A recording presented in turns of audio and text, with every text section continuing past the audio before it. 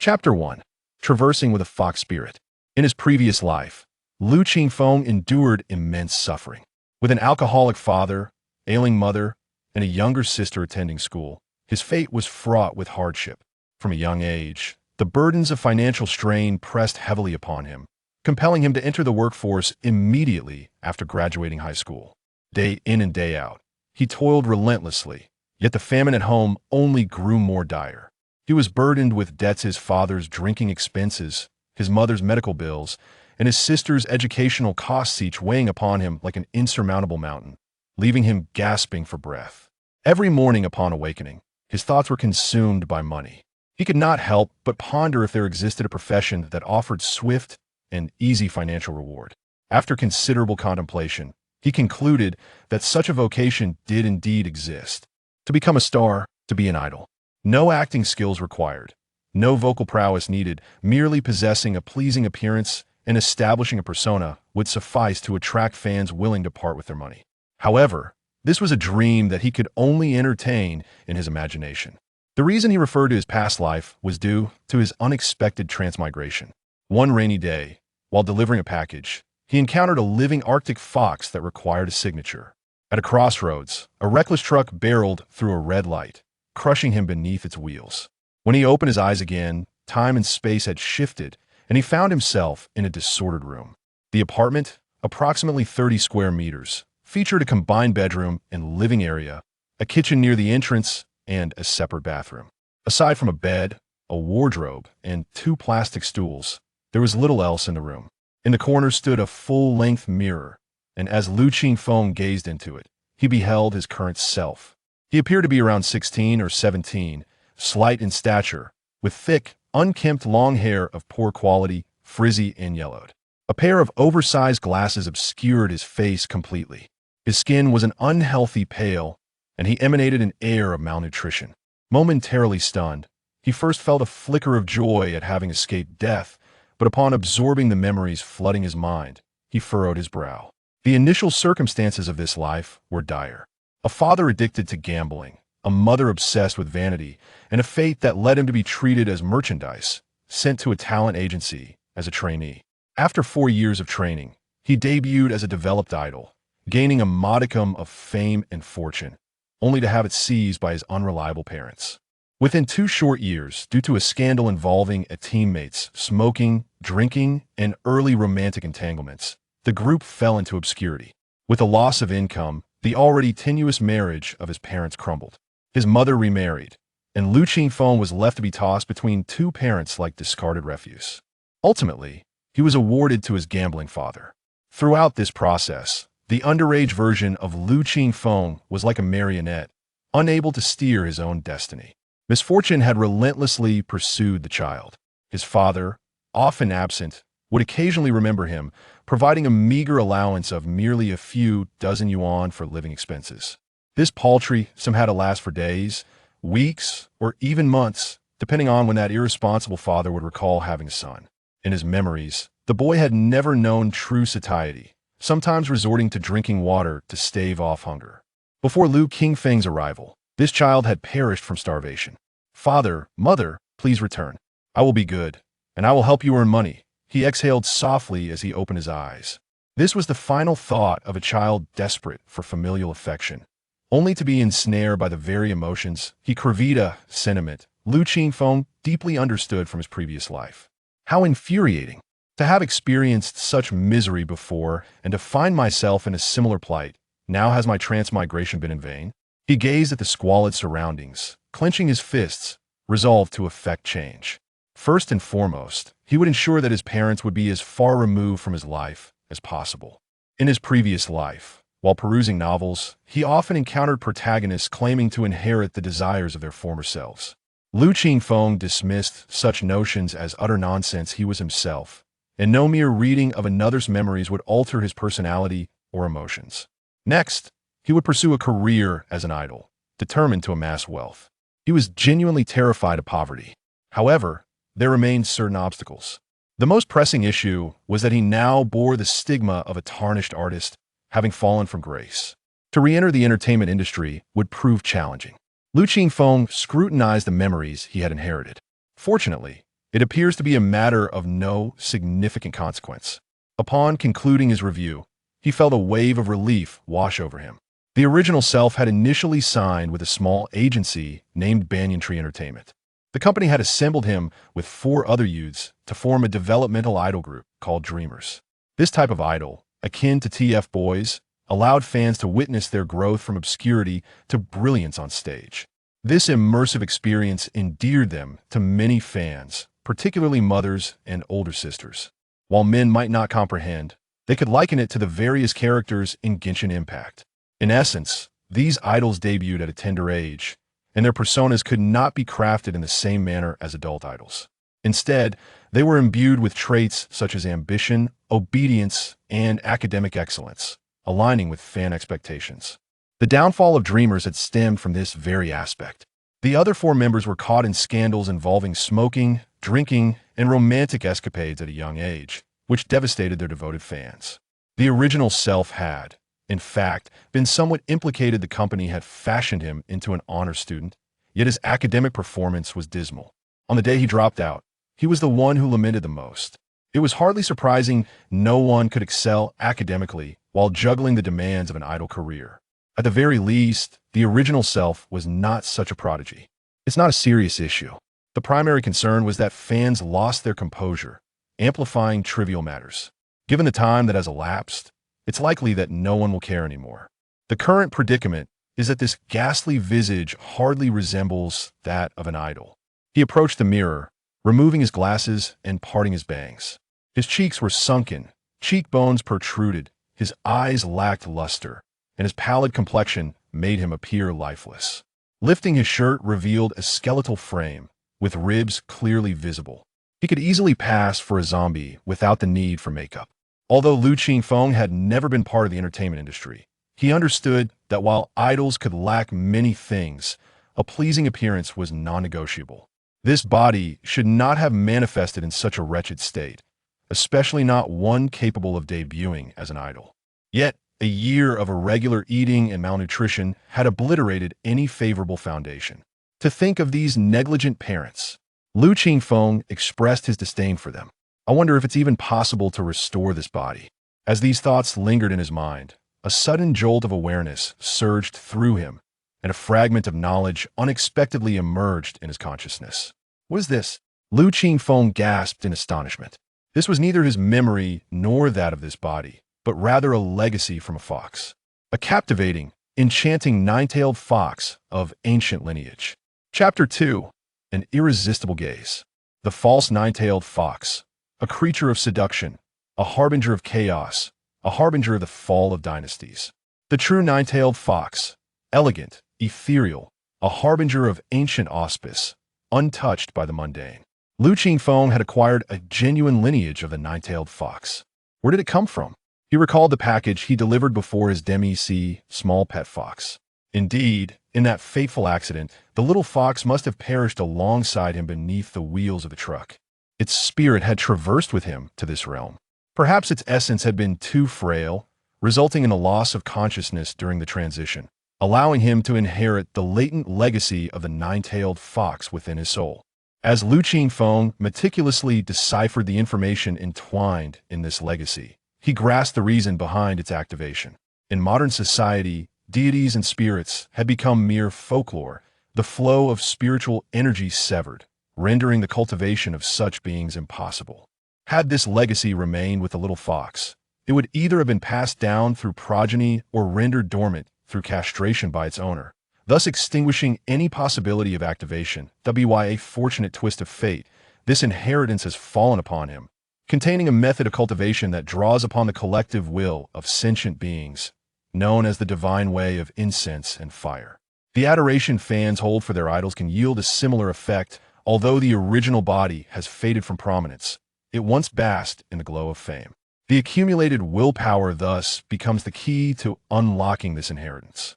As some of the inherited power begins to manifest, a wondrous aura circulates within him.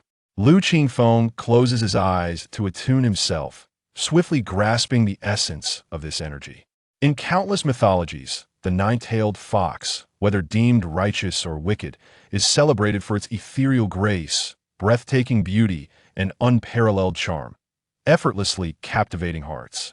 This innate ability to enchant is now being endowed upon him. A male fox spirit. How could one not pursue an idol status? Lu Qingfeng muses, gazing at his reflection. Though the power of the inheritance requires further assimilation, he can already perceive transformations beginning to take shape. His once murky eyes are now clear and luminous. This is merely 1% of the inheritance's power unlocked with continuous affection from fans. I shall acquire ever more remarkable talents. Yet another reason to embrace idol Hudhao, delightful. As Lu Qingfeng revels in this thought, a sudden gurgle from his stomach yanks him back to reality. Growl. He is famished. His stomach spasms painfully, a stark reminder of his hunger. Pale with realization, Lu Qingfeng recalls that this body perished from starvation. His arrival in this realm has not altered the fact that his stomach is still empty.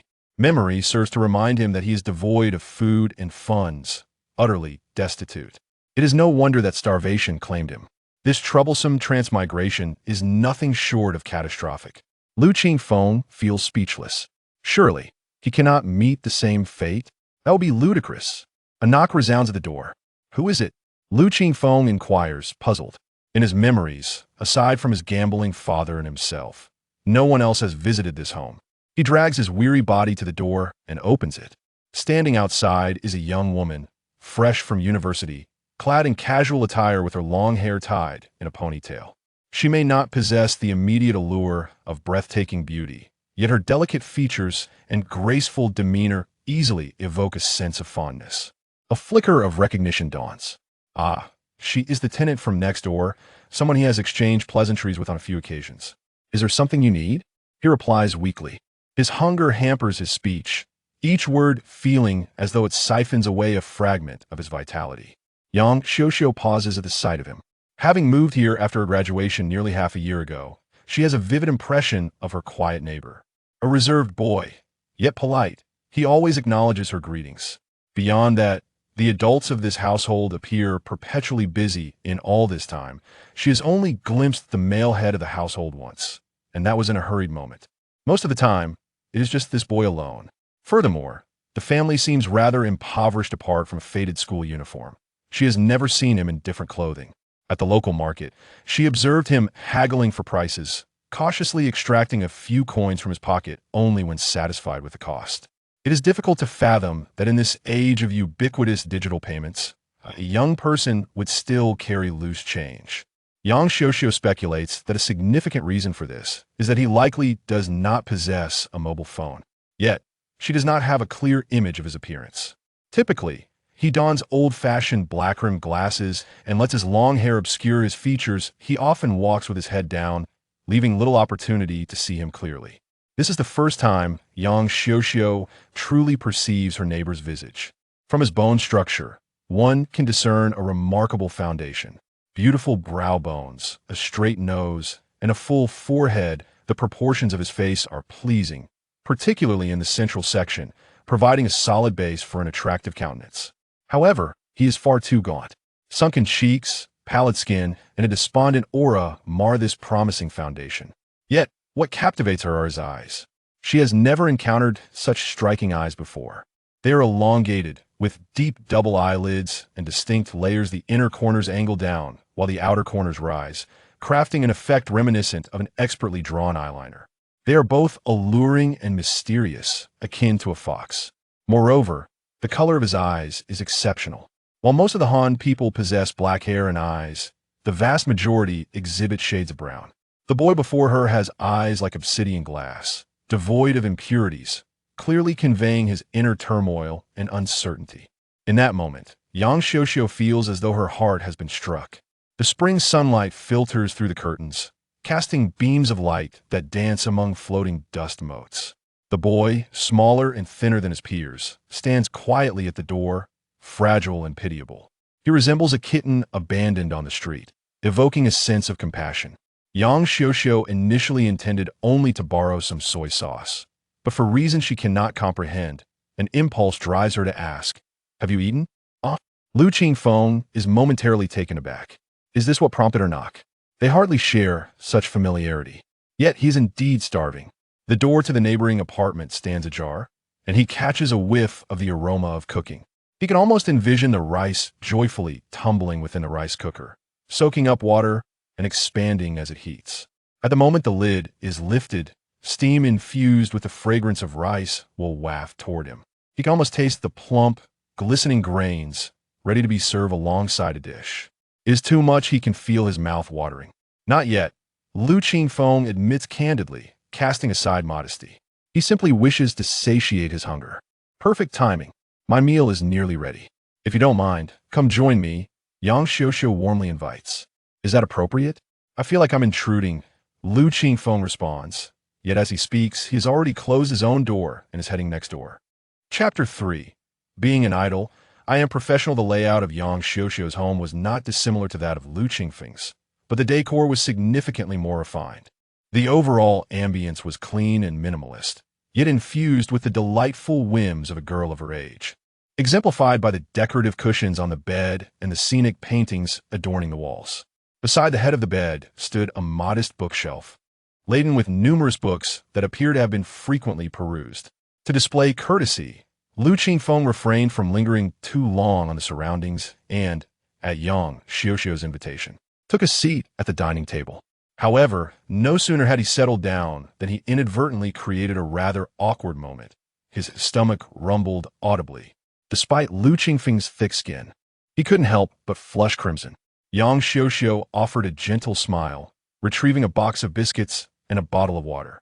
Dinner will take a while. Please have a little something to tide you over. Feeling increasingly embarrassed, Lu Qingfeng shyly adopted a cute demeanor.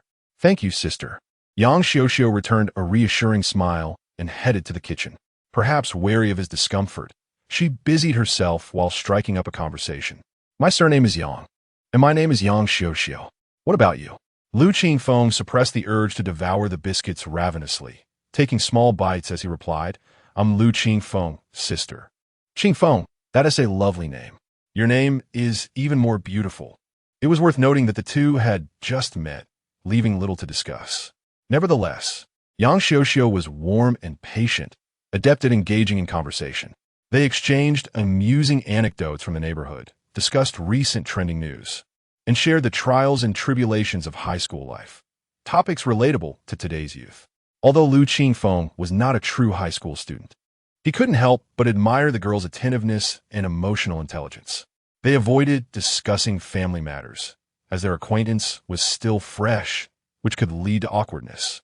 Likewise, they steered clear of topics such as gaming, novels, or short videos, mindful of his sensitivity regarding not having a phone. It is indeed challenging for ordinary young people to notice such subtle details. At least Lu Qingfeng, at his age, would not have been capable of it. He had only learned these nuances after years of navigating the complexities of society. Consequently, he felt at ease and consciously adapted to her demeanor. For a time, their conversation flowed pleasantly, and their mutual address became increasingly endearing. Dingling. In the midst of their dialogue, the phone on the desk rang. Qingfeng, I can't step away right now. Could you please grab my phone? Yang Xiuxiu's voice floated from the kitchen. Lu Qingfeng complied, retrieving the phone and connecting it on speaker for Yang Xiuxiu, who was stirring a pot. She glanced at the screen before speaking. Hello, Editor Wang, it's me. A middle-aged voice responded from the other end. Xiuxiu, there's a manuscript that needs your proofreading. Please send it to my email once you're done.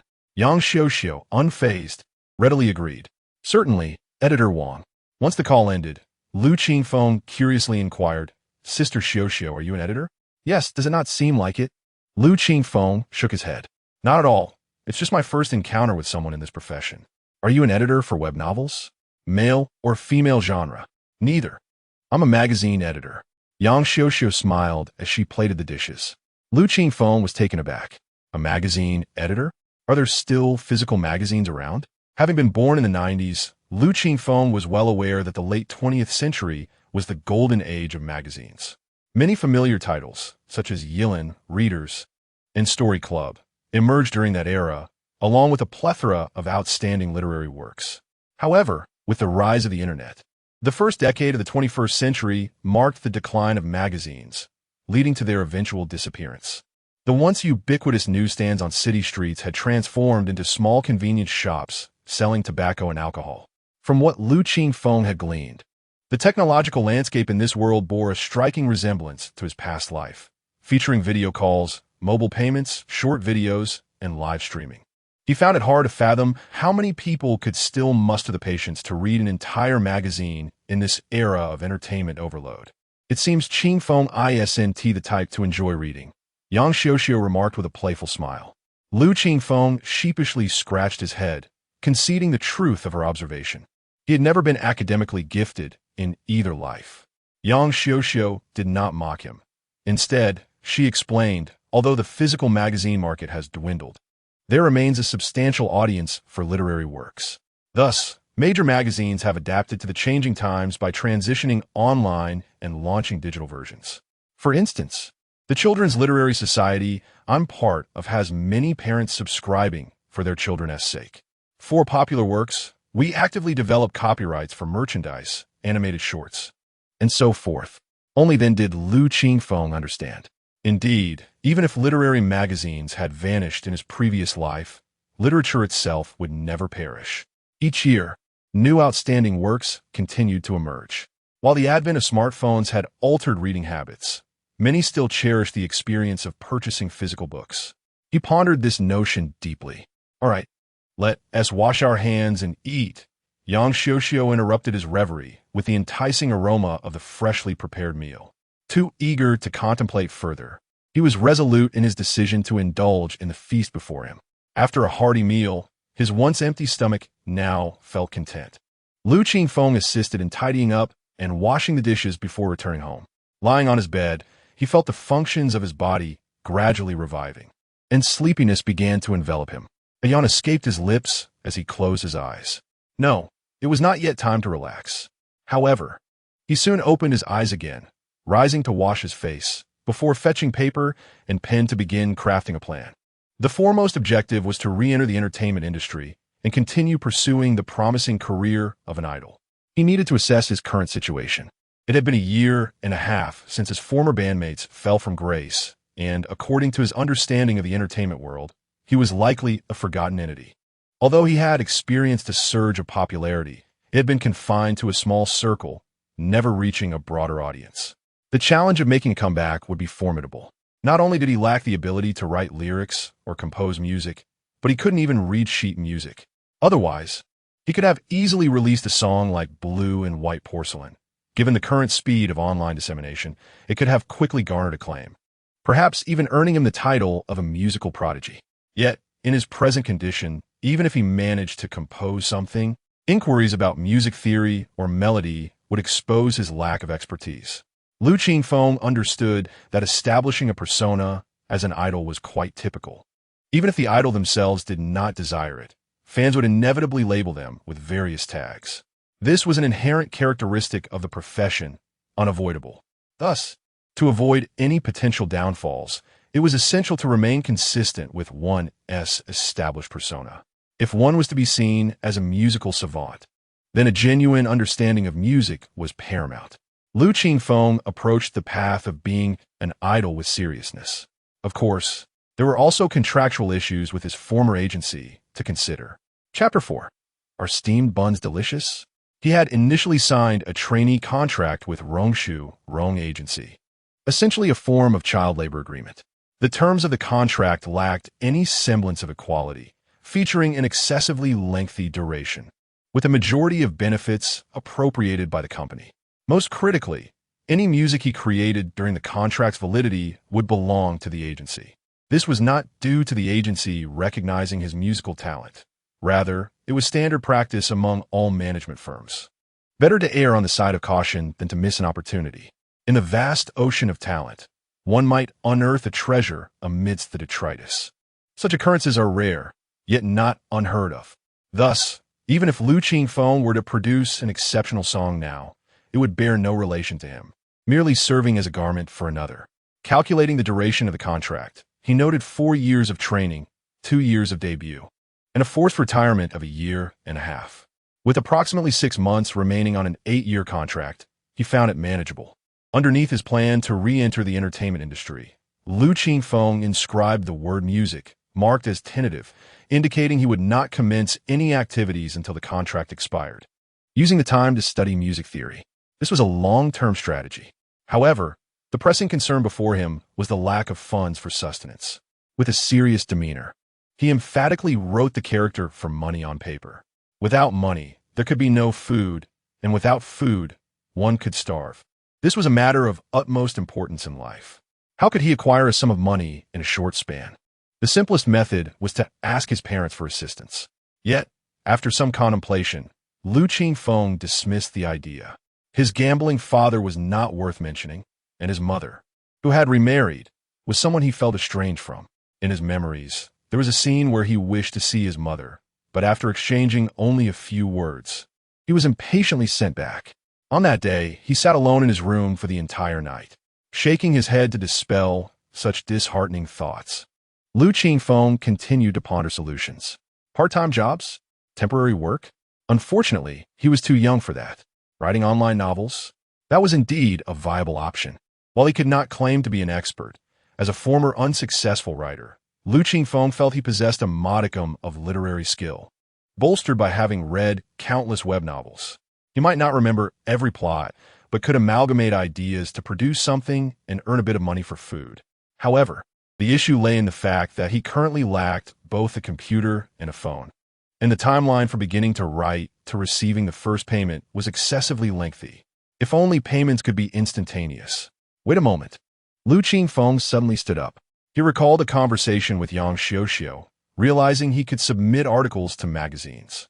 Unlike online novels, magazines paid per word, and the time frame for payment was considerably shorter. As soon as an article was accepted, he could receive payment. The more he contemplated this, the more feasible it appeared. Moreover, publishing in magazines was far more prestigious than online novels. However, the quality of submissions would need to be elevated accordingly. This he was not particularly worried about. He tapped his forehead. The inheritance of the nine-tailed fox encompassed not only the innate talents of the fox clan, but also the accumulated knowledge of all past inheritors, including one with a profound passion for literature who had read a vast array of classic texts from both domestic and foreign sources. All this knowledge was at his disposal. Having solidified his plan to earn money, Lu Qingfeng refrained from immediate action, as there were still matters to investigate. His memories indicated that many historical figures in this world overlapped with those from his past life. For example, renowned literary figures such as Lu Sun, Lao Shi, and Bing Xin also existed in this world. Conversely, some had vanished or been replaced by similar individuals. Therefore, before proceeding with his literary endeavors, he needed to confirm whether the original authors were still alive to avoid any embarrassing blunders. Research would surely necessitate the internet, which posed a challenge for him. Initially, he considered approaching Yang Xiuxiu, but after some thought, he hesitated. They were not particularly close. He had already accepted a meal from her, and he had not brought any gifts. To intrude further would be rather presumptuous. Lu Qingfeng still had some semblance of pride. Perhaps he would address it tomorrow. The following day was Monday, the start of a new week. For most students and office workers, it marked yet another grueling day. As Lu Qingfeng rose in the morning, he suddenly remembered that he was still a senior high school student. After a hurried wash, he slung his backpack over his shoulder and stepped outside. Fortunately, the school was not far from his residence. After a 10-minute walk, he spotted the school gate in the distance, surrounded by groups of uniformed students brimming with youthful exuberance. Lu Qingfeng could not help but reflect on the unexpected opportunity to return to school in this lifetime. A phone. Before he could enter the school gate, he heard someone calling out to him from behind. Turning around, he saw a tall, robust figure rushing towards him, a breakfast bun in one hand and a backpack in the other. It was Lu Xin, one of the few friends with whom he could converse at school. "Have you finished your math homework? Let me copy it." Lu Xin arrived breathless, immediately requesting assistance. Homework? Lu Qingfeng was taken aback. There was indeed such a thing, but since he had traversed into this new life, he had not managed to sort out many circumstances, let alone complete assignments. He recalled that their math teacher, who was also the homeroom teacher, was quite strict. Failing to submit homework could lead to punishment, such as standing in the corner. Feeling a bit flustered, he inquired, "How much have you done?" I still have half the paper left. Then let me copy yours first. Liu Xin Sai. I guess I'll go find Ho Xiaobing later. Ho Xiaobing, known as Monkey, was another member of their trio, the top student among them. With that, Liu Xin pulled out a large steamed bun from his bag and took a bite. Liu Qingfeng's eyes widened, and he swallowed hard, asking, Zhuang, are the buns delicious? Not bad, but not as good as the place behind the school, Liu Xin replied, chewing, only to notice the longing in his friend's gaze, as if the bun in his hand were the only true love in the world. It would be a grave injustice not to satisfy such a yearning. Instinctively, he offered the remaining bun. You should try some. Thanks, Zhuang. When I have money, I'll top up your Q coins. Liu Qingfeng accepted the bun with delight. He had no choice. He had eaten only one meal yesterday and had subsisted on water since then, leaving his stomach completely empty. Liu Xin scratched his head, puzzled as to why he had so readily given away his breakfast. Why offer the whole bun when one would suffice? He couldn't make sense of it. Upon arriving at their classroom, the two rushed to complete the homework just before the bell rang. The first class of the morning was Chinese. Their teacher, Ms. Chun, a woman in her 40s with curly hair and glasses, exuded elegance. Before the class began, Ms. Chun announced some news. The new concept writing competition was starting this year, and students interested in participating could submit their works. Winning was secondary. Such an opportunity was rare, and it promised to be an enjoyable experience for everyone. The teacher encouraged participation, but reminded them to prioritize their studies, as the looming college entrance examination was of utmost importance. The new concept, writing competition. A spark ignited within Liu Qingfeng. Chapter 5. How can cultural matters be called plagiarism? The new concept composition, a term that many may have heard but few truly comprehend, is essentially a literary competition initiated by the Myriad magazine in collaboration with 7 of the most prestigious universities in the country. The name New Concept arose from the dullness pervading language education at the time, which was overly focused on rote learning and exam-oriented metrics, breaking knowledge down into quantifiable units, all centered around grades. The New Concept composition introduced 3 guiding principles: new thinking, new expression, and genuine experience. It aimed to shatter the constraints of outdated notions and rigid standards, promoting an unfettered approach that rekindled the joy of learning and emphasized themes of humanistic concern. Consequently, the competition imposed no restrictions on themes or topics, allowing anyone under the age of 30 to participate. Liu Qingfeng had only a superficial understanding of this competition, but the significant response it elicited was largely due to his recollections of 2 individuals, Han and Guo Jingming. These 2 quintessential representatives of the post-80s generation had first risen to prominence through the new concept composition. Subsequently, they ventured into the entertainment industry, achieving considerable fame and success. For Liu Qingfeng, their journey served as an inspiring reference. He began to contemplate his own circumstances. Given his current situation, entering the entertainment industry through conventional means would be quite challenging.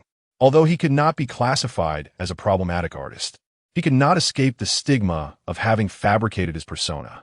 However, if he were to achieve notable success in the new concept composition, coupled with submissions to the magazine, he could significantly redeem his tarnished reputation. So what if his grades were poor?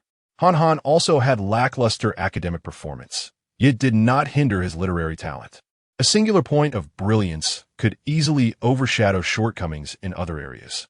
With this as a springboard, entering the entertainment industry would place him on a much higher pedestal than merely being an idol. Perfect. Liu Qingfeng felt a sense of satisfaction with his plan. Thus, as soon as class ended, he followed teacher Chun into her office. Liu, do you need something? Teacher Chun inquired, noticing the young man trailing behind her with a hint of surprise. She was not the homeroom teacher for the 3rd-year class, but also taught a class of roughly 100 students, making it impossible to recognize every individual. Yet, Liu Qingfeng left a lasting impression on her. Firstly, he was an art student admitted through special recruitment, and at that time, he had already debuted and garnered some popularity, making him quite unique within the school. Although she paid little attention to the entertainment industry, she had witnessed firsthand the adoration he received from his peers. Unfortunately, time had passed, and with the collapse of his group, this once vibrant boy had become increasingly reticent. His previous brilliance faded into obscurity, and the admiration he once enjoyed had vanished, replaced by disdain from fellow students who, in light of the scandal, began to look down upon him. The hurtful remarks he endured were something even an adult like her found difficult to bear, let alone a young boy. Her inherent kindness made her apprehensive that this boy, who had experienced such drastic ups and downs, might develop harmful thoughts. Thus, she paid him extra attention. Secondly, his academic performance had plummeted, landing him at the bottom of his class. Teacher Chen understood that, given his circumstances, he would hardly be in the right mindset to focus on his studies. Thirdly, she sensed there might be issues at home, evident from his faded school uniform and the cheap canvas shoes that were peeling at the sides. However, something about Lu Qingfeng seemed different today. Despite still sporting a wild mane of hair, he no longer appeared so gloomy and disheartened. Rather, he seemed rejuvenated, as if life had been breathed back into him. The manner in which he spoke to her was no longer characterized by a lowered head. He even dared to approach her directly. This was a behavior she had never witnessed before, and while she was uncertain of what had transpired, she found this change to be a positive one, bringing her a sense of comfort. "Teacher, I wish to participate in the new concept composition competition," Lu Qingfeng stated, revealing his purpose for following her. "That's wonderful. I wholeheartedly support you," Teacher Chen replied with a warm smile. She was aware that with Lu Qingfeng's language grades, his participation was more about the experience than the outcome. Yet, she would not dampen his enthusiasm. Such a nationwide competition offered students a valuable learning opportunity, and the process was just as significant as the result. If you have any questions or need guidance on topic selection, feel free to reach out to me anytime. She encouraged him. Lu Qingfeng, slightly embarrassed, responded, "There's nothing much else. It's just that I lack a phone or computer to type and submit my work. So I was hoping to borrow the school's computer room. Would that be possible?" This request took Teacher Chen by surprise. It was neither a trivial nor a monumental matter. The key to the school's computer room was held by the sole information technology teacher. She was amicable and had good relations with all the other teachers, so borrowing the key would likely not pose an issue. However, allowing a student to access it independently would certainly breach school regulations, even if there were justifiable reasons. Not to mention, if any technical issues arose, it would be considered damaging school property. Nevertheless, as a responsible teacher, she genuinely wished to assist the young man before her. "Teacher, the assignments have been collected," a girl with braided hair approached, holding a stack of assignment books. Upon seeing Lu Qingfeng, she cast him a peculiar glance. He noticed but chose to ignore her. The girl, feeling indignant, shot him an angry glare before placing her work down and turning to leave. Meanwhile, after a moment of contemplation, Teacher Chen resolved to help in her own way. "While the school's computer room is unsuitable for private use, I can lend you my own computer. Starting tomorrow, I'll bring it for you to use here." What did Lu Qingfeng say? Although it deviated from his original plan, he still expressed his gratitude to the kind-hearted teacher. "Thank you so much, Teacher Chen. It's no trouble at all," she replied, her smile radiating warmth. Then, recalling something, she took out her phone and handed it to him. "You can browse the Myriad magazine to familiarize yourself with the new concept composition competition and gather some basic information. In a couple of days, I will also bring 2 selected volumes of new concept compositions for you to read and prepare." Lu Qingfeng's eyes lit up as he gratefully accepted the phone. "Thank you so much, teacher." Teacher Chen smiled, not responding further, and turned back to her work. With the phone in hand, Lu Qingfeng eagerly began to explore the information about renowned authors in this world. The convenience of the internet allowed for precise searches, and the information he sought unfolded before him. Excellent. The 3 titans of the mystery genre were still present. Yet Arthur Conan Doyle and his Sherlock Holmes series were conspicuously absent. The monumental works of fantasy, The Lord of the Rings, and A Song of Ice and Fire, remained. But the Harry Potter series had vanished. Among the 3 great masters of short stories, Henry was missing. Yet, the works of Japanese authors such as Adagor Rampo, Natsume S. Seiki, and Osamu Dazai persisted, while Yasunari Kawabata and Kigo Higashino were nowhere to be found. On the Chinese front, prominent figures in science fiction like Liu Cixin and social crime fiction representatives such as Zi Jinshun had also disappeared. This was intriguing, Lu Qingfeng gained a clear understanding of his literary aspirations. No, how could one refer to cultural matters as mere plagiarism? This should be termed as inspiration. Chapter 6 having yet to reclaim the thoughts that had been lost in the realm of novels, Lu Qingfeng diligently committed the valuable information to memory. He then proceeded to investigate the schedule for the new concept writing competition, which turned out to be even more straightforward than he had anticipated. The competition is divided into two phases, the preliminary round and the semifinals. For the preliminary round, participants submit essays of no more than 5,000 words directly to the myriad magazine, with no limit on the number of submissions. If one possesses the talent, they could submit 10 pieces if they wish. However, simultaneous submissions are strictly prohibited, and it is a fundamental requirement that the works have not been published on any other platform. The review period for the preliminary round lasts 3 months, during which some outstanding pieces will also be featured in myriad magazine, earning their author's remuneration. The semifinals will select the top 2 contestants from each region to attend the live event in the metropolis. Notably, Han's essay, Peering into the Cup, was a piece from the semifinals. While researching this information, Lu Qingfeng stumbled upon delightful news. Achieving recognition in such a prestigious national competition could significantly enhance one's chances of being specially recruited by universities. For him, this was undoubtedly a glimmer of hope amidst adversity. He was acutely aware that, under normal circumstances, his prospects for attending university were bleak. In his previous life, he harbored regrets in this regard, and thus, if given the opportunity, he aspired to rectify this minor shortcoming. Resolute, he decided to add another goal to his mid to long-term plans, to gain admission to a university through writing. Setting this new objective, Lu Qingfeng returned his phone to Teacher Chun. If you have any questions, feel free to reach out to me later. I believe in you. Keep going. Teacher Chun encouraged him with a warm smile.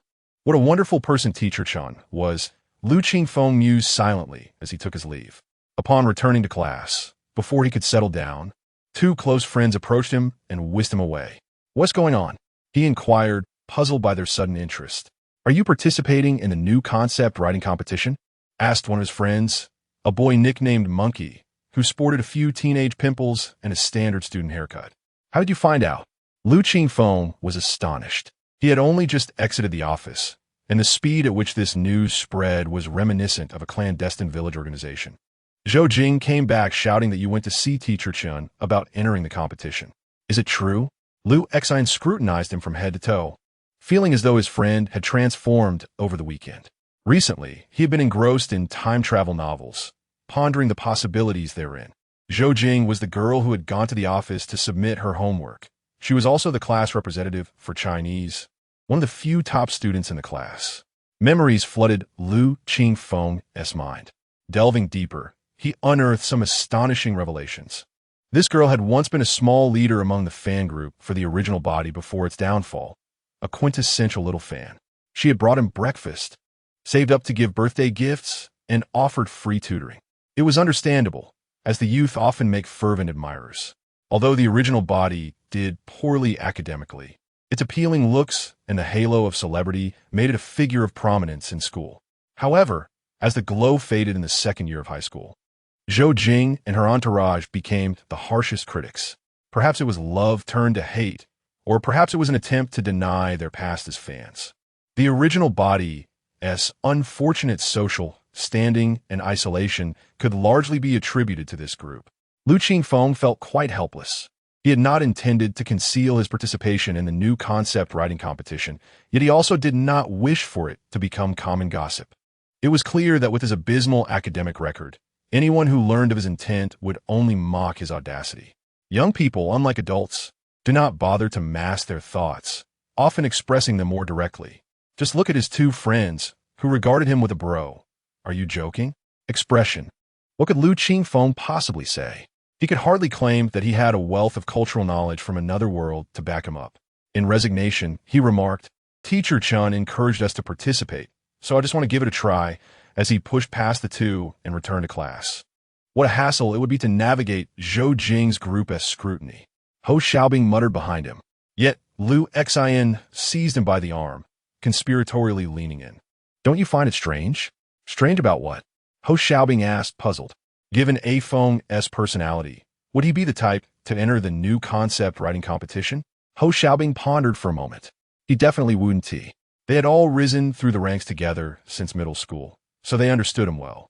The former Lu Qingfeng would not have participated due to a lack of time. The current Lu Qingfeng would not, because he had lost all motivation. What are you trying to say? He glared at the tall boy. So, Lu Xian glanced around furtively before continuing. A Feng has changed so much. It's likely he is no longer the same A Feng. His body has been overtaken by someone who has traveled through time. Such narratives often unfold in novels, where the protagonist's friends remain oblivious. Yet here I am, discerning the truth at a glance, he proclaimed proudly. Ho Xiaobing regarded him with the eyes of one who pities a child with a learning disability. Zhuang, do you think the brain you stored at the beginning of the novel hasn't returned yet? You should stop reading. Your mind is already small enough as it is, and it'll shrink to the size of a raisin if you continue. He patted Lu Xian's shoulder and departed. Lu Xian scratched his head, wondering if he had miscalculated. Returning to class, Lu Qingfeng was unsurprisingly met with stares from all around. Such scrutiny was not unwarranted. The third middle school was not a prestigious high school, and its college admission rate was mediocre. Consequently, there were no exceptional students, such as those who excel in Olympiad mathematics or hold city-wide titles. Many might not have even heard of the new concept writing competition, let alone consider participating. To put it into perspective, the competition has developed to the point where only around 40,000 participants enter each year. This averages out to fewer than 70 individuals per city. Thus, it was not surprising that no one from the third middle school had participated. In this context, for a student with the lowest academic standing to express a desire to try was met with skepticism, rather than admiration. People were inclined to view him as overstepping his bounds, seeking to attract attention. Adding to this, the already established atmosphere of isolation in class, too, only compounded the situation. Lu Qingfeng cared little about this and felt no anger. He was merely executing his plan meticulously. Whether he succeeded or failed was not dictated by others' opinions of him.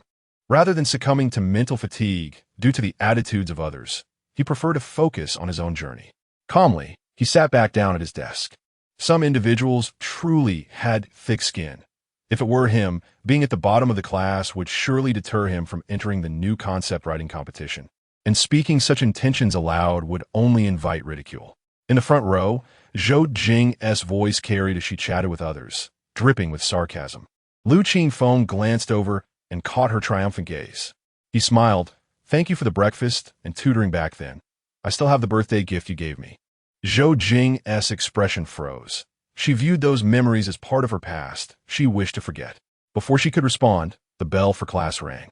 The second period was English, but Lu Qingfeng paid little attention to the teacher at the front. Instead, he was preoccupied with contemplating the manuscript he intended to submit to the magazine. Chapter 7. A brief sharing of snacks during class, having grasped the disparities between two worlds. The art of transporting the classic works from his mind into reality requires finesse.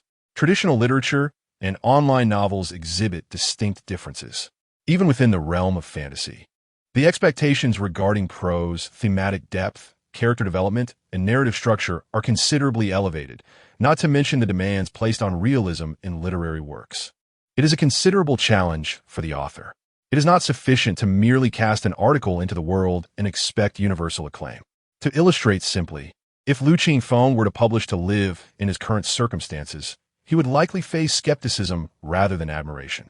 To Live is steeped in the backdrop of a great era, traversing a vast timeline from civil wars to the 3 anti- and 5 anti-campaigns, the Great Leap Forward, and the societal upheavals of the Cultural Revolution.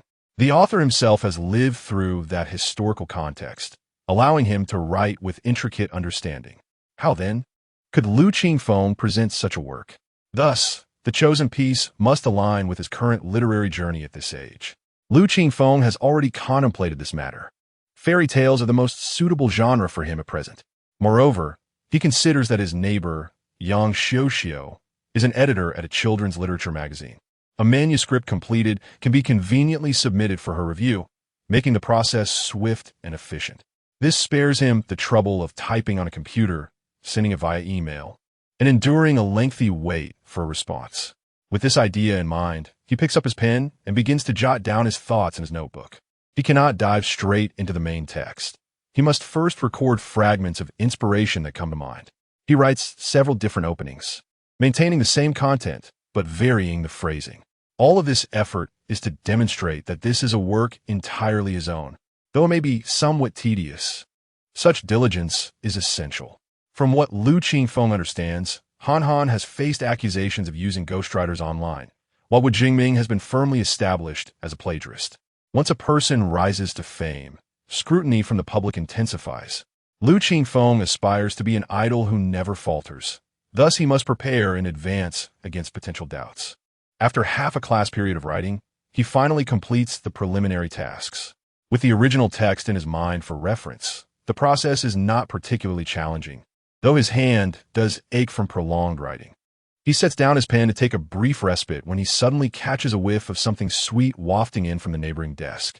Turning his head, he spots his deskmate huddled behind a fortress of textbooks, stealthily holding a packet of open snacks beneath the desk.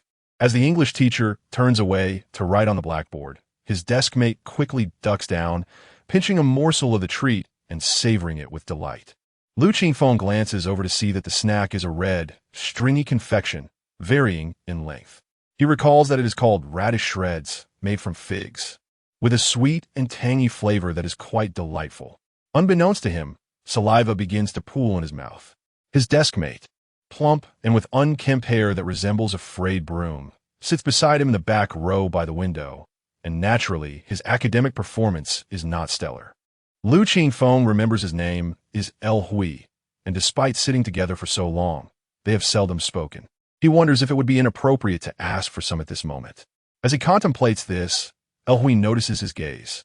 Initially indifferent, he suddenly feels a twinge of guilt for indulging alone, adhering to the unwritten rule that those who see should share. Hesitating for a moment, he extends a snack packet slightly, asking, "Would you like some?" "Huh? Thank you."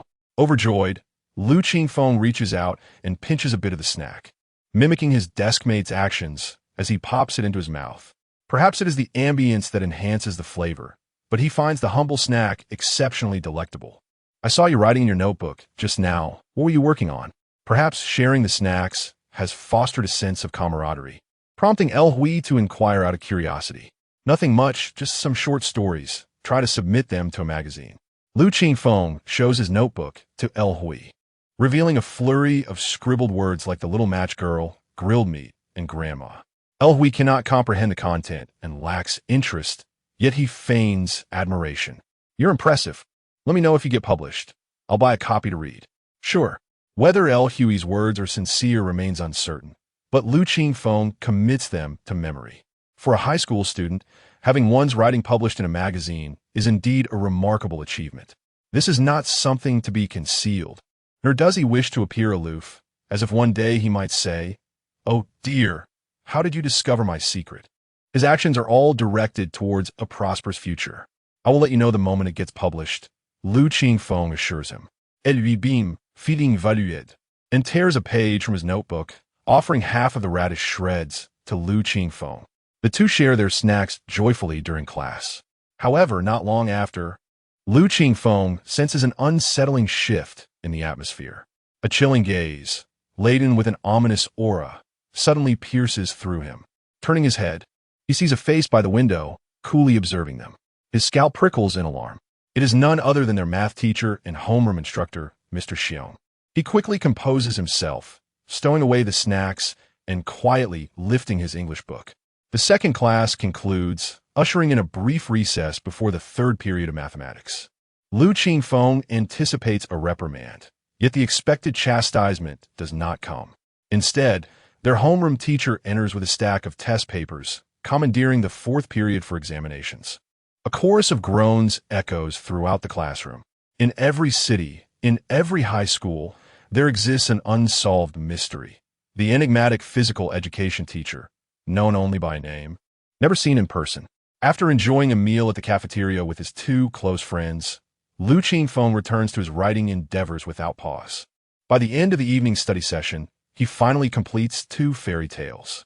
He could have written more, but moderation is key. These two tales have been meticulously selected, aligning with his age and background. If these are accepted, he can easily present additional stories subsequently. At 9:30, as the evening study concludes, Lu Qingfeng deliberately bids farewell to El Hui before heading home. Lu Xin walks part of the way with him, while Ho Xiaobing, who lives farther away, rides his bicycle to school. After a brief stroll, they part ways. About 10 minutes later, Lu Qingfeng arrives home, sets down his backpack, and knocks on the adjacent door with his filled notebook in hand. Chapter 8. The little match girl Yang Xiuxiu had not yet succumbed to slumber at this hour. Those acquainted with the editorial profession are well aware that, despite the appearance of a 9-to-5 schedule with weekends off, the reality is that one is perpetually engaged in overtime. When Lu Qingfeng knocked on her door, she was absorbed in listening to music while reviewing manuscripts. Yang Xiuxiu worked for Children's Literature, a monthly magazine that publishes 2 versions each month, a classic edition and a selected compilation. Coupled with the ongoing distribution of physical copies, the workload is substantial. The editorial role may seem straightforward, reviewing, selecting, and proofreading, but it encompasses a multitude of tasks that demand considerable time and effort.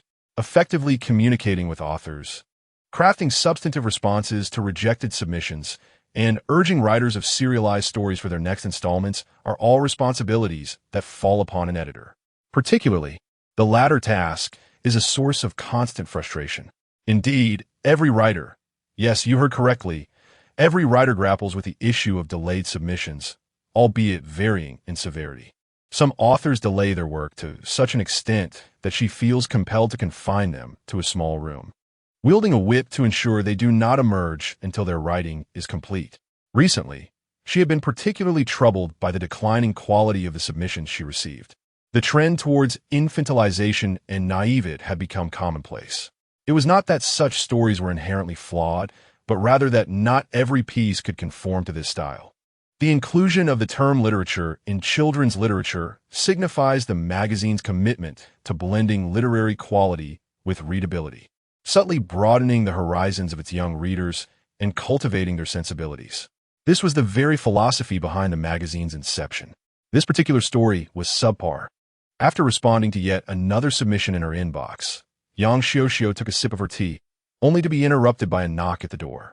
Someone had arrived. She donned her slippers, peered through the peephole, and then smiled as she opened the door. "Just back from school?" she inquired. "Yes, Sister Xiuxiu." Lu Qingfeng politely greeted her as he entered the room. "Is there something academic you wish to discuss with me?" Yang Xiuxiu asked as she poured him a glass of water, noticing the homework notebook in his hand. Lu Qingfeng shyly adjusted his hair. "No.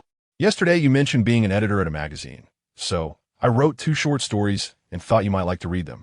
He handed her the thin notebook. Yang Xiuxiu's face registered surprise before she calmly accepted the notebook. "Is that so? Let me take a look." However, internally, she did not place much weight on it. Everyone harbors dreams of seeing their written words published, yet how many can truly realize that ambition? Among high school students, such occurrences are exceedingly rare.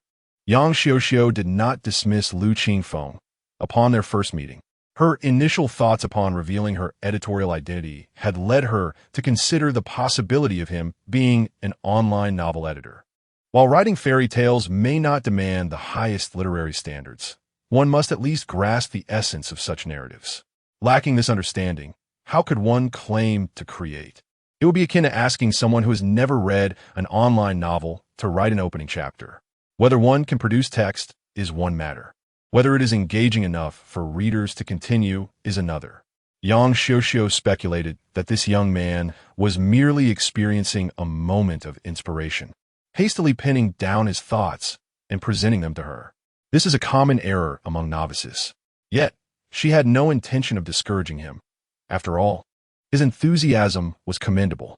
With a mindset of nurturing potential, she opened the first page. The densely written words lacked coherence, momentarily leaving her stunned. Lu Qingfeng, noticing her bewilderment, quickly explained, "These are my initial thoughts and ideas from when I started writing. I was afraid I would forget, so I jotted them down." "Sister Xiuxiu, why not start from the back?" As he leaned forward to turn the pages, Yang Xiuxiu paused, her perception shifting slightly. This young man was earnest about his writing. She observed the glint of anticipation in Lu Qingfeng's eyes, clear, untainted, and brimming with youthful vigor. A wave of shame washed over her. Since he had taken the step to submit his work, it was only right that she approached it with a professional attitude. If she began with a mindset of dismissal, how could she fairly and impartially evaluate the manuscript? Taking a deep breath, she exhaled slowly before focusing on the words on the page. The cold was intense. Snow fell heavily, and darkness was fast approaching. It was the last day of the year, New Year's Eve. On this frigid and dark night, a well-behaved little girl walked barefoot down the street. The first story was a succinct piece of around 1,000 words, which Yang Xiuxiu quickly finished reading. She fell into silence, not because it was lacking, but rather due to its unexpected brilliance. It was a profoundly simple tale. On New Year's Eve, a little girl selling matches perished in the street. In her final moments, she ignited 5 matches, envisioning the beautiful life of her dreams amidst the flickering light. The prose was mature, the structure exquisite, devoid of any ostentatious embellishments. This is a rarity. Many young writers, when embarking on their literary journeys, often err by flaunting their vocabulary, adorning their work with ornate phrases to showcase superiority. This approach, however, is a misguided pursuit. A skilled writer conceals their thoughts within the lines, painting vivid imagery with sparse language, leaving readers with lingering reflections. The Little Match Girl exemplified this beautifully. In depicting the little girl's poverty, the author refrained from lengthy descriptions of her attire or appearance, instead focusing on a pair of shoes. Due to her dire circumstances, she could only wear her mother's oversized slippers. To what extent were they oversized? A boy who found the shoes remarked that he would save them for his future children to use as a cradle. Such a clever design left Yang Xiuxiu astonished, making it difficult for her to fathom that a high school student could craft such a narrative. Moreover, this brief tale not only portrayed a tragedy, but also conveyed deeper sentiments. It reflected the indifference between individuals and the yearning for beauty, ultimately dependent on the reader's perspective. Suddenly, an idea struck Yang Xiuxiu as she recalled the young man's family situation. Perhaps it was due to yesterday's events that she had taken a greater interest in Lu Qingfeng. Upon returning home from work, she had exchanged a few words with some neighbors downstairs. Although she did not grasp the full context, she gleaned some insights into his circumstances, a single-parent household with a father often absent, financial struggles evident in their daily lives, clothes and shoes that rarely changed, meticulously comparing prices while grocery shopping, and occasionally salvaging discarded vegetables for vendors. A deeper understanding suggested that the Little Match Girl may indeed reflect the author's own experiences. Yang Xiuxiu was convinced that this was unequivocally Lu Qingfeng's original work. The narrative resonated profoundly. A poet of talent is often fated to meet with misfortune. A line from Du Fu's poetry speaks to the notion that classic literary works frequently intertwine with the author's lived experiences. It seems that only through experience can one write with such depth and resonance. To validate her thoughts, Yang Xiuxiu posed a question: what inspired you to write such a story? Lu Qingfeng's response was refreshingly candid. I just wanted to earn a little money to eat. Chapter 9. Even the gutter, one must look up at the sky. Qingfeng, is your family in dire financial straits? Yang Xiuxiu, a person of remarkable empathy, had sensed from the onset that there were issues within Lu Qingfeng's household, and thus avoided discussing such topics. For many children of their age, coming from unfortunate families is a source of profound shame. Observing that he did not seem averse to the inquiry, she allowed her curiosity to surface. I'm not sure about my family situation, but I am in need, Lu Qingfeng replied with a smile, uttering words that left Yang Xiuxiu astonished. To be honest, Sister Xiuxiu, I haven't eaten for several days since the day we met. What about your parents? They are divorced. I was placed in my father's custody, and I haven't seen my mother much since she remarried. As for my father, there's no need to elaborate. He stated matter-of-factly, devoid of any significant emotional upheaval. He harbored no affection for his estranged parents, merely recounting the reality faced by his original self. Yet to Yang Xiuxiu, this was far from ordinary. What manner of person could speak of their parents without the slightest hint of emotion? There is no greater sorrow than a heart that has ceased to feel. Only a complete despair in the actions of one's parents could lead one to sever the bonds of familial affection and recount their experiences as an observer. The choice to end a relationship is not born from hatred, but rather a serene acceptance. Hatred implies a glimmer of hope. Lu Qingfeng's demeanor resembled that of someone regarding his parents as mere acquaintances. What had his parents done? Leaving aside his remarried mother, what of his father? Yang Xiuxiu had previously assumed that the boy's father was often away due to work. However, it was now evident that this was not the case. She felt an urge to delve deeper into the matter, but skillfully suppressed the thought. After a moment of silence, she inquired, "Have you eaten dinner yet?" "Yes." Lu Qingfeng beamed, his fox-like eyes narrowing slightly as a radiant smile illuminated his face. "The food at the cafeteria is decent. Our school's admission rate isn't great, but the meals are quite satisfactory." Yang Xiuxiu found herself warmed by his cheerful smile, which prompted a soft chuckle from her. Even in the gutter, one must look up at the sky. She perceived within Lu Qingfeng an astonishing vitality. It seemed only natural that someone like him would pen such enchanting tales. "Sister Xiuxiu, I have another story." The youth's voice interrupted her reverie, bringing her back to the present. She smiled and flipped back through a notebook. The second story was considerably longer, nearly 7,000 words. Following her usual practice, Yang Xiuxiu skimmed through it before beginning a meticulous line-by-line reading. In contrast to the succinct and poignant The Little Match Girl, this rendition of The Ugly Duckling possessed a more cohesive narrative structure. The flow of the story was seamless, with enhanced storytelling and readability. Comparatively, Yang Xiuxiu favored this tale. Furthermore, the author conveyed a broader array of thoughts within it. The cognitive dissonance between parents and children was evident. The newly hatched duckling exclaimed how vast the world was, to which its mother responded that the world was even larger than it could perceive. The duckling's understanding of the world was limited to the farm's confines. There were also clashes of ideology between the older and younger generations. Within an old woman's home, the ugly duckling encountered a short-legged hen and a gentlemanly cat. The hen asked the duckling if it could lay eggs. The duckling replied in the negative. The gentlemanly cat inquired if it could meow or generate electricity, to which the duckling again answered no. The two animals informed the duckling that, in the presence of wise individuals, it was unqualified to voice an opinion. The duckling then resolved to venture into a broader world. Ultimately, when the ugly duckling transformed into a swan, everyone hailed it as the youngest and most beautiful of all. The old swan bowed before it, yet the duckling fell shy and buried its head in its wings, unsure of how to react. It felt happiness but not pride, for a good heart is never boastful. It remembered how it had once been persecuted and ridiculed, and now it heard everyone proclaim that it was the most beautiful among the lovely birds. The entire story culminated in a poignant elevation, evoking thoughts of Lu Qingfeng himself. After finishing, Yang Xiuxiu exhaled deeply. It had been a long time since she had read such a splendid fairy tale. "Sister Xiuxiu, what do you think?" Yang Xiuxiu smiled. "I will accept both of these pieces." Lu Qingfeng's eyes sparkled with delight.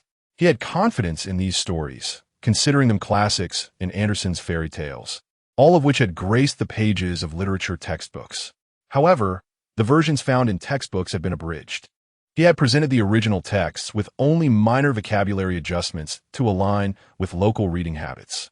Since the submission had been accepted, it was natural to discuss the matter of remuneration. Yang Xiuxiu did not shy away from this topic. After some contemplation, she articulated, "The minimum payment for children's literature is 180 per 1,000 words, with a maximum of 250. Since this is your first submission, you won't receive the top tier. But given the quality of these two pieces, I can request a payment of 200 per 1,000 words. Would that be acceptable?" Lu Qingfeng readily agreed, feeling quite satisfied. The remuneration offered by the magazine was fair, especially considering that writers from the 70s and 80s often found it insufficient to sustain themselves. Many readers would send money directly to authors, hoping to provide a conducive environment for creative work.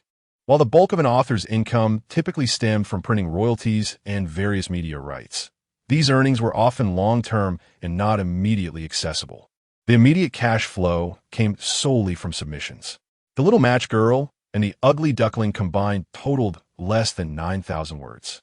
following the customary practices of most magazines. Submissions under 1,000 words would likely be discarded. Yet, Yang Xiuxiu chose not to do so.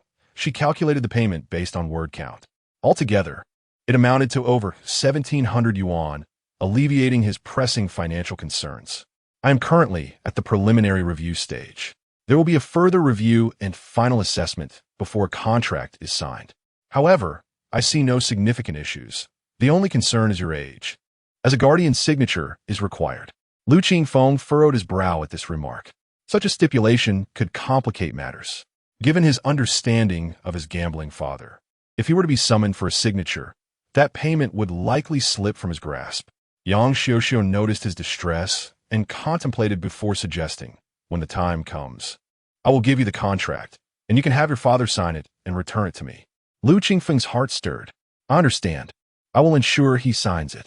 Yang Xiuxiu chose to say no more, aware that he had comprehended her intention. Sister Xiuxiu, how long will it take to receive results from the further review and final assessment? Once the previous topic concluded, Lu Qingfeng inquired about another matter. Typically, it takes 2 to 3 weeks, but if expedited, results can be obtained within a week. You needn't. Yang Xiuxiu attempted to reassure him not to fret, but her thoughts shifted back to his earlier comment about not having eaten in quite some time. Clearly, he was awaiting this payment to satiate his hunger. Her heart ached slightly. Coming from a reasonably well-off family, she could not fathom what it must be like to go hungry each day. Observing the disappointment in the youth's eyes, she inhaled softly, a gentle smile gracing her face. How about this? I can guarantee that these 2 pieces will face no issues. Given your circumstances, we will make special arrangements and advance your remuneration. Really? Thank you so much, Sister Xiuxiu. Lu Qingfeng could hardly decline such kindness. He desperately needed this money. Yang Xiuxiu asked him to wait in the room while she donned her coat and stepped out with her phone in hand. Upon returning, I handed him 1,765 yuan, a mix of notes and coins. Lu Qingfeng joyfully accepted it, tears welling up in his eyes. At last, he would no longer face the pangs of hunger. Chapter 10 Lu Qingfeng's writings were featured in a magazine, and I cleared the restroom. By the way, Sister Xiuxiu, I hope there is no issue with what I've noted down. Suddenly recalling something, Lu Qingfeng inquired after receiving his payment. The current era is no longer like the past, when submissions were made on paper. Writers once utilized a type of grid paper, akin to a composition notebook, and back then, they humorously referred to writing as crawling the grids. This was a nostalgic reminiscence. Now, however, electronic submissions have become the norm. While this offers convenience, it seems to have stripped away the romantic essence that once belonged to writers. No witties. Yang Xiuxiu replied as she organized the fairy tale Lu Qingfeng had penned in his notebook, smiling. Even with electronic submissions, we still need to reformat and proofread. I am now your editor, and it is my duty to assist with these tasks. So, you needn't feel any psychological burden, Teacher Lu. With a playful wink, she added. Lu Qingfeng was momentarily taken aback, feeling a tinge of embarrassment as he chuckled. It was remarkable to think that someone was calling him teacher, a notion he had never dreamed of in his previous life. Then, I shall trouble you, Editor Yang. After exchanging smiles, they shared a moment of camaraderie. The following morning, Lu Qingfeng rose early, taking his freshly earned manuscript fee to the breakfast shop beneath his apartment complex, where he indulged in a hearty meal.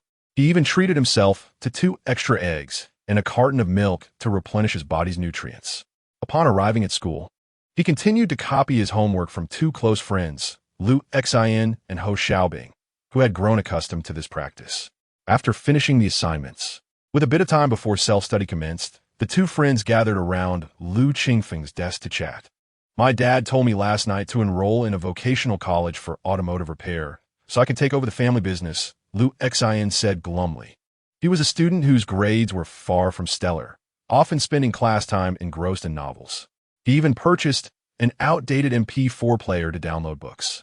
As the school prohibited mobile phones, Lu Qingfeng expressed his curiosity. Do you really need to attend a college for automotive repair? Can't your father just teach you directly? My dad believes that the future belongs to new energy vehicles and automotive technology must evolve. He insists I specialize in this area. Your father seems to have quite a visionary perspective, Lu Hui interjected, chewing on a piece of fruit leather. Ever since their conversation the previous day, he felt a sense of friendship with Lu Qingfeng. But I don't want to pursue automotive repair. I want to write novels, Lu Xian lamented. He had no interest in the family business, but feared defying his father's wishes. After all, mastering automotive repair could lead to a lucrative career. Lu Qingfeng was astonished. He hadn't anticipated that his friend harbored aspirations of becoming a writer. Reflecting on his past life, he recalled writing online novels for a time, only to be harshly criticized by readers, with the meager earnings failing to compensate for the emotional toll it took. You could attend college while simultaneously writing novels. If you manage to produce something remarkable, you can discuss it with your father later, Ho Xiaobing suggested. Being the best student among the four, he believed that with effort, Lu Xian could gain admission to a prestigious university. However, given his family's modest means, he had developed a mature mindset and often served as the intellectual backbone of their group. That essay plan, Lu Xian's frown gradually lifted, and he joyfully embraced Ho Xiaobing. And you, Afeng, what are your plans after the college entrance examination? Ho Xiaobing released him and turned to Lu Qingfeng. The college entrance examination marked a pivotal moment in life, compelling adolescents to contemplate their futures, especially those with poor academic performance, as they faced the reality of entering society upon graduation. As for me, Lu Qingfeng lifted his gaze, having always been clear about his aspirations. He desired a job that was easy, close to home, ideally one where he could earn money while reclining in comfort. Dream on, came the chorus of mocking gestures from his friends. At that moment, the bell rang, signaling the start of morning self-study. Shortly thereafter, the Chinese teacher arrived, holding 2 hefty volumes and making her way directly to Lu Qingfeng. The previously noisy classroom fell silent as various gazes turned towards him. It was typical for teachers to check on their students during self-study, but it was unusual for one to approach the student with the lowest grades. Lu Qingfeng had been admitted through a special quota for art students, so teachers typically paid him little mind despite his poor performance. This was the first instance of a teacher addressing him directly. They recalled the news circulating about Lu Qingfeng's participation in the new concept composition contest. Indeed, Teacher Chun had come for this very reason. She handed him the 2 volumes of selected works from past contests and said, "Take a good look at these over the next couple of days." Although there are no specific themes for the new concept composition, the judges have their preferences. These volumes contain exemplary works from previous winners, which can provide you with insight. She added that she had brought a computer and that he could come by during lunch break anytime. After giving his shoulder a reassuring pat, she left. The classroom atmosphere became somewhat peculiar, akin to the sensation of, look, there's an obvious standout. Lu Qingfeng. Once self-study concluded, a boy resembling a hippopotamus approached him. The reason for this comparison was his notably large mouth. Lu Qingfeng recognized him as Huang Qingyang. In class, there were 2 students who disliked him. One was Zhou Jing, and the other was Huang Qingyang himself. Zhou Jing had transitioned from a fan to a critic, while Huang Qingyang's disdain appeared somewhat ambiguous. His arrogant demeanor, penchant for boasting, and tendency to engage in attention-seeking antics rendered him less noticeable, while Lu Qingfeng was present, a living beacon of attention. An arrogant person cannot tolerate the existence of someone who outshines them, which naturally bred animosity. Lu Qingfeng recalled numerous instances where Huang Qingyang had mocked him. In his prior existence, he either had friends defend him or silently endured the ridicule. "Are you really going to participate in the new concept composition contest?" Huang Qingyang's loud voice drew the attention of the entire class, his large mouth further amplifying his tone. The collective gaze made him feel quite pleased with himself. "Yes. Are you planning to join as well?" Lu Qingfeng replied, glancing at him and nodding. "You might want to reconsider. It would be quite embarrassing. Your writing is so poor that if the other schools see it, they'll laugh at our school," he proclaimed loudly, punctuating his words with exaggerated gestures that incited laughter among the classmates. This only inflated his ego further. Zhou Jing, seated in the front row, giggled like a delighted chick. "Mind your own business, Huang Big Mouth." Lu Xian and Ho Xiaobing rushed to Lu Qingfeng's aid. "How is this not my business? If his writing is subpar, it reflects poorly on the honor of our entire school." Huang Qingyang retorted defiantly, dragging the entire institution into his argument. Normally, if my writing were truly terrible, the contest would reject my submission outright, and my work wouldn't be published or seen by anyone. Lu Qingfeng kindly pointed out the logical flaw in Huang Qingyang's reasoning. Huang Qingyang faltered momentarily. And how can you be so sure that my writing is guaranteed to be bad? Ha ha ha. Huang Qingyang's large mouth burst into laughter. With your grades, if you manage to write a decent composition, I'll wash my hair upside down. Who do you think you're looking down on? I, Lu, have submitted works to a magazine. Lu Qingfeng retorted, and at that moment, Lu Hui interjected with a statement that captured everyone's attention. What? Submitting to the magazine. For students, the most frequent interaction is with books, which hold a certain sanctity in their eyes. Additionally, the magazine here has not completely faded into obscurity. In daily life, parents may prohibit their children from reading novels, but will not impede their access to literary magazines. Even schools encourage students to engage with extracurricular reading materials. Thus, should you mention to your classmates that you are composing an online novel, they might jest at your expense. However, if you were to reveal that your article has been published in a magazine, they would regard you with admiration. Consequently, Lu Hui's words invited a fresh wave of ridicule directed at Lu Qingfeng. Haha, if what Lu Qingfeng writes ever graces the pages of a magazine, I, Huang Qingyang, will consume everything in the school restroom. Lu Qingfeng let out a sigh. Why bother? At such a tender age, one should not squander time on deceitful pursuits. Meanwhile, Yang Xiuxiu stepped through the doors of the magazine office. Chapter 11. The story of the editorial department. The journal Children's Literature is one of the subsidiaries under the auspices of the Huaxia Youth and Children's News Publishing House, which primarily caters to the cultural needs of the youth demographic. In addition to periodicals, the publisher also produces children's books and audiovisual materials. Many of the early programs aired on CCTV's Children's Channel were co-produced by them, evoking nostalgia from many. Within this vast organization, children's literature occupies a pivotal role, dedicated to generating high-quality content, thus maintaining its significance even in times of dwindling magazine sales, as evidenced by the entire floor it occupies in the office building. Yang Xiuxiu arrived 10 minutes earlier than usual, diligently wiping down all the desks before watering the office plants in succession. Once these tasks were completed, she brewed herself a cup of tea. Before long, her colleagues began to arrive. Xiao Yang, you're as industrious as ever, making us all feel a bit embarrassed, remarked Chu Hongmei, the senior editor nearing 50. Her advanced age and lingering in the editorial position largely stem from her limited professional prowess, which has kept her from dismissal, though the reasons behind this remain unspoken. Relying on her seniority, Chu Hongmei often enjoys asserting her authority, frequently beginning her remarks within my time, and concluding with comments on the younger generation. Having recently graduated from university, Yang Xiuxiu started her career as an editor. Naturally, Chu Hongmei disapproved of this new talent and often put her in difficult situations. Upon entering, her first remarks were laced with sarcasm. Un fazet, Yang Xiuxiu meint net a chalm smile. Responding, as a newcomer, it is my duty to work harder. This statement drew a TSK from Chu Hongmei as she approached her desk, placing her bag down and tracing her finger across the surface. Upon inspecting it, her expression soured. Xiao Yang, did you not wash your cleaning cloth properly? Look at the filth, she exclaimed, displaying her finger to everyone.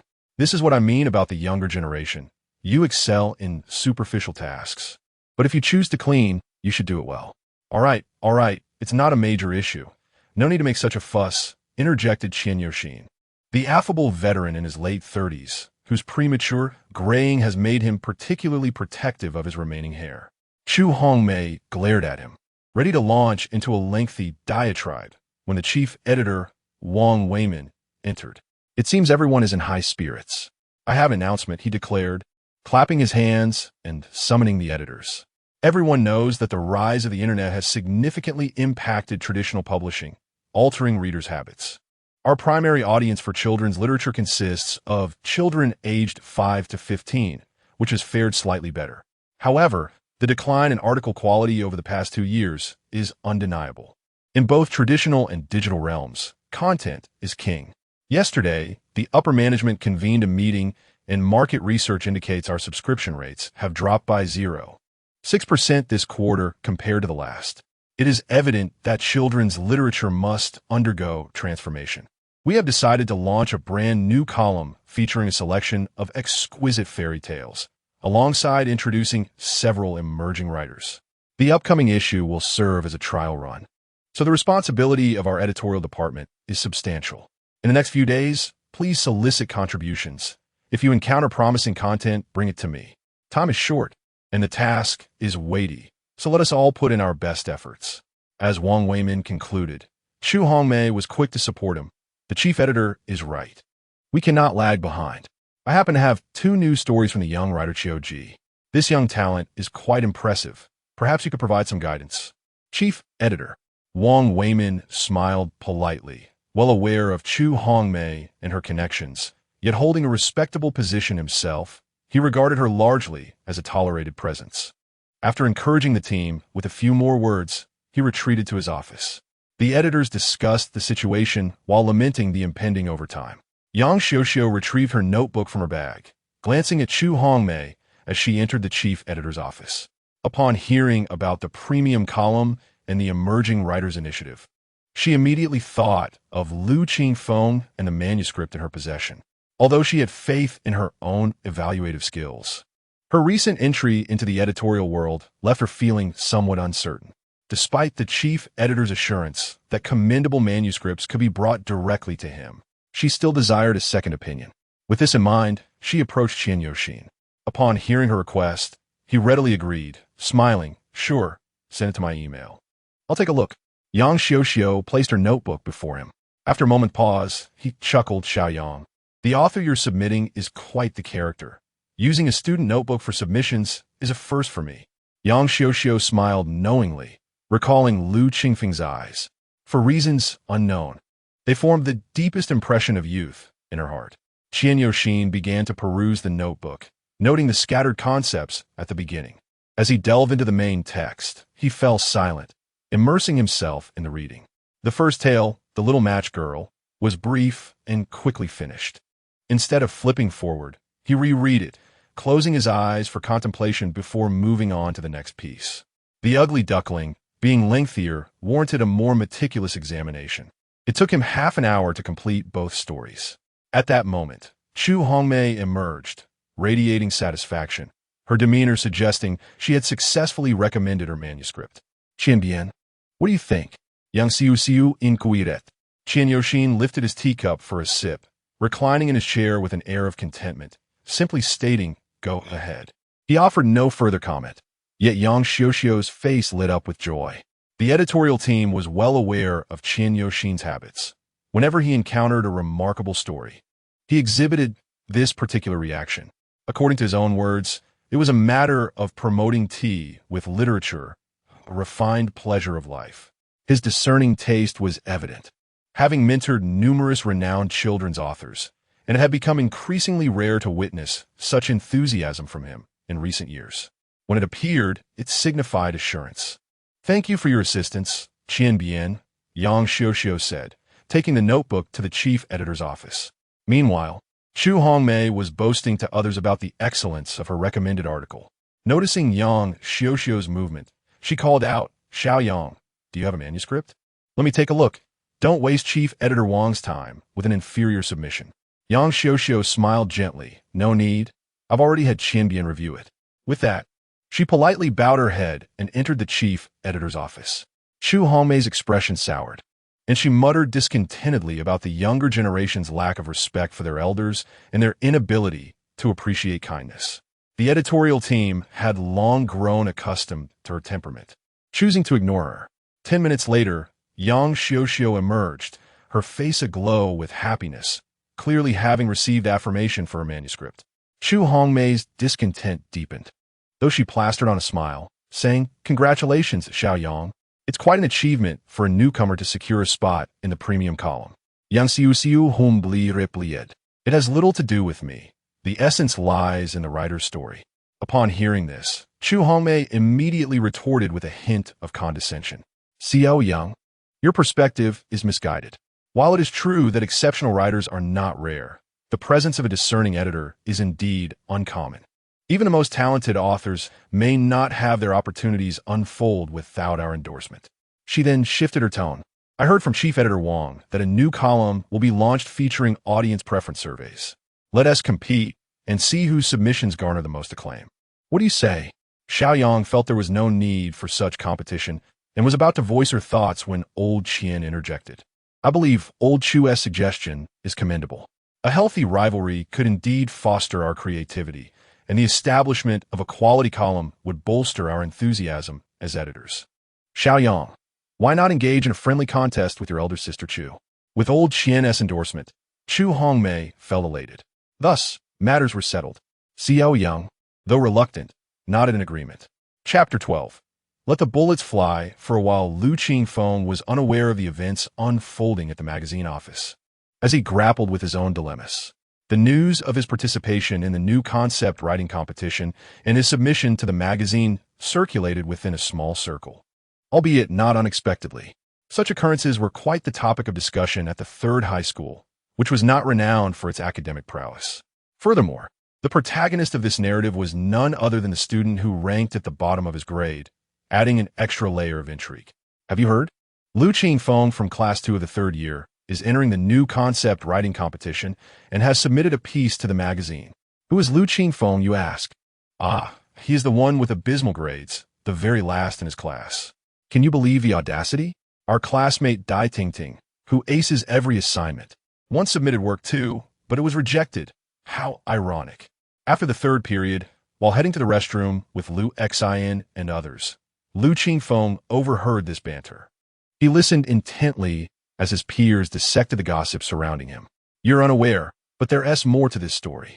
A student, not particularly tall and clad in sneakers, adjusted his glasses with a flourish, the lenses gleaming in the sunlight, with one hand tucked in his pocket and a smirk adorning his face. He appeared to be the mastermind behind the intrigue. This gesture and expression reminded Lu Qingfeng of a certain infamous elementary school detective.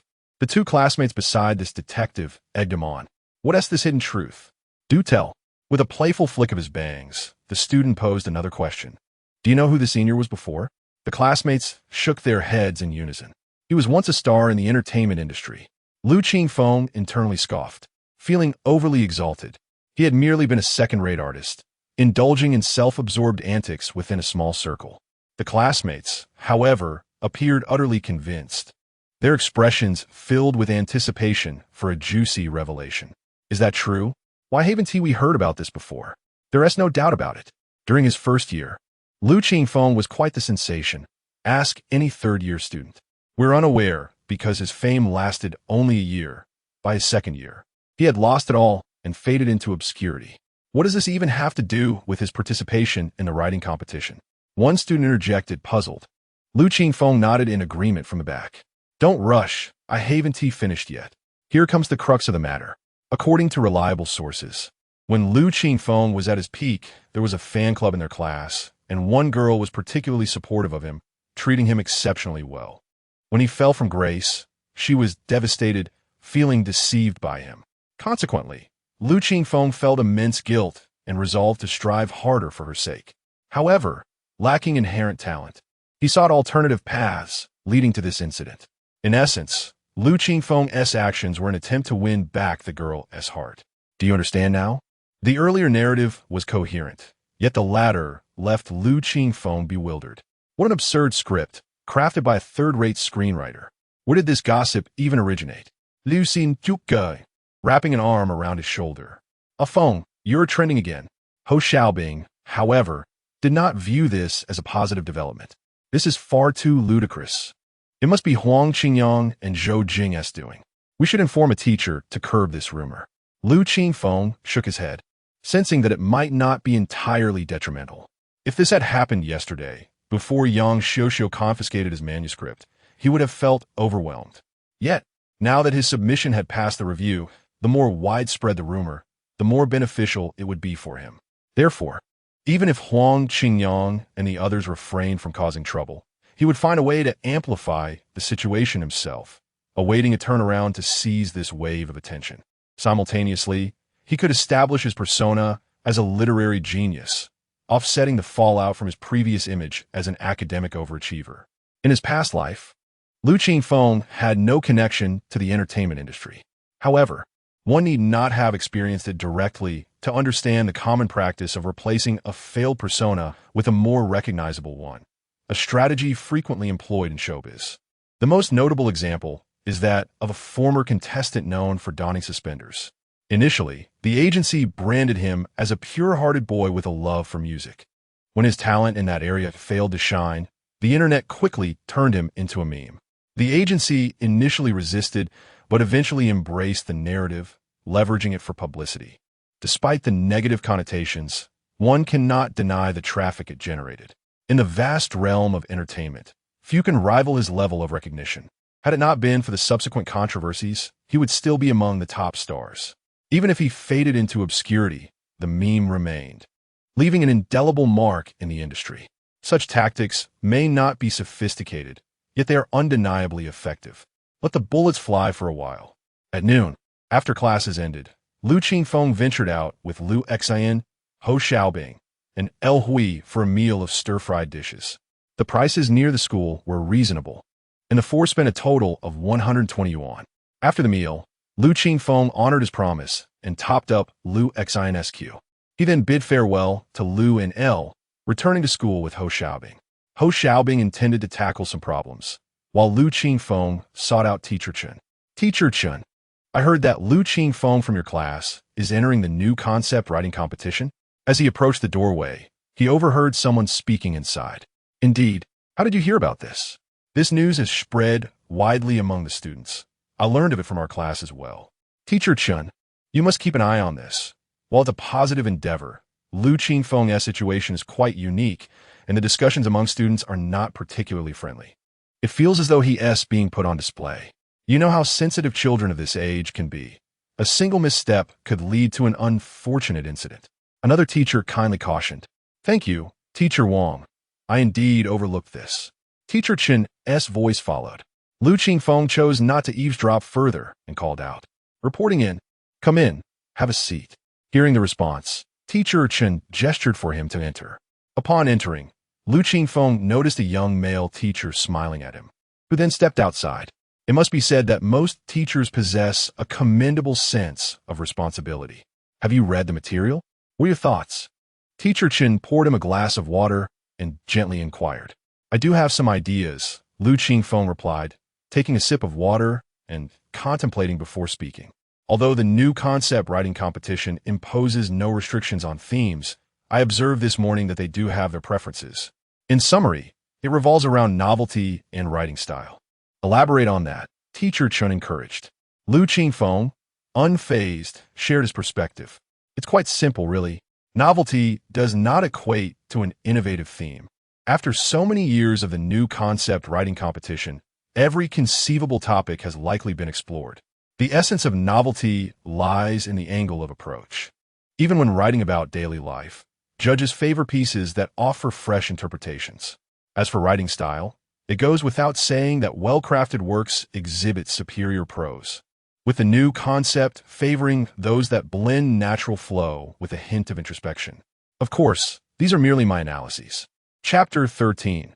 New Concept Essay Topics. Teacher Chen felt a sense of satisfaction. Initially, her support for Lu Qingfeng's participation in the competition stemmed more from her sense of responsibility as an educator than any expectation of his success. Even now, she held no such hopes. However, in her role as a teacher, witnessing a once reticent student who had previously drifted aimlessly, striving to achieve his goals brought her genuine joy. With inspiration ignited, Lu Qingfeng decided to write according to his own vision, choosing the theme of environmental protection. The new concept essay competition represented the first and most crucial step in Lu Qingfeng's idol revival plan, and he aimed to present some impactful works. The influence and reach of his writing should at least rival Han Han's Peeping into the Cup. He recalled a particularly suitable short story that had been included in textbooks, which had left a lasting impression on him since his studies. Teacher Chen was not inclined to elaborate on this matter, as writing essays is inherently a deeply personal and subjective expression of thought. Excessive interference does more harm than good. During her own schooling, There had been no instances of language teachers guiding students through the essay writing process step by step. After a brief pause, she softened her tone, saying, "Lu, I support your participation in the new concept essay competition. However, as I mentioned before, the essence of such endeavors lies in participation. Experiencing something unique during your educational journey is beneficial for both your present and future. Therefore, do not burden yourself with the pressure of achieving specific results. That would undermine my initial intention in encouraging you to compete. Do you understand?" Lu Qingfeng naturally recognized the reason behind her words and felt no need to share his thoughts with this diligent teacher. For now, he would simply play the role of an obedient student. "I understand, teacher." Later that evening, upon returning home from school, Lu Qingfeng assessed his financial situation. He had spent 10 yuan on breakfast and had not spent much on dinner at the school cafeteria. The bulk of his expenses came from treating friends to lunch and adding 20 yuan to his best friend's Qcoin balance. He still had 1,585 yuan left, which, if spent judiciously, would last him for 3 months. The family's housing was rented, with the rent paid annually, so there was no immediate concern about being homeless. Utilities had also been prepaid. Thus, his basic living situation was assured, allowing Lu Qingfeng to envision new prospects. He took out paper and pen. First and foremost, he needed to restore his health. His body had suffered significant depletion, even with the innate advantage of the nine-tailed fox. It was challenging to exert any real power with such a frail physique. Hence, this became his top priority. His diet needed to include high-quality proteins such as meat, eggs, and dairy, supplemented with additional meals, ensuring he did not miss out on essential vitamins. Next on his list was to acquire a mobile phone. Living without internet access was exceedingly inconvenient, regardless of his subsequent plans or the need for external information. Upon reflection, he realized that his current funds were insufficient. His primary means of earning money remained through submissions. Although the connection with Sister Xiuxiu was stable, producing too many fairy tales at once would seem excessive. As a newcomer in the field, even with an abundance of inspiration, he needed time to organize and write. He contemplated this, determining it was time to expand his submission avenues. Just as he resolved to tidy up and seek out Yang Xiuxiu, a knock on the door interrupted him. Upon opening the door, he was greeted by a graceful girl in casual attire. "Sister Xiuxiu, I guess you would be getting out of school around now. So I timed my visit perfectly." Yang Xiuxiu's smile was as charming as ever. "I was just thinking of finding you. Come in and have a seat." Lu Qingfeng welcomed her inside, but felt slightly embarrassed about the state of his home. There was little to offer in terms of hospitality, and he had not even boiled water. He brought over the only piece of furniture, a plastic stool. Yang Xiuxiu surveyed the space and smiled. "It's fine. At least it's clean. I expected a boy's room to be much messy, eh? You don't need to fuss over me. I came to share some good news. Your 2 submissions will be published in this month's magazine." "Congratulations, Teacher Lu. How could it be so soon?" Lu Qingfeng asked, astonished. After submitting his work, he had learned that children's literature was released on the 10th of each month. The entire process, from soliciting submissions to layout, publication, and finally distribution, was quite elaborate. Typically, all articles would be confirmed before layout, and with 3 days already past this month, the magazine should have entered the final stages of publication. The rapid turnaround felt almost miraculous. Although it was indeed good news for him, this month was particularly special as a new column had been added within the magazine structure. Yang Xiuxiu explained the details of the premium section to him, then added, "Qingfeng, this is a wonderful opportunity for you. Your writing talent is exceptional, and you could easily become a professional author in the future. Moreover, the potential earnings for children's authors are substantial." That is certainly true. No one remains perpetually young, but there will always be children. As long as children are born, industries related to them will thrive endlessly. Renowned children's authors never have to worry about financial stability. He recalled a famous fairy tale writer from his previous life, Zheng Yuanjie, who had consistently topped wealth rankings through his beloved characters. Of course, quality is paramount in writing. "Have you had any inspiration recently? Write a few more pieces for me." Yang Xiuxiu looked at him expectantly, as this was the primary reason for her visit. It seemed that fortune had smiled upon him, and Lu Qingfeng quickly nodded. "I have some inspiration, but I haven't put pen to paper yet. I will write in the next few days." Satisfied, Yang Xiuxiu inquired. You were looking for me earlier. Was there something else? Yes, Sister Xiuxiu. I wanted to ask if you know any editors at other magazines. I have some different story ideas. Yang Xiuxiu furrowed her brow slightly, contemplating before replying. I do know a few editors at other magazines, but Qingfeng, 1's energy is limited. You've demonstrated remarkable talent in fairy tales. It might be wise to focus on that for now and consider branching out once you've established yourself. Her intentions were well-meaning, and her advice was grounded in reality. Typically, new writers would not leap across genres at the outset. Yet, Lu Qingfeng's circumstances were not typical. I understand, Sister Xiuxiu. I just want to give it a try. He offered a casual justification, and upon hearing this, Yang Xiuxiu ceased to object. However, she secretly resolved that if his current submission did not succeed, she would guide him back to applying his talents in the right direction. After providing him with the contact information and email addresses of several editors, Lu Qingfeng diligently noted them down. Once they concluded their discussion, Yang Xiuxiu said, all authors who contribute to this month's magazine will receive a copy of the issue. Would you like me to bring yours back for you? Lu Qingfeng's eyes brightened. No, Sister Xiuxiu. Could I trouble you with one more thing? He then elaborated on his thoughts. Yang Xiuxiu found it amusing, but ultimately agreed. This boy was finally displaying some semblance of a high school student. Chapter 14. A sample issue of children's literature arrives at school time flows at a leisurely pace. And a day in the life of senior high school student stretches endlessly. Each day is consumed by examinations or the journey towards them, with academic pursuits remaining the perennial focus. While a select few academic prodigies navigate the vast ocean of knowledge with ease, the majority find themselves struggling to stay afloat. Lu Qingfeng, however, possesses a remarkable talent. He merely dips his toes in the water at the shoreline. He is acutely aware that he lacks the prospects of gaining admission to university through conventional study, having resigned himself to this truth early on, choosing instead to immerse himself in writing. He has penned several articles for various magazines, yet he has yet to submit them, preferring to wait until he has crafted a few more pieces.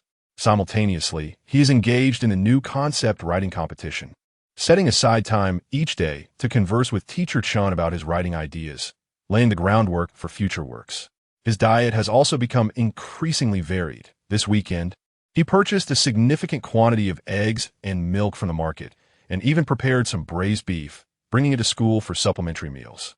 Occasionally, he indulges in delectable roasted chicken and pig's trotter from a deli to diversify his palate. This dietary regimen has yielded commendable results. Although it may be an exaggeration to claim his health has returned to that of a typical teenager, it is evident that his vitality has visibly improved. His complexion is no longer sallow, and his once gaunt face has begun to fill out. When Lu Qingfeng gazes into the mirror, he finds himself far more agreeable to the eye than when he first traversed into this world. In due time, he intends to incorporate exercise into his routine. At school, the initial whispers and rumors have gradually subsided with the passage of time. This is to be expected, as the fleeting nature of gossip does not detract from the student's primary obligation to their studies. Few possess the luxury to dwell on trivialities for long. However, in Class 2 of Senior 3, the antics of Huang Qingyang, Zhou Jing, and their cohort continue to stir the pot, ensuring that discussions surrounding the essay competition and magazine submissions remain lively. Aside from this, life proceeds without incident. As the 8th of the month arrived, the old gatekeeper's son received a package this morning addressed to Chen Meihua of Class 2. The school gatehouse is responsible for receiving all deliveries, including parcels and takeout. So-sun frequently interacts with the teachers who come to collect their items and knows them well. If he recalls correctly, Chen Meihua is the Chinese teacher for the senior class. Upon inspecting the package, he deduced it contained a book, worrying it might be teaching materials. He placed it prominently on his desk. As school hours commenced, the gates swung open and students and teachers trickled in. Sun happened to spot Teacher Chun passing by and called out without a moment's hesitation. Teacher Chun, you have a package. Upon hearing her name, Teacher Chun paused in confusion. She had not recently ordered anything. Oh dear, son, it must have slipped my mind, she replied, not thinking much of it as she approached to collect the package. It's no trouble at all. It seems to be a book. Is it teaching materials? Son, being amiable, inquired cheerfully while handing it over. It should be, Teacher Chen replied, equally uncertain of its contents. After a brief exchange of pleasantries, she departed. Returning to her office, she intended to utilize the first period of self-study for her 7th class to conduct a quiz, leaving no time to inspect the package. After the exam concluded, she returned to her office to grade assignments, momentarily forgetting about the package. It was not until the 2nd period ended, her mind still swirling from reviewing exam papers, that she noticed the package. What is this? She wondered, setting down her pen to unwrap it. To her surprise, a magazine emerged from within, accompanied by a beautifully crafted note that fell out as well. Picking it up, her eyes widened in astonishment and confusion. Ready, set. The morning exercises commenced on the distant playground. Lu Hui, please do not stand in front of me during exercises, Lu Qingfeng remarked. Having heard that such activities in high school are infrequent, yet his school has maintained this tradition.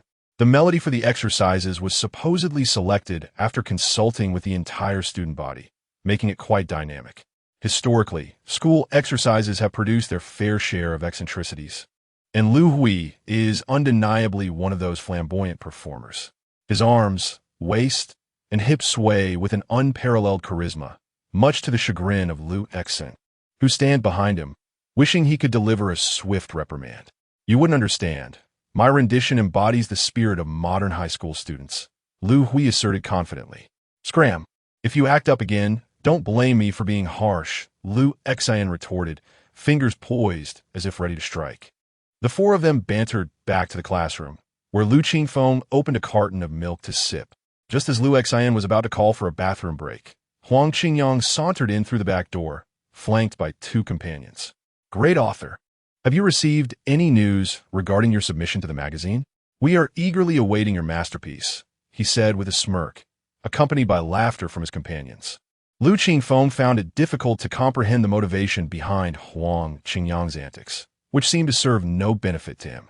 Nevertheless, such characters are a staple in any school environment. Calculating the time, he surmised that the package should have arrived by now. Mind your own business. If you have time to spare, you might as well focus on your own affairs, Lu Vixen interjected before Lu Qingfeng could respond. Now, don't be too harsh. Liu Xin, although Huang Qingyang's grades may not be stellar, at least he doesn't seek to embarrass himself like some others do. In that regard, he is doing far better than you. Zhou Jing chimed in, arms crossed defiantly. Exactly, Huang Qingyang added, his confidence swelling. Lu Vixen was about to retort when Lu Qingfeng restrained him. I find it curious that participating in the new concept writing competition is permitted by Teacher Chen, while submitting to the magazine is my personal endeavor. Why must you target me over this? Yes, my grades may be lacking, but there are no rules prohibiting students from engaging in such activities.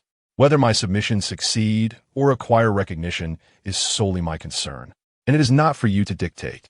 I will tell you now, I am participating in the essay competition, and I have submitted to the magazine. What will you do about it? If you have the ability, you should also compete and submit. Zhou Jing and Huang Qingyang were momentarily taken aback, left speechless. Just as the tension hung in the air, Teacher Chen entered the classroom, cradling a book in her arms. Zhou Jing and Huang Qingyang breathed a sigh of relief and returned to their seats. Unaware of the prior commotion, Teacher Chen wore a broad smile, as though she had encountered splendid news. Students, I apologize for taking up a bit of your time, but I have some delightful news to share. Instantly, the classroom buzzed with chatter. Good news? What could possibly be good news for those of us facing the impending college entrance examinations? Lu Qingfeng mused internally, glancing at the books on the teacher's desk. Teacher Chen patiently allowed the students to converse, her expression warm and inviting. After a brief pause, with no one providing a satisfactory answer, Zhou Jing, serving as the class representative for Chinese, raised her hand to voice the collective curiosity. Teacher Chen, what is the good news? Without further ado, Teacher Chen lifted the magazine she had been holding. One of our classmates has had their article published in Children's Literature magazine. Chapter 15. The reason why the ugly duckling can transform into a beautiful swan. Class 2 of the senior year suddenly descended into an unusual silence. Someone instinctively turned to glance at the corner of the back row. while Zhou Jing and Huang Qingyang were still stirring up trouble over this matter. Teacher Chen announced the magazine publication, making it hard not to draw associations. Lu Qingfeng remained calm. Everything was proceeding according to plan, even more perfectly than anticipated. He even mentally added flair to his performance. Step aside, I am about to impress. Among the crowd, the most complex emotions naturally belonged to Zhou Jing and Huang Qingyang.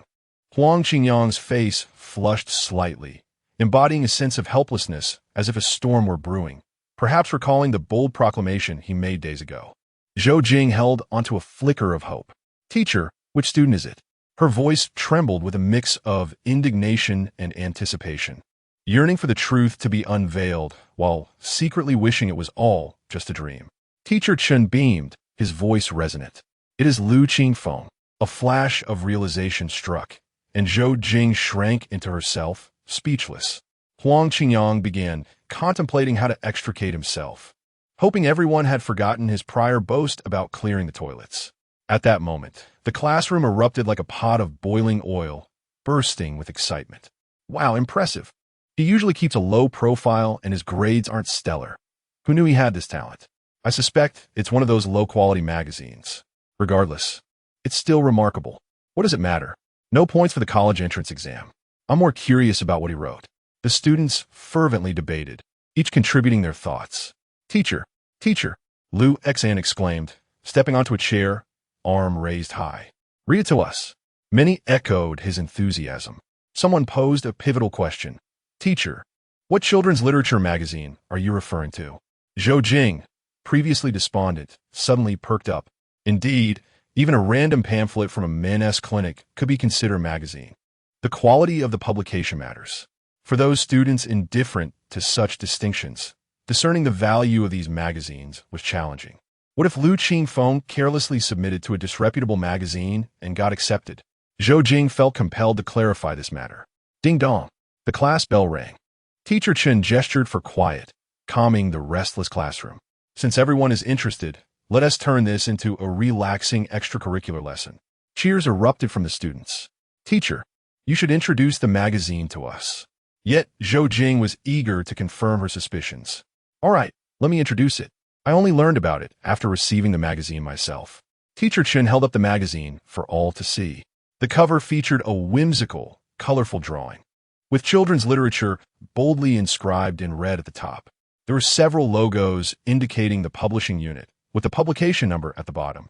This magazine was the foremost children's literature publication in our country, founded in the 1960s, boasting a history of 60 years. Many well-known fairy tales, such as The Magic Brush and The Flying Antelope, were serialized within its pages. Notably, some esteemed authors like Yi Shangtao, Bing Xine, and Mao Dun were involved in its inception. Thus, having an article published in it was an extraordinary achievement. Wow, the crowd exclaimed. While students might not grasp the significance of other authors, tales like The Magic Brush and The Flying Antelope appeared in textbooks, and the listed authors were among the most revered in the nation. Such comparisons illuminated the importance of children's literature. No wonder it excited a language teacher like her.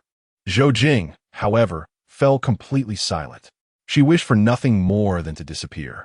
A fresh wave of discussion swept through the classroom, with glances directed at the boy in the back row.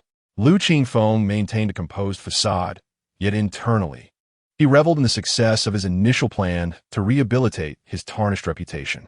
His meticulous plotting was not in vain. Next, there would be a collective appreciation of his literary work, guided by Teacher Chen. In truth, pride mingled with embarrassment, akin to the experience of a budding author whose family discovers their online novel and boasts about it. However, this was legitimate literature.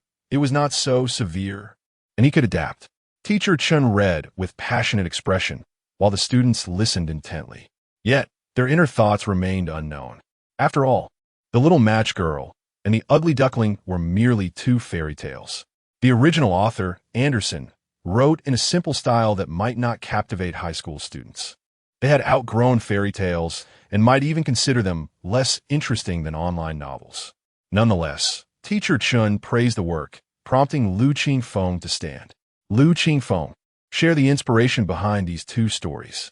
It was a common practice, When a student achieved unexpected success, teachers would encourage them to share, hoping to ignite a spark of enthusiasm in their peers. The effect was undoubtedly temporary, lasting perhaps only for the duration of the class. Lu Qingfeng, unfazed, stood and spoke. The inspiration for the little match girl came from Du Fu's poem, "The stench of wine and meat in rich homes, while frozen bones lie on the road." As for the ugly duckling, he paused for a moment. It reflects my own beautiful fantasies. The classroom fell into a brief silence. The ugly duckling, shunned by surrounding animals from birth, was forced to leave home, enduring numerous trials before finally blossoming into a magnificent swan. Teacher Chun could discern that Lu Qingfeng was writing about his own experiences, though the other students might not grasp the depth of it. When he spoke, some began to realize that their actions mirrored those of the animals in the story, prompting reflections on their own behavior. Huang Qingyang's eyes widened as he recalled a passage from the ugly duckling. The ugly duckling expressed a desire to swim, only to be chastised by the short-legged hen for daydreaming instead of learning to lay eggs.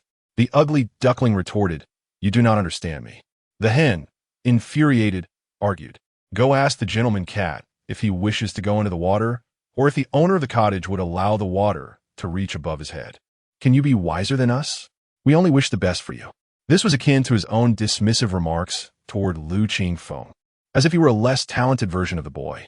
Teacher Chen sensed the sudden, somber shift in mood. However, she did not want this sentiment to linger. Clapping her hands to regain attention, she said, "Everyone, Lu Qingfeng's personal journey teaches us that even if you feel ordinary now, as long as you harbor dreams, one day, you too can transform from an ugly duckling into a beautiful swan." Just as her words concluded, the bell rang for the end of class. Teacher Chun promptly announced dismissal. Lu Qingfeng took his seat, and Lu Hui, curious, inquired, "Was that truly the message you intended to convey?" As Teacher Chen suggested. Lu Qingfeng shot him a glance, his expression inscrutable. "Nonsense. The reason the ugly duckling can become a swan is that it was originally a swan egg." Lui. Chapter 16. The Shift in Persona. The proficient writer Teacher Chen departed, leaving behind the sample magazine and a letter for Lu Qingfeng, patting his shoulder as he exited the classroom. The moment Teacher Chen left, all 43 students of Class 2, Year 3, stirred. The sounds of desks and chairs scraping against the floor filled the room as they surged towards Lu Qingfeng's desk. The once overlooked student had suddenly transformed into the center of attention. Zhou Jing, sitting quietly, felt a twinge of nostalgia, recalling how popular Lu Qingfeng had been in their first year. Huang Qingyang initially intended to slip away unnoticed, returning to the classroom just before the next lesson began. But Lu Xian caught him in the act. "Huang Qingyang, do your previous words still hold weight? You claimed that if Ah Feng's article were published in a magazine, you would eat everything in the restroom. The magazine is here now. It's time for you to uphold your promise." Huang Qingyang's face turned crimson, yet he feigned bravado. "Of course it counts. Let us go to the restroom, and I'll eat." As he spoke, Lu Xian seized him, dragging him towards the exit. Huang Qingyang was unwilling, beads of sweat forming on his brow in the chilly spring air. "What's wrong, reluctant?" Lu Xian continued to pull him along, surrounded by classmates who were thoroughly entertained by the spectacle. In a moment of cleverness, Huang Qingyang retorted, "Who said I'm unwilling? You go fetch it, and I'll eat." A chorus of disgust arose from the crowd. "That's revolting." Huang Qingyang, feeling smug, placed his hands on his hips. "You go ahead. If you dig it out, I'll eat." "Fine, just wait." Lu Xian, unable to tolerate Huang Qingyang's arrogance, insisted on the challenge. Huang Qingyang's expression turned pale. As the situation escalated, Lu Qingfeng intervened, grasping his friend's arm. "Enough, enough. He is just trying to fool you into eating." The surrounding students fell silent for a moment, then erupted into laughter. Huang Qingyang felt humiliated, wishing to vanish. Lu Qingfeng waved him off casually. "Go do what you need to do."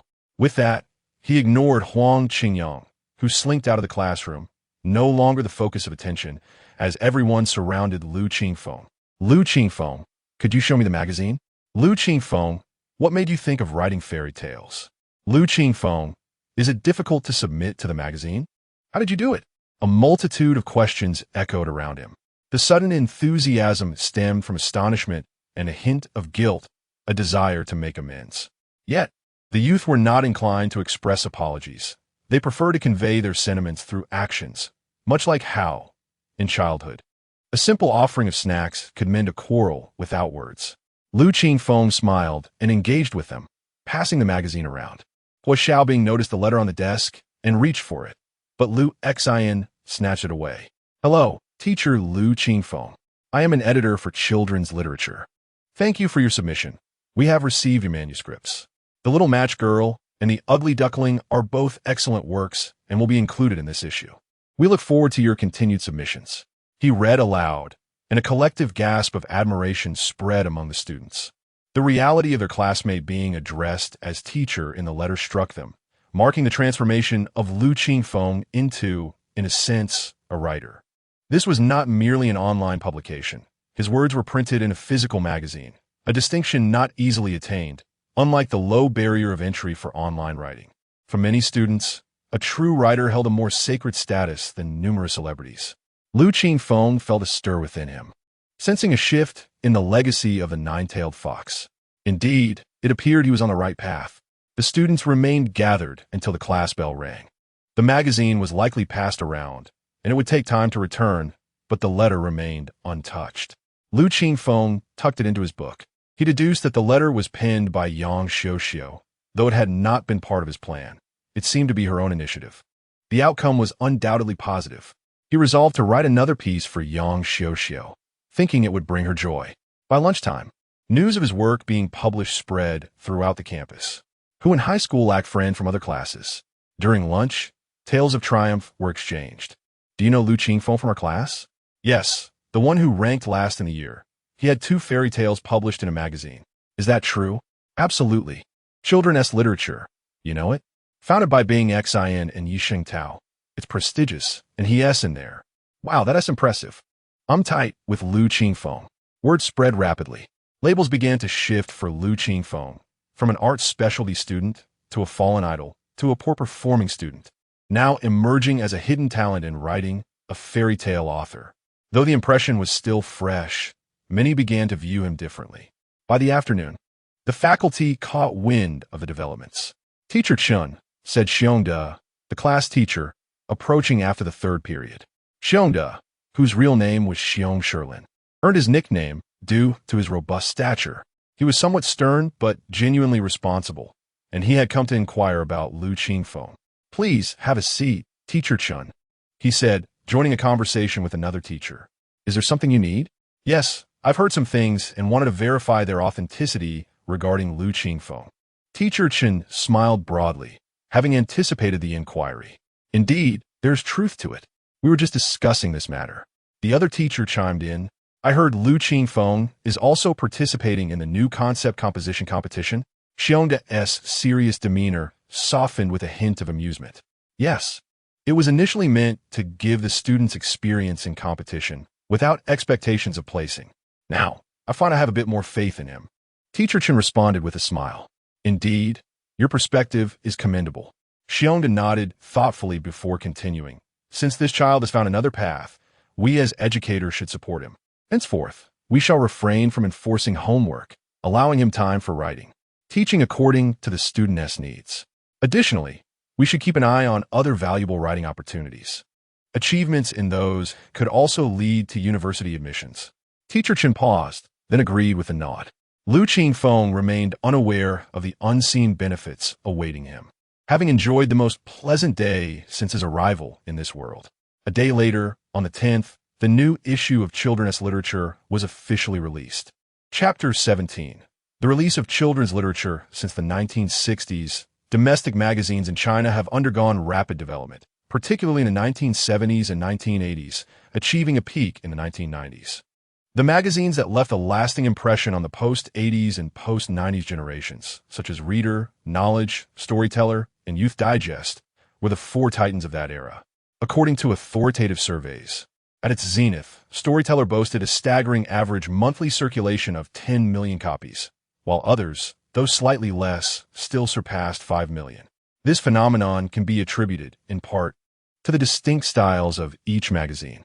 Initially, Reader was known as Reader's Digest, modeled after the largest periodical in America, until it faced legal challenges and rebranded itself. From its inception, the magazine's philosophy aimed to expose its target audience to the beauty of the outside world, thereby broadening their horizons, a blend of inspirational content and foreign anecdotes. Youth Digest, a sibling publication, shared a similar tone. In contrast, Knowledge focused on emotional narratives tailored for women, often featuring prominent celebrities on its cover to attract readership. Storyteller, however, stood out as a treasure trove of popular literature, offering a diverse array of content, from horror and humor to crime stories, domestic disputes, and rural secrets. Its circulation was so formidable that it ranked 6th among all magazines worldwide, underscoring its widespread appeal. The engaging and entertaining short stories served as the cornerstone of Storyteller's success, with each tale not exceeding 6,000 words, concise and punctuated by climactic moments every 300 words, akin to the internet novels of that era. Yet, with the ascendance of the internet, particularly the advent of smartphones, these magazines began to fade into obscurity, as individuals no longer required magazines as a window to the world. The convenience of mobile devices enabled everyone to connect with the globe without stepping outside. Consequently, the once coveted attributes of these magazines became obsolete. Remarkably, children's literature, a magazine that was never a frontrunner in the past, has managed to establish a foothold amidst the shifting tides of time, maintaining a physical sales record of over 1 million copies today, alongside 800,000 digital subscriptions. This success can be attributed to its focus on the student demographic, who are frequent visitors to bookstores. One day, as two fourth graders, Wang Zihan and Zhou Jiahui, were leaving school, Wang Zihan, a chubby boy with a backpack, rushed over excitedly. Zhou Jiahui, with her ponytail and delicate dress, resembled a porcelain doll. "Not going today, my dad is back," she announced. Zhou's father often worked deep in the mountains, away for 10 days to half a month at a time, making his rare returns cherished moments. Wang Zihan felt a tinge of disappointment as they exited the school gates, where two young mothers awaited them on electric bikes. The families resided in the same community, naturally heading home together. Their conversation meandered towards family and children. "I'm at my wit's end.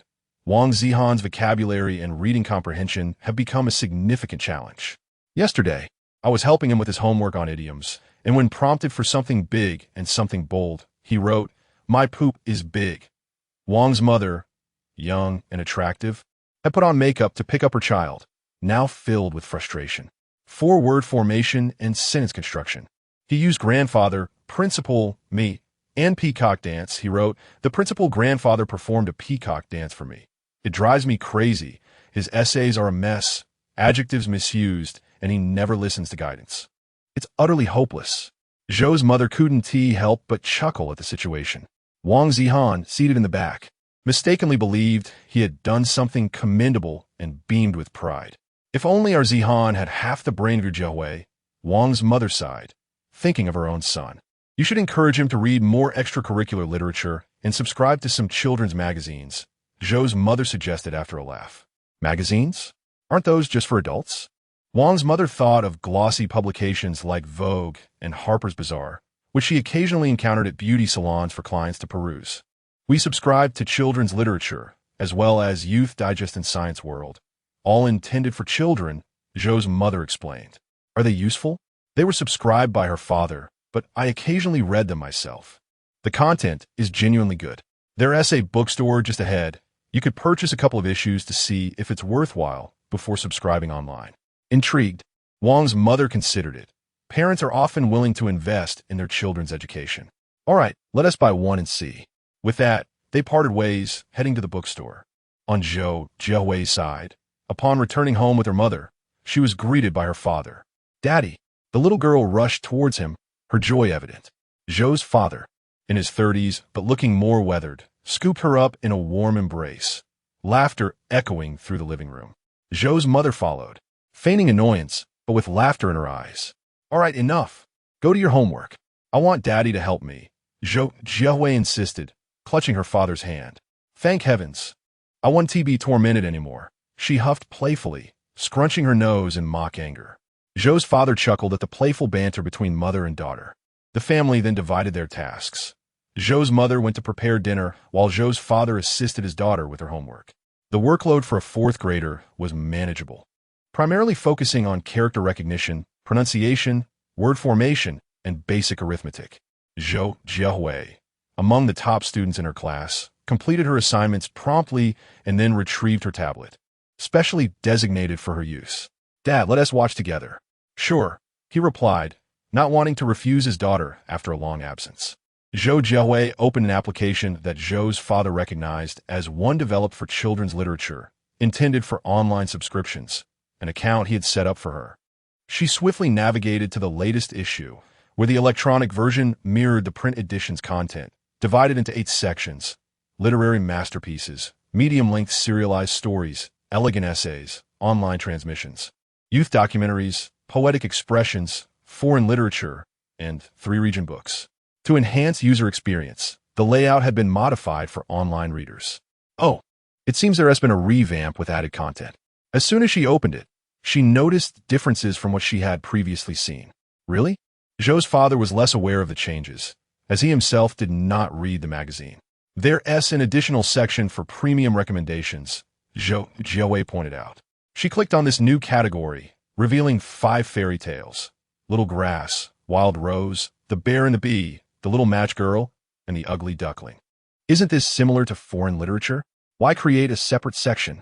Zhou Jiahui pondered, while her father simply cherished the time spent with his daughter. As they explored the articles together, he was pleasantly surprised by their quality. Little Grass narrated the tale of a small blade of grass thriving beneath a grand tree until it yearned to see the outside world, growing resentful of the tree's shade. However, when the tree was removed, the grass had to face the external elements alone. The story explores the relationship between children and their parents. Wild Rose delves into a similar theme, and Zhou's father noted that both pieces were penned by the same author. Title: Bear and Bees. This tale is imbued with childlike whimsy, evoking a knowing smile upon its reading. However, its depth of thought is somewhat lacking. If given a choice, he would prefer the preceding 2 stories, not due to personal inclination, but because he perceives greater educational value within them. With 2 more stories remaining, one can only anticipate their quality, as Mr. Zhou finds himself harboring a subtle sense of expectation. Chapter 18. Reader feedback and the anomalies of the 9-tailed fox legacy. The Little Match Girl, from its title, offers little insight into the nature of the story. Zhou Ba habitually checked the author's background, a small quirk he maintained while reading. In his school days, he had harbored a dream of becoming a writer and would collect works from authors he deemed skilled, attempting to emulate their styles. Qingfeng.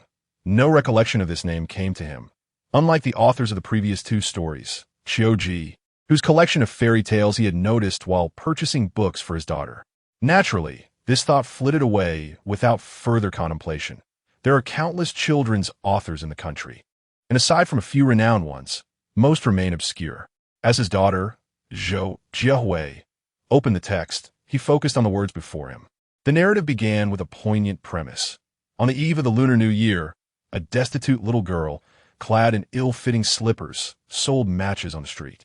Passers-by hurried by, indifferent to her plight. Cold and hungry, the girl sought refuge between 2 houses, believing it a sheltered spot, and struck a match. In its flickering light, the forlorn child beheld everything she yearned for. Yet, the harsh reality awaited her.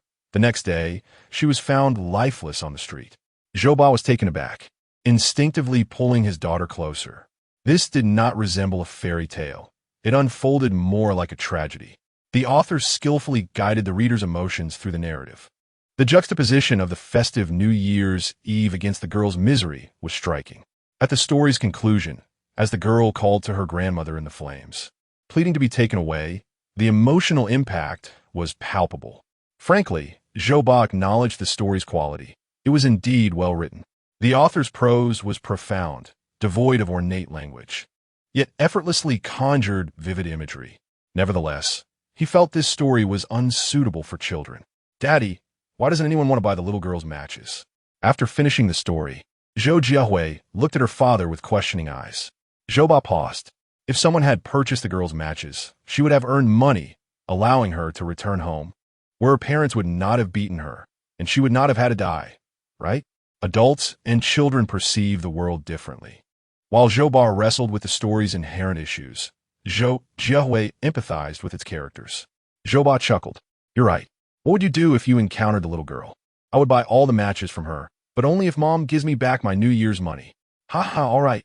I'll mention this to your mother and ensure she saves it. Zhou Ba embraced his daughter joyfully, continuing to flip through the book. There was another story he wished to read. The final tale, The Ugly Duckling, caught Zhou Ba's attention as he noted the same author, Lu Qingfeng, and he felt an extra sense of anticipation.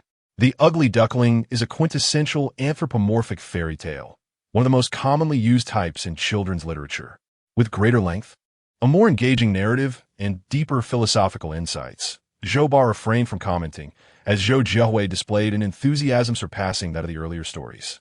She would mock the old-fashioned pluckiness of the little hen, pity the ugly duckling's plight, and rejoice at the protagonist's transformation into a beautiful swan. Upon reaching the end, they encountered a reader survey, asking for ratings and comments on 5 recommended stories. While an adult might have overlooked it, Zhou Jiahui earnestly provided her feedback. She awarded Little Grass and Wild Rose 3 stars, surprisingly giving 4 stars to The Little Bear and the Bees, a story Zhou Ba had deemed lackluster. Zhou Ba was taken aback and could not help but inquire, Hui, do you not like these 2 stories? Zhou Jiahui nodded. They are utterly uninteresting. Zhou Ba was momentarily stunned before realizing the truth. For children, whether they can engage with a story often hinges on its entertainment value. While Little Grass and Wild Rose may carry educational themes from an adult's perspective, they appear dull to a child. Conversely, The Little Bear and the Bees, despite its lack of depth, proved genuinely entertaining. As they reached the last 2 stories, Zhou Jiahui rated The Little Match Girl 4 stars, citing the girl's tragic fate as her reason.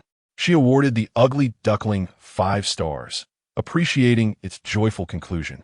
With a click, she submitted her ratings, exclaiming with the satisfaction of a small adult, as if she had accomplished something significant. Just as she was about to explore articles in other sections, Zhou Ma's voice called out, "Wash your hands, dinner is ready." The father and daughter then left the desk. Instances like Zhou's family are rare. Most children read independently. The readership of children's literature primarily consists of upper-grade elementary and middle school students who have begun to develop their own aesthetic sensibilities. Feedback regarding new quality articles consistently flows back to the magazine. In about half a month, the club week would arrive. Have you prepared anything for your club? After evening study, Lu Qingfeng, along with Lu Xan, Ho Xiaobing, and El Hui, bought fried snacks from a stall near the school gate. El Hui broached a currently popular topic among students. What is there to prepare? It's always the same. Just put on a show, invite reporters for an interview, and call it a day. Ho Xiaobing chewed on a fried chicken strip and grumbled. Lu Xian nodded in agreement. The third high school is not a prestigious institution. Its admission rates do not rank highly in the city. However, it still offers the requisite activities. For students, high school clubs hold little significance. Participation occurs, but there is scant time for engaging with club activities. After all, education in the country is not akin to the joyous learning experiences found in Japan or America. School ends at 2:30 p.m., allowing time for students to partake in club life. Thus, Club Week was instituted. Each semester, one afternoon is designated for students to fully engage in club activities. While the initiative is commendable, few schools can implement it effectively. Having a single day free is already a feat, let alone an entire week. Furthermore, typically only first and second-year students participate. Third-year students have their own responsibilities. This is the harsh reality. Schools, teachers, and parents are all focused on students' grades, with no one willing to shoulder the responsibility of declining performance. For instance, Ho Xiaobing did not join a club as he lacked the time. Lu Xian, on the other hand, did not mind the lack of structure. Lu Xian, tall and robust, joined the basketball club, while El Hui participated in the table tennis club. Lu Qingfeng only recently discovered he was a member of the film club. The basketball club is hosting a 5-on-5 competition. The table tennis club is doing something similar. What about you? Still making shorts in the film club? Huh? I don't know. Lu Qingfeng absent-mindedly chewed on a fried fish, his mind far removed from the conversation. Since the news of his article's publication in the magazine had spread through the school 2 days prior, he had felt the stirring of a nine-tailed fox legacy within him intensify. Today, with the release of children's literature, he sensed these occurrences becoming increasingly frequent and potent. By evening, he felt he was on the brink of the second activation. Chapter 19. New talent. 2 days passed until the morning of the 13th, during the third period, when Lu Qingfeng felt a tremor deep within his consciousness, originating from the nine-tailed fox inheritance. Soon, a refreshing aura spread from the depths of his mind, enveloping his entire being. He sensed a sudden enhancement in his perception of the external world, particularly his sensitivity to sound. He heard the whisper of the wind rustling through the treetops outside, the smacking sound of his deskmate, El Hui, indulging in Tang Seng's meat, the fidgeting noises of Lu Exen shifting restlessly on his chair, and the focused scribbling of Ho Xiaobing as his pen danced across the paper. The English teacher was lecturing at the podium, while students below exhibited various postures. These myriad sounds converged in his ears, creating a harmonious melody of distinct yet interwoven tones. With a mere thought, Lu Qingfeng realized this was his newfound bloodline talent, absolute pitch. In reality, absolute pitch is not as exaggerated as it sounds. It is the ability to discern the intervals and pitches of sounds without a reference note. In contrast, relative pitch involves identifying sounds with a reference point, a skill that most people can acquire through practice, particularly those engaged in music. Absolute pitch, however, is quite rare. The talent he obtained from his inheritance resembled a plus-max version, not only amplifying his sensitivity to sound, but also endowing him with an unimaginable aptitude for music. He could swiftly master various instruments and grasp music theory concepts with ease. What a remarkable gift! Lu Qingfeng pulled out his planning notebook and retrieved a pen. He did not believe that being an idol necessitated singing ability, yet with so many classic songs in his mind, it would indeed be a waste not to utilize them. Furthermore, producing albums and holding concerts could easily generate income.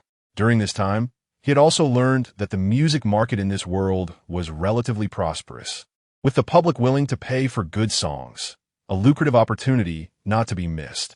The previously shelved music plan could now be set in motion. However, due to contractual issues, songwriting would have to wait, so he could begin by establishing his persona. When his group debuted, the management company had considered having one member pursue a musical genius image. However, as a small company with limited resources, they could not find a reliable ghostwriter, and thus the idea was abandoned. Lu Qingfeng felt fortunate for this, as it allowed him to confidently pursue this path. Creating a persona is not as simple as throwing it out there for recognition. Otherwise, management companies would not go to such lengths to package their artists. They generate press releases and buy traffic. Certain individuals are hailed for their extraordinary acting in new dramas or for dominating the red carpet. A well-crafted persona can attract attention. Lu Qingfeng understood his current limitations and resolved to employ straightforward methods. He would begin by purchasing books on arrangement and vocal techniques to learn from scratch. With his talent as an asset, he anticipated manageable progress. However, such study lacked immediacy. He needed to learn an instrument to demonstrate his musical prowess. Unsure of which instrument to choose, he decided to consult with professionals for their opinions. Ultimately, the most crucial aspect would be to showcase his skills. The internet, of course, was the optimal platform. Lu Qingfeng recalled that the management company had opened accounts for him on major social media platforms, but these accounts were controlled by the company. He felt a sense of regret, wishing he could regain them. Nevertheless, retrieving these accounts had both merits and drawbacks. The advantage would be alleviating initial attention deficits, while the disadvantage would be the potential for past negative impressions to resurface. Thus, he resolved to create new accounts instead. All that remained was acquiring a smartphone capable of internet access. The final hurdle, however, circled back to finances. Lu Qingfeng calculated that his expenses for food and drink had been considerable during this time, and with only a little over 1,000 remaining from his first payment, it was evident that purchasing a new phone meeting his filming requirements would not be feasible. He needed to expedite his submissions. That evening, he decided to seek out Yang Xiuxiu. Lu Xin, if you pull down my pants again while I'm urinating, I will not hesitate to retaliate. During the break after the third period, the four swordsmen of Class 2 headed to the restroom. Upon returning, El Hui was indignant, as Lu Xin, taking advantage of his height and strength, continued to embrace him. Don't be angry. Next time, I'll help you up. Get lost. El Hui pushed him away, ready to confront him. In their playful scuffle, they reached the classroom door when a bespectacled boy approached the four with polite demeanor. Greeting, Senor. I am here to seek out Senior Lu Qingfeng. Looking for me? Lu Qingfeng raised his head, but before he could speak, Lu Xin stepped forward. Who are you? And what do you want with a phone? I am Zhao Wenjie from Class 6 of the second year, the president of the film club. I am here to discuss matters regarding the club week. The polite sophomore, named Zhao Wenjie, continued. I would like to request your assistance in writing a script for the film club's annual short film presentation. Last semester, another member and I wrote one, but did not receive a good response. After reading your enchanting fairy tale, I thought to reach out to you. Lu Qingfeng understood the request, but was hesitant to accept. There was no benefit for him, and it would merely consume his time, which was already stretched thin. Yet, he suddenly recalled something. As a film club, they surely possessed professional filming equipment and computers for editing. It would be reasonable for him, as a screenwriter, to utilize these resources. With this thought, he agreed. Sure, are there any specific themes you'd like to focus on? Thank you so much. Zhao Wenjie beamed. There is no fixed theme, only one requirement. It should promote positive energy. Understood, that is very student-oriented. Lu Qingfeng nodded. All right, give me some time to consider it. Thank you for your help. Zhao Wenjie expressed his gratitude before departing. Lu Xin erupted with enthusiasm. Wow, a phone, you must give us a role in the film. El Hui nodded vigorously, and even host Xiaobing appeared intrigued. Of course, Lu Qingfeng replied dismissively, then recalled something. He picked up his homework notebook to find Teacher Chen. He had completed his entry for the new concept composition competition, initially planning to delay for a couple of days. However, with his tasks multiplying, he decided to finalize this matter first. When he arrived at the office, Teacher Chen was engaged in conversation with several other teachers. Upon noticing him, she greeted him with a warm smile. Teacher, I have finished the composition for the competition and brought it for you to review. Great. Let me take a look. Lu Qingfeng had maintained ongoing communication with her regarding the assignment and was aware of his progress, so Teacher Chen was not surprised. She put on her glasses and opened the notebook. Title, Hey, Come Out. Chapter 20. Hey, Come Out. The title seems somewhat peculiar, appearing at odds with Lu Qingfeng's original intention of writing an environmental-themed piece. Yet, she soon grasped the significance of the title. After a typhoon, the sky is clear. In the suburban vicinity, not far from the city, a village has suffered from the tempest's wrath. However, the damage is not severe. Only a small temple at the foot of the mountain has been uprooted. The opening is concise, yet adequately detailed, illustrating the initial cause of events while leaving an air of suspense. Following the typhoon, a gaping chasm appears near the small village, a profound abyss that seems to lead straight to the earth's core. A young man shouts into the void, Hey, come out. This marks the first instance of the title's theme being invoked. Subsequently, the plot unfolds briskly yet logically. The existence of the chasm becomes known to the outside world, attracting journalists, experts, and businessmen alike. A reporter, eager to secure a sensational story, witnesses a weight tied to a rope descend into the chasm and, unable to retrieve it, discreetly unfastens his own tether. Experts, after various studies yielding no conclusive results, propose to fill the chasm to safeguard their own authority. Ultimately, the chasm is exchanged for a brand new temple complete with a plaza, courtesy of the businessmen. They establish a company that utilizes the chasm for waste disposal, casting refuse into its depths. In the story's conclusion, due to the chasm's presence, the sky becomes bluer, the sea clearer, and the city cleaner. A construction worker resting on a rooftop hears an unusual sound. Hey, come out. This phrase appears for the second time, creating a resonant echo, intertwined with the stones that fall from the sky. Although the narrative abruptly halts here, it leaves ample room for imagination, laden with meaning. Did you write this? Teacher Chen removed her glasses, unable to suppress her astonishment. The quality of this piece is so high that she felt it would be a pity not to submit it to the new concept writing competition. The article's unique perspective, rich imagination, and profound character portrayals left a lasting impression on her, even after a single reading. While the beginning seemed to stray from the environmental theme, the twist at the end is intricately woven and undoubtedly the most breathtaking aspect of the entire work. To put mildly, Teacher Chun was filled with goosebumps. It's mainly due to your insightful guidance. I always gain a lot from our discussions, Lu Qingfeng remarked with high emotional intelligence, feeling fortunate to have been well prepared.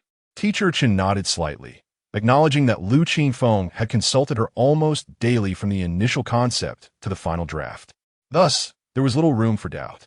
However, the effectiveness of the piece ultimately depends on the author's skill in penning it down.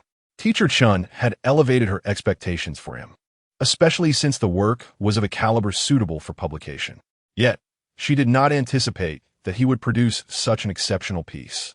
This kind of work would have no issues in either the preliminary or semi-final rounds.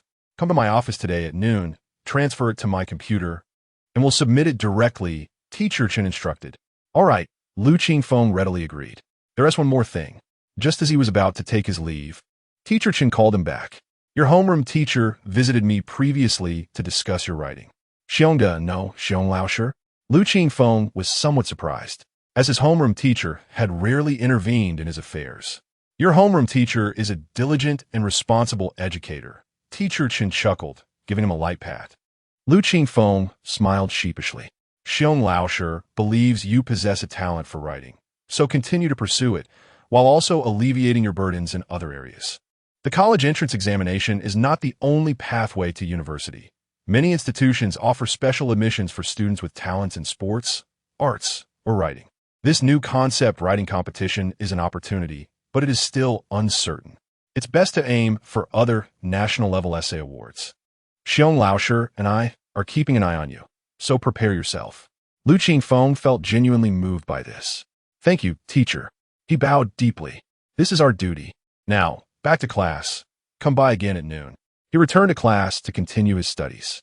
After lunch, he returned to the office, converted the article into a document on the computer, and submitted it to the new concept writing competition's email. Having completed another task, Lu Qingfeng felt a sense of ease. It was Saturday, and the school only had half a day of classes. Several close friends had already left, and he decided to purchase the books and instruments he needed for studying music. Numerous bookstores surrounded the school, and Lu Qingfeng entered the largest one. Unfortunately, they did not have the books he sought. He tried other bookstores, but to no avail. They were stocked with various exam papers and exercise books. It seemed he needed to find a larger bookstore. Thus, he decided to focus on the instruments first. Interestingly, there were plenty of music shops near the school, likely due to the many art students attending the school. He stepped into a shop named Tianyin Musical Instruments. According to the sign, they sold instruments and provided lessons. Inside, a young woman was idly playing on her phone. Upon hearing the entrance, she quickly stood up. Welcome, classmate. How may I assist you? I would like to choose an instrument, something like. Lu Qingfeng gestured, uncertain of what he wanted. Guitar, harmonica, or ukulele. The woman, likely not yet 30, recognized that Lu Qingfeng was probably inexperienced and had only recently developed an interest in music rather than being a professional art student. Thus, she suggested these options, as they were easy to learn and popular among enthusiasts. No, what is the most difficult instrument to learn here? Lu Qingfeng specified his request, adding, but should it be too expensive or too large? This addition reflected his practicality, as he could not afford something expensive, nor did he have the means to carry or store a large instrument. The woman appeared perplexed. His request did not seem to align with a genuine interest in learning an instrument, but rather as a spontaneous curiosity. After all, who would enter a store and immediately inquire about the most challenging instrument without a clear goal? Nevertheless, her professional demeanor prevailed, and she replied, that would be the violin. Why? Lu Qingfeng's impression of the violin was one of elegance, but beyond that, he had little knowledge. Nonetheless, this instrument indeed met his criteria. Playing the violin certainly held a higher prestige than strumming a guitar, didn't it? The violin, being a string instrument, lacked fixed pitches, The sound produced required one to discern it through ear training, a feat many could not achieve. Moreover, mastering the bowing technique and the coordination between the left and right hands necessitated prolonged practice. Achieving even a basic level of proficiency could take an ordinary person about a year, whereas other instruments might only require 3 months. Chapter 21. Bargaining to the artery, is it truly that challenging? A year to grasp the basics seems rather exaggerated to Lu Qingfeng. Had he not possessed the gift of absolute pitch, he would have certainly refrained from wasting his time. Yet, now he has resolved to take on the challenge. Moreover, the more difficult it is, the more it showcases his musical talent. Indeed, if one merely pursues it out of fleeting interest, I would not recommend the violin, as the lack of positive feedback from prolonged practice can easily lead to abandonment. To be frank, it might be a bit late for you to start now, making significant achievements quite difficult. The girl assisting him is rather conscientious, choosing honesty over flattery for the sake of business. All right then, I would like to purchase a violin. Lu Qingfeng states, growing increasingly convinced that the violin is a commendable choice. The girl in the instrument shop rolls her eyes, realizing her previous comments were in vain. However, since he is eager to buy, it would be unreasonable to turn away potential business. What are you looking for? She asks, assessing his apparent lack of knowledge about violins.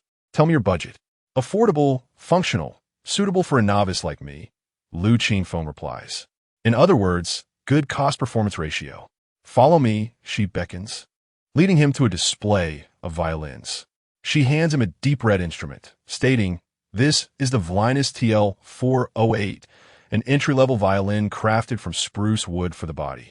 With a patterned maple back, ebony fittings, hand-painted and meticulously inlaid. Although it is a domestic brand, it offers remarkable value and can also serve as an intermediate instrument." Lu Qingfeng examines it closely, yet cannot discern its qualities and immediately inquires about the price. How much is it? The official price is $10.99, but since it's your first visit, I can offer it to you for $10.50. Lu Qingfeng gasps, that price is exorbitant for me. I would have to spend my entire savings. He recalls seeing cheaper options online and begins to negotiate. The violins priced at a few hundred or even over $100 are made from inferior materials and exhibit poor craftsmanship. They are hardly distinguishable from firewood. For a novice, starting with such an instrument would be disastrous. The quality of sound and tone is crucial in violin playing, and a subpar violin will only hinder a beginner's ability to assess these qualities accurately. If you genuinely wish to learn, it is best to invest in a good instrument. Convinced yet financially constrained, Lu Qingfeng gazes earnestly at her. Sister, I truly want to learn the violin, but as a student, my funds are limited. Could you perhaps offer me a discount? The girl instinctively prepares to refuse. After all, running a business is about making a profit. Yet, when her gaze meets his, the words fail to escape her lips. Why had she not noticed before? This boy possesses a certain charm. His features are striking, though his short stature, disheveled hair, and lackluster skin obscure his brilliance. Yet those eyes, too beautiful to ignore, hold a captivating allure. The upward-turned corners, distinct double eyelids, and clear, bright irises resemble ink swirling in crystal water. Under the earnest gaze of his pleading eyes, resisting his request becomes impossible. Fine, I can lower it by another 950. It truly cannot go any lower. The girl resolutely sets the bottom line. While effective, Lu Qingfeng is still unsatisfied, feeling there remains room for further negotiation. Sister, I genuinely lack the funds, yet my passion for the violin is immense. Surely, you do not wish to stifle a child's musical dreams? 900 is the absolute lowest. I'm not making a penny off that. The girl clenches her teeth. Sister, stop right there. I can throw in 2 trial lessons. She closes her eyes, as if battling tears. Her inner self questions, what am I doing? But, unable to resist that gaze, she finds herself wanting to acquiesce to his plea. Thank you, sister. I shall take this one. He realizes he must not push too far, lest she refuse to sell altogether. After completing the transaction, the girl, somewhat disheartened, packages the violin for him. The violin is rather delicate. You should buy a case. Sister, do not even think about it. I will not be giving you a case. Lu Qingfeng barely opens his mouth before she shoots him a wary glance. Amused, he chuckles softly. No, I meant to ask your name. I am Lu Qingfeng. Suke. Since you have classes on Saturdays, you must be in your final year of high school. The 2 trial lessons are for you. Come by next weekend. Do not underestimate the value of this. Our violin lessons cost 300 each. She speaks with a hint of irritation, evidently still bothered by selling the violin at a loss, yet she kindly arranges the complimentary lessons. All right, goodbye, Kajia. Lu Qingfeng exits. Clutching the violin. Once again, he finds himself short on funds. Walking down the street, he reflects on the common saying that pursuing the arts is a costly endeavor. A beginner's violin already costs nearly 1,000, and better instruments can easily reach several thousand. This is merely the least of his expenses. Hiring a competent teacher will lead to ongoing financial strain. According to Succubus, a single lesson costs 300, even at 1 lesson a week. That amounts to 1,200 a month, exceeding 10,000 annually. The thought of how long the learning process will take is daunting. Lu Qingfeng shakes his head, dismissing these worries. Upon returning home, he places the violin carefully and assesses his finances. He has roughly 100 left in cash, but the kitchen is well stocked, supplemented by a month's worth of meals credited to his school cafeteria. For now, he need not fret about food.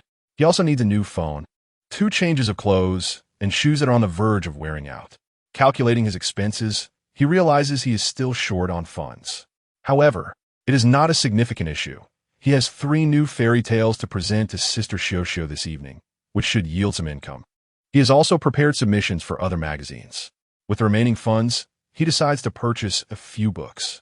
Lu Qingfeng is a planner, someone who adheres to established steps. Therefore, despite his dwindling funds, he intends to acquire what he needs. After tidying up, he ventures out, inquiring about nearby bookstores, eventually arriving at the largest one in the area, Samway Bookstore. The selection is extensive, and he quickly finds the books he requires: basic music theory, fundamentals of composition, insight singing, and ear training, totaling 78 yuan. With his funds nearly depleted, Lu Qingfeng feels a sense of accomplishment having fulfilled his goal. He treats himself to a fried chicken cutlet before heading home. Not in a hurry, he meanders along, intentionally taking a longer route through a city park. Sitting on a bench, he enjoys his meal when suddenly he hears the distant cries of a child, growing louder as it approaches. Chapter 22, Mother, are you selling my brother? Lu Qingfeng turned his head and observed an elderly woman in her 50s approaching along the park path. She cradled a child in her arms, swathed in clothing to shield him from the cold. The child's cries were muffled beneath the layers. Initially, he had no intention of interfering, yet the woman's behavior struck him as peculiar. As she hurriedly walked closer, she hesitated upon noticing him, instinctively taking 2 steps away from him. Tightening her grip on the child, she then veered onto another path. Lu Qingfeng first assumed she was a grandmother out for a stroll with her grandson, who was now unwell, prompting her to hasten home. This route was indeed the shortest to the park's exit. However, the sudden change in direction seemed odd, especially as the child cried so pitifully without the elderly woman offering any comfort. Though a flicker of doubt crossed his mind, he dismissed it, reasoning that such occurrences were unlikely in broad daylight. Clang! Just then, the woman stumbled slightly, and an object fell from the child's grasp. It was a handheld toy adorned with bells. Let me help you. It must be cumbersome to hold the child, Lu Qingfeng offered as he stepped forward. Thank you, young man, the elderly woman replied with a strained smile. Not at all, he said, handing her the toy. Just as she reached for it, he abruptly pulled it back. It's dirty. Allow me to clean it before giving it to you. Children tend to put their fingers in their mouths, and this could harbor bacteria. He began to walk towards the public restroom, where he could wash it. No need, it's too much trouble. Just hand it over, she insisted. Not at all. It won't take long. Do you live nearby, Andy? Lu Qingfeng replied, striking up a casual conversation. Yes, young man. My grandson is unwell, so I need to hurry home. There's no need to wash the toy. The elderly woman visibly grew anxious, snatching the toy from him and hastening back towards the park's entrance. Lu Qingfeng's suspicions deepened. He contemplated seeking help, recalling that individuals engaged in such activities were often quite reckless, and he didn't wish to involve himself. However, the park was secluded, and, at midday, there were no passers-by in sight. Reluctantly, he decided to follow her. "Auntie, may I carry the little brother for you? You seem tired," he offered. No, I'm fine. But thank you. You're a good young man. There aren't many like you these days." She forced a smile, noticing his school uniform. "You must be a student. Hurry home to do your homework. My house is just around the corner." Qingfeng felt a stir in his heart. "Yes, Andy, I'm in middle school." "Good. Go home now." At that moment, he was entirely convinced that this was a case of exploitation. Residents living nearby would undoubtedly recognize the school uniform emblazoned with its name. Yet, he refrained from continuing to follow as he noticed the elderly woman's growing impatience and wariness. He halted his steps. "Take care, Annie." She nodded hastily and quickened her pace. Qingfeng waited a moment, allowing her to distance herself before resuming his pursuit, keeping her within his sight. Thus, they walked through the park's exit, one trailing the other. Upon exiting, they reached a crossroads with a parking lot ahead and shops lining the street, where pedestrians had begun to appear. Qingfeng observed the elderly woman approaching a van parked at the roadside. He noted the vehicle's license plate, then sprinted forward, embracing the woman and bursting into tears. "Mother, please don't leave. I know Dad dislikes you for being old and unattractive and has found a younger mistress. But I can't bear to lose you." What a melodramatic family drama this is. On a spring afternoon, when many shopkeepers were either dozing off or absorbed in their phones, Qingfeng's loud wail drew their attention. Passers-by turned to witness the spectacle. After all, human nature is inherently curious. While Qingfeng wailed dramatically, the elderly woman immediately recognized him as the middle school student who had been lingering in the park. Realizing she had been exposed, her heart raced in frustration as the crowd began to gather. The van's occupants, sensing something was amiss, emerged as the door swung open. Qingfeng seized the moment to shout, "Mother, I know about your affair. Are you planning to take my brother with you?" He gestured towards the two individuals stepping out of the vehicle. The crowd's gaze shifted toward the van, murmurs of disbelief spreading. The elderly woman and her accomplices panicked. The longer they lingered, the more likely the police would arrive. Determined, the woman contemplated abducting both Qingfeng and the child. "All right, you can come with me and your mother." She forced a smile, attempting to regain control. "No, I prefer my new mother. Just give me my brother, and you can seek your own happiness," Qingfeng declared. The elderly woman grasped the implications of his words. While she could leave, the child must remain. Her mind raced. Escaping with her cargo now seemed impossible. The clever young man was like a cunning fox, and she feared he might have a trick up his sleeve. Yet, the thought of relinquishing the money they anticipated was equally intolerable. "Mom, are you selling my brother?" Qingfeng cried out again, his voice piercing the air. Before the elderly woman could fully process her options, she found herself thrusting the wailing child into Qingfeng's arms, glaring at him with venomous eyes before hastily departing with her accomplices. Qingfeng promptly approached a nearby middle-aged man. "Sir, please call the police immediately." "Excuse me?" The man appeared bewildered, thinking family disputes typically didn't necessitate police intervention. Those individuals are traffickers, and this child is one they have taken from somewhere. Qingfeng explained clearly. "Ah, I see." The middle-aged man suddenly understood and dialed the number. After reporting the situation and providing the license plate he had noted, Qingfeng felt a surge of relief. "Well done, young man," the man praised as he ended the call. Around them, several bystanders expressed their admiration and denounced the traffickers with fervent disdain. Qingfeng accepted their accolades with a sense of pride, but then remembered something crucial. "Sir, could you please check the park for the child's parents? I suspect they might be in the fitness area, and they must be frantic about their child going missing. The police told me to wait here, but I cannot leave." "Of course, I'll head there right away," the middle-aged man replied without hesitation. Before the child's parents could arrive, the police were the first to show up. Chapter 23. They all say I am foolish, but in truth, I possess a remarkable wit. Upon receiving an urgent report regarding a grave case of child trafficking, the authorities responded with utmost seriousness. The nearby police station dispatched officers without delay. The sirens blared as the police vehicle raced to the scene. After parking, a man with a pronounced stubble approached, flanked by two officers. "Hello, who made the report?" he inquired. "Officer, we're the ones who called," replied Qingfeng. As more onlookers gathered, they began to chatter excitedly before Lu Qingfeng could utter a word. The bearded man, clearly annoyed by the commotion, raised his voice to restore order. Enough! Let the person who reported speak. Others with pertinent information may share it with my colleagues. At last, the crowd quieted down, allowing Lu Qingfeng, who was soothing a child, to step forward. Out of professional habit, the bearded man scrutinized the youth from head to toe. He noted the faded, black and white school uniform and the inexpensive canvas shoes that, despite being relatively clean, bore cracks on the sides due to prolonged wear. A closer inspection revealed remnants of glue, suggesting past repairs. The boy's hair appeared dry and lifeless, and his thin arms raised concerns that they might snap with the slightest exertion. The child's living conditions seemed dire. Generally, children from struggling families grapple with psychological issues to varying degrees. With this thought in mind, the bearded man approached the boy. "Young student, did you make the report?" "Yes, officer," Lu Qingfeng replied, lifting his gaze to reveal bright, optimistic eyes. The officer was momentarily taken aback, for the boy's eyes did not match the psychological profile he had formed. They radiated joy and relief at their arrival. He softened his tone, saying, "Young student, I am Wu Ming, the chief of the nearby police station.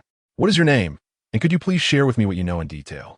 "Well," Lu Qingfeng began, recounting how he had noticed something amiss with an elderly woman in the park, approached her, followed her here, and subsequently managed to keep her engaged. He concluded with, "By the way, officer, the trafficker drove away. Did you pursue them?" His concern stemmed primarily from the unsettling look in the elderly woman's eyes. "Rest assured, our team is in pursuit. The information you provided was exceedingly accurate. They cannot escape." "That's a relief," Lu Qingfeng said, feeling reassured that once apprehended, the culprits would likely face justice. Just then, the child's mother arrived, accompanied by a middle-aged man. Upon seeing Lu Qingfeng cradling her infant, she cried out in joy. The child, not yet a year old, had ceased crying under Lu Qingfeng's gentle coaxing. He handed the baby back to the young mother, who embraced her recovered child tightly, repeatedly expressing her gratitude to the middle-aged man. "Don't thank me. Thank this young man here, for he is the one who saved your child," the man insisted, pushing Lu Qingfeng forward. Thank you, little brother. I truly do not know how to repay you," the young mother sobbed, overwhelmed with emotion. Lu Qingfeng smiled shyly. "It was nothing.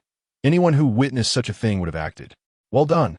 A voice rang out from the crowd, followed by applause, which others joined in, their gazes filled with admiration. Wu Ming chuckled lightly and said, "All right, everyone, this is a serious matter. I need the two involved to accompany me to take a statement." This was standard procedure. Ordinary civil disputes did not require such formalities, but in significant criminal cases, it was essential for the parties involved to recount their experiences for the police to understand the situation. As the crowd gradually dispersed, Wu Ming led Lu Qingfeng and the young mother to the police vehicle. A young officer took the wheel while Wu Ming settled into the passenger seat, fastening his seatbelt. Suddenly, he turned to Lu Qingfeng. "Lu, how did you come to suspect that man was a trafficker? It is rare for someone to have such awareness in such situations." His tone was casual, akin to friendly conversation. "Initially, I wasn't entirely sure, but when I told her I was a middle school student, she failed to recognize me.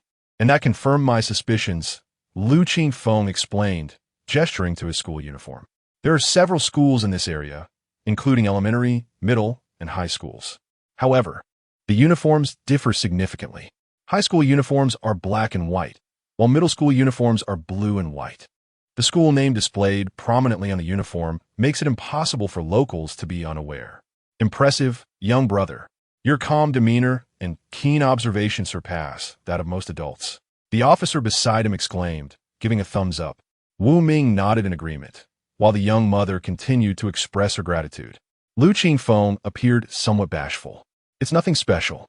My grades at school aren't great. My teachers often call me foolish, but sometimes I feel rather clever." The young mother, still teary-eyed, chuckled softly at his modesty. Realizing her laughter might be inappropriate, she quickly reassured him, "Your academic performance does not define your intelligence. Perhaps your talents lie elsewhere." "I believe that too," Lu Qingfeng grinned, his fox-like eyes narrowing in delight. The young mother felt a sudden flutter in her heart, as if she had been jolted awake. Wu Ming grew increasingly intrigued by the youth and continued his inquiry. What happened next? After leaving the park, with more people around, why did you not expose their identities, but instead allowed them to escape? It's quite simple. I feared they might act out of desperation. One can never be certain they are unarmed. Human trafficking is a heinous crime, and should I reveal their identities, they would undoubtedly resist arrest, leading to a potentially uncontrollable situation. Not only would the child be in danger, but bystanders could also be harmed. I believed that the police would apprehend them eventually. His reasoning was sound, leaving the others momentarily speechless. Wow, little brother, you are truly remarkable. How did you come to such conclusions in such a short time? Are you really a high school student? The officer beside him marveled. In reality, encountering criminal activity is best handled with a composed strategy rather than reckless confrontation, all while ensuring personal safety and managing the situation.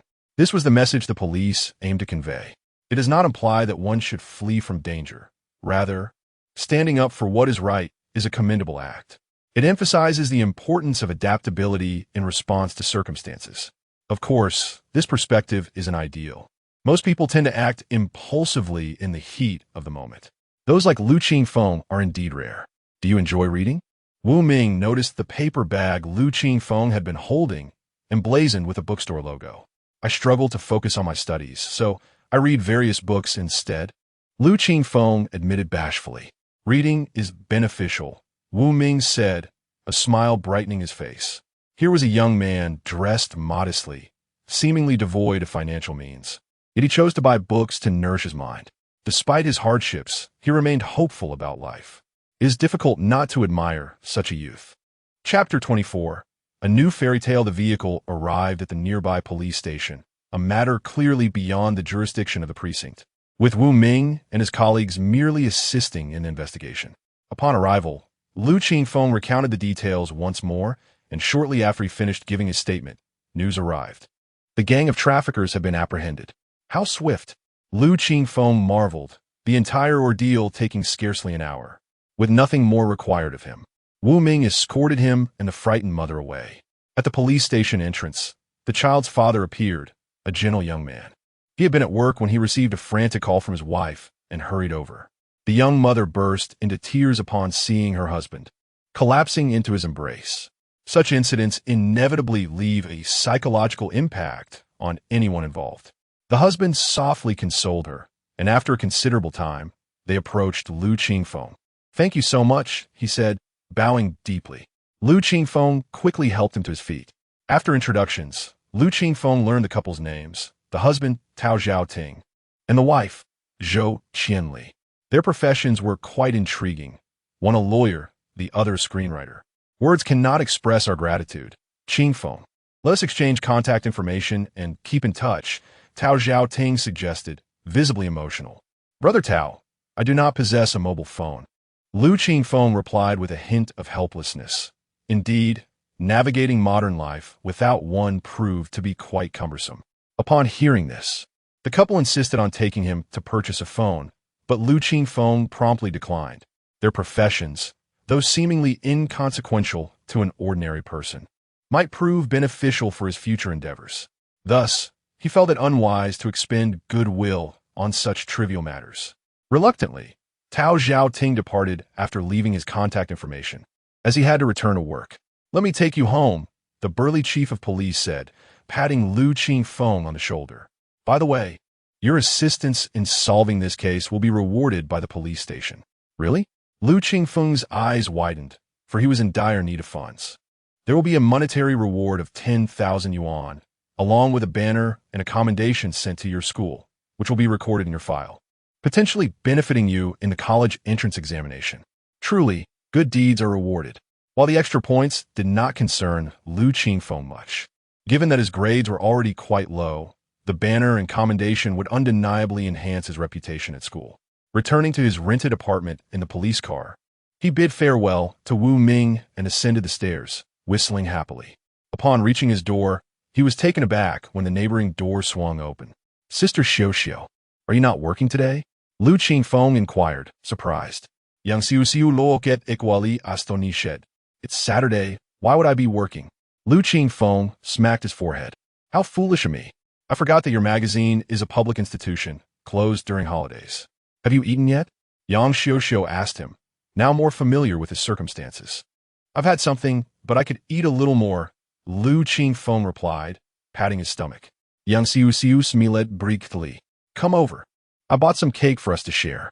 Not one to refuse, he followed her into the room, setting his book bag aside after taking a seat. Yang Xiuxiu emerged from the refrigerator with 2 small cakes. Noticing the bag adorned with the logo of Samway Bookstore on the table, she asked, did you buy books? Yes. A few titles that piqued my interest, he replied. Is my money sufficient? If not, do let me know. Their growing familiarity allowed Yang Xiuxiu to speak more freely. Knowing Lu Qingfeng was unconcerned about such matters. You're still growing. Don't overexert yourself. At this, Lu Qingfeng felt a pang of frustration. His current height barely reached 1.7 meters, which left him dissatisfied. The prime years for growth are typically between the ages of 10 and 16, and he was uncertain if he would grow any taller now. If not, he could only place his hopes in the inheritance of a 9-tailed fox. Oh, by the way, after taking a bite of the Black Forest cake, Lu Qingfeng suddenly remembered something. He stood up, returned to his apartment, and came back with his homework notebook. The new story is finished. I had intended to give it to you tonight. Yang Xiuxiu's eyes sparkled with excitement as she set aside her cake, eagerly flipping through the pages. The content retained Lu Qingfeng's unique style, featuring initial inspirations and outlines, followed by various openings leading to the final draft. She began with the first story. The Emperor's New Clothes. Once upon a time, there was an emperor who adored new garments, spending every moment pondering exquisite attire, neglecting all else. One day, 2 individuals arrived in the emperor's kingdom, claiming they could weave a marvelous garment visible only to the wise, while the foolish would remain oblivious. Thus, the entire realm feigned the ability to see the garment, until a child exposed the ruse. A perfect satire. What dad does is always right. In a humble village lived a poor elderly couple. The wife urged her husband to trade their sole horse for something of value. But what should he exchange it for? You never make mistakes. To see what you can get, she said. The husband traded the horse for a cow, the cow for a sheep, the sheep for a goose, and the goose for apples. 2 wealthy gentlemen learned of this and wagered the husband would be scolded by his wife. However, when she received the apples with delight, she kissed him instead. Though impoverished, their joy was invaluable. This last line prompted Yang Xiuxiu to glance up at the boy across from her, who was savoring his cake with a look of blissful satisfaction. What is it? He asked curiously. Nothing, she replied, smiling gently before turning her attention to the final piece. Thumbelina. Unlike the previous tales, this one was whimsical and imaginative, yet equally high in quality. After finishing all 3 stories, she exhaled deeply. Well? Lu Qingfeng inquired after finishing his cake. They're all masterpieces. I'll keep them. We have a discussion meeting for a new column next week, and with these 3 pieces, I can speak with the editor about securing additional promotional resources for you. Yang Xiuxiu beamed with happiness. As an editor, her primary role was to connect with writers, and being newly employed, she had limited resources. The higher the quality of Lu Qingfeng's work, the more advantageous it would be for her. Putting away the homework notebook, she noticed Lu Qingfeng watching her intently and instantly understood. These 3 pieces amount to about 15,000 words, with a fee of 3,000 yuan. How about I give you part of the payment now? Yang Xiuxiu said, a hint of shyness in her voice. Writer fees are typically not disbursed by editors, and she had previously covered the last payment herself. She had only recently started working, likely earning a modest salary, and with expenses for living and rent, she might need to ask her family for assistance. Lu Qingfeng understood this, and, while disappointed, felt no resentment over such trivial matters. No need, Sister Xiuxiu, it's my issue. He then shifted the subject. Sister Xiuxiu, when you're not using it, could I borrow your computer? Of course, no problem at all, Yang Xiuxiu readily agreed, not questioning his intentions. Lu Qingfeng intended to utilize the computer for submitting additional works. The article has been completed. It merely awaits a computer to transform it into an electronic document for submission. Chapter 25. Commendation and speech. 3 days have swiftly passed. Unlike a novel, Reality is replete with significant events, and Lu Qingfeng's life continues in its routine manner. He attends school each day and returns in the evening to borrow Yang Xiuxiu's computer for his writing endeavors. Notably, he is finally free from the burden of homework and has liberated himself from the daily torment of copying assignments each morning. It is often said that the third year of high school represents the pinnacle of a person's intelligence and knowledge. He believes that his energy mirrors this sentiment. Otherwise, it would be impossible to complete such a multitude of assignments while still managing to rise early and maintain a vigorous state for school. In the time he is freed up, he has immersed himself in the absorption of musical knowledge. It is undeniable that the legacy of the nine-tailed fox is formidable. Upon first encountering theories related to music, he found that even without external explanations, he could effortlessly absorb and understand the concepts. Everything felt as simple as drinking water. Lu Qingfeng was bewildered, yet profoundly impressed. This inexplicable and domineering talent allowed him to experience a sensation exclusive to top students. One can only imagine that those genius students who solve problems with the ease of a leisurely stroll share similar feelings. Indeed, having talent allows one to act with impunity. Enthralled by the world of music, he was not interrupted until Wednesday. The second period on Wednesday morning was history class, and the teacher, an elder nearing 60, spoke with a resonant voice and clear enunciation. Occasionally, he would share anecdotes from his past, making the class lively and engaging. This was the only lesson Lu Qingfeng found intriguing. Just a few minutes into the lesson, the homeroom teacher, Mr. Xiong, knocked on the door, interrupting the class. "Excuse me, Mr. Gao, I need to speak with Lu Qingfeng," he said, gesturing for Lu Qingfeng to come over. Curious glances from classmates followed as he rose to comply. The complexity in Mr.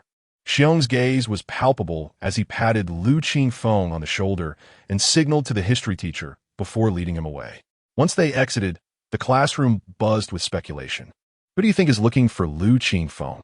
Could it be his parents? I just saw a police car enter the school. Could it be related to him? I doubt it.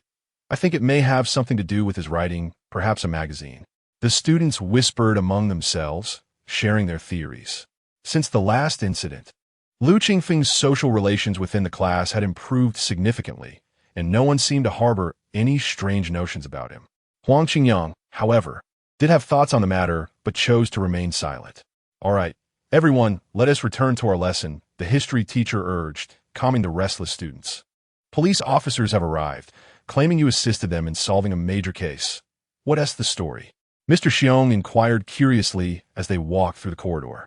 He now viewed this previously indifferent student with newfound respect. First, an article published in a magazine, then participation in a new concept writing competition, and now he was involved in aiding the police. The transformation of this once troubled youth into a commendable individual seemed almost magical. Lu Qingfeng succinctly recounted the events of the previous days. "So, while on my way to buy books, I passed through a park and encountered a child trafficker. I managed to rescue the child." Mr. Xiong was taken aback, his words stumbling over themselves. "That was after you purchased the books," Lu Qingfeng clarified. Mr. Xiong found the situation utterly ludicrous. He had expected mere assistance, perhaps a call to the police, but instead, Lu Qingfeng had actively participated in the case. Now Mr. Xiong was not merely impressed, he was astounded. As they arrived at the principal's office, they knocked on the door, and a calm voice beckoned them to enter. Upon entering, Lu Qingfeng was greeted by the familiar visage of the principal, Mr. Jean, alongside another police officer. Mr. Jean, in his 40s, was in the prime of his life, and upon seeing the two enter, he rose with a warm smile. "Is this Lu Qingfeng? Excellent. Truly commendable for a student of our school, displaying such composure at a young age. A role model for the youth." Mr. Jin's praise was as pleasing as it was genuine. Lu Qingfeng respectfully greeted the principal. "Let me introduce you," Mr. Jin said, gesturing towards the officers. "This is Mr. Wu Ming, the chief of the Pingge Road Police Station, and Mr. Wang Chuan, a detective from the Hongbing District Police Department. They are here to commend you, Lu Qingfeng." Mr. Wu and Mr. Wang presented a banner and a certificate of honor. Saluting Lu Qingfeng, "We appreciate your contribution to maintaining public safety." Lu Qingfeng promptly returned the gesture. Following the formalities, there were inevitable photo opportunities and handshakes. In a few days, our media will want to interview you, Lu Qingfeng. Please prepare yourself, Mr. Wang mentioned. It will be our own media platform, and we will communicate the questions in advance, so you need not worry, Mr. Wu added. The story of your actions deserves to be widely shared, and we will certainly respect your schedule as a third-year student, ensuring it does not interfere with your studies. Lu Qingfeng could hardly object. Such an opportunity to cultivate a positive public image was one he eagerly welcomed. Wonderful, wonderful. Mr. Jean beamed. Your spirit of bravery and altruism should be disseminated widely. As it happens, it is time for the school to engage in morning exercises.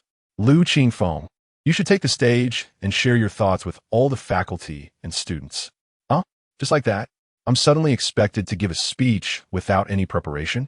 Lu Qingfeng was taken aback. The homeroom teacher shared his concerns. Principal, is this too abrupt? Shouldn't we wait a couple of days? Mr. Jean waved his hand dismissively. It's not a formal speech. Just share your thoughts and set an example for the students. Lu Qingfeng has experience on stage and can write, so it should be no issue, right? Lu Qingfeng? Mr. Jean was a meticulous individual, having gathered information on Lu Qingfeng beforehand. Thus, he had a decent understanding of the student's capabilities. What could Lu Qingfeng say? He acquiesced, recognizing there was nothing to fear. He was not concerned about the attention this would garner. He was more worried about any potential detriment to himself. This school-wide speech presented a splendid opportunity to enhance his personal narrative.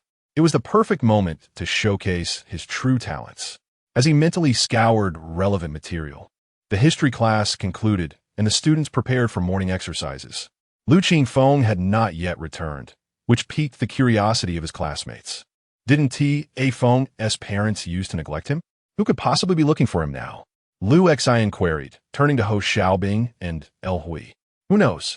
With the homeroom teacher here, it's probably not someone suspicious, Ho Xiaobing reassured, suggesting they proceed with the exercises and inquire upon Lu Qingfeng's return. The others nodded in agreement. At that moment, Huang Qingyang sauntered over with a mischievous grin. Did anyone see the police car enter the school? And then Lu Qingfeng was taken away by the homeroom teacher. Do you think it's related? Upon hearing this, the trio sensed mischief brewing. Lu Xian shot him a glare. Get lost. We don't converse with those who deceive for food. Huang Qingyang's expression faltered for an instant, but he quickly recovered. It is evident that he has been caught after stealing. Just look at his wretched appearance. His shoes are tattered. Upon expressing his fear of being beaten, he immediately fled. Lu Xian, filled with anger, was about to chase after him when he was restrained by Ho Xiaobing. That incessant gossip of his is tiresome. Let it be, Ho Xiaobing remarked. Lu Xian then relented. As they assembled on the playground, the music had yet to play, but they noticed a makeshift platform had been erected in front, adorned with a microphone. Soon after, Ho Xiaobing and the others spotted their dear friend arriving at the stage alongside the principal. Chapter 26. Read books. He noticed two uniformed police officers alongside the head teacher, Xiongda. Ho Xiaobing felt a twinge of curiosity, but observed that his close friend appeared calm, as if nothing significant was amiss.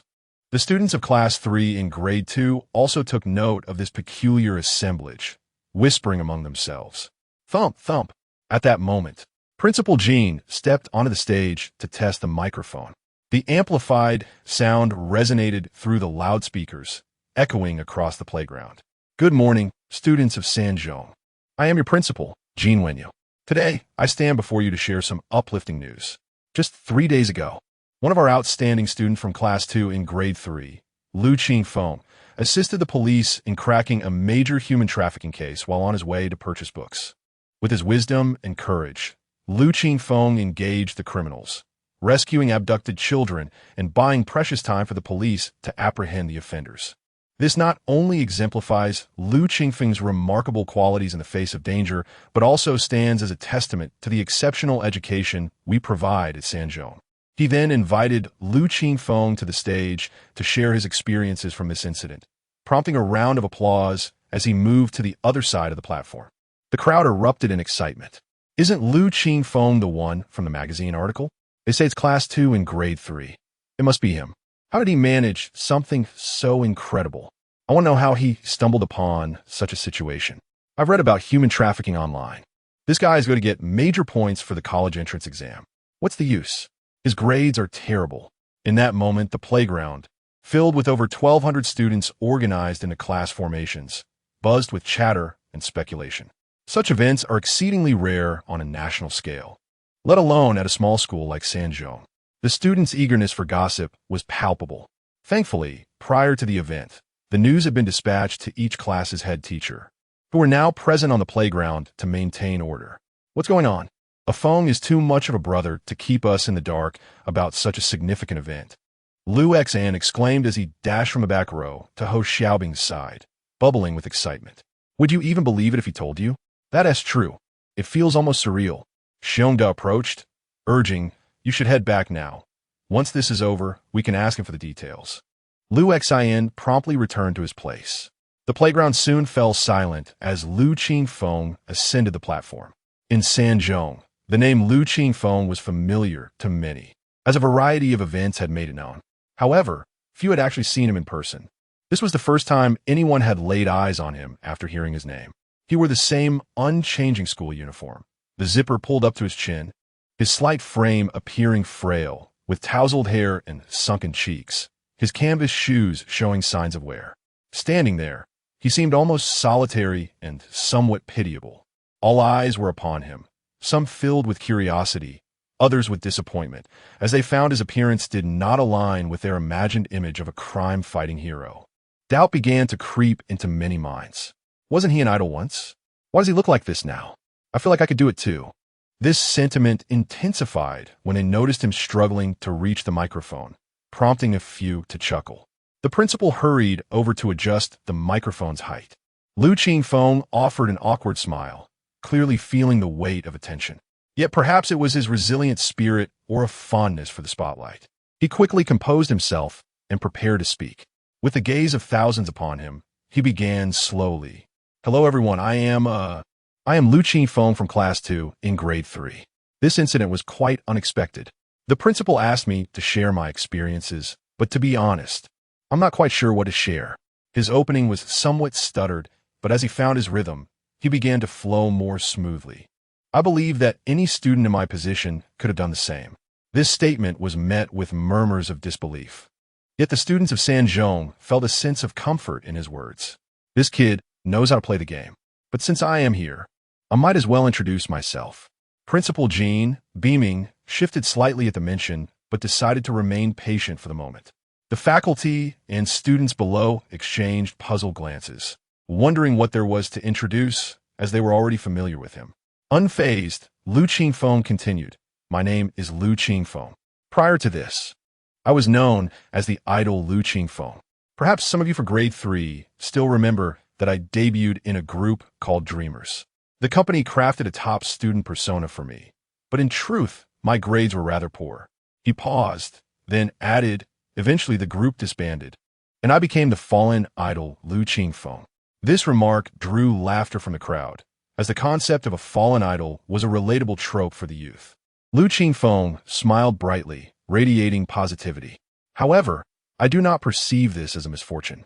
It has taught me to contemplate, to reflect, and to study. I used to be perplexed about the purpose of studying. Was it merely for the college entrance exam, or for the sake of grades? His words resonated with many students, who instinctively recognized the truth in them. For both at home and in school, parents and guardians continuously emphasize the importance of studying, asserting that only through diligent study could one gain admission to a prestigious university and secure a good job. Yet, the act of studying contradicts human nature. Prolonged concentration, enduring effort, and sustained accumulation stand in stark contrast to our natural inclinations. Thus, it is no wonder that aversion to study is a widespread phenomenon. Over time, I gradually came to understand. As he struck a chord with his audience, Lu Qingfeng's smile brightened even further. Reading allows us to explore realms our eyes cannot reach. While reading may not guarantee a favorable fate, it equips us with a better perspective to navigate our destinies. It does not merely enhance your brilliance on a grand stage. Rather, it instills the courage to persevere in the face of adversity. Life is akin to a pilgrimage. In moments of triumph, we might admire the beauty of the world. Yet in hardship, we may find ourselves at the bottom of a cup filled with murky wine. However, the journey of life cannot be retraced. Even if faced with insurmountable obstacles, we must strive to reach the pinnacle, even if no one acknowledges our aspirations. We must maintain our steadfast determination. Drawing strength from the classics, we learn to embrace challenges regardless of the storms we face. When the time comes to celebrate the double ninth festival, we shall return to admire the chrysanthemums. Reading grants you a clearer understanding of this world. So, I urge you all read. Thank you for lending an ear to my musings. I am Lu Qingfeng. Taking a step back, Lu Qingfeng bowed deeply. After a brief silence, thunderous applause erupted, resonating for an extended duration. Chapter 27. I suspect the author is an old fellow listening to your words is more enlightening than a decade of reading. Lu, you have made the idiom to speak fluently come to life for me. At the entrance of the third middle school, Lu Qingfeng accompanied Principal Jean as they bid farewell to Wu Ming and Wang Chuan. Since the conclusion of the speech, the astonishment of the two had yet to subside. It was indeed extraordinary. All things considered, from the moment Principal Jean decided to let him take the stage to the time he stood before all the teachers and students. Only about 40 minutes had elapsed. In such a brief span, to conceive a speech rich in substance and filled with literary references is beyond mere quick-wittedness. Perhaps, as he himself stated, it is due to his frequent reading and the ability to retain the content, which reflects a profound reservoir of knowledge. Otherwise, the flawless application of classical poetry in the final segment would not be something just anyone could achieve. If one were to gather all the teachers from the third middle school and inquire, it would soon become evident. Primarily, it is the excellent instruction from the school as faculty. Lu Qingfeng's emotional intelligence was on full display, eliciting smiles from Principal Jean and homeroom teacher Xiongda. Wu Ming's fondness for him grew, as he patted his shoulder and said, the reward from the police department was originally to follow a process, which will take some time, but I will expedite it for you. Thank you, Lu Qingfeng replied, grateful for the gesture. At this, Principal Jean felt a stirring in his heart and glanced at Lu Qingfeng. Principal Jean, let us end it here. We shall take our leave now, Wu Ming said, and the two drove away. Once the vehicle had distanced itself, Principal Jean turned around and kindly remarked, this behavior exhibited by Lu, as a student, serves as a monumental example for society, our campus, and all of us at the third middle school. To honor such conduct, the school shall bestow a proper reward. Xiong, please submit an application for a scholarship for Lu Qingfeng. Oh, what a delightful surprise. Lu Qingfeng hastily expressed his gratitude. Thank you, Principal. Very well. Return to your classes now. Principal Jean smiled warmly. After Lu Qingfeng departed, Principal Jean returned to the office with homeroom teacher Xiongda. I heard Lu Qingfeng participated in the new concept composition competition. Is there a chance he might win? After sitting down on the sofa, Principal Jean inquired. Xiongda, half-seated, responded, according to teacher Chun, who is responsible for this matter, Lu Qingfeng's entry is exceptional, even surpassing previous championship works. Principal Jean pondered. Students of Lu Qingfeng's caliber should be showcased to demonstrate the excellence of our educational achievements at the third middle school. This year, let us nominate him for the Campus 10 Stars, Outstanding Student, and 3 Good Student Awards. Didn't T. Officer Wang mention that there would be media interviews soon? Given the limited media outreach of the police department, let us also seek relevant reporters to publicize this matter. As Lu Qingfeng's homeroom teacher, you must assist him diligently. Understood. Well, you may carry on, Principal Jean said, lifting his teacup. As Lu Qingfeng returned to the classroom, a throng of students surged forth, with Lu Xian and El Hui flanking him like devoted guardians as he made his way back to his seat. Surrounding him were classmates, while Huang Qingyang remained motionless, cast in jealousy as he watched the scene unfold, a scenario he had long dreamed of possessing. Zhou Jing, however, chose to step outside, wishing to avoid the spectacle. Quick, tell us what happened. Did you really encounter human traffickers? Was it terrifying? How did they take the children? Did you fight them? How many were there? Wow, you were amazing up there. Did you come up with all those words yourself? I felt so inspired. I almost wanted to grab a book right then. Such a great writer. "You're incredible." Questions cascaded in a cacophony, each student eager to hear the tale. "Everyone, please quiet down. I will explain one by one," Lu Qingfeng shouted, covering his ears to silence the uproar. Yet before he could satisfy their thirst for knowledge, the class bell rang. Children's Literature magazine, today, marks a week since the latest issue of the magazine was released. According to usual data, the first week of a magazine's release typically sees the highest sales. Most statistics will emerge during this period, including results for newly promoted articles. Editor-in-Chief Wang Weimin, along with Deputy Editor Kai Qing, Editor Lao Qian, Chu Hongmei, and Yang Xiuxiu, sat in the conference room. Xiaoyin from the marketing department was interpreting the content on the slides for the editors. As of now, the new issue of Children's Literature has been distributed in physical markets to the tune of 600,000 copies, with online subscriptions reaching 815,000. The feedback rate for the newly promoted columns stands at 1.8%. Among these, online subscriptions account for 97%, with the remainder coming from telephone follow-ups and official responses after reading the physical magazine. A total of 18,000 survey responses yielded the following insights. As he spoke, he flipped to the next page. A plethora of data left the audience with headaches, but the subsequent information was straightforward. A summary of ratings for the 5 articles in the new premium recommendation section was presented, with 5 stars as the maximum score, alongside the number of ratings and written comments. As soon as the scores were revealed, the expressions of the 5 editors brightened. Lao Qian and 2 others wore playful smirks, while Chu Hongmei, an experienced editor, appeared less pleased, though Yang Xiuxiu maintained a neutral demeanor, occasionally smiling, indicating her good spirits. Unaware of the differing sentiments among the attendees, Xiaoyin continued. The ratings for the 5 articles were as follows. Little Grass received 3.5 stars. Wild Rose 3 stars, The Bear and the Bee 4 stars, The Little Match Girl 4 stars, and The Ugly Duckling 4.5 stars. The main criticisms for Little Grass and Wild Rose centered around their dullness and lack of engagement. The strengths of The Bear and the Bee were noted to be its enjoyable narrative and depiction of friendship. Conversely, The Little Match Girl, while deemed well-written, received criticism for its tragic story, which young readers did not favor.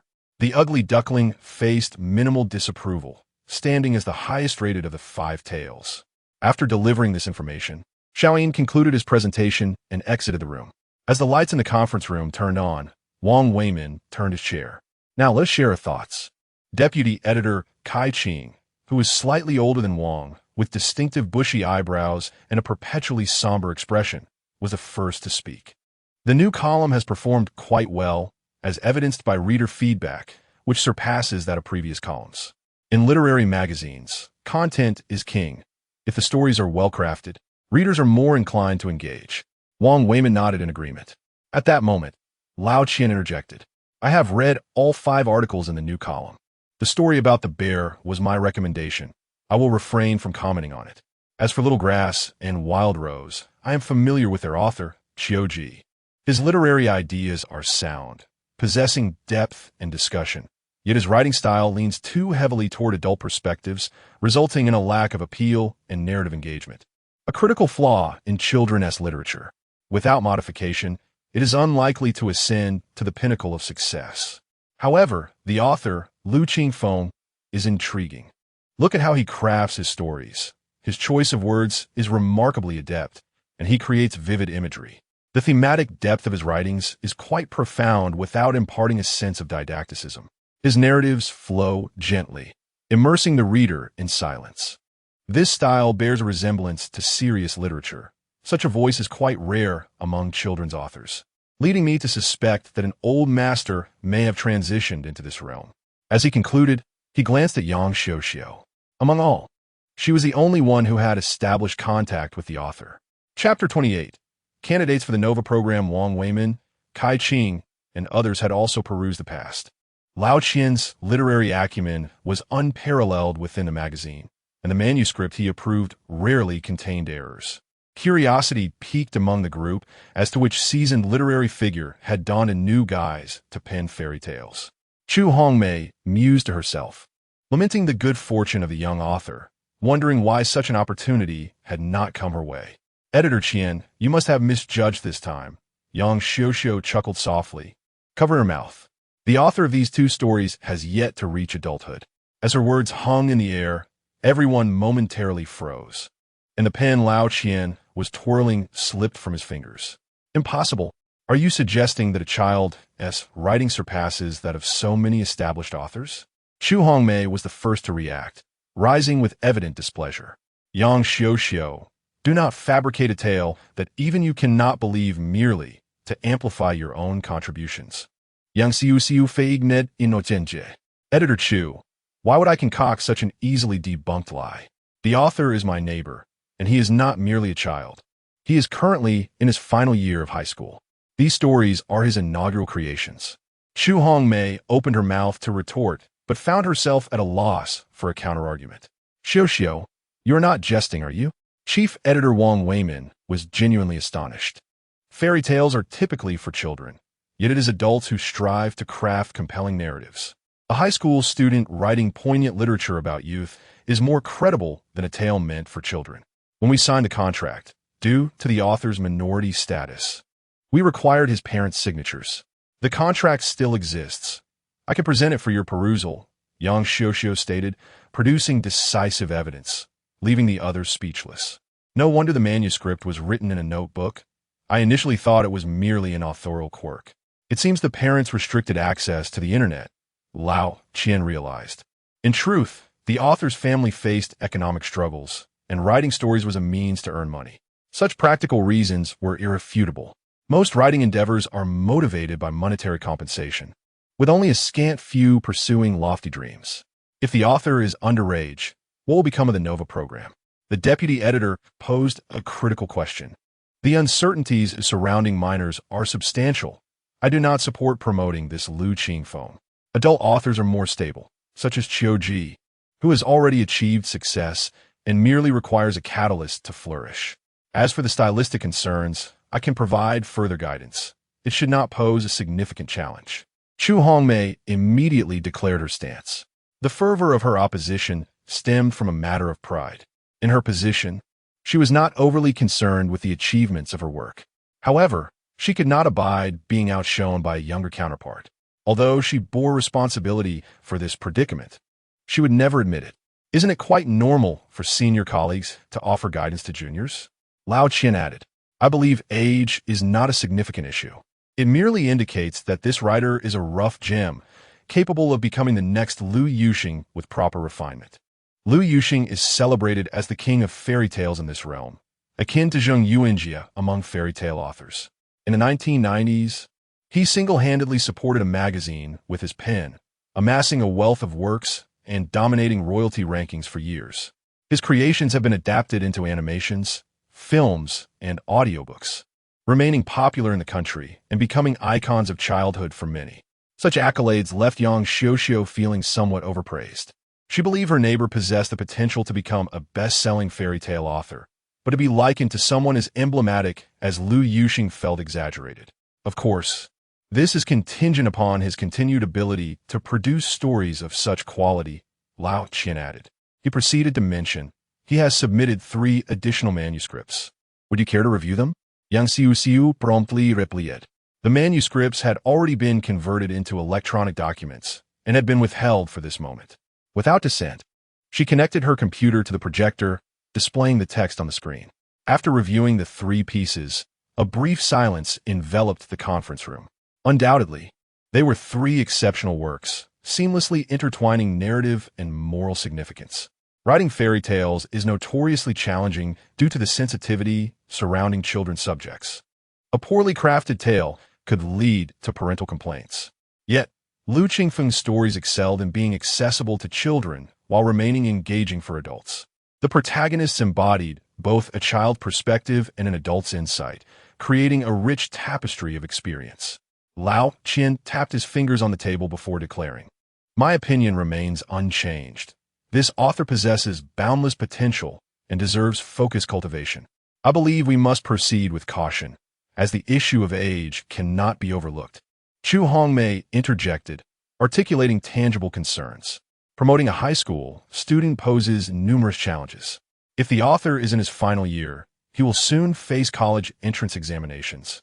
How will he manage his time and grades? Will his parents agree? What if this endeavor jeopardizes his performance in the exams? All these factors warrant careful consideration. Chu Hongmei's arguments were grounded in reality, for not everyone possesses the audacity to forego college entrance examinations in pursuit of an alternate path. We can always revisit this after the exams, she added. With just over 3 months until the examinations, the magazine cannot afford to wait that long. Yang Xiuxiu felt anxious, eager to clarify Lu Qingfeng's current situation. However, the concerns raised by Chu Hongmei were not insurmountable. Suddenly, Deputy Editor Kai Qing spoke up. Indeed, we must deliberate carefully and observe his upcoming submissions to ascertain whether he can maintain this caliber. For now, we should promote established authors. What do you think, Chief Editor Wang? Wang Weiman pondered for a moment before reaching a conclusion. The NOVA program is a vital component of the publisher's future plans, and we cannot afford any missteps. This initiative mirrors the online literature realm, aiming to showcase top authors, enhance reader engagement, and subsequently elevate lesser-known writers. By boosting the overall traffic of the magazine and focusing on popular works, we can cultivate an upstream industry chain. Once we succeed in this initial step, our publishing house's strength will allow us to rapidly streamline the entire process. Let us proceed as Deputy Editor Kai suggested. We will first promote Qiuji. Lao Qiang. Assist Editor Chu and provide guidance as needed. Meeting adjourned. As the group rose to depart, Yang Xiuxiu felt somewhat disheartened. Lao Qian approached her with a thermos in hand, offering words of comfort. You've only been on the job for 6 months. Do not rush. Nurture this promising young writer, Lu Qingfeng. Even without the magazine's robust promotion, he can still rise. He is a gem, destined to shine. I understand, Editor Qian, the girl replied, her spirits lifted considerably. As she returned to her desk, Chu Hongmei approached, her high heels clicking rhythmically. Lao Qian, I will need your assistance moving forward. I will share Qiuji's contact information with you for proper guidance. Her tone was exuberant, as if celebrating a victory. Even Yang Xiuxiu, with her usually amiable disposition, felt a surge of frustration. Editor Chu, it seems I emerged victorious in our previous contest, does it not? Chu Hongmei's smile faltered momentarily. Lao Qian chuckled from the side. I can attest to this. It was indeed Xiao Yang who triumphed. Editor Chu, do not be stingy. Treat Xiao Yang to a drink. With a forced smile, Chu Hongmei replied, very well. It was merely a spontaneous jest. I am not one to begrudge a loss. I shall go purchase one shortly. Thank you, Editor Chu. Yang Xiuxiu replied with a gentle smile, not for the sake of drink, but because she could not abide seeing the older woman basking in triumph. Everyone is here. A young man with a slick hairstyle and a backpack entered, belonging to the same Huaxia Children and Youth News publishing house. However, belonging to another entity. The reporter for Vanguard Youth Daily, Sun Jichao. Chapter 29. The interview with the Vanguard Youth newspaper. The office of the Vanguard Youth newspaper was located on the upper floors. Sun Jichao, a socialite by nature, frequently roamed the company building after returning from his assignments as a journalist. He was well acquainted with the editorial team. Journalist Sun, have you just returned, or are you heading out again? Before anyone could greet him, Chu Hongmei responded enthusiastically. Sun Jichao was somewhat taken aback. If anyone in the editorial department was indifferent to him, it was this sister, Chu. She often spoke in a formal manner and sometimes ignored him altogether. Over time, he had learned to disregard her aloofness. Thus, witnessing her spirited demeanor caught him off guard. I have an interview assignment and happened to pass by to see you all, he explained. You journalists are always so busy running around all day. Chu Hongmei initially expressed her sentiments, but quickly shifted her tone. By the way, do you know about the publishing house's new star program? We'll need your help to write some positive pieces. Sun Jichao, with a quick mental calculation, understood the reason behind her sudden change in attitude. The publishing house aimed to cultivate leading children's story authors, which required collaboration among various departments. Interview, discussion, illustration, audiobook, merchandise development, animation production. These were not tasks the magazine could accomplish alone. The exposure would undoubtedly involve the Vanguard Youth newspaper, and arrangements had already been made. Naturally, Sun Jichao was aware of this initiative, realizing that it was Chu's authors they were promoting. Congratulations. However, I'm not the only journalist of the newspaper. Perhaps others will collaborate with you. Understanding the matter at hand, he chose not to engage with her enthusiasm. Xu Hongmei's smile nearly faltered. Lao Qian, observing nearby, shook his head discreetly. He noted that those who had not shown interest before were now suddenly eager, driven by ulterior motives. What interesting news do you require from your ace journalist? He interjected, changing the topic. Interestingly, a human trafficking case was recently cracked in Hongping district, with a high school student playing a crucial role. Yang Xiuxiu was taken aback. Hongping district? ISNT, that where I live? Her curiosity piqued. Presumably, this high school student had called the police. What was so newsworthy about that? Xu Hongmei, sensitive to the mention of high school students, interjected sharply. Actually, it was not that. Sun Jichao glanced at her, uninterested in debating. I verified it myself. This high school student was instrumental in apprehending the criminals. Had he not identified the traffickers and restrained them while recording key information, it could have turned into a very different story. The police department has even recommended him for an award, and his school is considering nominating him for this year's 3 Good Students title. The youth of today are truly remarkable. Lao Qian Zima. What is this high school student's name? A rather distinctive name. His surname is Liu, Sun Jichao replied, retrieving his phone. Yes, it's Liu Qingfeng. Suddenly, all eyes in the editorial department turned toward him. What is the matter? He asked, feeling uncomfortable under their scrutiny. Are you certain his name is Liu Qingfeng? Xu Hongmei's tone sharpened, the last few words almost distorted. Of course, is there a problem? Sun Jichao was bewildered by the question. Don't mind it. We have a children's author named Liu Qingfeng, and it seems to be a coincidence, Lao Qian explained. Sun Jichao, intrigued, thought that a casual visit could yield a significant scoop. If they were indeed the same person, it would undoubtedly be a sensational story. The Liu Qingfeng I mentioned is a student at Sanzhong, currently in his senior year, he added eagerly. The others glanced at Yang Xiuxiu, as she possessed the specific information about the author. Her eyes sparkled. Indeed, it is the same person. Everyone was astonished. What a remarkable coincidence. Lao Qian could not help but laugh heartily. Now, this is interesting. Liu Qingfeng, please step outside. Not long after the first class began, Liu Qingfeng was called out by his homeroom teacher to meet the visiting journalist. The reporter, no more than 30, was dressed in a windbreaker and jeans. Sporting at 30. Sun Jichao observed him with keen interest. His initial impression was striking, although his attire suggested a background of hardship. He lacked the gloom that often accompanies such circumstances. Though slender, his bright eyes sparkled with vitality, as if a vast reservoir of energy resided within his not-so-robust frame. This energy propelled him to confront adversity with enthusiasm and optimism, a portrayal that resonated with the descriptions he had heard from Yang Xiuxiu. He sensed that he was on the verge of uncovering a major story. Hello, allow me to introduce myself.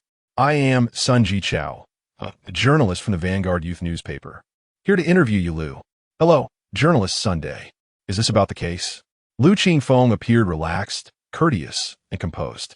Yes, besides that, I would also like to learn more about you as an individual. About me? Liu Qingfeng looked somewhat puzzled. At that moment, Xiongda interjected. Journalist Sun, this location may not be ideal. Perhaps we can find a more suitable place. No need, Teacher Xiong. Would it be possible for me to speak with Liu Qingfeng alone? Sun Jichao politely requested. Well, Xiongda hesitated, having received instructions from the principal. Teacher Xiong, you may return. I can manage alone, Liu Qingfeng chimed in. Very well. After some contemplation, Xiongda acquiesced, trusting Liu Qingfeng's judgment. Journalist Sun, let us find a place to sit and chat, Liu Qingfeng suggested, pointing toward the nearby playground. Sun Jichao glanced at the area. The wind is rather strong. Perhaps we should look for a quieter spot. Is there a CAF nearby? All right. Liu Qingfeng hesitated briefly before nodding. I still have 30 yuan. 2 cups of coffee should be manageable. He led Sun Jichao to a private CAF at the back entrance of the campus, which also offered milk tea and snacks at student-friendly prices. It was Liu Qingfeng's first visit to this CAF. He glanced at the menu and sighed in relief. Not bad. He ordered the cheapest item, and Sun Jichao made a casual selection as well. They subsequently found a table to sit at. With students still in class, the CAF was empty. Sun Jichao retrieved his recording device and camera from his bag. Please do not feel pressured. Think of it as a casual conversation. If there are any questions you prefer not to answer, just let me know, and I will stop recording. You may also inform me of any topics you wish to avoid, and I will respect your wishes during the interview. Qingfeng contemplated for a moment before shaking his head. He had no subjects he was unwilling to discuss. Thus, the interview commenced. Chapter 30, Suffering is Suffering. Not worthy of praise, let us commence. Qingfeng took a sip of coffee, grimaced slightly, and remarked that it was good. Had he known, he would have refrained from ordering it, opting instead to save the money for half a pound of pork. The topic of this interview revolved around the assistance rendered in solving a case, which Sun Jichao initiated. Qingfeng responded fluidly, having recounted the same tale numerous times. After the morning's recess, not only his classmates inquired, but even students he encountered during lunch at the canteen posed questions. The repetition was becoming almost instinctual. To my knowledge, Liu is also engaged in literary creation. Upon concluding that segment, the journalist broached an unrelated topic. He had written 2 fairy tales, which hardly qualifies as literary creation. Qingfeng took another sip of coffee, feeling a bit parched from speaking too much. You are too modest, Liu. I have read both stories, and your writing is remarkably mature and substantial. I could never produce something of such caliber. As a journalist reliant on the written word, he pondered how to enliven a dry interview script, a true test of his literary prowess. Some celebrities enlist renowned journalists for their memoirs. Thus, Sun Jichao's comment could be considered a unique form of admiration. Thank you. Qingfeng expressed his gratitude. Sun Jichao smiled, paused the recording device, and then inquired if they could discuss a potentially sensitive topic. You may proceed. Qingfeng opted for caution. The young man exhibited a composure beyond his years, which Sun Jichao noted silently. He then pressed the record button again. Before arriving, I encountered your editor, Yang Xiuxiu. Qingfeng appeared puzzled. The Vanguard youth newspaper and children's literature are published by the same house. Technically, Yang Xiuxiu and I are colleagues. Sun Jichao clarified before continuing. I learned a bit about you from Yang Xiuxiu, though she did not divulge much. My curiosity about you stemmed from the remarkable transformation of an ordinary student in a short span of time. Therefore, I took the liberty of gathering some information about you beforehand. So, you used to be an idol? So that is the case. Qingfeng felt relieved. There was nothing off limits to discuss. In fact, he was eager to share more with the journalist. Yes, I debuted with a group called Dreameress, comprised of youths around my age. This information is readily available online, and the journalist likely researched it. Sun Jichao nodded and continued his inquiry. You must have entered an entertainment company for singing and dancing practice at a young age, correct? Yes, around the age of 10, my parents signed me with an agency. I was too young to contribute much at that time. To be frank, being a trainee was not more enjoyable than studying. It was even more tedious, as I had to balance vocal and dance training with my studies. I was not a particularly bright child, and the time dedicated to preparing for my debut severely compressed my study time, leading to declining grades.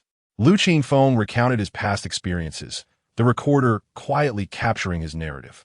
Sun Jichao listened intently, cross-referencing information and gradually forming a clearer understanding of the young man before him. Your group was quite popular for a time, indeed, but did not last long. At this, Qingfeng could not help but chuckle. He regarded the agency's planning as somewhat successful. Had it progressed methodically, it could have mirrored a parallel universe version of Thief Boy. Regrettably, the other children in the group became distracted and engaged in foolish antics. The agency's public relations capabilities were lacking, and the outcome was predictable. May I ask you a personal question? From what I gather, it seems your family's economic situation is somewhat strained? Yes, I'm in dire need of money. Qingfeng's response seemed somewhat disconnected from the journalist's question. Sun Jichao noted the discrepancy in his reply. Personal? Well, my parents are divorced, and since my mother remarried, she has not contacted me for quite some time. As for my father, let me think. He counted on his fingers, taking a while before stating, the last time I saw him was about 2 months ago. I do not even know where he is now. Sun Jichao was taken aback. This was information he had not anticipated. Yang Xiuxiu would not have disclosed such personal details. So, you are living alone now? Pretty much. I also submit articles to magazines to earn some money for food. Wait, don't your parents provide you with any living expenses? I am unsure. Perhaps they have forgotten about me altogether. Lu Qingfeng shrugged, appearing somewhat innocent. Sun Jichao was stunned. What kind of neglectful parents were these? Looking at the youth's worn clothing and slight frame, everything fell into place. He found it perplexing that, given Lu Qingfeng's past as an idol, he had earned some money, yet it seemed his family was so impoverished that they could not even afford clothing. And he had grown up in such circumstances. Now, it became clear his parents had completely disregarded him, leaving him to fend for himself to maintain a basic standard of living. Sun Jichao was uncertain whether to continue the interview. The Vanguard youth newspaper catered to adolescents, and most of his interviews involved children from varying family backgrounds. However, Lu Qingfeng's situation was unprecedented. Moreover, as an official media outlet, they could not delve unethically into dark narratives. After some consideration, he decided to shift the conversation towards more positive themes. I have read your 2 stories published in children's literature, The Little Match Girl and The Ugly Duckling, both of which convey a sense of realism. Whether it is the unnoticed girl on New Year's Eve or the ugly duckling's arduous journey to becoming a swan, shadows of your own life seem to linger within them. Are you suggesting that my current self is a result of suffering? Sun Jichao nodded. No, Lu Qingfeng shook his head with a smile. Suffering is simply suffering. It does not lead to success, nor is it worthy of praise. The trials of suffering exist solely because we cannot escape them.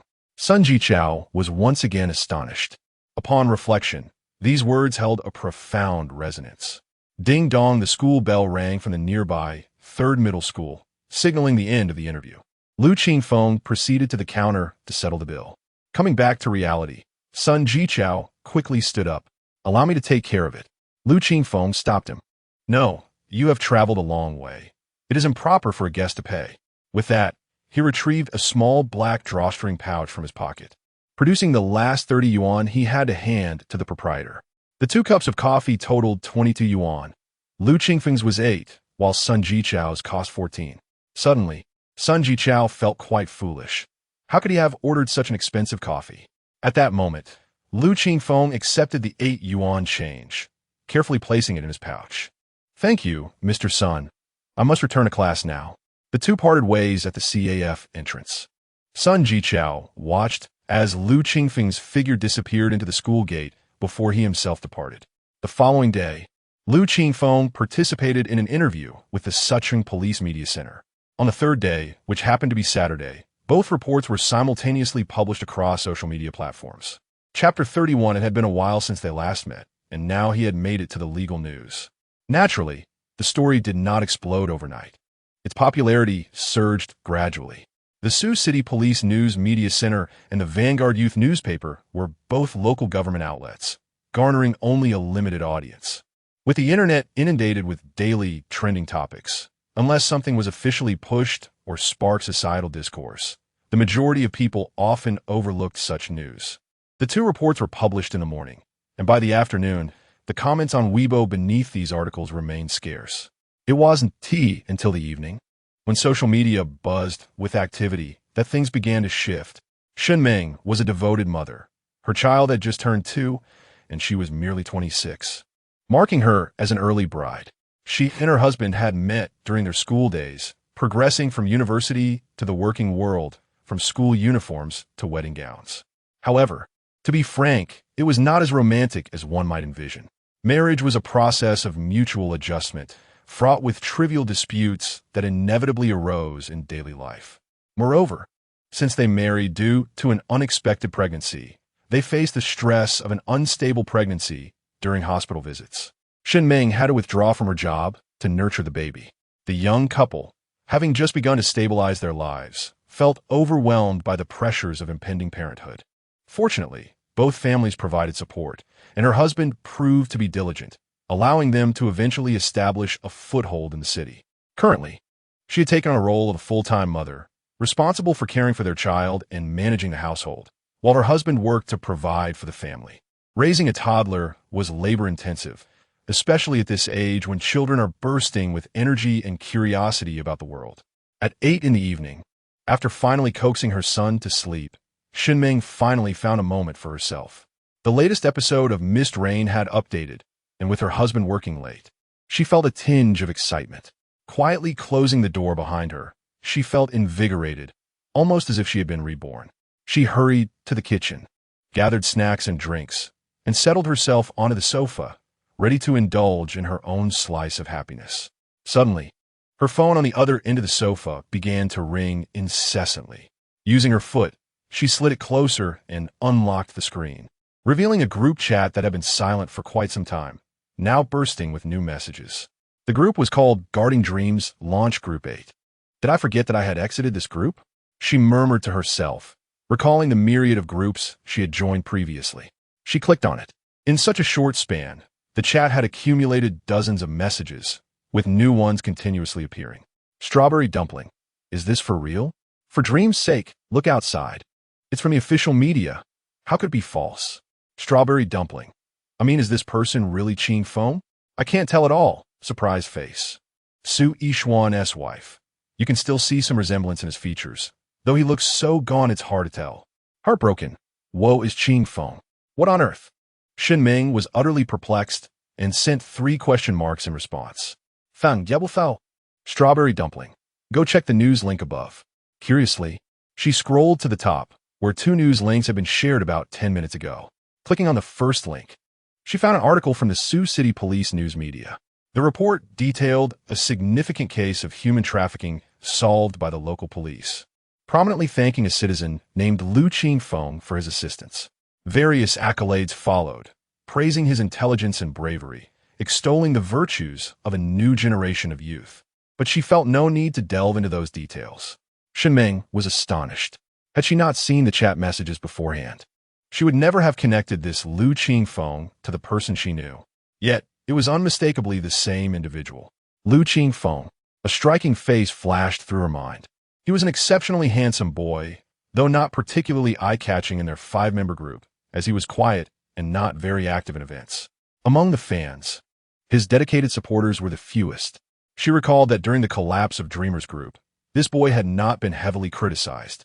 The specifics eluded her, as time had dulled those memories, and the idle scene was now filled with new faces. It had been so long since she last heard of him, and now he was making headlines for a positive reason. Wait, something was amiss. The news did not include any photographs. How could they be certain that this was indeed him? Why were they expressing pity? Qingfeng detected inconsistencies. The answers likely lay in the second article. She exited and found the second news link. This article was much more detailed, containing not only text but also video. Qingfeng began with the written content. It was an in-depth interview with Liu Qingfeng, preceded by a comprehensive description of a human trafficking case. The details were so vivid that they elucidated just how pivotal Liu Qingfeng had been in the case. The more she read, the more silence enveloped her. Finally, she clicked on the video. The boy in the footage was almost unrecognizable, a far cry from the beautifully adorned figure she remembered from the stage. His gaunt cheeks and unkempt hair enveloped his face, making it appear painfully small. His skin was a dull yellow, his body seemingly stunted after such a long time. Swathed in oversized school uniform, Qingfeng felt a lump in her throat, an impulse to weep. She could hardly fathom what he must have endured to be reduced to this state. The video, edited to a brief 10 minutes, primarily showcased the interview content. Yet, it concluded with a poignant moment where Sun Jichao captured Liu Qingfeng as he carefully extracted a homemade wallet and solemnly tucked away his change. At this point, Qingfeng could no longer hold back her tears. Perhaps it was the remnants of her past as a devoted fan, compounded by thoughts of her own child. An overwhelming wave of sorrow surged within her, and she could not contain it. The television began to air the drama she had been watching, and the snacks and drinks on the coffee table were ready. Yet, Qingfeng had lost all desire for enjoyment.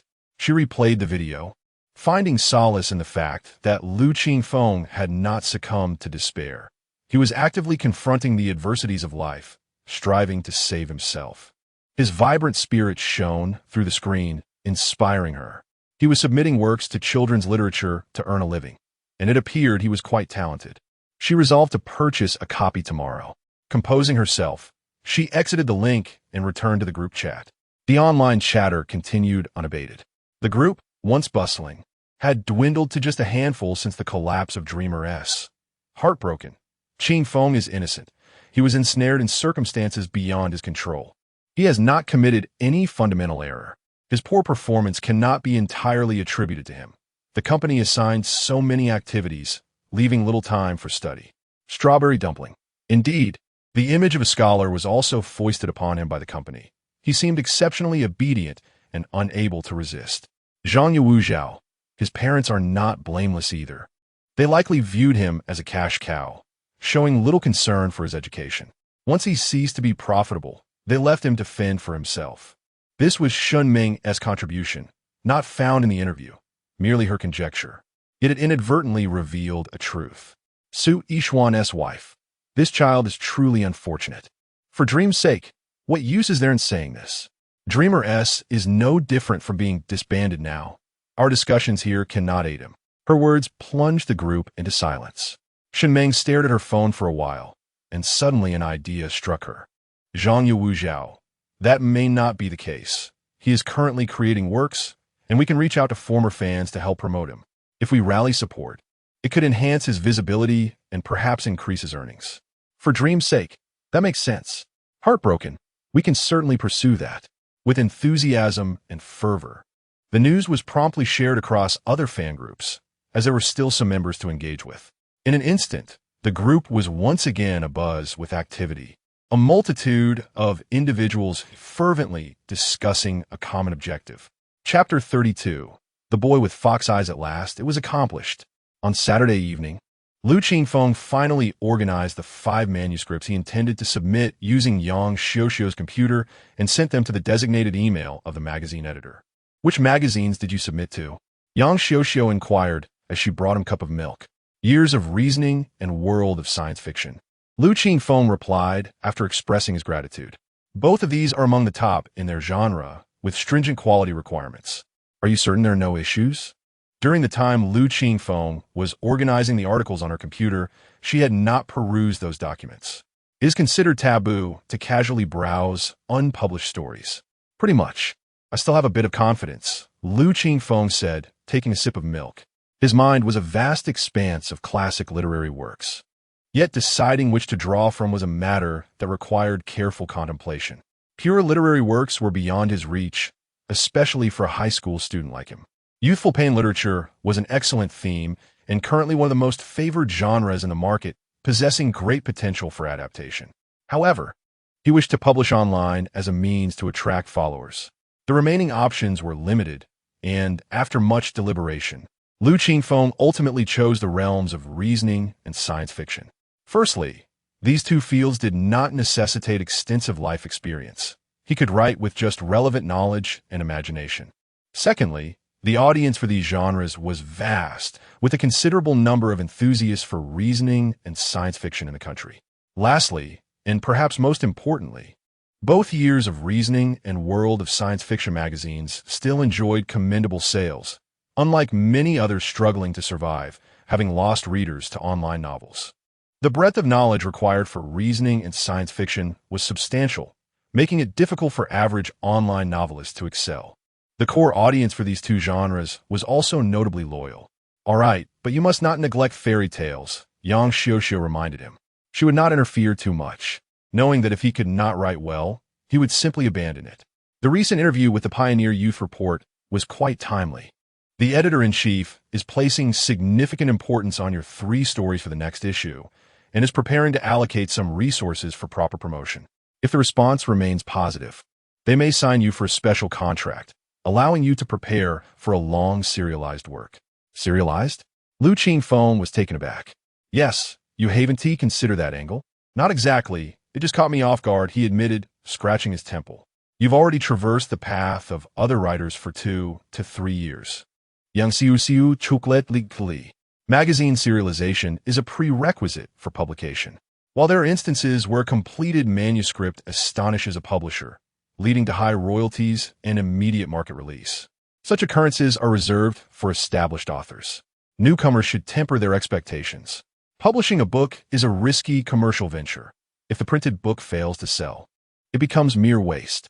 The vast majority of authors first serialize their works in magazines, and only after achieving a certain popularity will publishers consider releasing them.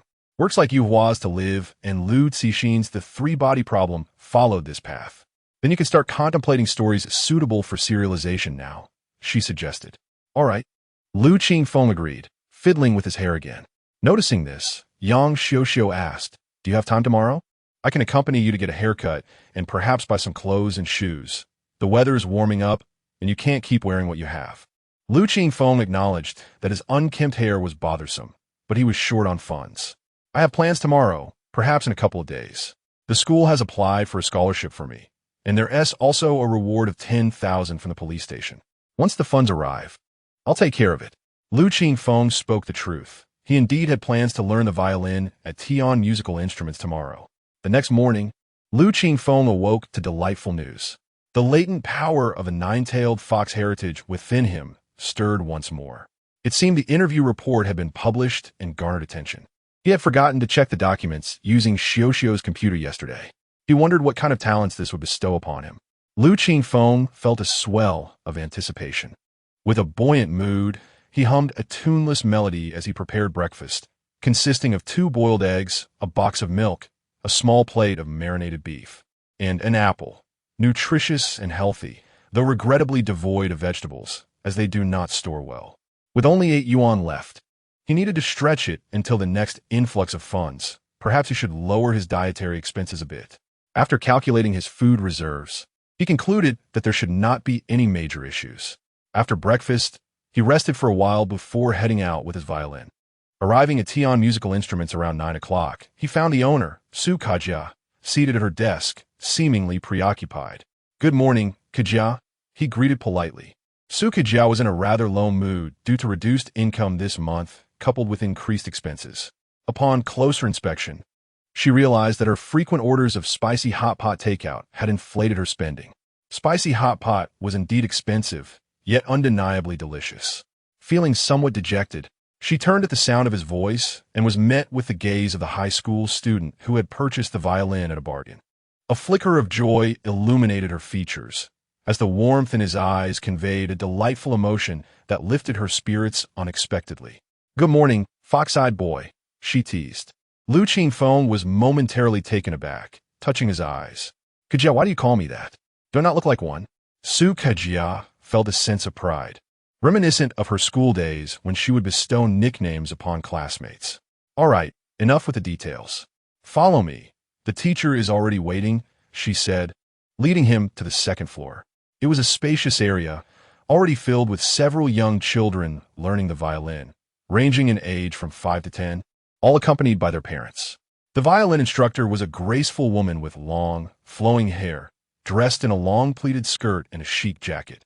Li Laoshi. Here, as a student coming to experience 2 lessons, Su Kajia introduced Liu Qingfeng, who received a warm nod from the teacher. After Su Kajia departed, Li Laoshi smiled.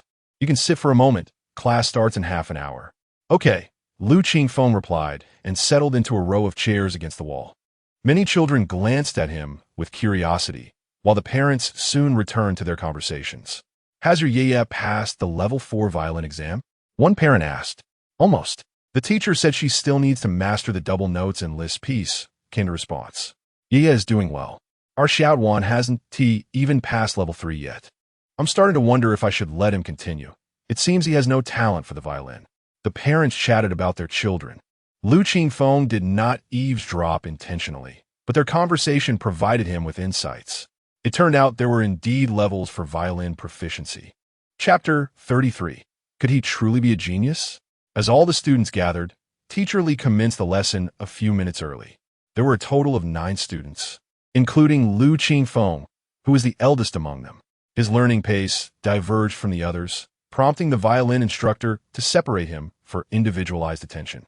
Before the class began, they revisited the 5th piece of the K's exercise. "I trust everyone practiced diligently at home, right? Yang Su, you may begin." Amidst the assembly, A young girl of around 10 grasped her violin and bow, commencing her performance. Lu Qingfeng remained seated with the parents, observing with curiosity. As a novice, he was unfamiliar with the intricacies of the K's exercise, nor did he comprehend the nuances of bowing technique. Yet, one thing he could discern: the pitch produced by the young boy was incorrect. Here, a note was raised improperly. The notes in Fa should be sharper, yet they were not played correctly. Drawing upon his self-taught music theory knowledge and innate perfect pitch, he effortlessly identified the mistakes in the performance upon first hearing the piece. He muttered softly to himself, while nearby parents cast curious glances, unable to catch his words. However, they found him, clearly not well off, to be of interest. Classmate, it is rather uncommon for someone your age to learn the violin. Is this your own ambition, or do your parents support you? Immersed in the novelty of his talent, Lu Qingfeng was startled by the sudden inquiry. Turning to the middle-aged man beside him, the only male among the parents, clad in a leather jacket and casual trousers, with a watch adorning his wrist, he appeared quite put together, a quintessential representation of the middle class. Not at all. I merely wish to cultivate a hobby, he replied politely. Ah, that is a commendable notion, nurturing an artistic inclination from a young age. The middle-aged man crossed his legs. However, learning the violin is arduous. My daughter began at 5, and after 3 years, we have spent tens of thousands annually on lessons, instruments, and competitions, with parents accompanying them every step of the way. But alas, it is all for the sake of the child. Though seemingly a lament, there was an underlying air of superiority. Lu Qingfeng suspected he might be overthinking it, opting for further pleasantries. Indeed, it is not easy for parents. They often say that children from impoverished families mature quickly. Perhaps my daughter should hear that. It was not merely an illusion. What appeared to be a friendly conversation was, in fact, a display of condescension, the upper-tier individual extending pity towards the lower tier. The facade of goodwill masked a desire to satiate his own inflated ego through comparison. Such individuals are ubiquitous in reality, hardly surprising. Lu Qingfeng chose to disregard the middle-aged man. Yet he continued to prattle on. Classmate, do study hard. Teacher Li is a professional violinist, and it is quite a privilege to attend this experiential class, a luxury for us all. If you excel, it could become not just a hobby, but a means to improve your family's circumstances, which would surely delight your parents. However, you must put in the effort. The violin is genuinely challenging. Look at these children. They have been under teacher Li's tutelage for quite some time. Unable to endure any longer, Lu Qingfeng interjected. Which one is your daughter? Ah, that one. He pointed to a girl preparing to play. The middle-aged man beamed, humbly remarking, she has been learning for quite some time, yet still has much to improve. Lu Qingfeng remained silent, focusing intently on the performance. As the sound of the violin filled the air, he soon turned to the middle-aged man and remarked, I find her quite accomplished.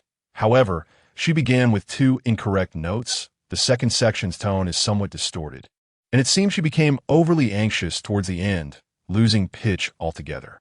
Fury flashed across the man's face, his expression darkening. You, who have just begun, cannot even hold the bow correctly. Do not speak out of turn. Teacher Li, Nie Junshin, what was that performance? You started with 2 wrong notes.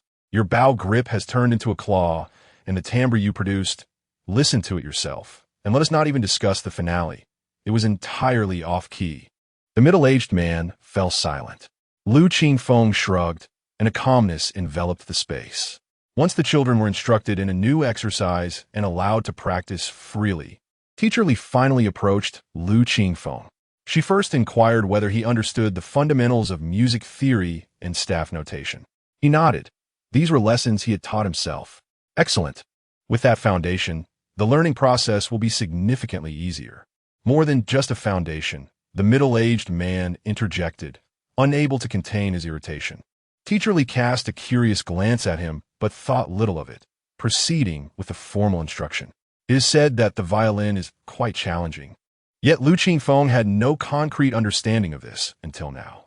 He began to grasp the intricacies clearly. The violin comprises 4 strings, labeled G, D, A, and E from left to right, corresponding to the solved G syllables, sol, re, la, and mi. This arrangement reflects the progression from the thickest to the thinnest string. The scale of a piece relies entirely on these four strings. As a fretless instrument, precise pitch depends on the interplay between the musician's ear and fingers. However, the violin possesses an expansive range, spanning 4 octaves from low G to high E, with each string capable of producing 2 octaves. This design, while enabling a diverse expression of emotions, from soft and delicate to passionate and soaring, places immense demands on the performer's skill and innate talent. Observers of violinists often note the rapid movement of their hands across the strings. This is the means by which they adjust pitch. Mastering the 4 strings and 5 positions alone requires years of diligent practice.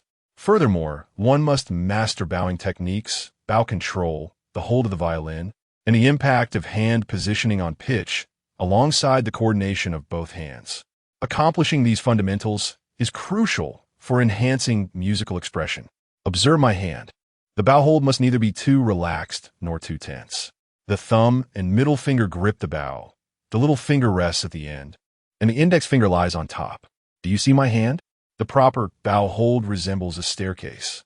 As a complete novice, Teacher Lee commenced instruction from the very basics. You must practice holding the bow at home. Each finger's position and function, the rotation of the wrist, and the bending of the arm are all crucial. Next is the hold of the violin. Draw on your abdomen, lift your chest, and expand your shoulders. The violin should rest in the nook of your shoulder, secure by your chin. Apply just the right amount of pressure, not too tight, nor solely reliant on your hands for support. It should be balanced so that even if you release your grip, the violin remains secure while you find that relaxed sensation in your arms. Excellent. It was undeniably challenging, yet Liu Qingfeng reveled in the experience. The process, which may sound deceptively simple, proved quite arduous in practice. The mind may proclaim understanding, yet the body often protests, you know nothing. Posture and technique can be taught by a mentor, but personal finesse must be discovered independently. This embodies the adage, the master opens the door, but the disciple must walk the path alone. Yet, the talent inherited from the 9-tailed fox lineage was no mere boast. Initially a blank slate, Liu Qingfeng struggled with many positions, but once Teacher Lee identified the issues and provided corrections, he swiftly excelled. Though he had not yet achieved an effortless proficiency, he bore no semblance of a beginner. Teacher Lee's astonishment grew with each lesson. She could see that Liu Qingfeng was indeed a novice, new to the violin. Such a fact was impossible to disguise. But what was this remarkable aptitude for learning? Throughout her years of teaching, she had never encountered a student like him. Could it be that he truly was a genius? Chapter 34. Short film shooting of the film club talent and musicality are enigmatic yet undeniably present. Some individuals may practice the violin for years, producing sounds akin to that of sawing wood, reminiscent of Shizuka from Doraemon.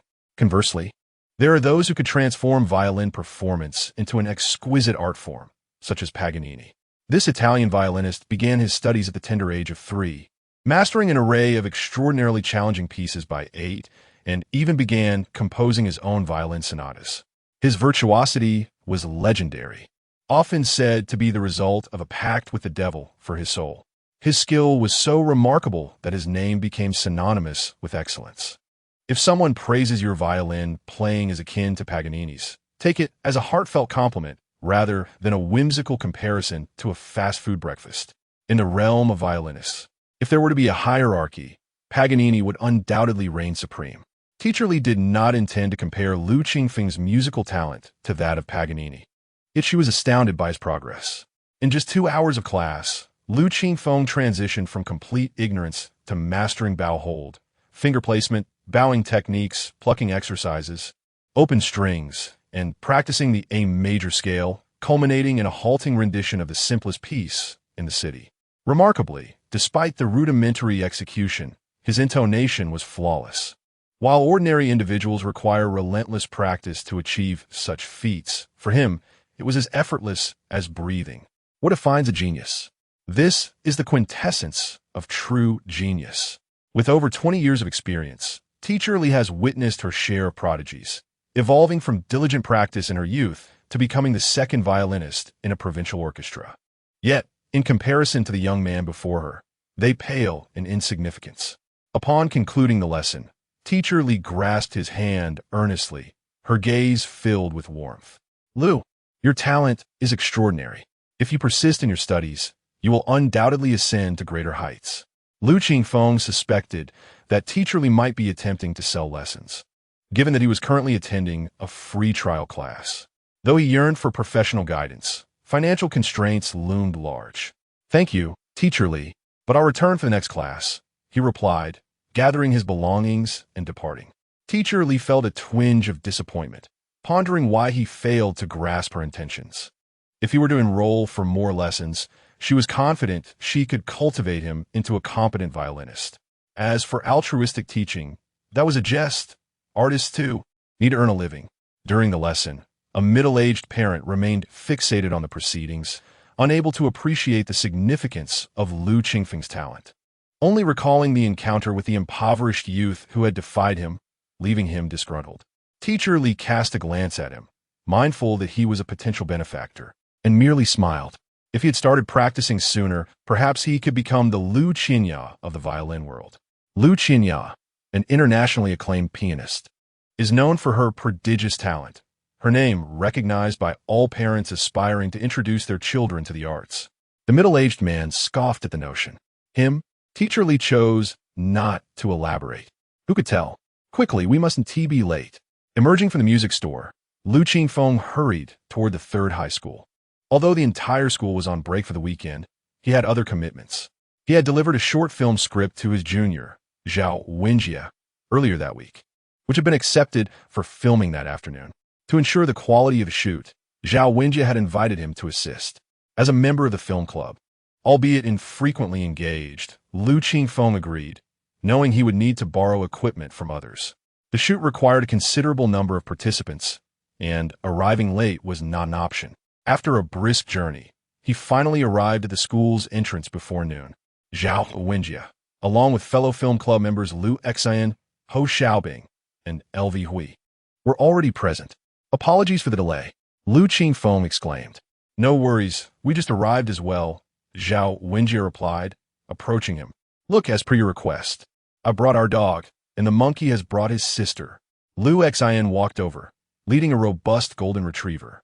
This dog was exceptionally well kept, and Lu Qingfeng affectionately patted its head. The dog, unafraid, licked him playfully. Others gathered around, including the monkey's younger sister, a third grader with large, twinkling eyes, full of mischief. With the main cast assembled, Lu Qingfeng inquired of Zhao Wenjie, how did the negotiations with the backdoor vendors go? All smooth sailing. Once they learned they could showcase their products in front of the entire school, they were eager to assist us free of charge. Excellent. Let us proceed. The group made their way to the back entrance. The filming locations had been selected, and the necessary props were prepared. After inspecting the lush potted plants, Lu Qingfeng promptly pruned them to ensure they appeared pristine. Seeing no further issues, he signaled that they were ready to commence filming. All right, for our first scene, it's a Kai Sheng, Zhao Wenjie announced. Local shopkeepers gathered, intrigued by the unfolding spectacle. As the protagonist, Lu Xian stood before the camera and the crowd, displaying an unexpected exuberance rather than shyness. However, Lu Qingfeng glanced at the footage on the monitor and abruptly called for a halt. Stop! Stop! Stop! Zhao Wenjie, acting as the director, was momentarily taken aback, unable to discern what was amiss. Yet, as the scriptwriter, Lu Qingfeng had the clearest vision of the intended effect, so he refrained from commenting further. Lu Qingfeng, protect Liu Xin. Zhuang, why are you dressed so flamboyantly? The character in the script is a downtrodden office worker, not a showy figure. Your attire alters the essence of our short film. When it comes to student-made short films, one cannot expect professional quality. One must make do with what they have. Lu Qingfeng, though not an expert, could identify discrepancies by comparing the footage to the original. The script he provided was inspired by a Thai advertisement from a past life, rich in emotion and positivity, perfectly suited for student filmmaking. Since they were filming, it was imperative to do their utmost to achieve quality. While not every detail needed to be replicated meticulously, glaring inconsistencies must be avoided. After addressing Lu Xian's costume, Lu Qingfeng scanned the vicinity and spotted a shopkeeper of similar build, borrowing an outfit from him. The shopkeeper readily obliged. Once Lu Xan changed into the borrowed attire and tousled his meticulously styled hair, Lu Qingfeng positioned him back in front of the camera. Checking the footage again, it still seemed lacking, as Lu Xian's youthful features were too conspicuous.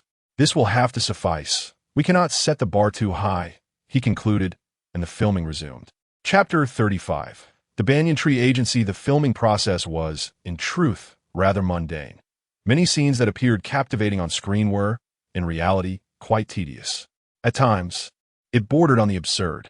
The positive energy short film, aptly named A Good Deed a Day by Lu Qingfeng, lasted a little over 3 minutes. Yet the actual filming extended far beyond that. With no professionals involved, a multitude of issues arose. Laughter breaks, disjointed expressions and movements, misplaced emotions, overlapping positions, and out-of-focus shots were all too common. There was even a rather embarrassing moment where an actor performed admirably, yet the recording device had not been activated. In short, the process was fraught with hiccups, but they managed to complete it before 6 o'clock. Zhao Wenjie, along with the members of the film club, departed first, while Lu Qingfeng and a few close friends chose to stay behind, deciding to dine before heading home. The group of 4, accompanied by a dog and a small radish-headed girl, found a nearby noodle shop. Being an actor is indeed exhausting. My face feels as if it might cramp up. The 5 of them found a table, and Lu Xen promptly lay down, rubbing his face while groaning. As the protagonist of the short film, he bore the heaviest load of scenes and, consequently, made the most mistakes. With no formal training, and this being his first shoot, controlling his expressions to convey appropriate emotions proved to be quite the challenge. Enough of your complaints. Who was it that insisted on being the lead? Lu Qingfeng poured water for everyone, making sure to fill a cup for the golden retriever, named a Huang as well. The dog, feeling parched, happily began to lap it up. This is amusing, and the film will be showcased in the auditorium for the entire school to witness. How cool is that? Lu Xian's grievances dissipated as his eyes sparkled with excitement. Indeed, affirmed lui. Brother, can I come to your club this week? Asked Ho Xiaoya, the little sister of the monkey, her eyes gleaming with anticipation. She also had a role in the short film. Are you going to school that day? Ho Xiaobing gently ruffled his sister's hair. Oh, the little girl, disappointed, wandered off to play with the golden retriever. No worries. The finished film will be uploaded online. You can ask your brother to show it to you at home, Lu Qingfeng reassured her. Really? The girl suddenly looked up, her face alight with hope. Deep down, she didn't genuinely wish to visit her brother's school. She simply wanted her friends and classmates to know she had acted in a film. Lu Qingfeng nodded affirmatively, and Ho Xiaoya's spirits lifted once more.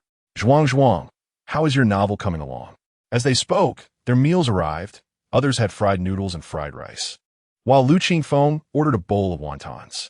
Not particularly delectable, but rather inexpensive. As they ate and chatted, halfway through the meal, Lu Hui suddenly inquired with curiosity about Lu Xian's ambition to write an online novel, a topic he had frequently boasted about within their small circle. Recently, he had begun to conceptualize themes, plots, and world-building. Lu Qingfeng also found himself intrigued by this endeavor. It's going quite smoothly.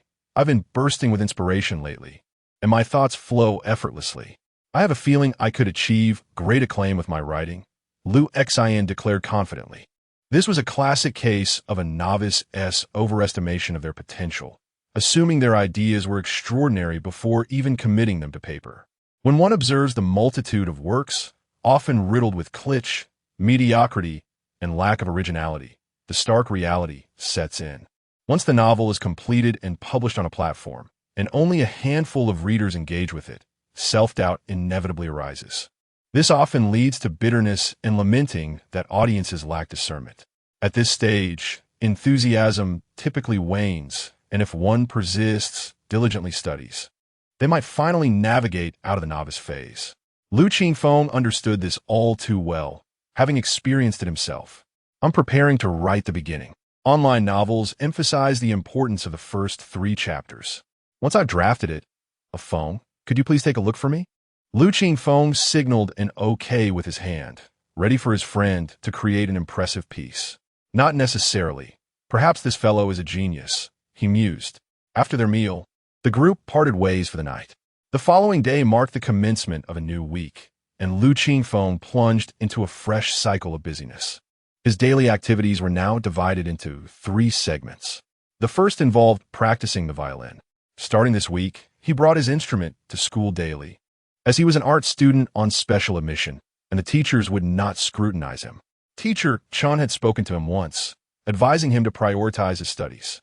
Essentially, she suggested that he possessed writing talent and should not squander it, but rather dedicate time to reading and writing to accumulate material. He readily agreed, yet he understood his own circumstances. While writing could be merely copied, music, despite his innate talent, demanded considerable effort. During lunch breaks, he dedicated time to practice, focusing on the foundational skills he had learned at the music shop. Concurrently, he borrowed a handheld camera from the film club to document his practice sessions. The second segment of his day involved assisting with the editing of a short film at the film club. There was little to elaborate on in this regard. Lastly, he worked on preparing a fairy tale for serialization in children's literature. Whether he could extricate himself from his current financial constraints hinged on this piece. Beyond that, he awaited news from the new concept writing competition and 2 magazines. Having traversed this world for over half a month, transitioning from state of hunger to establishing a routine, Qingfeng felt a sense of relief. Time slipped by, and 2 days passed. In the heart of Sioux City, a 36-story office building housed the Banyan Tree Agency. The agency was relatively small, having been established for less than a decade, and boasted only 1 second-tier star under its banner.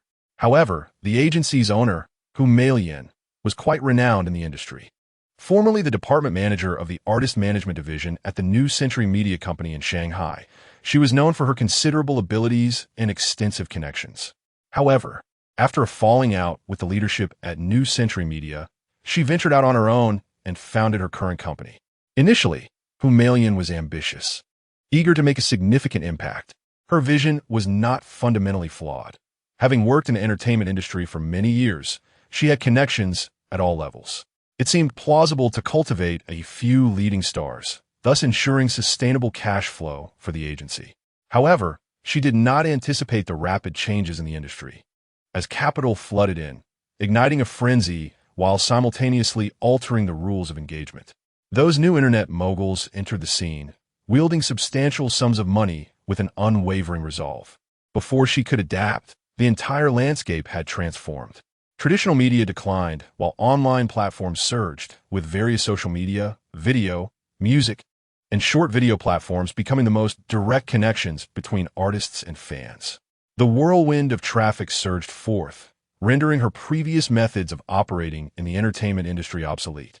Her inability to timely adapt to the shifting paradigm caused her to miss out on a wave of unprecedented wealth. Yet, as a professional agent, she possessed a keen instinct. Recognizing the lucrative potential in the rise of K-pop in the domestic market, she began recruiting talented individuals in this domain from the inception of her company, emulating the training systems of Korean agencies. This strategy ultimately proved successful. The only lament was that the agency lacked the strength to withstand public relations crises, leading to the downfall of the group she had painstakingly nurtured. Chapter 36. Securing the enigmatic Qingfeng, Qingfeng reflected on the reasons for her recent failure. It was her rigid mindset that had led her to underestimate the impact of the internet.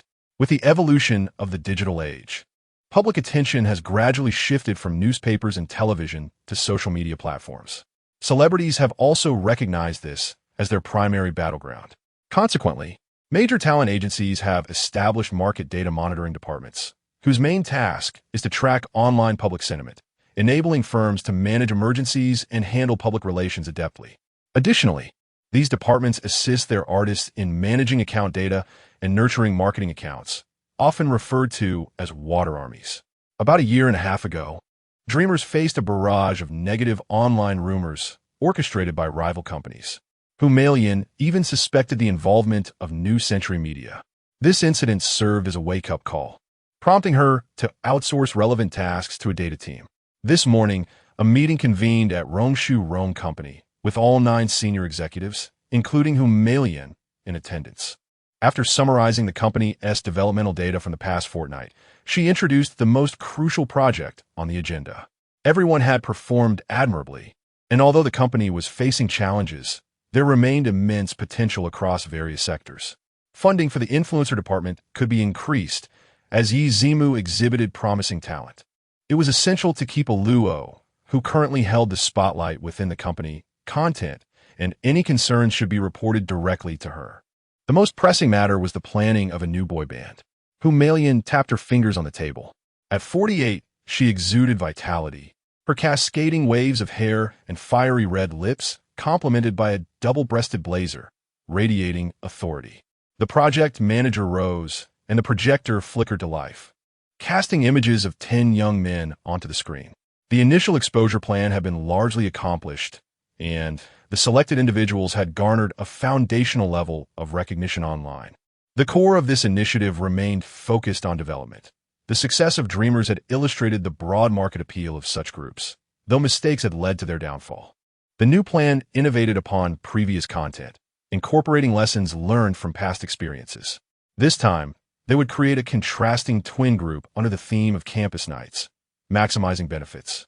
The project was progressing steadily, aiming for an official debut this summer. Humalian nodded approvingly.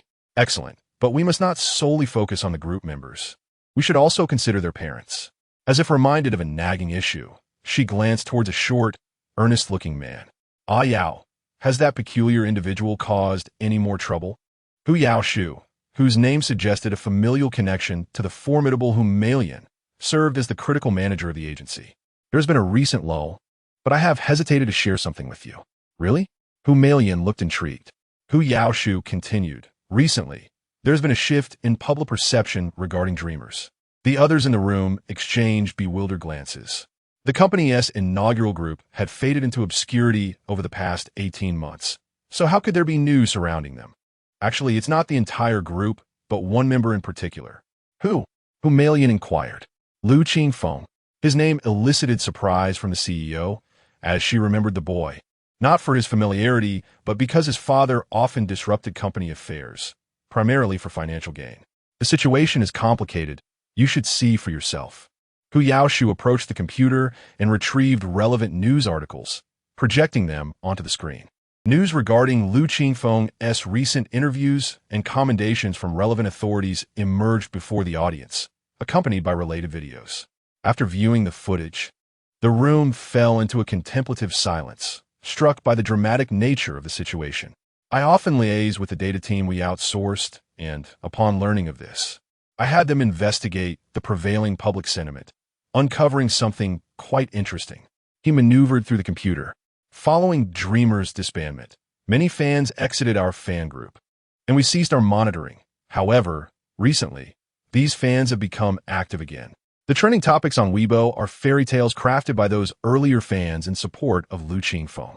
Though the numbers are modest, their unity has drawn considerable attention from bystanders. Oh, and Qingfeng is currently contributing fairy tales to a magazine. I took a look, and he writes rather well. A cascade of revelations left everyone in attendance feeling dazzled. Yet, Humalian's eyes sparkled with growing excitement. Are you suggesting that due to this interview, public sentiment towards him has improved?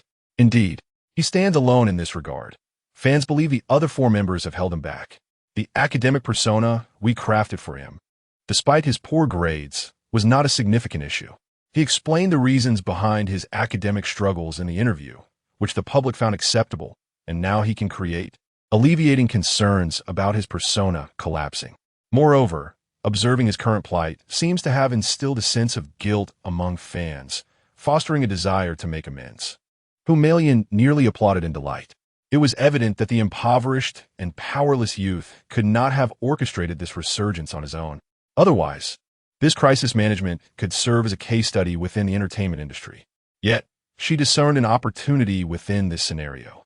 Rising, she paced the room, finally declaring, "Ladies and gentlemen, we ought to seriously contemplate the return of our first-generation boy band. This is an opportunity, an extraordinary opportunity." She gestured towards the projected images. "We have witnessed the potential of Dreamers since their debut. Regrettably, they fell from grace due to our negligence. Now, we can reintegrate them into the public eye. But the new project is already in motion, and pursuing both will strain the company's finances significantly. The project manager interjected, visibly apprehensive. Let us pause the new initiative. The challenges of reviving dreamers will be far less daunting compared to the risks associated with a new group, whom Malian asserted decisively. The young man had presented them with a chance. We can seize this moment to craft a narrative of redemption for them. Who among the youth has not erred? Yet, acknowledging one's mistakes and striving for improvement is commendable. After a year and a half of reflection, the members of Dreamers have recognized their missteps. They are ready to embark on a new journey, pursuing their dreams anew. What do you think of this story? Applause erupted in the conference room. Once the clapping subsided, Hu Yaoshu raised his hand. Hu Zhou, may I interject? Your plan is sound, but our contract with them has less than half a year remaining, specifically for months, ending in July. Hu Malian paused, then waved it off. We shall renew their contract. I am confident they will accept. However, first, we must secure Lu Qingfeng. She pointed to the image on the projector, where the slender young man smiled, his fox-like eyes narrowed, resembling a crescent moon. Chapter 37.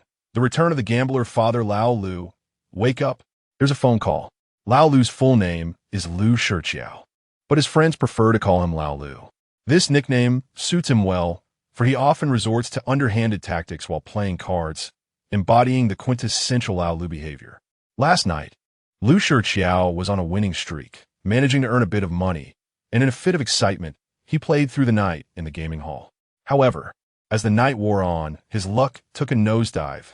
Not only did he lose his winnings, but he also depleted his original stake. When he finally stepped away from the table, the adrenaline faded, leaving him filled with regret. If only he had known better, he would have cashed out while he was ahead. He returned home at 5 in the morning and tossed, and turned in bed until nearly 6. When he finally drifted off to sleep, early the next morning, a friend roused him, and he felt an overwhelming sense of frustration, with sleep still clinging to his eyes. Groggily, he reached for his phone, but just as he grasped it, the ringing ceased. He flopped back onto the bed. Get up, get up, his friend urged once more, pulling him from the bed. Let me sleep a bit longer. Lu Shiqiao protested, peeling his friend's hand away and wrapping the blanket around himself. Have some decency. It's been ages since you've been home. Your son is practically grown up now. He can take care of himself. Irritated, he buried his head beneath the covers. Just then, the phone rang again. His friend picked it up, glanced at the screen, and said, a call from an agent. Aren't you going to answer?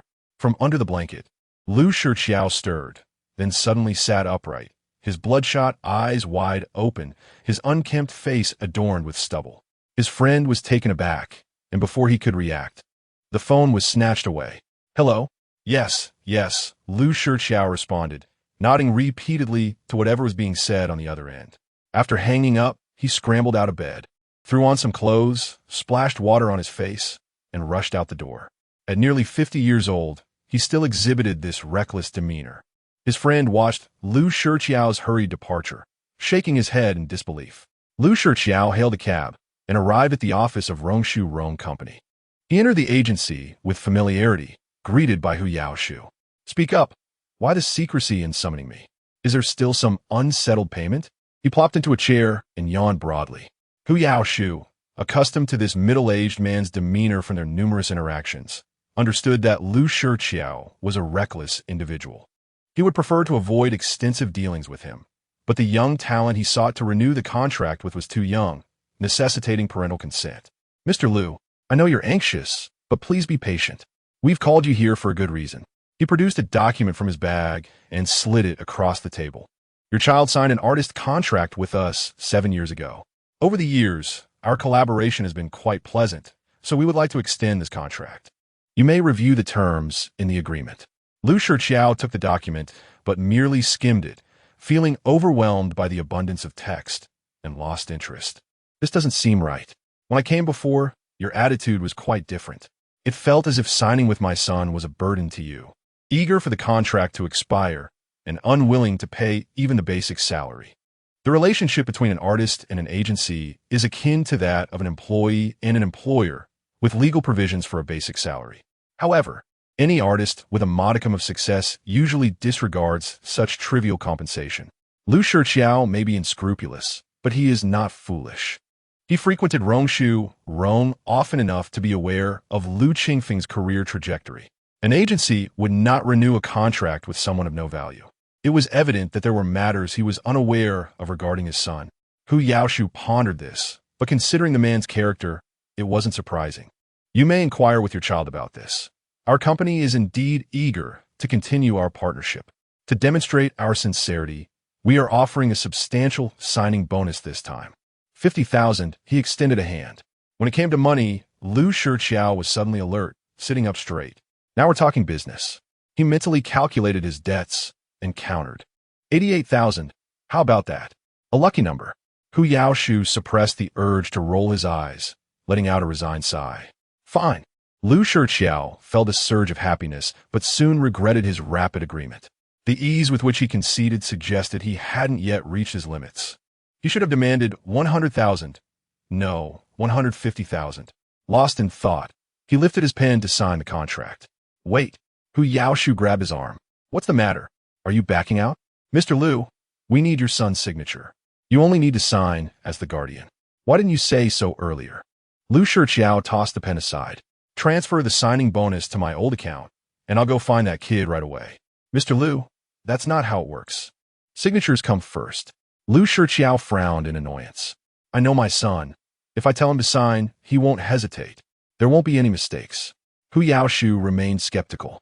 You can take the contract home, have your son sign it, and bring it back. The money will be transferred to you promptly. All right, how troublesome.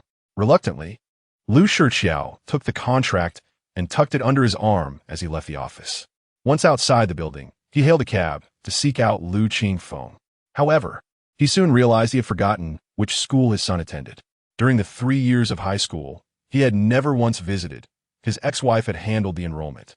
He had only been responsible for the financial aspect, ignoring everything else. Now, in need of assistance, he found himself at a loss. I might as well head home and wait. He was too lazy to dwell on such trivial matters and decided to return home for a nap. All right, see you tomorrow. After evening study hall, as usual, Lu Qingfeng parted ways with Lu Xin and Ho Xiaobing at the intersection, but he did not rush home. Instead, he took a detour to a nearby bank. The scholarship from the school had arrived, totaling 3,000 yuan, directly deposited into his account. His meager savings had been replenished. By noon the next day, he planned to buy a mobile phone. This was a decision he had contemplated for some time. Life without a phone was inconvenient. Moreover, his upcoming plans necessitated a smartphone. He didn't require anything extravagant at this stage. A phone within 3,000 yuan would suffice, with the remaining funds reserved for living expenses. He could wait a little longer, as the payment for his children's literature work was also due soon. He meticulously calculated the allocation of his funds and cheerfully withdrew 200 yuan in cash, placing it into his makeshift wallet. This wallet was fashioned from the remnants of an old piece of clothing. Since he primarily used cash, he refrained from splurging on a proper wallet, opting instead to so one himself to keep loose change from falling out. One must admit, the original Lu Qingfeng was a good kid, maintaining a kind-hearted nature despite his unfortunate upbringing and the presence of irresponsible parents. Shaking his head, he chose not to dwell on the past as he made his way home. Upon opening the door, he was greeted by the sight of a familiar yet strange figure, his gambling father, Lu Shiqiao. Chapter 38, Reversal of Fortune. He's back. Lu Shiqiao was sitting on the floor, having spread out his exam papers as a makeshift mat. Upon it, he had placed some barbecue and beer, engrossed in a live stream on his phone, where the host was shouting enthusiastically. Lu Shiqiao was laughing heartily. He gave a cursory greeting upon hearing the door open, then became engrossed in his phone again. Lu Qingfeng scrutinized the man. Lu Shiqiao, having washed up and shaved, possessed a certain appeal. Tall and with defined features, he was a handsome middle-aged man at 45. However, his years of immersion in gambling had taken a toll, leaving him with a weary demeanor and an inexplicable air of seediness. Lu Qingfeng recalled a time when Lu Shiqiao was not like this. While he lacked exceptional talent, he also didn't have these vices. Coming from a family with a decent financial background, he ran a mechanical processing factory, living comfortably off outsourcing parts from major manufacturers. The transformation seemed to have occurred after the death of the original owner's grandfather and the subsequent crisis at the factory. Instead of addressing the issues, Lu Shiqiao sought refuge in bars and revelry. He then fell in with a group of dubious friends who introduced him to gambling, leading to his gradual decline. The once affluent family fortune was squandered, the factory sold, and a divorce ensued, yet he remained unable to break free. Moreover, Lu Qingfeng observed that setbacks only fueled Lu Shiqiao's gambling habits. He realized the truth. This was a grown man with an appalling inability to cope with stress, retreating into his shell at the slightest sign of trouble, incapable of shouldering the responsibilities of a family. It was no wonder the original owner had starved to death at home.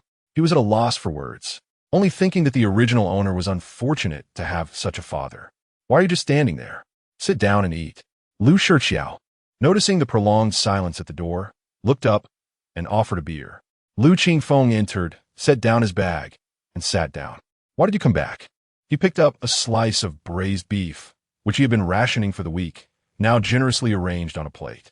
He then glanced around the room. The bed, neatly made that morning, was now disheveled, and a pile of dirty clothes lay near the bathroom floor. The once modest but tidy home had become chaotic since the man's return. What kind of talk is that? Lu Shiqiao retorted, finally diverting his attention from the live stream.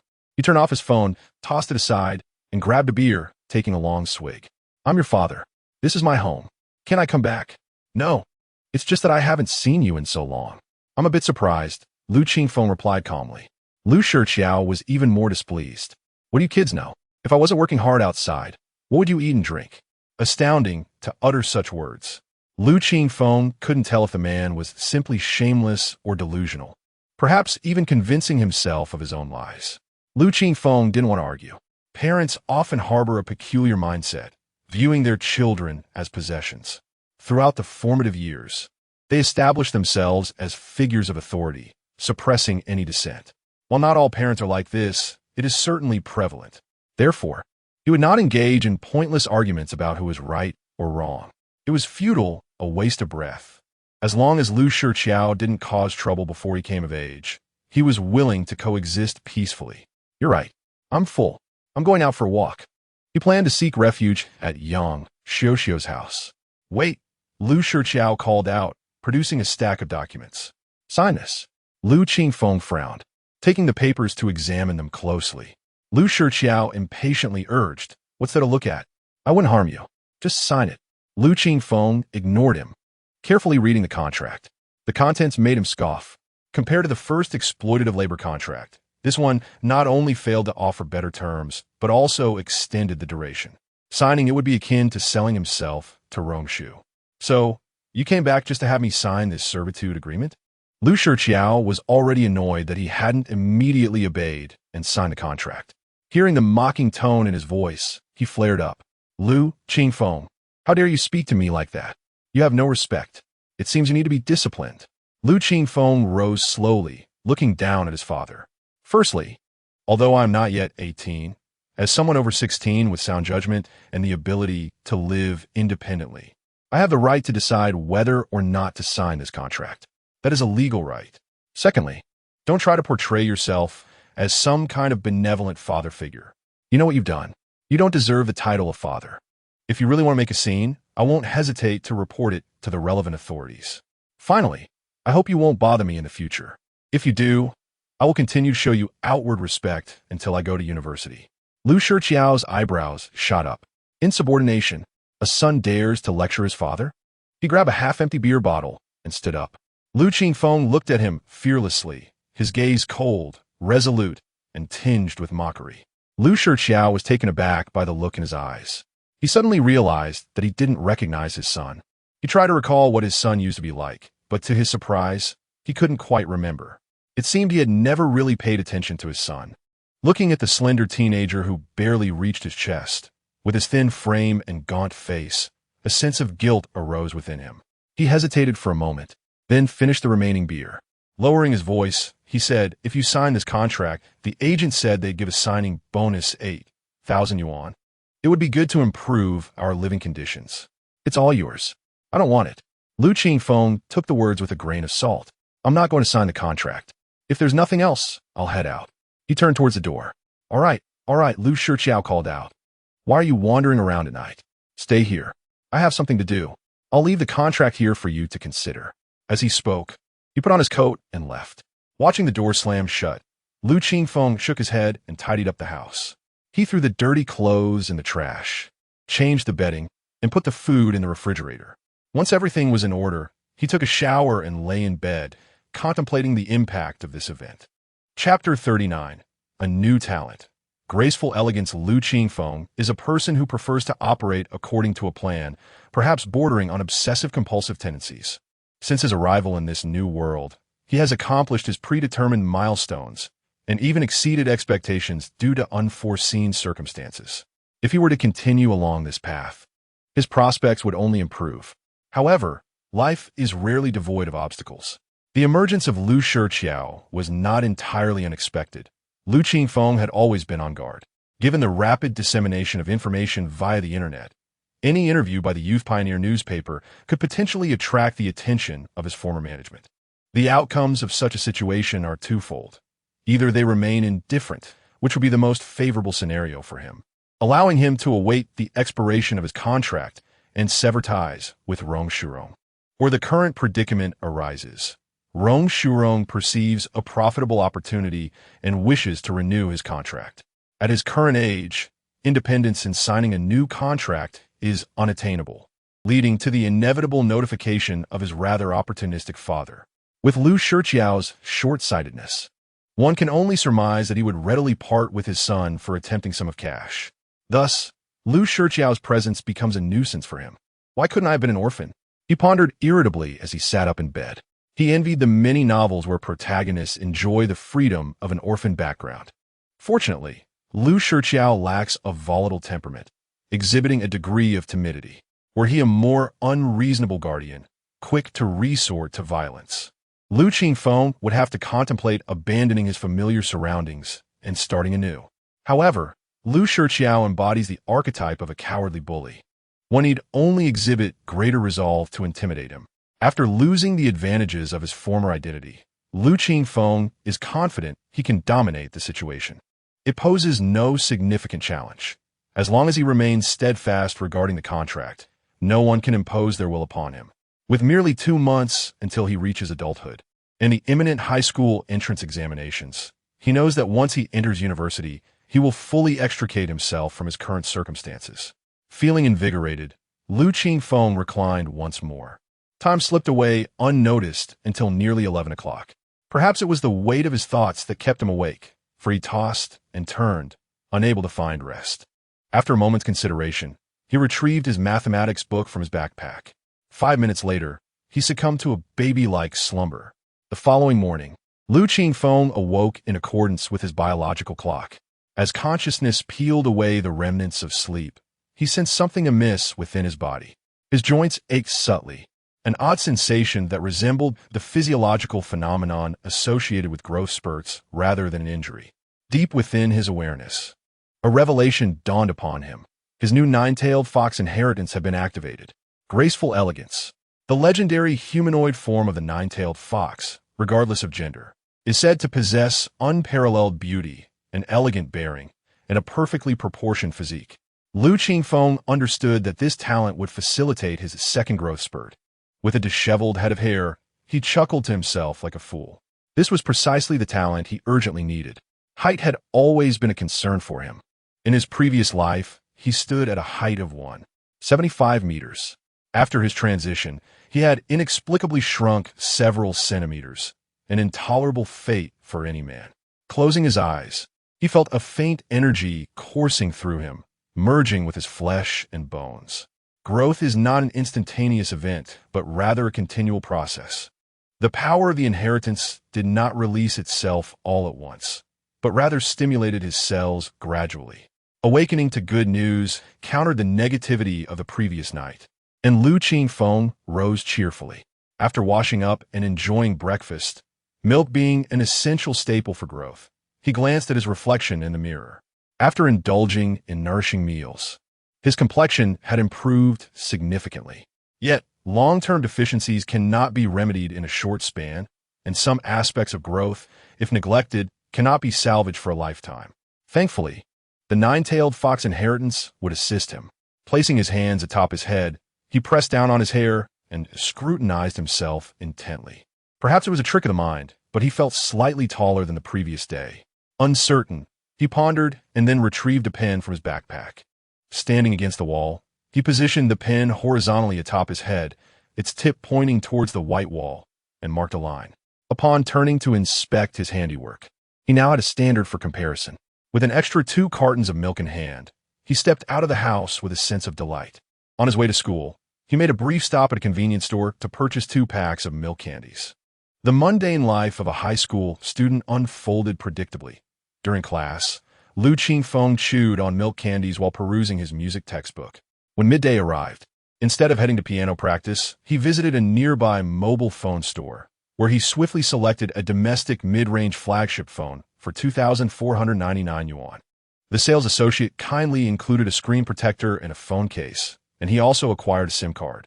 At that moment, Qingfeng felt a surge of emotion as he held the phone, reflecting on his journey from having nothing to finally stepping onto the path of stability.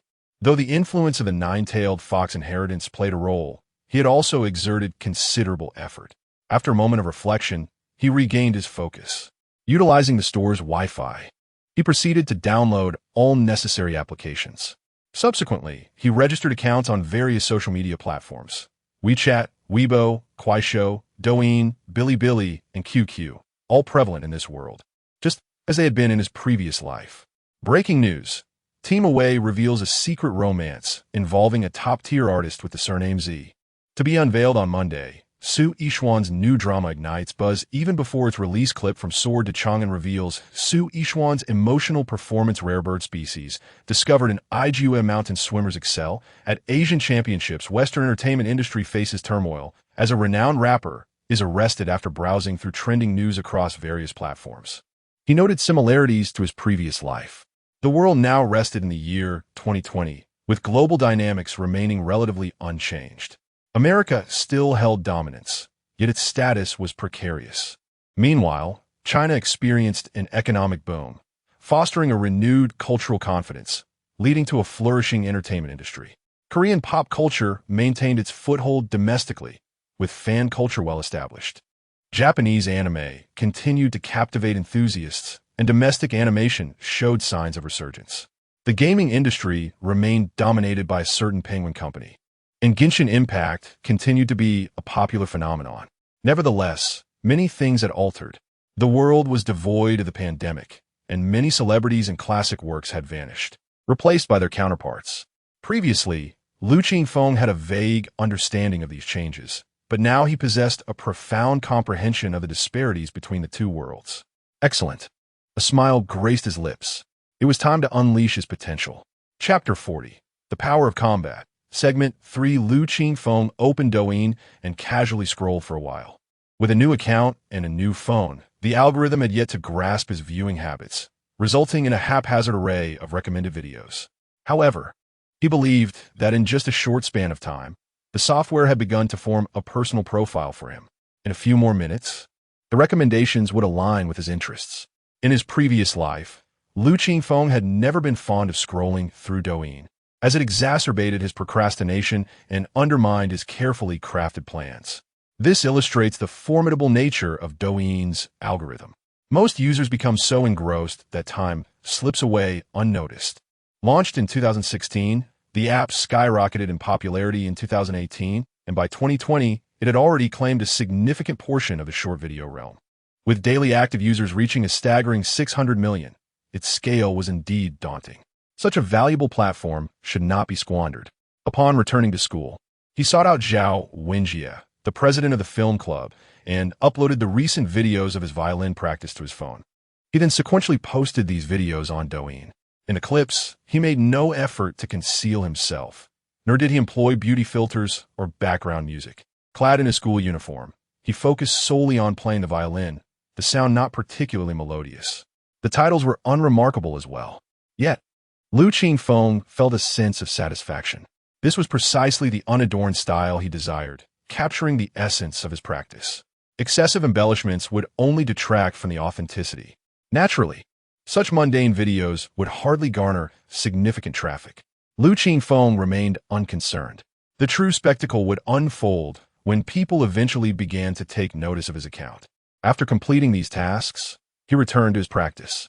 With a phone in hand, he no longer needed to borrow the film club's camera.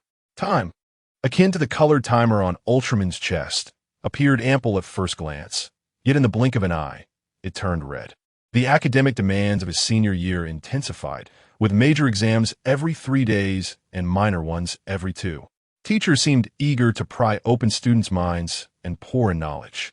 Their homeroom teacher, Xiongda, almost daily reiterated the classic phrase, "You are the worst class I've ever taught." The top students in class wore serious expressions, striving for every single point. The competition was no joke. Recently, Ho Xiaobing had also reduced his time for leisure with friends, claiming he now studied until the early hours, leaving little time for sleep. Lu Qingfeng did not fully understand, but he respected those who toiled toward their goals. In contrast, he and his friends Lu Xian and El Hui enjoyed a more leisurely existence. Lu Xian's father intended to send him to a vocational school for auto repair, while Lu Xian harbored dreams of becoming a web novelist. El Hui, from a well-off family with an uncle in import-export trade, planned to join his uncle's company after graduating high school. Lu Qingfeng found it perplexing that in novels he had read, protagonists often returned to their high school days determined to study hard, improve their grades, and ultimately gain admission to prestigious institutions. Yet here he was, surrounded by underachievers. It was decidedly lacking in positive energy.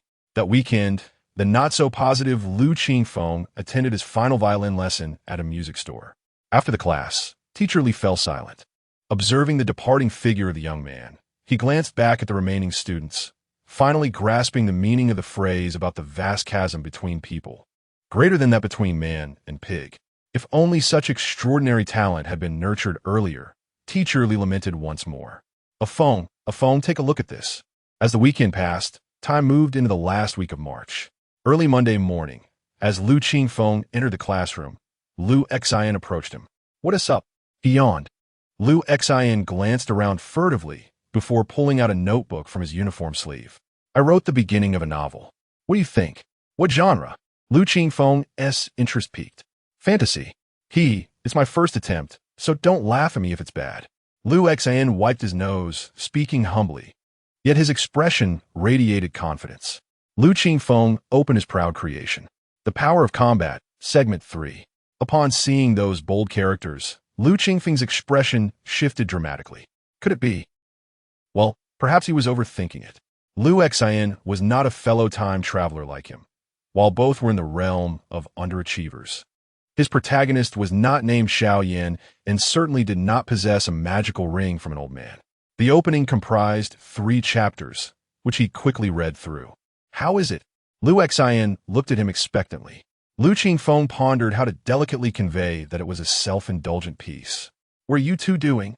"Standing there like gatekeepers?" At that moment, Ho Xiaobing and El Hui entered the classroom. Lu Qingfeng waved the notebook in his hand. "This is the beginning of a novel written by Zhuang. I'm just helping him out." Lu Xian attempted to intervene, but it was too late. The two immediately lit up with curiosity and crowded closer. "Let me see." Lu Qingfeng handed the notebook to Ho Xiaobing, who placed it on the desk for a group read. At this point, Lu Xian dropped any pretense. Yet, after just a chapter, both Ho Xiaobing and El Hui could not continue. Without saying a word, Ho Xiaobing patted his best friend's shoulder and returned to his seat. El Hui was even more direct. "What is this?" Aside from the opening that introduces the protagonist as a failure, how did so many characters suddenly appear in the story? Lu Xian could no longer contain himself. "What do you know? This is called creating conflict and multi-perspective shifts to depict the protagonist's challenging situation. Right, a phone?" He turned to Lu Qingfeng, seeking affirmation. Lu Qingfeng replied, Zhuang, for first attempt I think it's quite good." Upon hearing this, Liu Xin instantly beamed at lui. However, the tone quickly shifted. "But there are a few minor flaws. You see, this is just the first draft. I'm sharing it for suggestions so I can revise it." Lu Xian held Lu Qingfeng's writing skills in high regard. "All right, Lu Qingfeng said, no longer holding back. De livring à tout critique. Aside from the initial 300 words, the rest of the first chapter lacks significance. There is no need to rush the world building. You can summarize the protagonist's situation in a few sentences and elaborate gradually. It's crucial to keep the perspective centered on the protagonist, the current challenges, the emergence of the golden finger, and how to utilize it to overcome obstacles should be the focal point. Characters can be introduced one by one, allowing readers to keep track of who is who. Introducing so many characters at once is overwhelming. Moreover, the excessive scenery descriptions are unnecessary. A line or two suffices. Leaving some things unsaid gives readers space for imagination. The pacing feels off, as the golden finger doesn't appear until the end of the second chapter. If you can't build anticipation earlier, few will stick around to find out. As for the writing style, it's not a concern. Web novels don't emphasize prose, as long as the story is conveyed clearly. Having delivered his thoughts in one breath, he concluded, keep at it. It's still worth reading. Revise it when you get a chance. Feeling as though he had taken an arrow to the chest, the self-satisfied Lu Exen trudged back to his seat. However, this state of affairs lasted only until the next day, as Club Week approached. Chapter 41. Club Week, come on, come on. Reading all day can turn your brain to mush. One must take time to relax. You all go ahead. I will finish this paper and catch up with you. The Club Week at our school is scheduled for Tuesday afternoon, and this morning, the atmosphere in the school visibly relaxed. Students bustling about were engaged in lively discussions about the afternoon's activities. For high school students who are constantly immersed in their studies, this is a rare day of respite. Especially since the school is hosting it, everyone gathers together, and the joy is doubled. However, not everyone can loosen up and enjoy the festivities. Students like Ho Xiaobing, who may not have exceptional academic talent but aspire to attend a prestigious university, find it hard to set aside their concerns. Unfortunately, this sentiment is not uncommon. If you ask them if they want to play, they may indeed want to, but once they step out of the classroom, guilt washes over them, and they cannot truly enjoy themselves. All right, if the monkey doesn't want to go, let us not pressure him. However, you must come to the movie club screening later. Lu Xin still wanted to persuade him, but Lu Qingfeng pushed both him and El Hui aside. Fine, I'll head over in advance to meet you all. This time, Ho Xiaobing did not refuse. Lu Qingfeng waved his hand, leading the two simpletons out of the classroom. The pressure from Monkey's parents is too great. He currently has no personal time at all. Outside, Lu Xin continued to murmur. Lu Qingfeng gave him a light pat. Monkey's situation is different from yours. While the college entrance examination might not be the best path for everyone, for him, it is the most viable option available. He is far more mature than us, shouldering his parents' expectations rather than choosing to wallow in despair. As friends, our role is to ensure we do not hinder him. Just think, if we forcibly drag him out to play today, and he ends up missing his dream university by a mere point during the exams.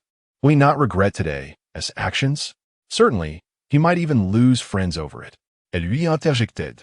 Lu Xin was persuaded, snatching 2 pieces of snacks from El Hui's hand and tossing them into his mouth. All right, then we'll go have fun ourselves. Come on, let's check out the basketball club. The 3 exited the classroom, and the campus was alive with students in uniforms, engaging in spirited conversations, radiating youthful energy. The weather was splendid, with not a cloud in the sky and bright sunshine.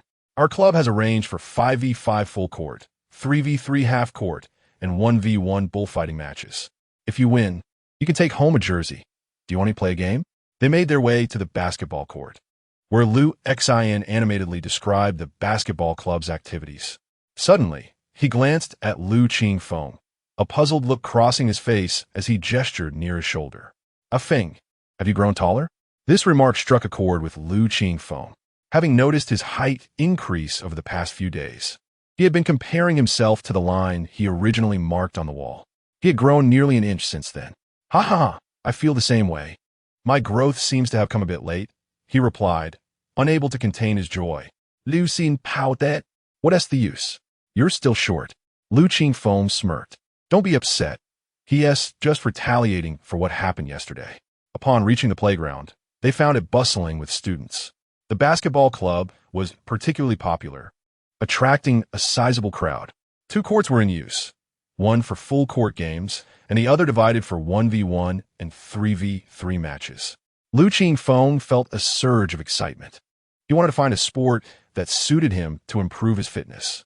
Just then, the bullfighting match concluded, and Lu Xan negotiated for the court. "Come on, if you two score just 1 point, I'll wash your socks for a month. That is a promise."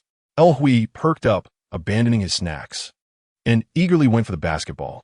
Though Lu Qingfeng had never played basketball before and was somewhat unfamiliar with the rules, he understood that the objective was simply to get the ball through the hoop. "Zhuang, Zhuang, don't talk big," he chided. He dribbled the ball a few times, finding his rhythm. It didn't seem too difficult. "Come on, are you afraid?" Lu Xian shrugged off his jacket. Thus, their 1v2 basketball match commenced. Lu Qingfeng held the ball first, with Lu Xian positioned just inside the free throw line, executing a classic defense against drives but not against shots. Lu Qingfeng, seeing the opportunity, took a shot. "Zhang!" he exclaimed as the ball hit the backboard and bounced back. Fortunately, he still retained possession. Lu Xian burst into laughter. Lu Qingfeng realized the hoop, while seemingly large, was not so easy to score into. This time, he refrained from a blind shot, noticing El Hui cutting in from the corner. He passed the ball to him just as Lu Xian rushed to block. Although inexperienced, Lu Qingfeng understood he couldn't just stand still and watch. He moved towards the basket, waving his arms for attention. El Hui saw him and received the ball. Now he was just inside the free throw line, close to the basket. What a perfect opportunity. He lifted his hand to shoot, but Lu Xian leapt high, executing a volleyball-like block. Damn basketball dreams. Within 10 minutes, Lu Qingfeng lost interest in playing. He lacked the height and skills to compete, and being outnumbered was no fun at all. He signaled for El Hui to leave while Lu Xian stayed behind to participate in the basketball club's activities. The two then made their way to the table tennis club. It seems there are few in China who cannot play table tennis. Surprisingly, Lu Qingfeng found himself playing quite well despite having never tried it before. However, he felt the physical workout was minimal, so after playing a couple of games, he took his leave. He was now on his own. There weren't many clubs at the school, just around 20, with the majority being sports-related. The others were artistic, with some more unique options like the Gourmet Club and Board Game Club. These 2 clubs were rather interesting. One sold freshly baked small cakes and cookies, while the other set up a Monopoly game in a classroom. After a round of exploration, he felt quite fatigued. Sitting on the playground with cookies from the Gourmet Club in hand, he took a moment to rest. "Hello, Lu, classmate." Just as he was about to relax, a girl approached him with a smile. She had slightly tanned skin, but her features were delicate, and her bright smile radiated youthful energy.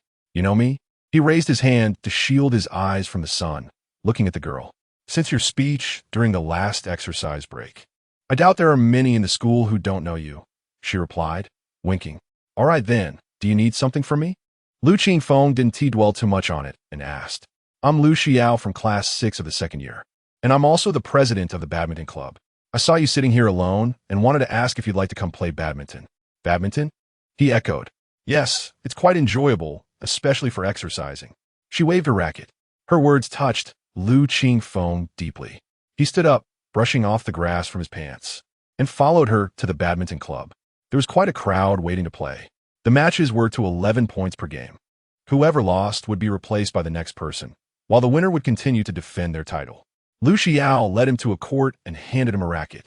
"Have you played badminton before, Lu, classmate? Is there really a need to learn?" "Isn't it just about hitting the shuttlecock over the net?" He swung the racket lightly. To him, badminton seemed quite similar to table tennis, both being easy-to-learn racket sports. Chapter 42.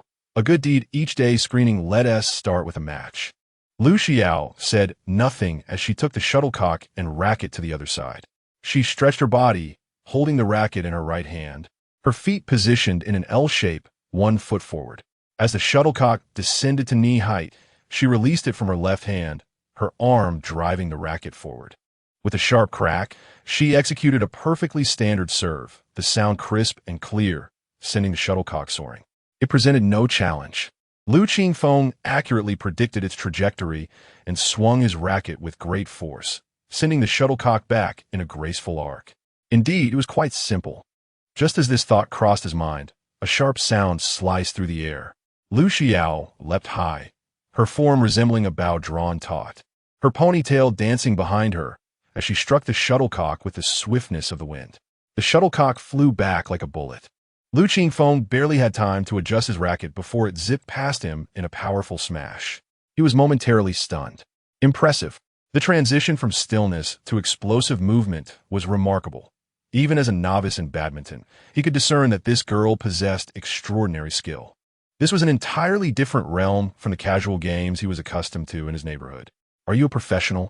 he asked, lowering his racket. Unable to contain his curiosity. "Allow me to reintroduce myself. I am a provincial-level badminton player." No wonder. Lu Qingfeng mused. Such skill could only belong to a professional athlete. "You must be quite bored playing with an amateur like me." He set down his racket, no longer interested in continuing. "I apologize, truly. That was not my intention. I merely want to get to know you better, Lu. I really admire your stories." Lu Xiao quickly offered an apologetic smile, her vibrant expression providing a refreshing sense of relief. Lu Qingfeng was not genuinely upset over this trivial matter. "At your age, still indulging in fairy tales?" "Absolutely. Training as an athlete can be quite monotonous. One must find other activities to unwind. Indeed, life rarely unfolds as we desire, and everyone has their own means of relieving stress. Some find solace in playing games. Shall we continue?" He picked up the shuttlecock. "You still wish to play?" Lu Xiao seemed surprised. "I find badminton quite suitable for me. It involves jumping and running, which is excellent for fitness." Lu Qingfeng spoke sincerely. Compared to the arduous training required for basketball and the limited activity in table tennis, badminton offered a good balance of simplicity and exertion. "However, you must teach me." "Absolutely." The girl beamed with enthusiasm. As they resumed playing, Lu Xiao began instructing him on how to generate power and swing the racket. There are two ways to grip a badminton racket: the forehand grip and the backhand grip. One should not clench the racket entirely in their hand. The forehand grip is primarily used for striking the shuttlecock on the right side of the body and overhead shots. The palm rests against the handle, with the three fingers naturally closed together and the index finger slightly apart, while the thumb aligns against the narrow side of the handle. When swinging, the racket should remain upright. During the motion, the forearm should rotate inward to bring the racket face back to the correct position to strike the shuttlecock. "Yes, just like that." "Very good." Lu Xiao taught with great dedication, and Lu Qingfeng learned earnestly. After playing 3 consecutive games, Lu Qingfeng, out of breath, called for a break. Lu Xiao, possessing superior stamina, approached him. "You are improving rapidly. Would you be interested in joining the badminton club?" Lu Qingfeng shook his head vigorously, regaining his breath before replying, "Perhaps as a hobby, but I'm not cut out for the professional scene." "Then shall we continue?" Lu Xiao did not press further, raising her racket. "Next time, my friend will be looking for me shortly." Lu Qingfeng estimated the time and declined. As he spoke, Lu Xin and Lu Hui approached in tandem. "Often, let us head to the small auditorium." Lu Xiao's eyes brightened. "Are you going to watch the short film made by the film club? May I join?" "Of course." Lu Qingfeng responded nonchalantly, waving to the two in the distance. Upon their arrival, Lu Xin and Lu Hui exchanged knowing glances upon seeing him with a girl, but he paid them no heed. Lu Xiao noticed but dismissed it. She had no such intentions. Handing over her racket and shuttlecock to a club member, the four made their way to the small auditorium, encountering many others also heading to watch the short film. Conversations filled the air, and Lu Qingfeng's name was occasionally heard. "I heard this film is based on your script?" Lu Xiao inquired. Lu Qingfeng nodded. Prior to the club week, the film club had already spread the word. His reputation was quite significant in their school. Many had come specifically because of his name as a screenwriter. Not only that, the entire film was shot by Feng, while Zhao Wenjie merely played a supporting role. Lu Xin chimed in. "Is that true?" Lu Xiao's interest piqued. "Don't listen to his exaggerations. I merely provided guidance." Lu Qingfeng responded modestly, adhering to the unspoken rules of camaraderie. The small auditorium was a tiered classroom, and by the time they arrived, it was nearly filled to capacity. At exactly 2 o'clock, the president of the film club, Zhao Wenjie, took the stage to thank the attending students, offering a few brief remarks before stepping aside. With the curtains drawn and the lights dimmed, the projector illuminated the screen. Amid everyone's anticipation, the title of the short film appeared, A Good Deed Each Day. Director, Zhao Wenjie. Lu Qingfeng screenwriter. Lu Qingfeng. As the title faded, the main feature began. Chapter 43. The creator's thoughts are not important. The scene opens in a somewhat aged alley where a young man, dressed in a shirt and carrying a bag, strides confidently forward.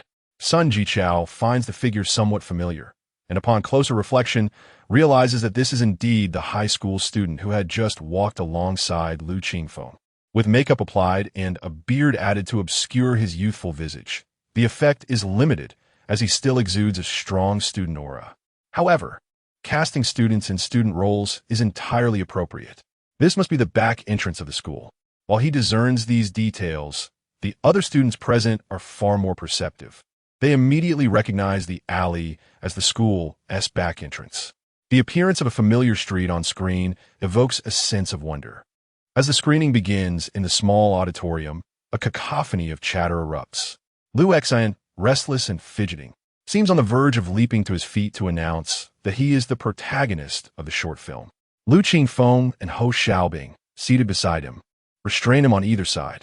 The seasoned members of the film club skillfully quell the audience's discussions, and the short film continues. The young man walks through the alley when suddenly, a jet of water cascades down from the second floor, startling him into retreating a step as he glances upward. The vintage building features a corridor designed to prevent water accumulation, now spewing water from a drain. He surveys the area and places a pot of withered plants beneath the water spout. At this moment, a soothing melody begins to play as the scene transitions. A breakfast cart is stuck on a step, and the elderly proprietor struggles to push it up. The young man jogs over enthusiastically to lend a hand. In the third scene, he dines in a fast food establishment when a large golden retriever approaches, resting its front paws on his leg and gazing longingly at the chicken leg on his table. The young man glances at the dog, picks up the chicken leg, while the fast food owner shakes his head in disapproval from a distance. The fourth scene presents a mother and daughter begging on the street, with a sign in front reading, "For Education." The young man retrieves his wallet, checks his balance, and takes out 2 bills, keeping one for himself. In the background, the small shop owner shakes his head. Upon returning home that evening, he hangs a bunch of bananas on the doorknob, knocks on the door, and turns to leave. The door opens to reveal an elderly man with graying hair peeking out. At this point, 40 seconds have elapsed, and the protagonist's altruistic image has been firmly established. Sun Jichao nods inwardly. Despite the amateurish filming techniques, the cinematography lacking finesse, and the acting being rather subpar, the director demonstrates a commendable grasp of shot composition and pacing. With not a single extraneous frame, the narrative unfolds layer by layer, effectively conveying the intended message to the audience. The short film, titled A Good Deed Each Day, adheres closely to its theme. However, if it were to end here, the story would feel rather mundane. The question of how to elevate the significance of this theme now rests on the subsequent developments. He gazes expectantly at the screen. A voiceover begins. "What do I gain from doing this every day?" The background music swells as the footage shows the young man repeatedly engaging in seemingly trivial acts of kindness, moving pots, assisting with the cart, feeding the dog, giving money to the little girl, and bringing food to the elderly. Not bad, Sun Jichao muses silently.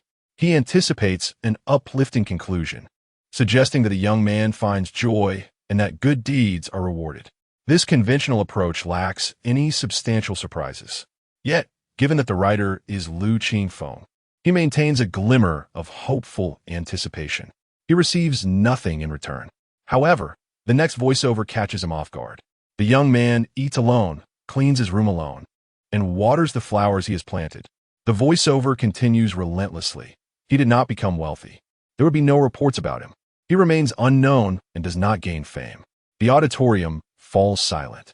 At this juncture, each viewer's thoughts diverge. Some contemplate deeply, others find amusement, while some deem the protagonist foolish. Yet no one finds it tedious, and all are drawn to continue watching. Sun Jichao strokes his chin thoughtfully. This narrative approach is intriguing.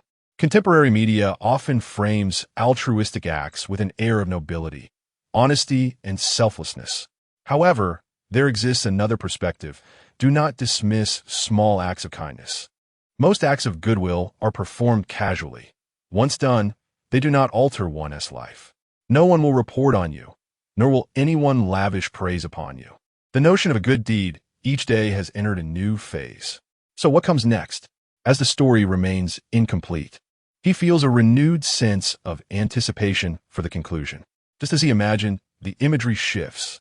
After feeding the dog another chicken leg, the young man gently pats its head, and as he departs, the camera captures the dog's gaze following him. In the next shot, the young man crosses the street, and the dog follows. In the third shot, he arrives at the usual spot where the mother and daughter beg, about to reach for his wallet, only to find the little girl missing. The music fades away. The young man stares blankly at the lone mother. This scene sends a jolt through the audience.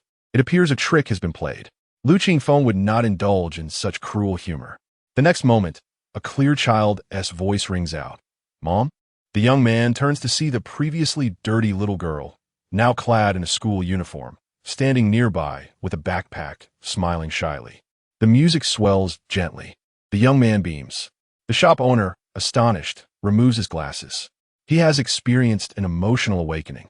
He has witnessed happiness and gained a deeper understanding, feeling love. He has received something that money cannot buy. The world has become more beautiful. What does your life yearn for the most? The final shot reveals flowers blooming under the nurturing touch of water. The short film concludes here.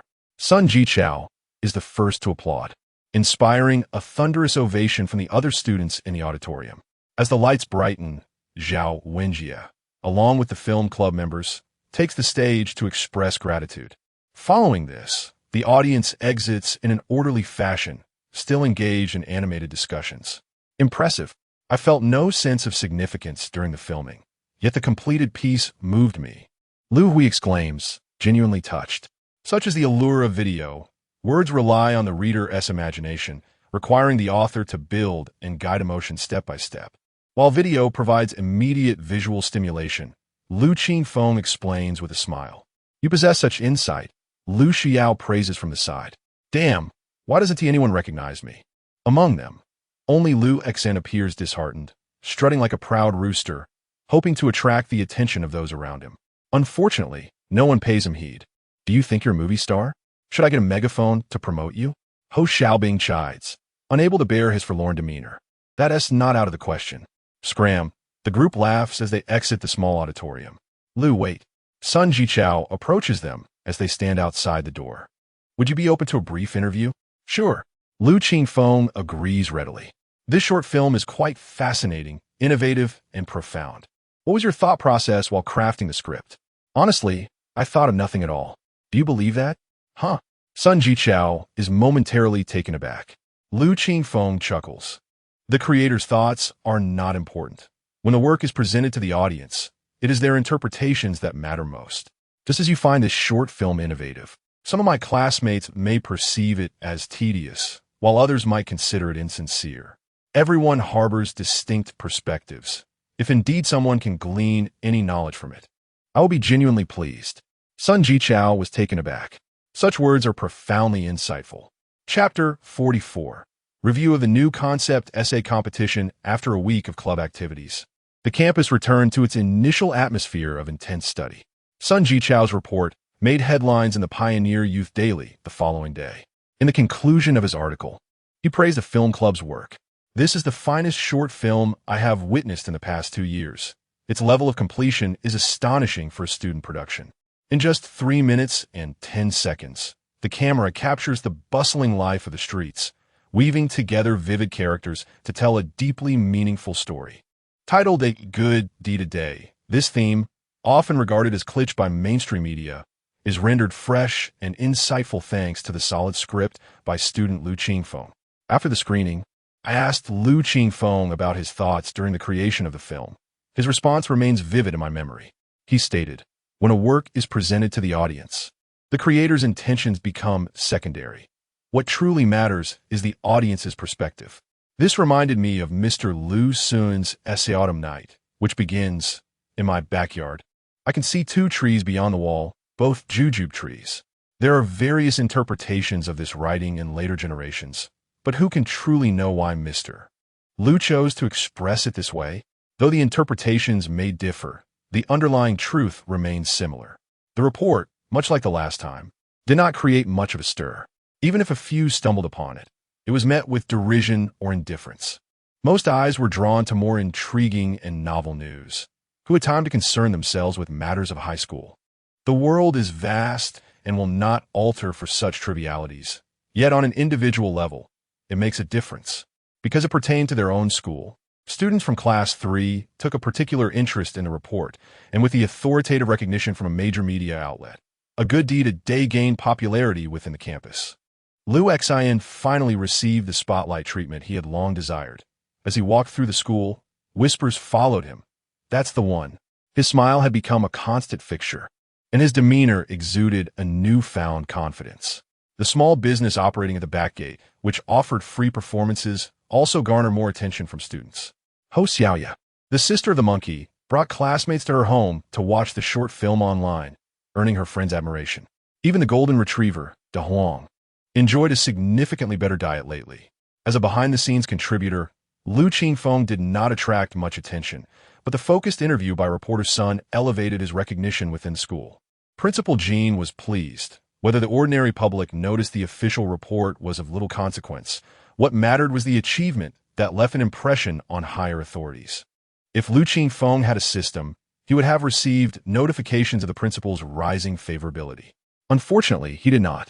His recent life revolved around practicing the piano, writing, and an additional activity, playing badminton. Perhaps spurred by physical exertion, he experienced a gratifying growth spurt. Adjustments to his diet gradually filled out his frame, enhancing his appearance. Notably, his eyes began to exhibit the enchanting allure reminiscent of a mythical nine-tailed fox. Wow, I've stumbled upon a treasure. I also play the violin. Had it not been for these videos, I would have assumed the blogger was a master disguised as a novice. No way. Brother, this is outrageous. In less than half a month, you've progressed from Twinkle, Twinkle, Little Star to Beethoven Spring. This seems a bit unbelievable. If true, I can only say this is a genuine violin prodigy. After another day's practice, Lu Qingfeng uploaded the latest recorded video to Douyin. Beneath the most recent video, comments and likes had increased, and his follower count had risen by 200. Scanning through the comments, he noted the numbers were still modest and chose not to dwell on them for now. He packed up his belongings, only to receive a message on his phone from the bank. Excellent. The payment for his work with children's literature had arrived.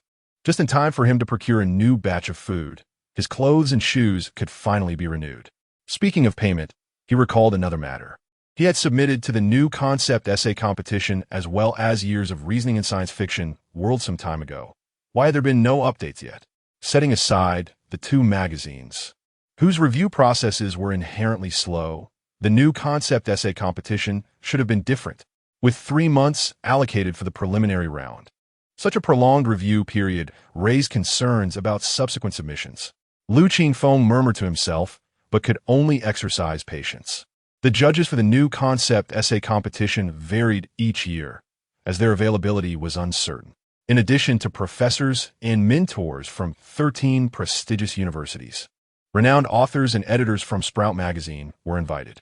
Chen Jiahong was among the judges for this year's competition. He also served as the head of the Chinese department at Peking University, a professor and a doctoral advisor.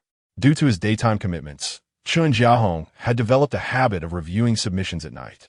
After dinner, he retreated to his study, where his spouse prepared a cup of tea for him, and he powered on his computer. The day's submissions awaited him in his inbox. The essay for the new concept essay competition came from all corners of the country. Given the sheer volume, it was impossible for judges to review every submission. The workload was immense, so the pieces presented to the judges had already undergone preliminary selection. Additionally, since the preliminary round required identifying first and second place entries from each province and categorized by age into groups A, B, and C, each judge was responsible for different regions and groups. Chen Jiahong, for instance, was tasked with reviewing Group A submissions from Jiangsu and Anhui provinces, which comprised second and third-year high school students. Donning his reading glasses, he adeptly accessed the submissions in his inbox and began his review. This piece was lacking. The writing was too scattered and filled with superfluous content. This one fell short as well, losing focus midway. However, this piece was quite good, though the theme was common. Its approach was ingenious and warranted further consideration. As he continued reading while sipping tea, time flew by. After reviewing a dozen pieces, he removed his glasses and rubbed his eyes. Glancing at the clock, he resolved to read one more submission before taking a break. Age had made late nights less bearable. The next piece was titled Hey, Come Out, an intriguing title. The opening was rather ordinary, although the prose was seasoned. It was overly simplistic. Professor Qin couldn't say he liked the beginning, but neither did he dislike it. He pressed on. The narrative picked up speed when the whole appeared, introducing a cast of characters in rapid succession: reporters, experts, merchants, villagers, and the village chief. None had names, only code names, yet each character was vividly portrayed. The logic behind their actions aligned perfectly with their psychological states. Chun Jiahong found his curiosity piqued. What did the appearance of this whole signify? The essay swiftly provided an answer. A businessman acquired ownership of the hole and established a company to fill it. Various forms of waste were dumped into the hole. As the hole bore the brunt of the refuse generated by societal progress, the city became increasingly pristine. Until one day, a voice echoed from the sky. Hey, come out. The brilliant conclusion made the old professor rise from his seat in excitement. Excellent. An open-ended conclusion.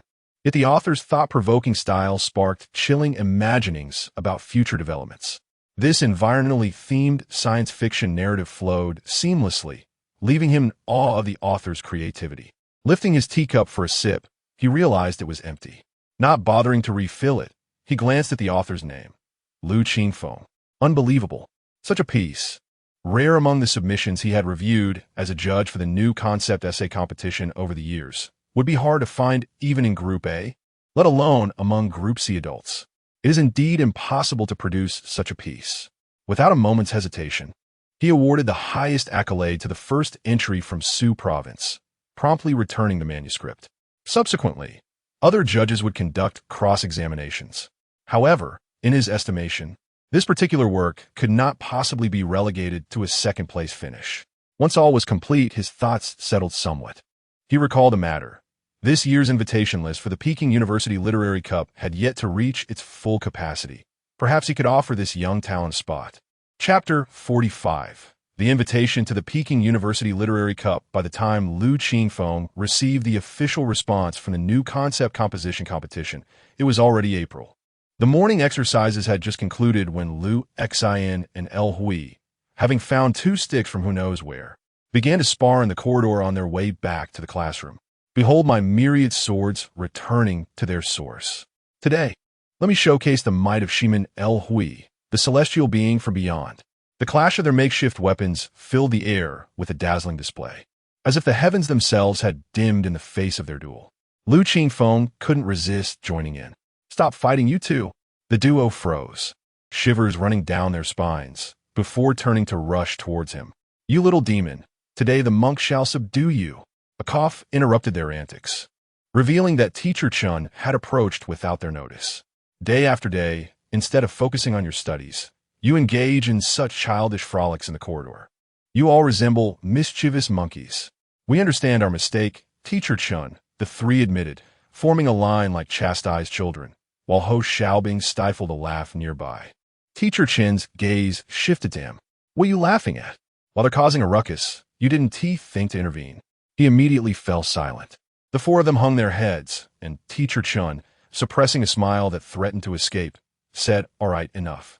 Head back to class. I have something to discuss. Feeling as if they had been granted a reprieve, they hurried back to class 2. Moments later, Teacher Chin entered the classroom.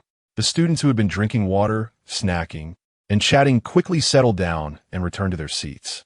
Teacher Chin placed her belongings down and glanced at her watch. With just a few minutes until class starts, I do like to take this opportunity to share some news. Qingfeng felt a stir of anticipation. Inexplicably, he sensed that this announcement might pertain to him. Could it be? His heart raced with expectation. Teacher Chin did not keep them in suspense. A smile softened her previously stern expression. Following Qingfeng's successful submission to the magazine, The results of a new concept composition competition have also been released. She held up an envelope. Lu Qingfeng has achieved first place in the preliminary round in Jiangsu province. Let's give him a round of applause. The classroom erupted in cheers. Wow, amazing. Lu Qingfeng, you're incredible. The commotion was deafening. Although the new concept competition was not as prestigious as the Bingxin Cup or the Yixingtao Cup, it held a higher reputation among students. Over the past decades, countless young authors had emerged from this competition, who among them had not purchased a collection of new concept essays during their school years. Its influence within the student community remained significant. Thus, achieving success in the new concept competition held far greater weight than publication in a lesser-known magazine, creating a wave of excitement throughout Class 2.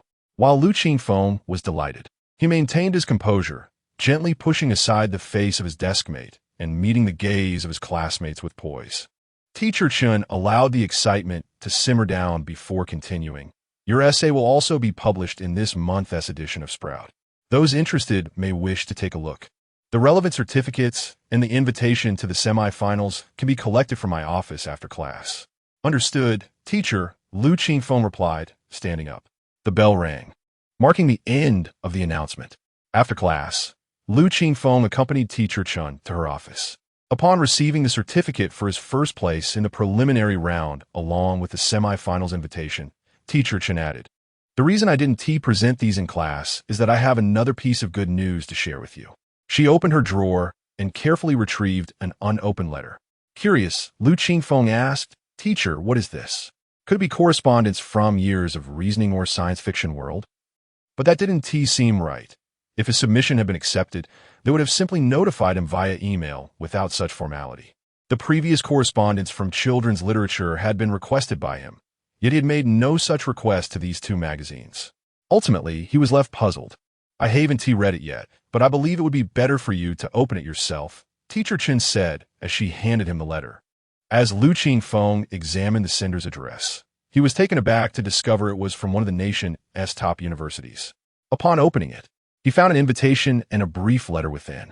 The contents were straightforward, an invitation to participate in this year's Peking University Literary Cup, scheduled for May 21st. The Peking University Literary Cup? Lu Qingfeng was unfamiliar with this competition and looked at Teacher Chen with curiosity. Taking the letter from his hands, Teacher Chen glanced at it and smiled warmly. "The moment I saw the sender's address, I suspected it would be something like this. Lu Qingfeng, your path to university is now clearer." Lu Qingfeng remained puzzled. Teacher Chen explained, "The Peking University Literary Cup is hosted by the Chinese Department of Peking University and is exclusively for high school students. The competition is not publicly advertised. Only 30 students are specially invited, each possessing unique literary talent. Due to the stringent selection criteria, the number of invitees may not always be filled, but earning a place in the competition guarantees direct admission to Peking University's Chinese department." Really? Lu Qingfeng felt a surge of excitement, his eyes widening. Teacher Chen placed a reassuring hand on his shoulder, giving it a firm squeeze. "This is your opportunity. Make sure to seize it." Lu Qingfeng nodded earnestly. This was the first tangible step toward his long-term goal of entering a university through his writing. Back in the classroom, he searched for information on the Peking University Literary Cup. Although it lacked widespread recognition, its prestige was formidable. Established over 50 years ago, none of the students who had previously participated in this competition were ordinary individuals. Numerous literary giants and best-selling authors had emerged from its ranks, and even a few contemporary literary masters had taken part. Educators, cultural scholars, magazine editors, and renowned journalists from various sectors of society were also among its alumni. Lu Qingfeng marveled at the significance of this opportunity. However, he noted that in his previous life, such a competition did not exist at Peking University. It was unique to this world. Nevertheless, he dismissed those thoughts, recognizing that this was undoubtedly a fortunate turn of events. Simultaneously, as the first batch of awardees from the new concept composition competition was announced, the Sprout magazine began its promotional campaign. Every year around this time, the magazine selects a batch of high-quality essays to highlight, aiming to draw external attention. This year, the centerpiece of their promotion was Feed It Out, an essay that received unanimous acclaim during the review process. Established as a prestigious brand, the new concept composition has amassed considerable renown over the years. The announcement of the awardees captured the attention of both the cultural and educational sectors. The editors of children's literature, as fellow magazines, were also keenly observing this event. Chapter 46. Charlie and the Chocolate Factory. The editorial team regarded Old Qian as an eccentric. At over 40 years of age, he had joined a magazine at the same time as the chief editor, Wang Weimin. While Wang Weimin had ascended to the position of chief editor, Old Qian remained in a junior editing role. It was not that he lacked capability. On the contrary, he was a graduate of a prestigious university with a profound literary background and had mentored several best-selling authors. He possessed both qualifications and achievements, and logically, he should have received a promotion by now.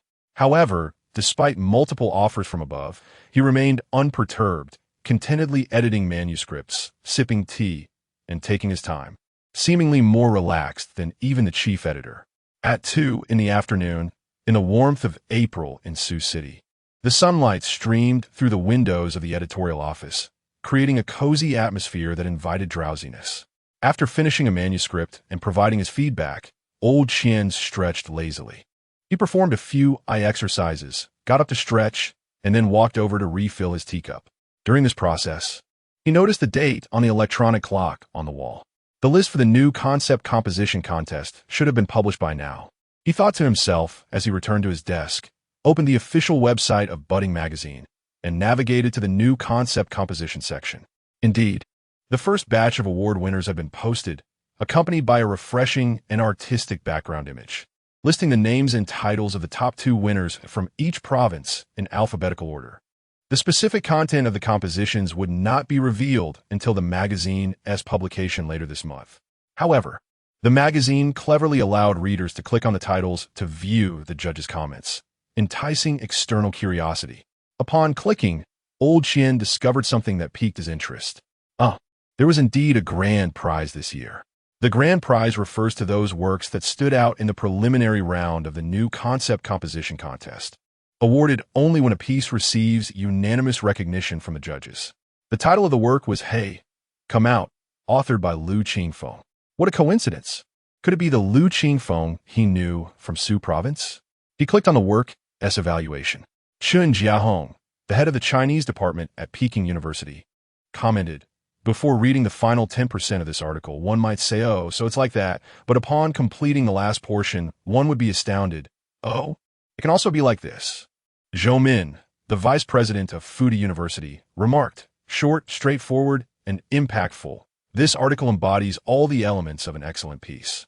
After reading it, I was left in awe of the author's writing technique.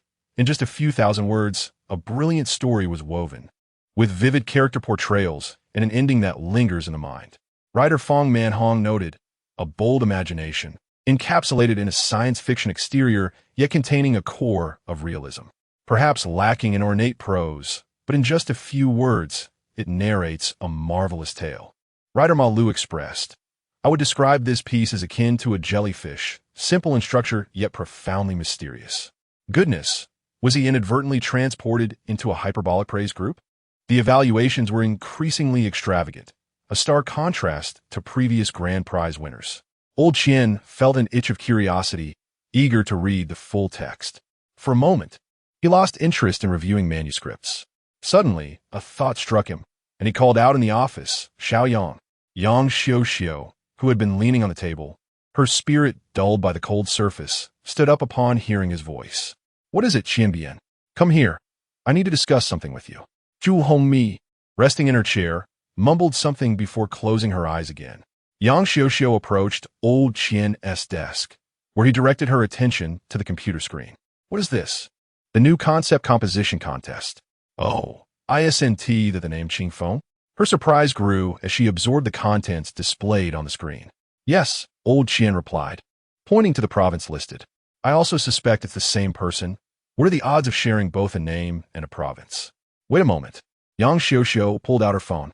She had exchanged contact details with Lu Qingfeng not long ago, initially intending to call. She remembered he was likely in class and opted to send a WeChat message instead. Indeed, He was in class, and her message went unanswered. Old Qian stated, "Xiaoyang, you've struck gold this time. This young man not only excels at writing fairy tales, but also shines in other genres." Yang Xiuxiu pondered the implications of this revelation and gasped in response. Old Qian then elaborated on the grand prize rules and the commendations from numerous literary luminaries.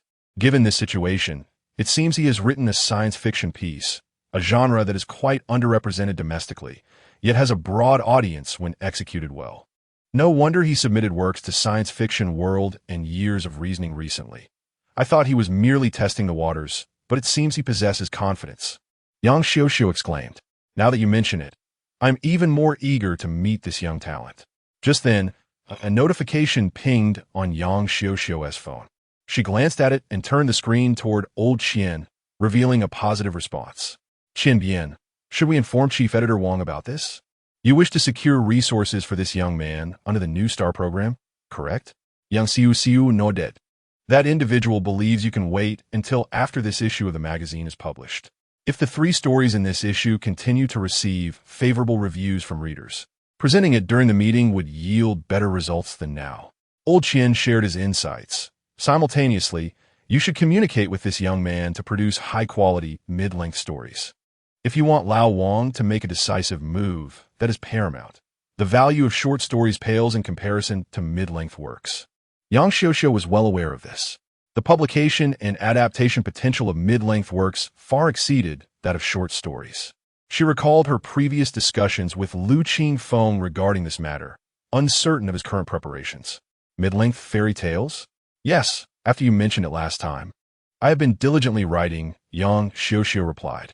Upon returning home that evening, Lu Qingfeng was swiftly brought to the office without even stepping into his house. Upon learning the purpose of Yang Xiuxiu's visit, he promptly opened his backpack and retrieved a notebook. As always, his handwritten style was familiar to Yang Xiuxiu, who eagerly accepted it. Skimming through the extensive article settings, she quickly turned to the main text. Charlie in the Chocolate Factory Chapter 1. Charlie, this house is far too cramped for so many people. The story begins with a young boy named Charlie. His family was impoverished, consisting of 7 members, grandparents, parents, and Charlie himself. Their livelihood relied solely on Charlie's father working in a toothpaste factory. Although they had food, it was insufficient. They could barely manage 2 meals on Sundays. For a growing boy, this paltry amount was far from enough. Charlie longed to satiate his hunger. Above all, he yearned for chocolate. What tormented him the most was that from his home, he could see a grand chocolate factory. Charlie dreamed of entering that factory. This encapsulates the content of the first chapter. The following 2 chapters depict conversations between Charlie and the 4 elderly residents of his home, indirectly introducing the chocolate factory and its owner, Mr. Willy Wonka. In the text, the 4 elderly individuals refer to him as the chocolate magician and share story after story about the greatest chocolatier in history, who could create chocolate ice cream that would not melt even under the scorching sun. Juicy soft candies infused with the fragrance of violets. Hard candies that change color every 10 seconds. Chewing gum whose flavor seems everlasting, and colossal bubbles of candy. Such imaginative prose imbues this character with an air of mystery even before their appearance. At the conclusion of the 3rd chapter, a suspenseful revelation is made through the words of Grandpa Joe. No outsider has ever entered this chocolate factory, which is devoid of even a single worker. Chapter 47. The new issue of children's literature hits the shelves, receiving rave reviews. Who is working in the chocolate factory? Setting aside her homework, Yang Xiuxiu glanced at Lu Qingfeng. This was a question posed by Charlie, the protagonist of the story, to the 4 elderly inhabitants of his home. Unfortunately, Charlie was called to bed by his parents, who deemed it too late, leaving the answer unwritten. How frustrating to be left hanging. Yang Xiuxiu ground her teeth in irritation, feeling a desire to bite someone. As a lengthy fairy tale, the first 3 chapters merely set the stage. However, the narrative, seen through the eyes of a young boy, is deeply immersive, complemented by the tantalizingly vague descriptions of the chocolate factory. This left her yearning to discover the direction the story would take next. Lu Qingfeng leaned in mysteriously, prompting Yang Xiuxiu to instinctively lean closer. Guess what it is? He teased. Smack! The girl playfully slapped him in annoyance. Lu Qingfeng chuckled heartily, amused by the rare display of mischief from the typically gentle and composed neighbor. With a little playful banter, he refrained from continuing to tease and instead retrieved 2 notebooks from his backpack. Yang Xiuxiu accepted them with utmost reverence. "Have you completed everything?" she inquired. "This contains the first 20 chapters, and I've also finished the remaining 10, but the wording needs some refinement." Yang Xiuxiu nodded in understanding. Traditional literary authors place great importance on their choice of words and sentence structure, which significantly differs from the realm of online literature. Typically, a traditional literary work of around 200,000 words is considered a lengthy piece, allowing for thorough revision before publication to ensure complete satisfaction. In contrast, online novels often exceed millions of words, with daily installments of thousands of words, where merely maintaining fluency is deemed satisfactory. Of course, Lu Qingfeng's approach was less cumbersome, as his work was essentially a transcription. He undertook this mainly to align with the character he had crafted. Yang Xiuxiu flipped through the 2 notebooks and remarked, "Based on your account, with 10 chapters remaining, the total word count should be under 100,000, right?" "Yes, around 70,000 words. That qualifies as a novella," she mused. With over 70,000 words, it could be serialized for more than half a year, and given the story's premise, it holds significant potential for adaptation into a classic children's fairy tale. "All right, I will accept the manuscript. However, the remuneration for serialized works pales in comparison to short stories.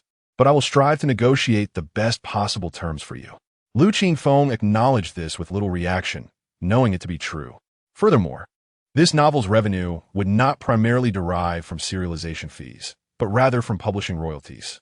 Charlie and the Chocolate Factory, a masterpiece by the renowned British author Roald Dahl, is among the 18 fairy tales he penned throughout his illustrious career. Other notable works include the BFG, Fantastic Mr. Fox, The Witches, and James and the Giant Peach, with Charlie and the Chocolate Factory standing as his most celebrated work, familiar to readers in China, especially due to the film adaptation of the same name. Indeed, many of Dahl's fairy tales have been adapted for the silver screen by Hollywood, including the first 3 mentioned above. The book's sales figures are staggering. Since its publication in 1964, over 13 million copies have been sold worldwide, ranking 5th among the most beloved children's stories in the UK. This is a cumulative achievement over the years, and while Lu Qingfeng does not aspire to reach such sales figures, achieving even 1/10 of that would suffice to alleviate his current financial concerns. By the way, I almost forgot. Do you still have the original manuscript for the new concept writing competition? After tidying up her filled notebooks, Yang Xiuxiu suddenly recalled and turned to ask. "Yes. Why do you ask?" Lu Qingfeng replied. "A senior editor is particularly curious about your essay. Could I perhaps ask you to let him preview it?" Lu Qingfeng scratched his head. "Isn't that a bit inappropriate? After all, Budding Magazine has yet to officially launch." Yang Xiuxiu pondered this and realized it was indeed the case, so she refrained from pressing further. "I will inform him to subscribe once Budding is published." With matters settled, Lu Qingfeng returned home to rest. On April 10th, the new issue of children's literature was released. In this edition, only Lu Qingfeng and Qiu Ji remained in the premium column, each contributing 3 works. Since the magazine designated Qiu Ji, a post-90s fairy tale author, as a rising star, he received substantial exposure over the past month. Newspaper interviews, program discussions, live dialogues, endorsements from established figures in the industry, and even appearances on a variety show propelled his popularity to rival that of celebrities in the entertainment realm. The 3 stories in this issue were also crafted with significant resources, featuring audio readings, illustrated artwork, and prominent placement on the cover. This extensive promotional campaign led to a notable increase in the magazine's sales. What do you think? Personally, I find it lacking in appeal, far inferior to the previous author's work, let alone Lu Qingfeng's. Lu Xin stated as the quartet from Class 2 of senior year reconvened. After school, Lu Xin had purchased a copy of children's literature and shared his opinion. "It's not too bad, I think, but Lu Qingfeng's writing is truly exceptional. His rendition of the Emperor's new clothes is delightful," replied Ho Xiaobing, maintaining an impartial stance. LV Hui struggled to articulate his thoughts, while Lu Qingfeng felt a sense of discomfort. Learning from Yang Xiuxiu about a competing author who had seemingly outpaced him, his interest in this Qiuji grew. He even sought out the man's previous works for examination. Setting aside personal bias, he found them commendable, rich in thought and depth. However, the integration of thematic elements with storytelling felt somewhat forced, giving off an air of heavy-handed moralism. In simpler terms, it bore a paternalistic tone. The new stories revealed a discernible effort at change, yet they appeared rushed. The original charm was lost, and the story's entertainment value did not see significant improvement.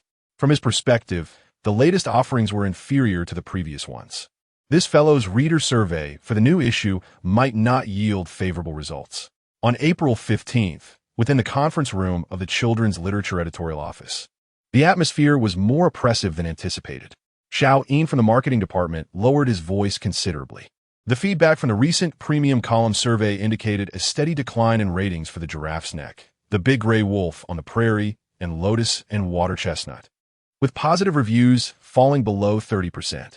Most criticisms centered on the story's lacking originality, being cliché, tedious, and failing to convey the protagonist's motivations.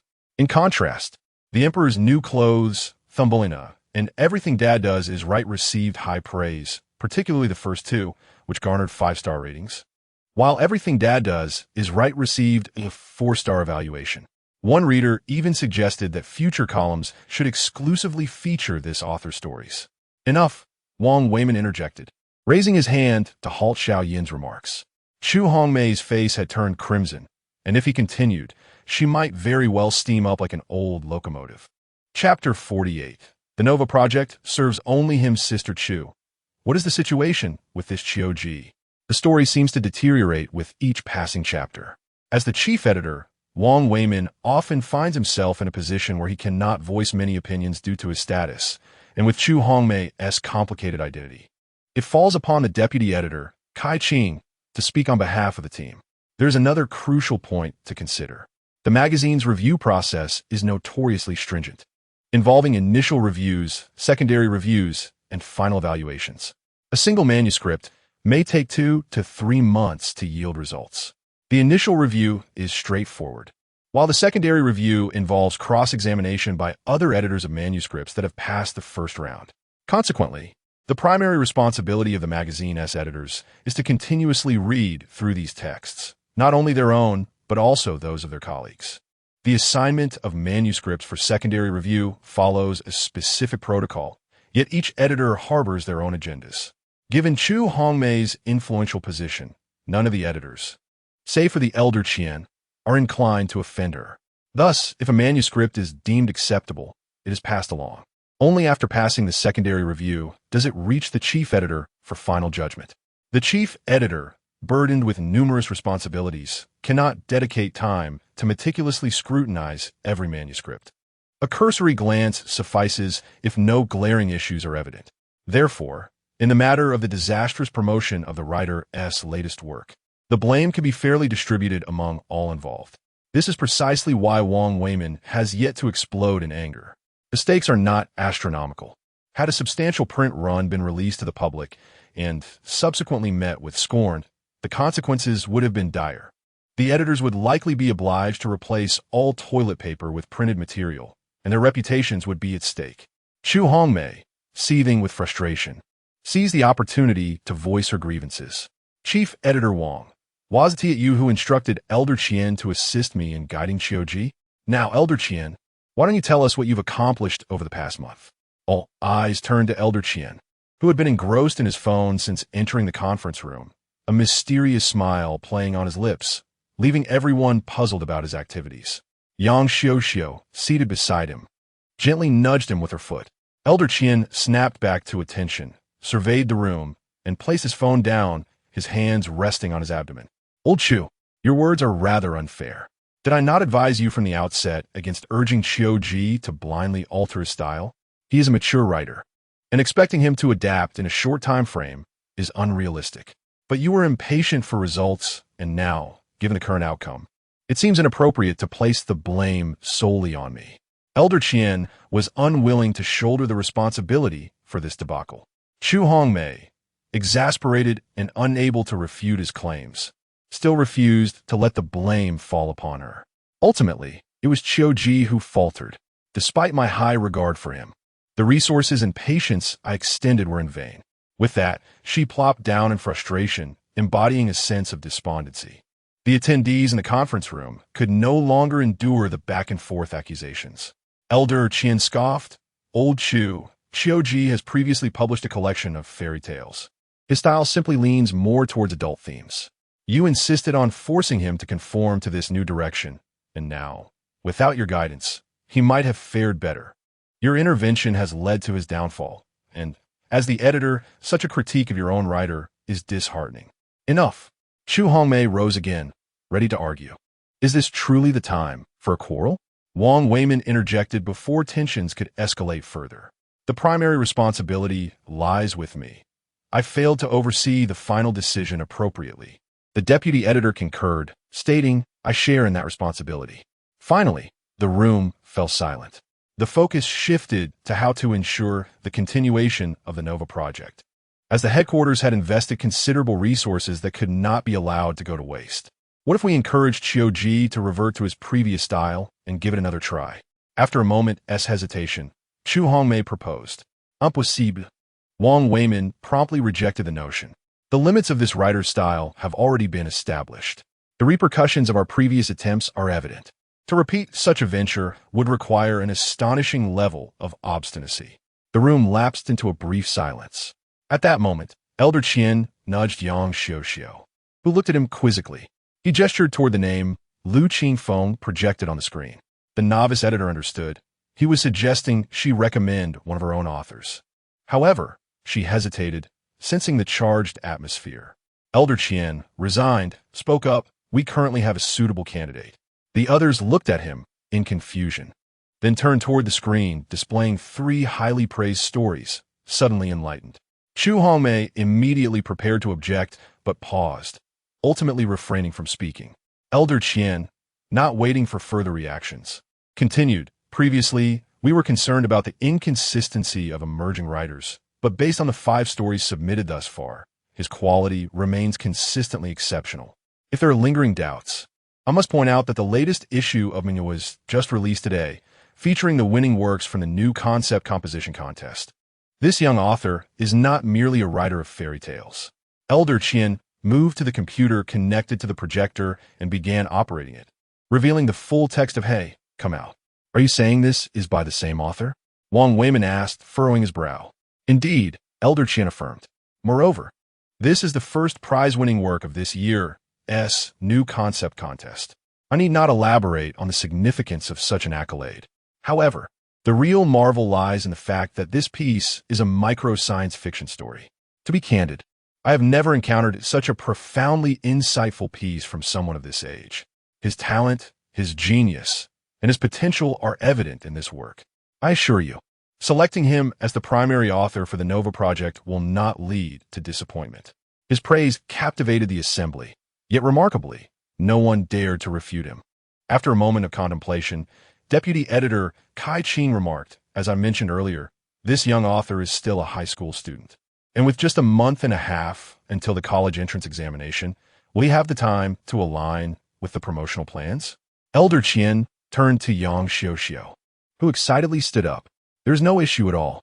I've already spoken with him. He intends to pursue a recommendation route for university admission, and he has received an invitation to the Peking University Literary Cup. His school is also greatly supportive of his writing endeavors. The mention of the Peking University Literary Cup silenced any lingering skepticism about Elder Qian's claims. Even Chu Hongmei found herself at a loss for words when considered without bias. The profile of a first prize winner from the new concept composition contest and a high school student with an invitation to the Peking University Literary Cup is indeed impressive. Wang Weimin, grasping the gravity of the situation, decisively stated, from this moment onward, the entirety of the Nova project shall serve him exclusively. Chapter 49.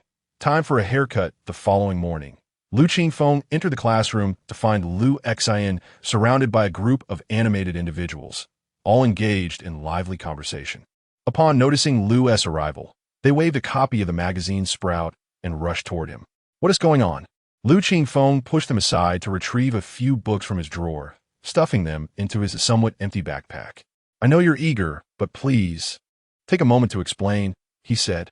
Lu Xin sensed something amiss in Lu's words, but, being straightforward, chose to ignore it and continued with his topic. I saw someone discussing your essay online yesterday. Oh, is that what you meant? Lu Qingfeng initially thought Lu had something more significant to share. I saw that too. Lu Xin suddenly faltered, having forgotten that his best friend had acquired a smartphone.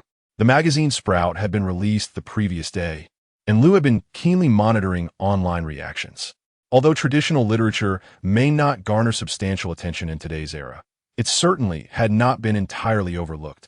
The magazine's pre-release publicity, coupled with the allure of the first prize in the preliminary competition, had propelled the essay come out into the spotlight within relevant circles.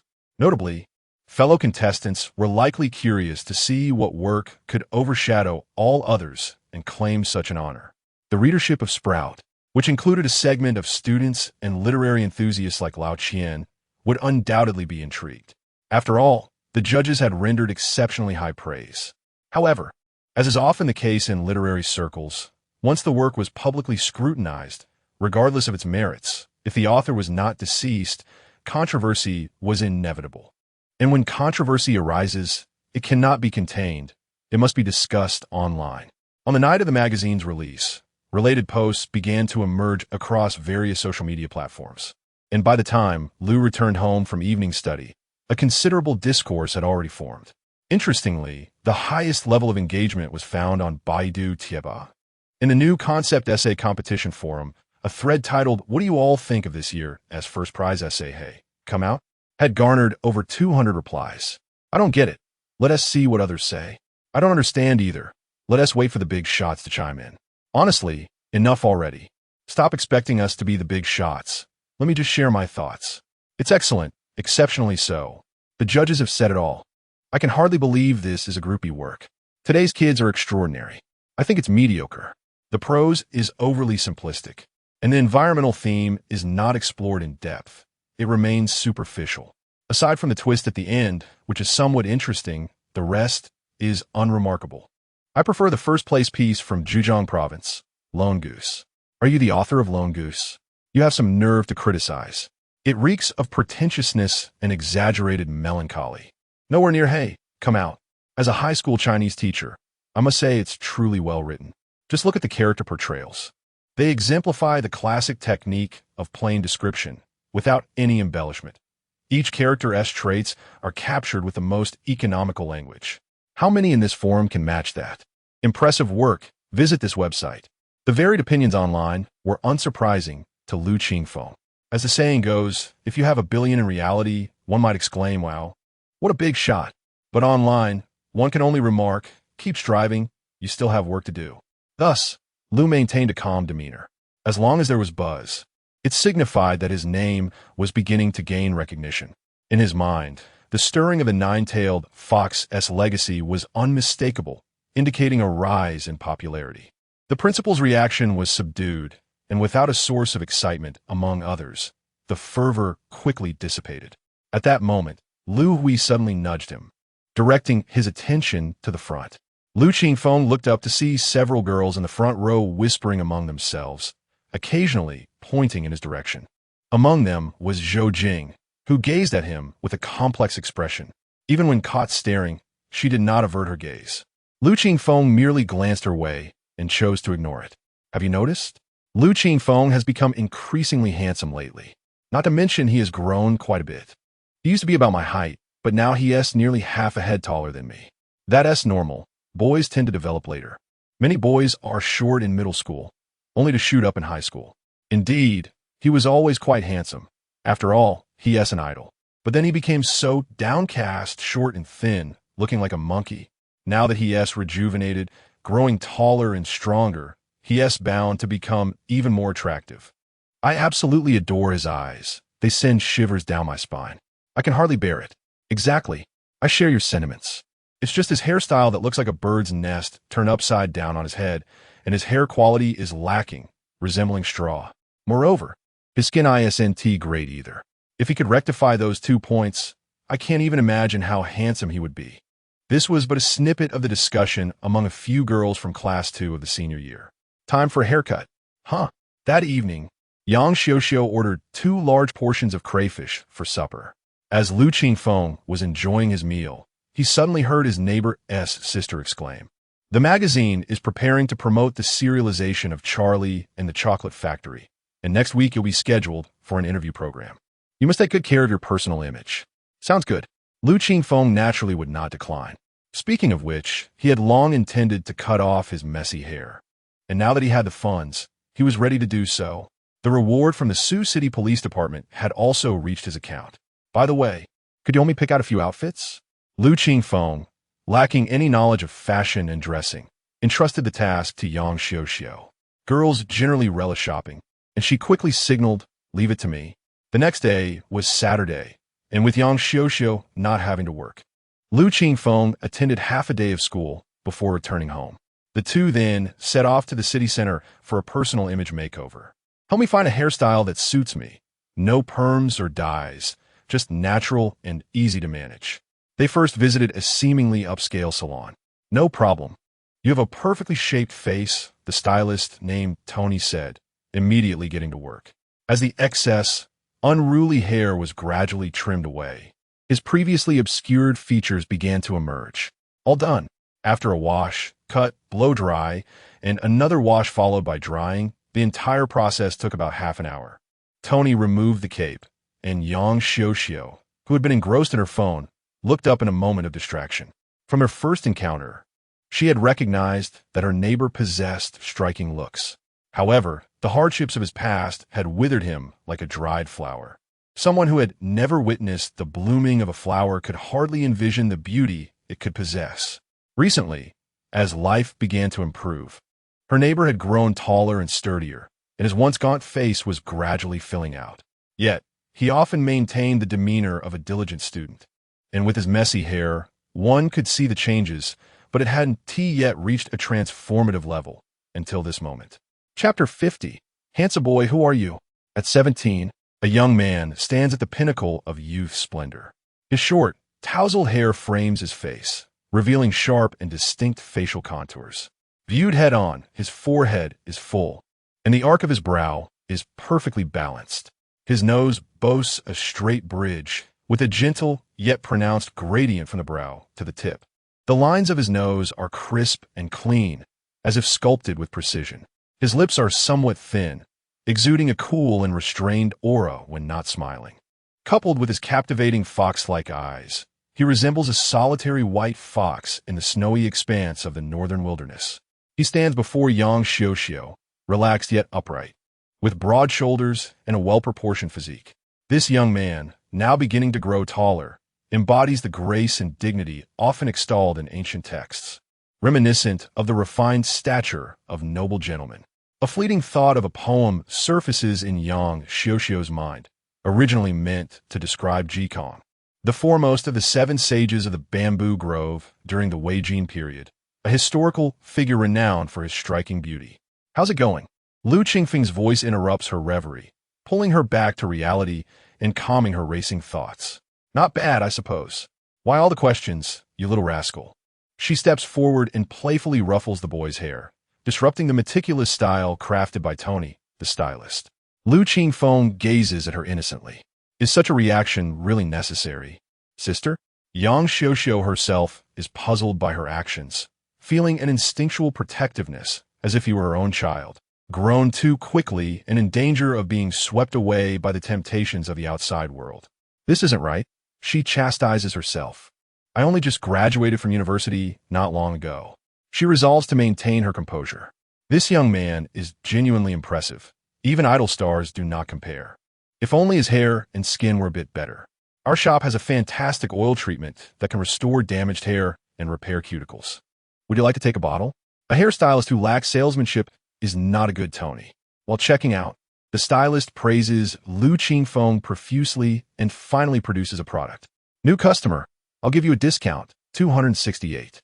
"No thank you," Yang Xiuxiu replies, though she feels tempted. Fearing she might actually buy it, Lu Qingfeng quickly pulls her away to go shopping for clothes. On Monday at school, as expected, Lu Qingfeng's new look creates a sensation in Class 2. Lu Xan rushes over, eager to pinch his cheek. Lu Qingfeng retaliates with a swift kick, sending him flying. Lu Hui stares at him in astonishment, his eyes reflecting a sense of unfamiliarity. Brother, you feel like a stranger to me. Ho Xiaobing's response is the most typical. After a thorough appraisal, he remarks, "You look much better now, even handsomer than in middle school." It's natural, he muses. Lu Qingfeng had developed late, and now he has truly come into his own. Lu Xan rubs his backside, returning with a grimace. "But your hair looks like a yellow mop." This time, without Lu Qingfeng's intervention, Ho Xiaobing kicks him away. While the boy's side settles down, the girl's side erupts into a frenzy. "Did you see? I told you that if he changed his hairstyle, he would look even more handsome." The same group of girls continues to chatter. "Honestly, he looks even better than when he was an idol. We all eat in the same cafeteria. How does he keep getting better looking?" "Jingjing, do you think we should reorganize our old fan club?" Someone asks Zhou Jing, who is resting her head on the desk. Zhou Jing pauses for a moment. "You all talk. I need to use the restroom," she states before walking out. Someone tugs at the girl who asked the question. "You know how awkward things are between Jingjing and Lu Qingfeng. Why would you say something like that to provoke her?" "I'm not doing it on purpose," the girl pouts, though she feels indifferent. Zhou Jing's past mistakes are not their concern. Even if they once participated in ostracizing Lu Qingfeng, they were merely accomplices. It is evident that humans are visual creatures.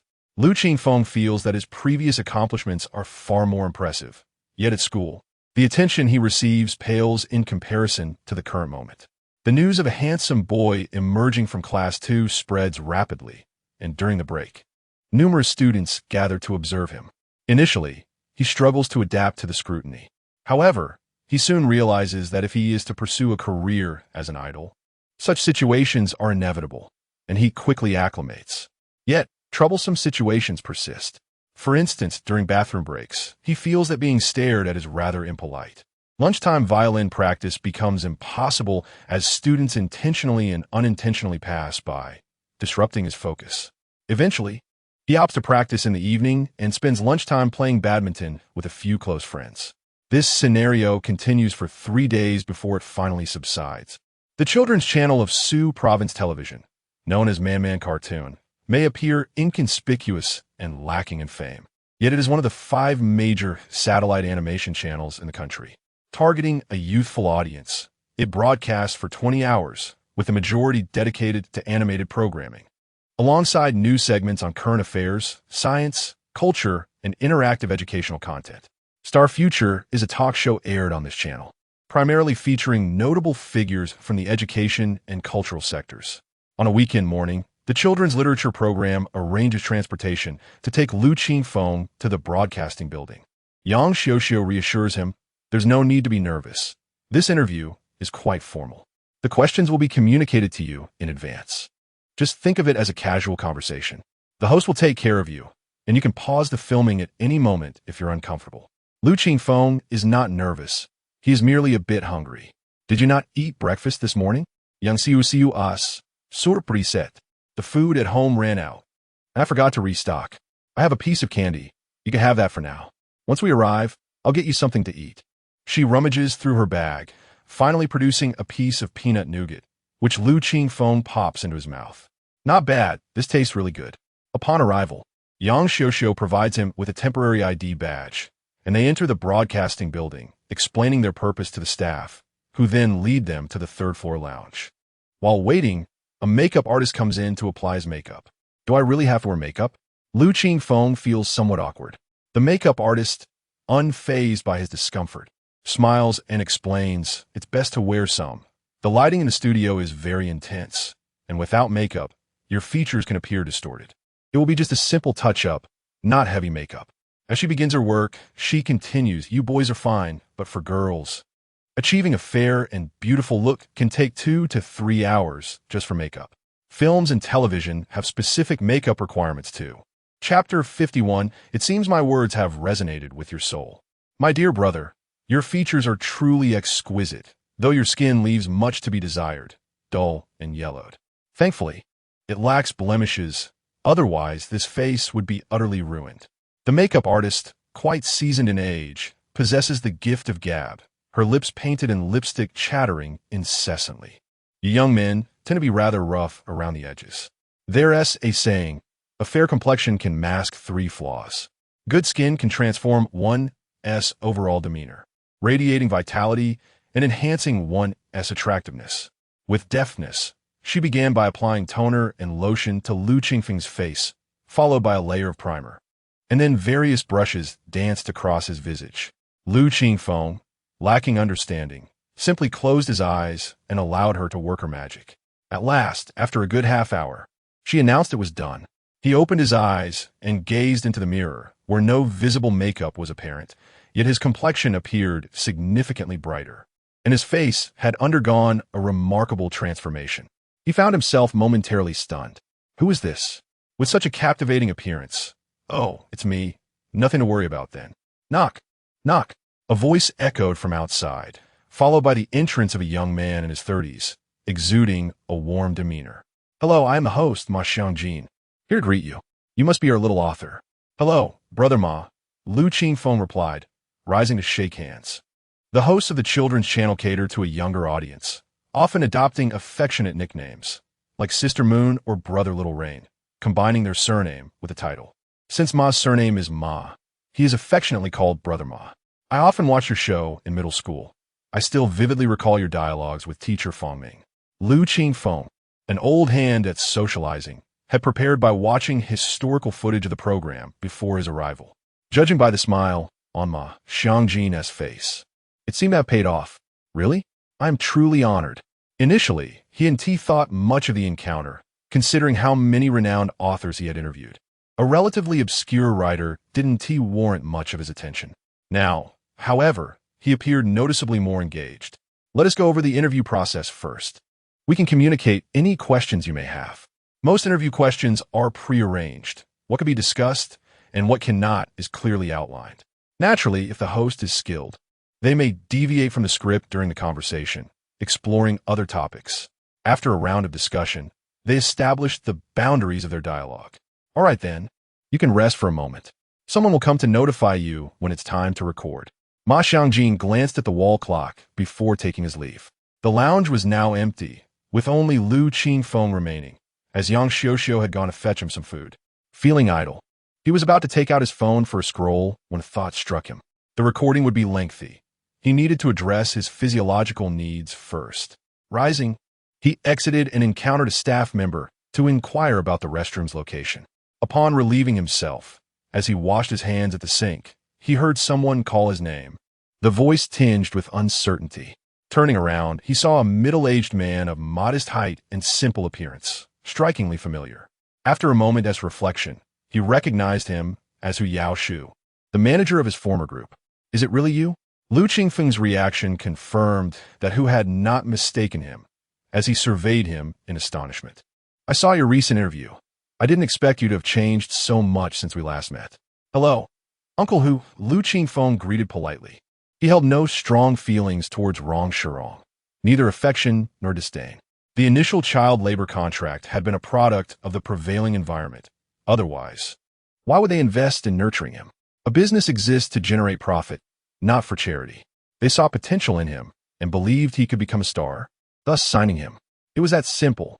Later, they sought to renew the contract with even harsher terms, driven by human greed. They thought they could manipulate Lu Shiqiao without incurring greater costs, aiming for maximum profit. This was hardly surprising. The only issue was that Lu Qingfeng had no intention of continuing to serve them like a beast of burden. It has been a while since we last met. Let me treat you to some milk tea, a perfect opportunity for a chat. Hu Yaoshu extended a warm invitation, even suggesting a drink favored by the youth. No, I have an interview shortly. I may not have the time. Perhaps next time. Their paths diverged in purpose. Lu Qingfeng politely declined and exited the restroom. Wait. Hu Yaoshu hurried after him. I spoke with your father about the renewal last time. Did he mention to you? Since their last conversation, there have been no updates from that unreliable middle-aged man, who had attempted to reach out several times, but every attempt ended in evasion and insults. Eventually, he had no choice but to block the man's number, leaving him at a loss, especially since he could not locate anyone else. Having encountered Lu Qingfeng, He seized the chance to discuss the renewal matter thoroughly. I mentioned it. He told me to focus on my studies and forget about becoming an idol. Lu Shiqiao had returned twice since then, subtly broaching the contract issue, but Lu Qingfeng had skillfully deflected the topic. After April, he had not seen him again. However, he could not simply place the blame on his father. Hu Yaoshu paused, taken aback. Are you certain those were his words? Without concern for the truth, Hu hastily continued. Qingfeng, your talents are truly exceptional. The company holds great expectations for the future of your group and is willing to invest all resources into your development, undoubtedly positioning you as the center. Ultimately, isn't the purpose of education to secure a good job? Being an idol is glamorous and lucrative. Why would one choose to abandon that? Lu Qingfeng suddenly smiled and halted. Uncle Hu, in the time we've spent together, I've identified 3 issues. First, he raised a finger. You say you value my talent and want to elevate me to the center, yet why was I never approached before? Why now at this juncture? I believe the reason is quite clear. Secondly, he raised a second finger. You are more aware than I of the company's current situation. If you truly had strength, you wouldn't be unable to manage even this level of defamation.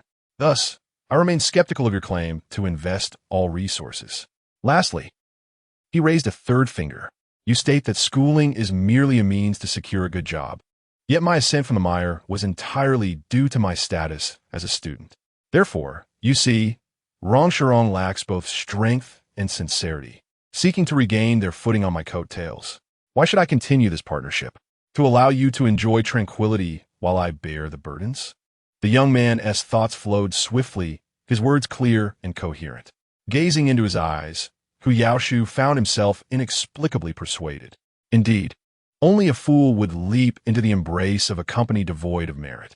Observing Hu's bewildered expression, unsure of how to respond, Lu Qingfeng nodded with satisfaction. It seems my words have reached your very essence. I shall say no more. Ponder this yourself. With that, he turned and departed. Chapter 52.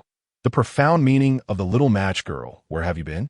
Upon returning to the lounge, Yang Xiuxiu had come back, bringing with her 4 large meat buns and a box of milk. After visiting the restroom, she encountered someone and exchanged a few words. Lu Qingfeng accepted the food, eating as he responded. Yang Xiuxiu neatly folded the straw, inserted it into the milk, and placed it before him. I was beginning to think you had lost your way. Lu Qingfeng chuckled lightly. Sister Xiuxiu, I am no longer child. Yang Xiuxiu paused for a moment, reflecting on her overzealous concern for this neighborly younger brother, realizing it extended beyond the boundaries of a mere editor-author relationship. Why was this so? Was it because she found him pitiable? She sank into contemplation. Lu Qingfeng, however, discerned something. Sister Xiuxiu, you must be an only child, right? Yes, she replied. Born in the 1990s, Yang Xiuxiu was part of a generation when policies regarding multiple births were non-existent. Did you ever wish for a younger sibling, or perhaps a pet when you were a child? I wasn't particularly clear about wanting siblings, but I always longed for a pet, she confessed. Did you have a fondness for the children of relatives, enjoying their company? Yes, the gentle and graceful girl smiled shyly. Then that explains it. Lu Qingfeng clapped his hands. You weren't particularly sociable as a child and preferred reading alone, yet you envied those with numerous friends, yearning for someone to converse with. You must have talked to your dolls and played games often as a child. Yang Xiuxiu blushed, for it was indeed true. You also enjoy reading, which makes you thoughtful and considerate of others' feelings. Upon our first meeting, you invited me to dinner, unable to disregard me. It must be a special connection. As we spent more time together, you began to treat me like a brother, the kind of brother that is hard to let go of. Yang Xiuxiu was taken aback. Upon reflection, Lu Qingfeng's observations seemed to resonate with her emotional evolution. Sister Xiuxiu, a soft voice whispered in her ear. Yes, she lifted her gaze, and the young man embraced her gently. Thank you. His warmth was akin to the gentle rays of April's sun, imbued with a refreshing essence. She smiled tenderly, stroking his head. What is there to thank? You mentioned it was a special connection. Lu Qingfeng could not help but laugh, releasing her from his embrace. A knock echoed at the door, and a staff member entered. Teacher Lu, are you ready? I will take you to the studio. Yes, right away, Yang Xiuxiu responded on his behalf, taking the unfinished bun from his hand and offering him a tissue. Finally, satisfied that everything was in order, she guided him and the staff toward the filming location. Upon arrival, after exchanging greetings, Ma Xiangjin approached. He had changed into a new outfit and directed Lu Qingfeng. When I call your name to start, you will enter from here, shake hands, and take your seat. No need to be nervous or pay attention to the cameras. There is a teleprompter directly in front of you. If you stumble, you can glance at it. If it becomes too challenging, we can take a break and edit it later. Lu Qingfeng listened attentively and nodded in understanding. It was indeed his first television appearance, and to claim he wasn't nervous would be untruthful. Yet, he consoled himself, maintaining composure. Filming commenced swiftly, with Ma Xiangjin stepping onto a stage filled with the playful essence of a children's channel, while Lu Qingfeng stood to the side. Hello, dear children watching at home. I'm your little brother Ma. The program star Future is here once again. After a brief introduction, he smoothly transitioned to the main topic. Please welcome our special guest today. Lu Qingfeng walked onto the stage, slightly stiff but managing to conceal any signs of nervousness. Yang Xiuxiu, observing from behind the monitor, let out a sigh of relief. The initial introductions went smoothly, and he took his seat. Lu Qingfeng clenched his fists, exhaling a breath of relief. So, you're still a student, right? The interview commenced with some simple warm-up questions. Yes, I'm in my third year of high school. How is life as a high school student? If I say it's not bad, I'm sure high school students across the country will disagree. Lu Qingfeng chuckled. To be honest, it's quite exhausting. My grades aren't particularly good, so my experience may be less intense, but I have a friend who excels academically. He spends over 2/3 of his day studying. He hesitated, knowing he couldn't dwell on negativity, especially since the audience comprised teenagers. Although it's tiring, it feels fulfilling as I learn new things every day. Ma Xiangjin, initially considering intervening, felt satisfied with how things were progressing. Given the heavy study load, why do you still pursue writing fairy tales? Due to the remuneration and family circumstances. My life is rather constrained. It's quite amusing. My editor is my neighbor. We had seen each other before, but never truly conversed until one day, when she came to borrow some seasoning for her cooking and noticed my plight. She kindly invited me to dinner. Yang Xiuxiu, listening from behind the monitor, recalled their initial interaction, remembering the pitiful boy standing at her door, his unforgettable eyes. Ma Xiangjin, sensing an interesting topic, decided to deviate from the script and continue the conversation. A remarkable twist of fate. So that was when you began to contemplate writing fairy tales? Yes. Living nearby made it convenient for me to receive feedback on my work. Ma Xiangjin nodded, continuing with his inquiry. Earlier, you mentioned financial struggles and going without food for a while. May I ask about your parents? Lu Qingfeng had previously addressed this topic, so he didn't mind recounting it again, providing an overview of his parental situation. Ma Xiangjin listened in astonishment, surprised by the underlying circumstances. However, out of politeness and the show's format, he refrained from probing further. As of now, you have created a total of 5 fairy tales, with the little match girl being the most unique, as it is a rare tragedy in fairy tales. What inspired you to write such a story? Lu Qingfeng pondered for a moment. Previously, a teacher asked me this question at school, and I mentioned being inspired by the line, "The rich feast rots while the frozen bones lie on the road." Yet, the true reason goes deeper. He chuckled softly. At that moment, I was contemplating what it was that I desired most. Chapter 53, The Youth Without Radicals. Who is a masterpiece in himself in the depths of memory, a vivid scene unfolds. On the eve of the new year, amidst the brilliance of countless lights in the outside world and the joyful reunions of families, the apartment building nearby stands sparsely illuminated. Most residents have returned to their hometowns. In the past, Lu Qingfeng would prepare 2 dishes for himself, a simple stir-fry of Chinese cabbage and a richly braised chicken leg. He would savor the cabbage during the New Year's Eve dinner, leaving the chicken leg untouched, nurturing the hope that his father might return that night. Then, he would lie in bed, allowing cherished childhood memories to accompany him through the long, solitary night. As Lu Qingfeng reflected on these moments, he spoke softly, an unrealistic fantasy of a child. There was a time when I felt profoundly insecure, with loneliness seeping into my very bones, compelling me to seek a source of support. Yet, no one came to my aid.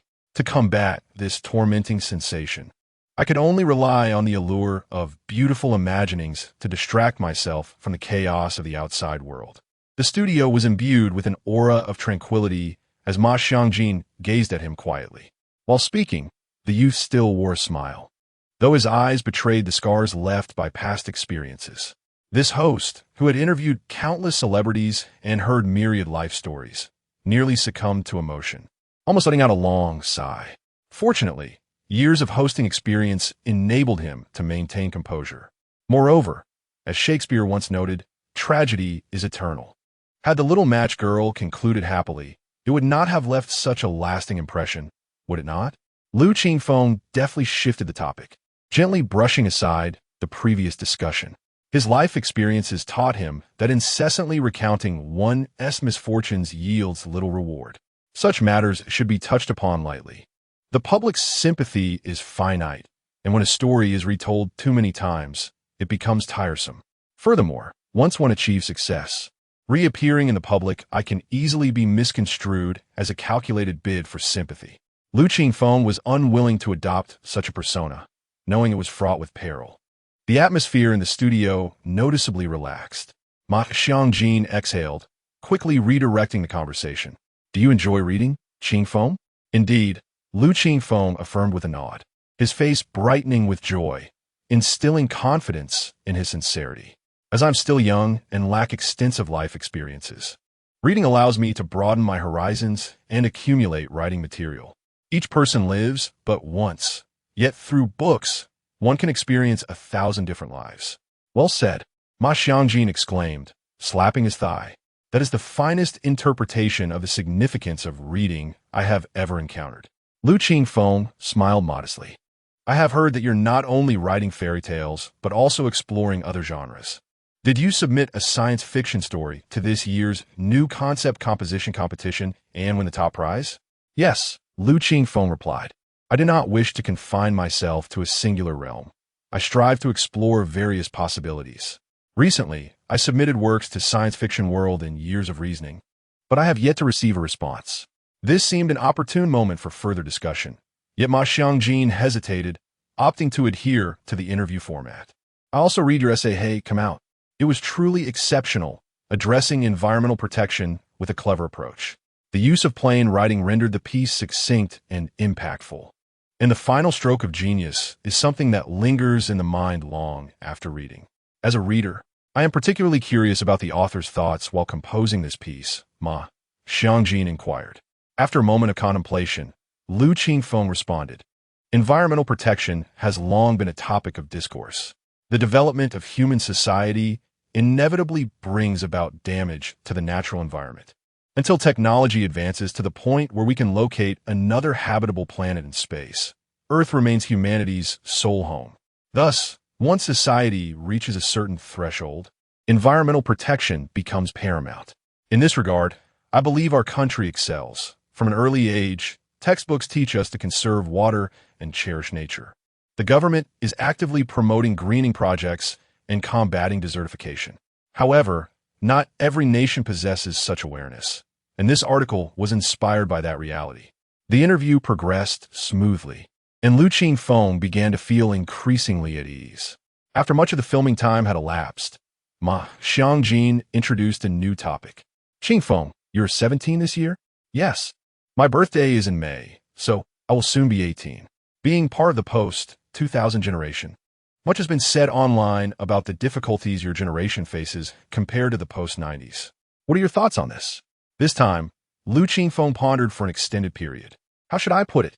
Each generation encounters its own challenges.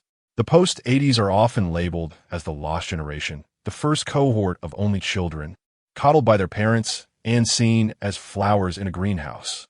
The post-90s are dubbed the collapsed generation, having witnessed the rise of the internet and rapid economic growth, yet also facing soaring housing prices and monumental societal changes. Now, the post-2000s are deemed the destroyed generation. Such labels stem from the biases of those who have come before, who, armed with their additional life experiences, attempt to encapsulate the essence of those in a new era. Ma Xiangjin nodded in agreement. Well articulated. Do you have any words for yourself? And your contemporaries? After a brief pause, Lu Qingfeng replied, I am fond of a quote from Mr. Lu Sun. May China's youth break free from the chill and ascend, disregarding the words of those who resign themselves to despair. Let those who can act, act. Those who can speak, speak. With even a modicum of warmth, emit a glimmer of light, akin to fireflies, shining even in darkness, without waiting for a torch. If there is no torch, then I shall be the only light. To all youths of this new era, I hope you can safeguard your passion and ideals, for we know that one day, these will inevitably be eroded. The advanced internet exposes us prematurely to the splendor and darkness of the world. This is both a blessing and a curse. At our age, we must confront complexities beyond our experiences, facing external prejudices. Perhaps the world deems you reckless, yet you are merely young. A youth without radicals is a masterpiece in himself. Applause erupted from Ma Xiangjin. As we conclude the program, could you share a glimpse of your upcoming fairy tale in children's literature? Certainly. This time, it is not a tragedy. It will reflect a dream shared by children everywhere. The title of this work is Charlie and the Chocolate Factory. I hope everyone will lend their support. Charlie and the Chocolate Factory. The name alone evokes sweetness. Those curious about the story can subscribe to children's literature. That brings us to the end of today's program. We shall meet again next week. Cut. The director called, signaling the end of filming. P.S. I wish to briefly converse with everyone. I have read your reviews and comments. I'm not one to take offense easily. As long as critiques are constructive and meaningful, I am willing to listen.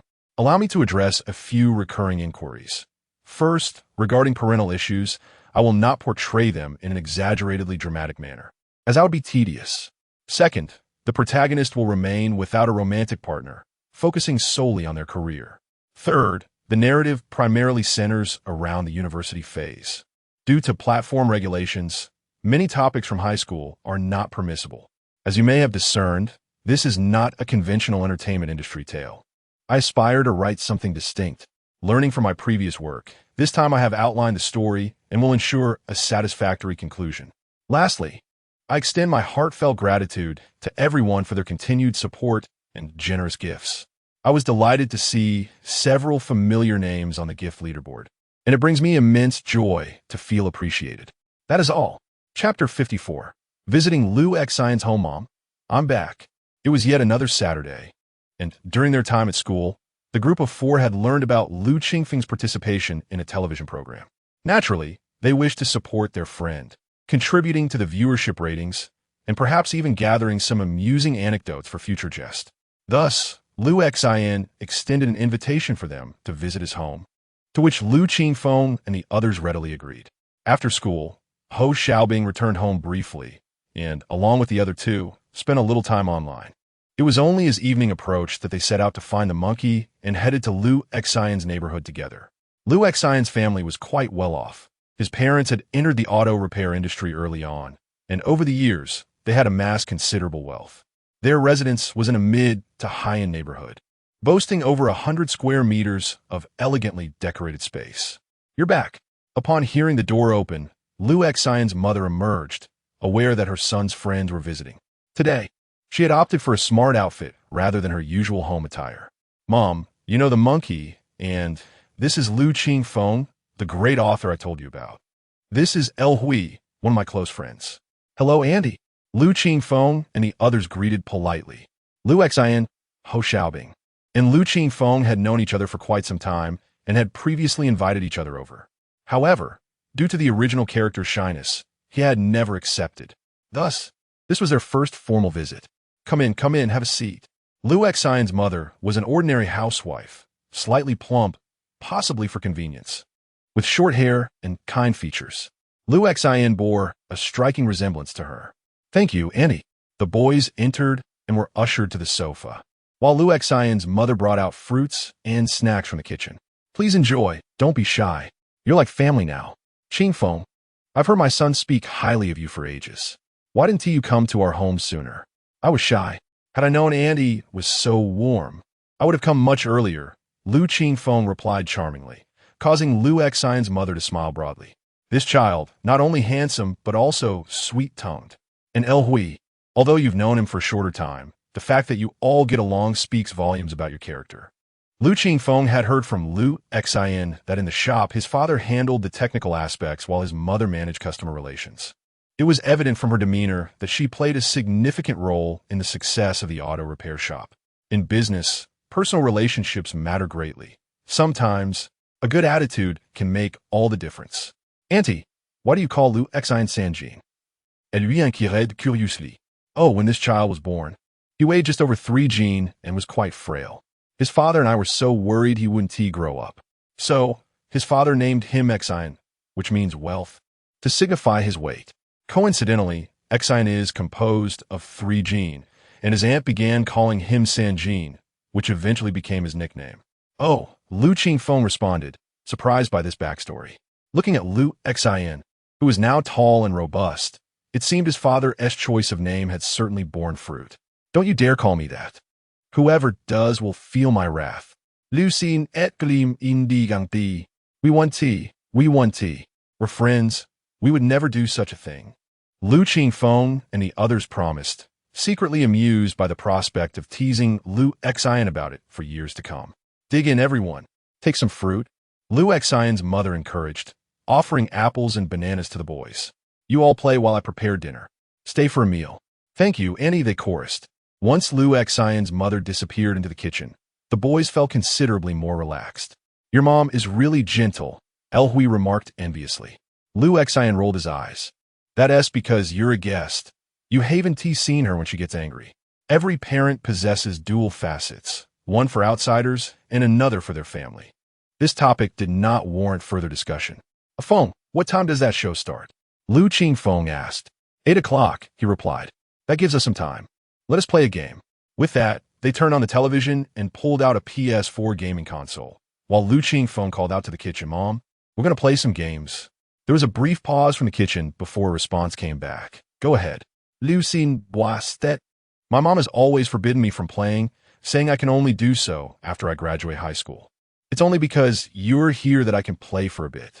Ho Xiaobing scoffed. This guy used to invite me over every weekend, and at first, I thought he was just being hospitable. Later, I realized he was using my name to gain gaming privileges. Enough chatter. 1 round each. Whoever loses swaps out with the next player.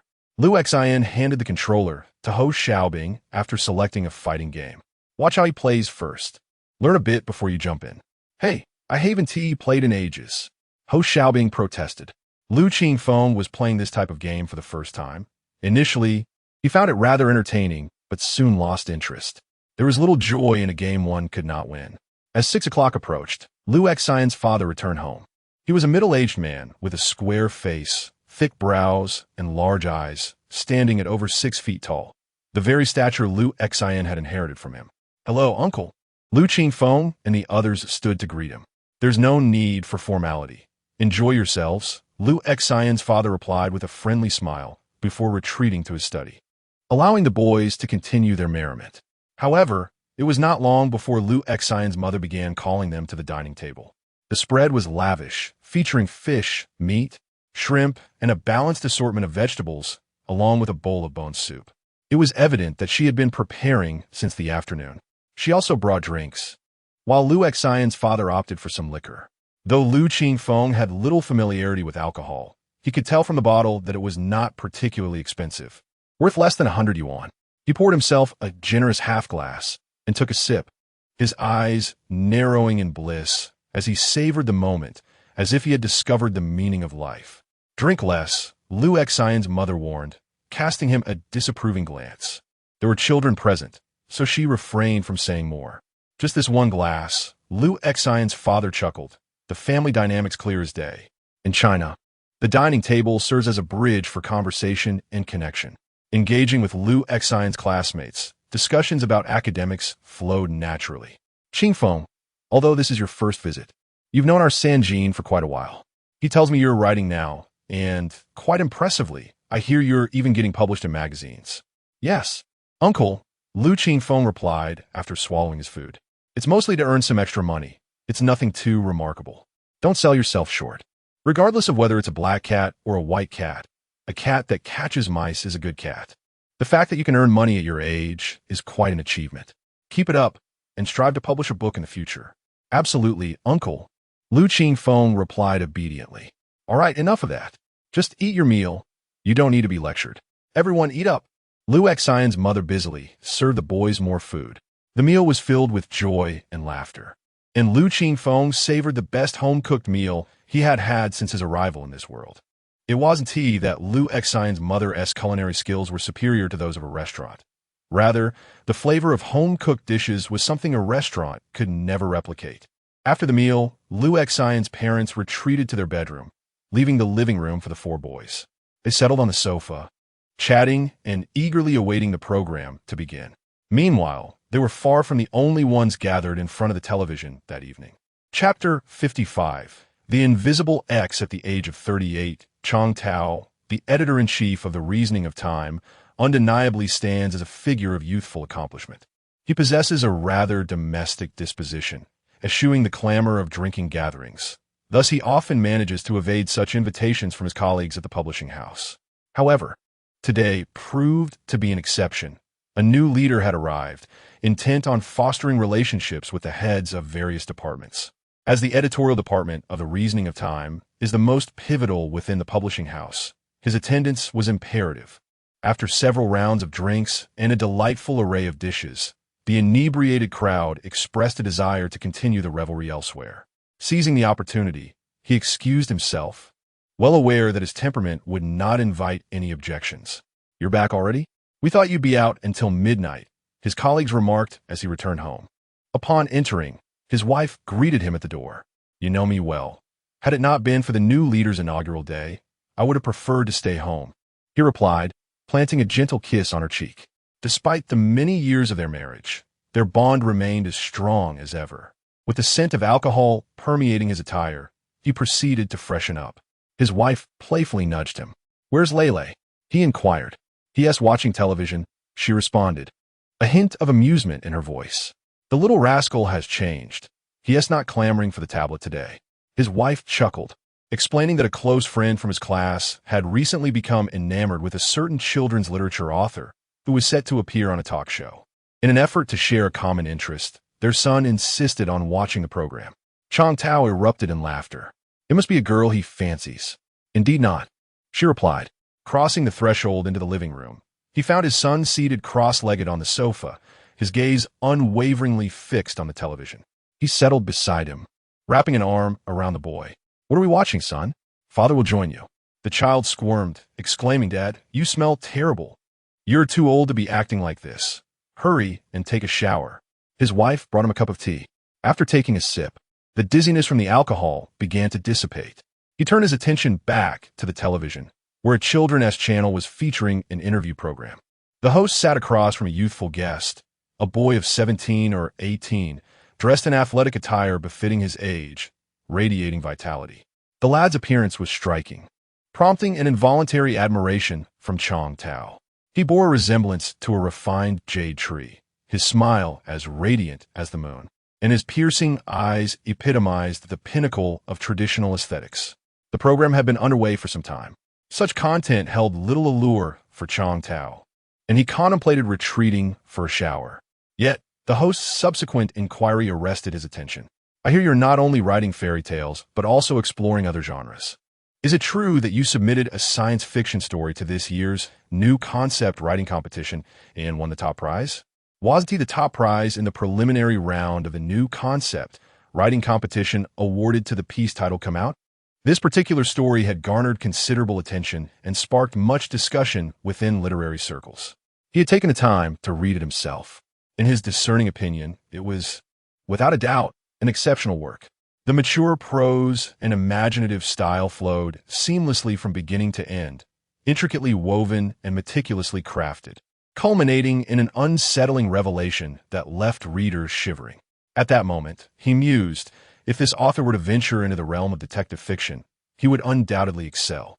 To his surprise, the author had grown into such a figure while still being a fairy tale writer. A lamentable misallocation of talent, Chang Tao thought to himself, recognizing the writer's superior aptitude for mystery narratives.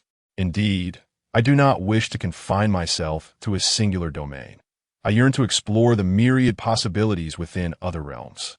Recently, I submitted works to both Science Fiction World and The Reasoning of Time, though I have yet to receive a response, said the young man on the screen. Excuse me? You submitted to our magazine? How was I unaware of this? Oh, I must have forgotten. Surely the editors have yet to review it, the boy replied. Chong Tao retrieved his phone. Why haven't you showered yet? I've already brought your clothes. His wife approached, visibly perturbed. Just a moment. I need to make a call, he said, raising his phone to signal her before dialing his assistant's number. He briefly outlined the situation. Yes, there's an author named Lu Qingfeng. Please ensure the editors take note. Chong Tao was not the type of leader to impose late-night work on his subordinates. His late-night call was primarily fueled by the alcohol, fearing he would forget by morning. However, his staff had grown accustomed to anticipating his thoughts, especially his assistant, who was adept at reading his mind. As soon as he concluded the call, the assistant swiftly reached out to several editors, instructing them to investigate whether an author by the name of Lu Qingfeng had submitted anything. If so, they were to review it tonight and submit it to the editor-in-chief by morning. When a leader speaks, the team springs into action. Zhao Dandan, a singleton and once an ardent admirer, did not consider himself as such.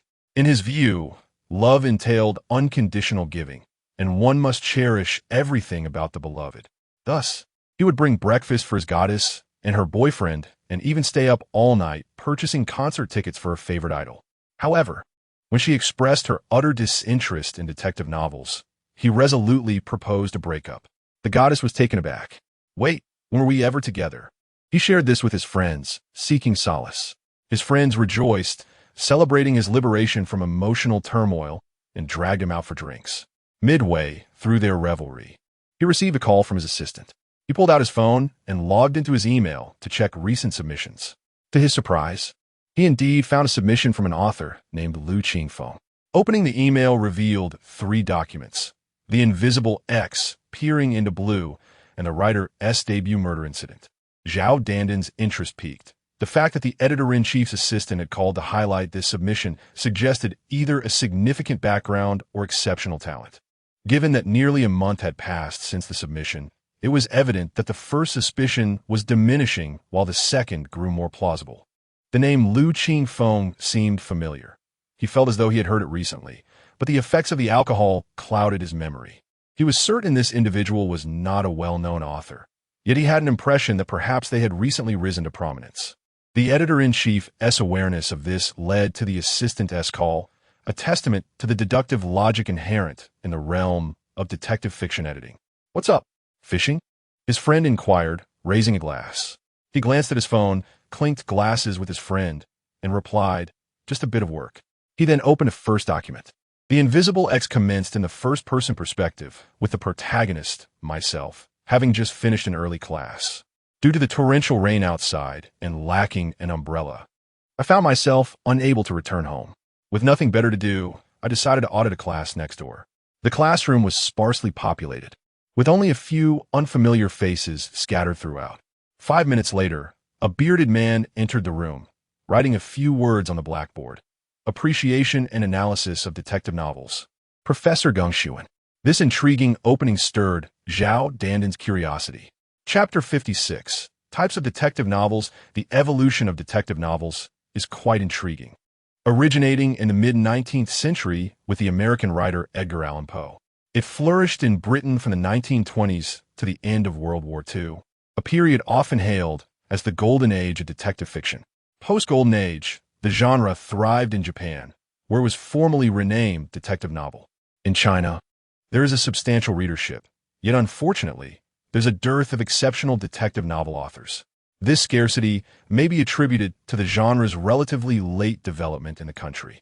Another contributing factor might be the comparatively tranquil environment, lacking the bizarre and frequent cases that proliferate in Europe, America, and Japan, providing rich material for storytelling.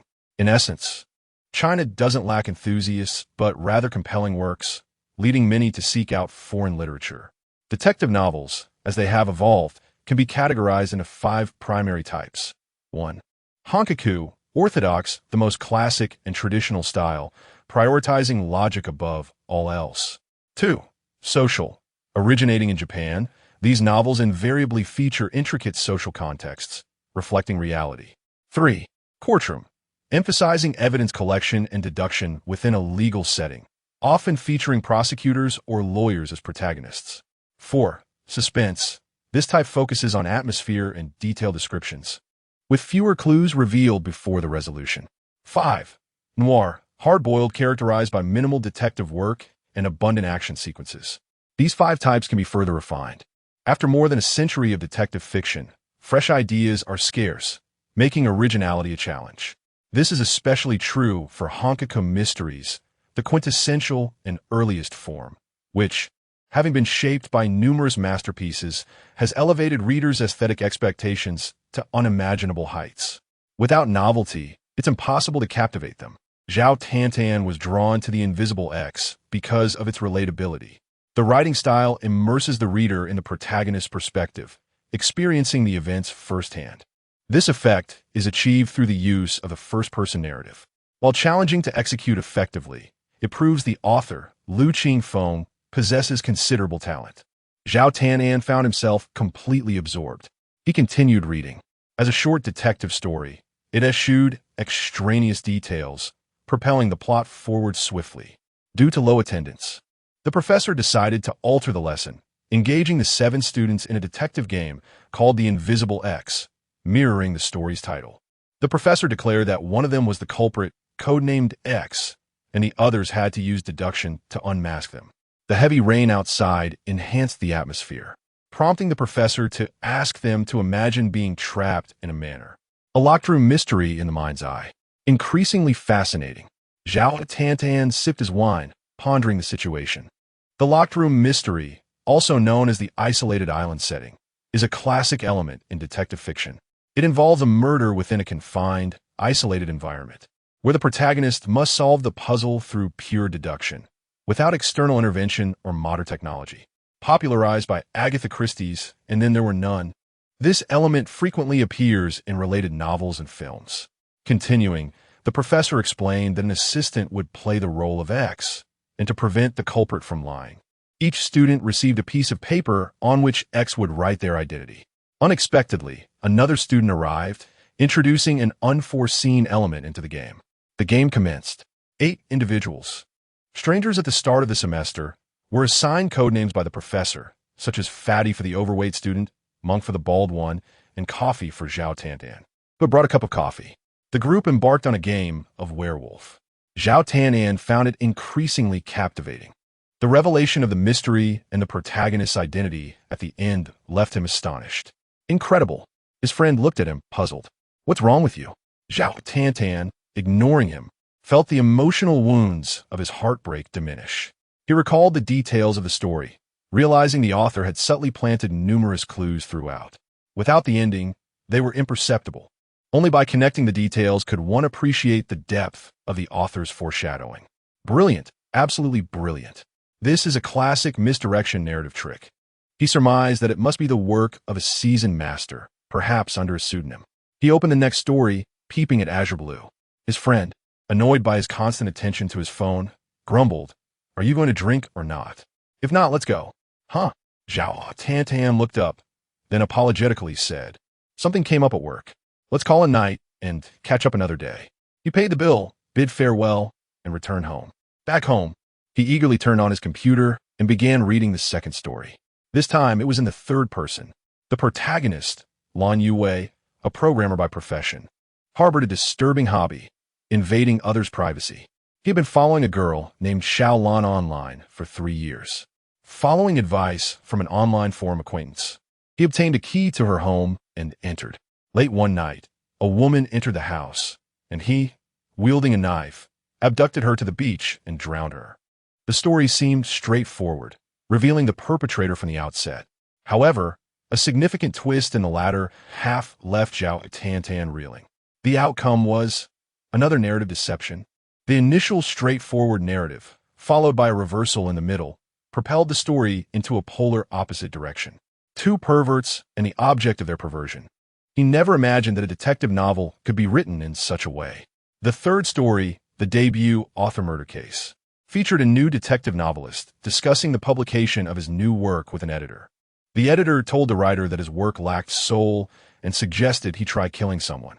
Not only was the writer in the story stunned, but Zhao Tantan was also shocked. What? Killing someone to write a book? The editor informed him that all detective novelists had killed someone, especially the recently popular C. The writer was persuaded and committed a murder using a locked room technique. The resulting work was approved by the editor, but the writer was soon arrested. However, his work was published. The reason being, Zhao Tantan was dumbfounded by the ending. Who could have seen that coming? Chapter 57. New Talent. Hair like black silk, the following morning heralded the weekend, a precious day for Lu Qingfeng to indulge in a leisurely slumber. Yet, the stirring of the nine-tailed fox inheritance within him roused him from his dreams. A gentle aura emanated from his forehead, swirling gracefully above his head. He savored the sensation, realizing that his new talent was named hair like black silk. In ancient vernacular, black silk refers to black hair, first appearing in Li Bai's poem Invitation to Wine. Do you not see the bright mirror in the high hall lamenting white hair? In the morning, it is like black silk. By evening, it has turned to snow. Thus, black silk became an elegant appellation for dark hair. As the name suggests, this newfound talent pertained to his locks. Energized by excitement, Lu Qingfeng leapt from his bed and approached the dressing mirror. His hair, still suffering from malnutrition, appeared dry and frazzled. However, as he tousled it upwards, he glimpsed the dark hue of his roots. A smile blossomed on his face. He had long found his yellowish hair displeasing and had contemplated dyeing it black. Yet, he dismissed the idea, realizing that such a remedy was superficial. Over time, the contrast between the dyed strands and the natural growth would be glaringly apparent. Now it seemed a permanent solution had finally arrived. Contentment swelled within him as he measured his height. Recently, he had purchased a wall sticker that recorded his stature, 176 meters. He had surpassed his previous height in his past life, and the enchanting talent continued to manifest, suggesting further growth was yet to come. Drawing back the curtains to let the sunlight flood in, Lu Qingfeng stretched his limbs, gradually awakening his sleepy body. In late April, the southern weather was mild, with daytime temperatures hovering around 20 degrees, neither hot nor cold, but pleasantly comfortable. After washing up in the bathroom, just as he squeezed toothpaste onto his brush, his phone chimed from the bedside. Chewing on his toothbrush, he ambled over to check. It was a response from years of reasoning. His submitted manuscript had received news. Excitement surged as he opened the email. It was good news. His submission had been accepted, and the remuneration was quite generous, 240 yuan per 1,000 words. This was a respectable fee. The compensation offered by various magazines often correlates with their thematic focus and circulation.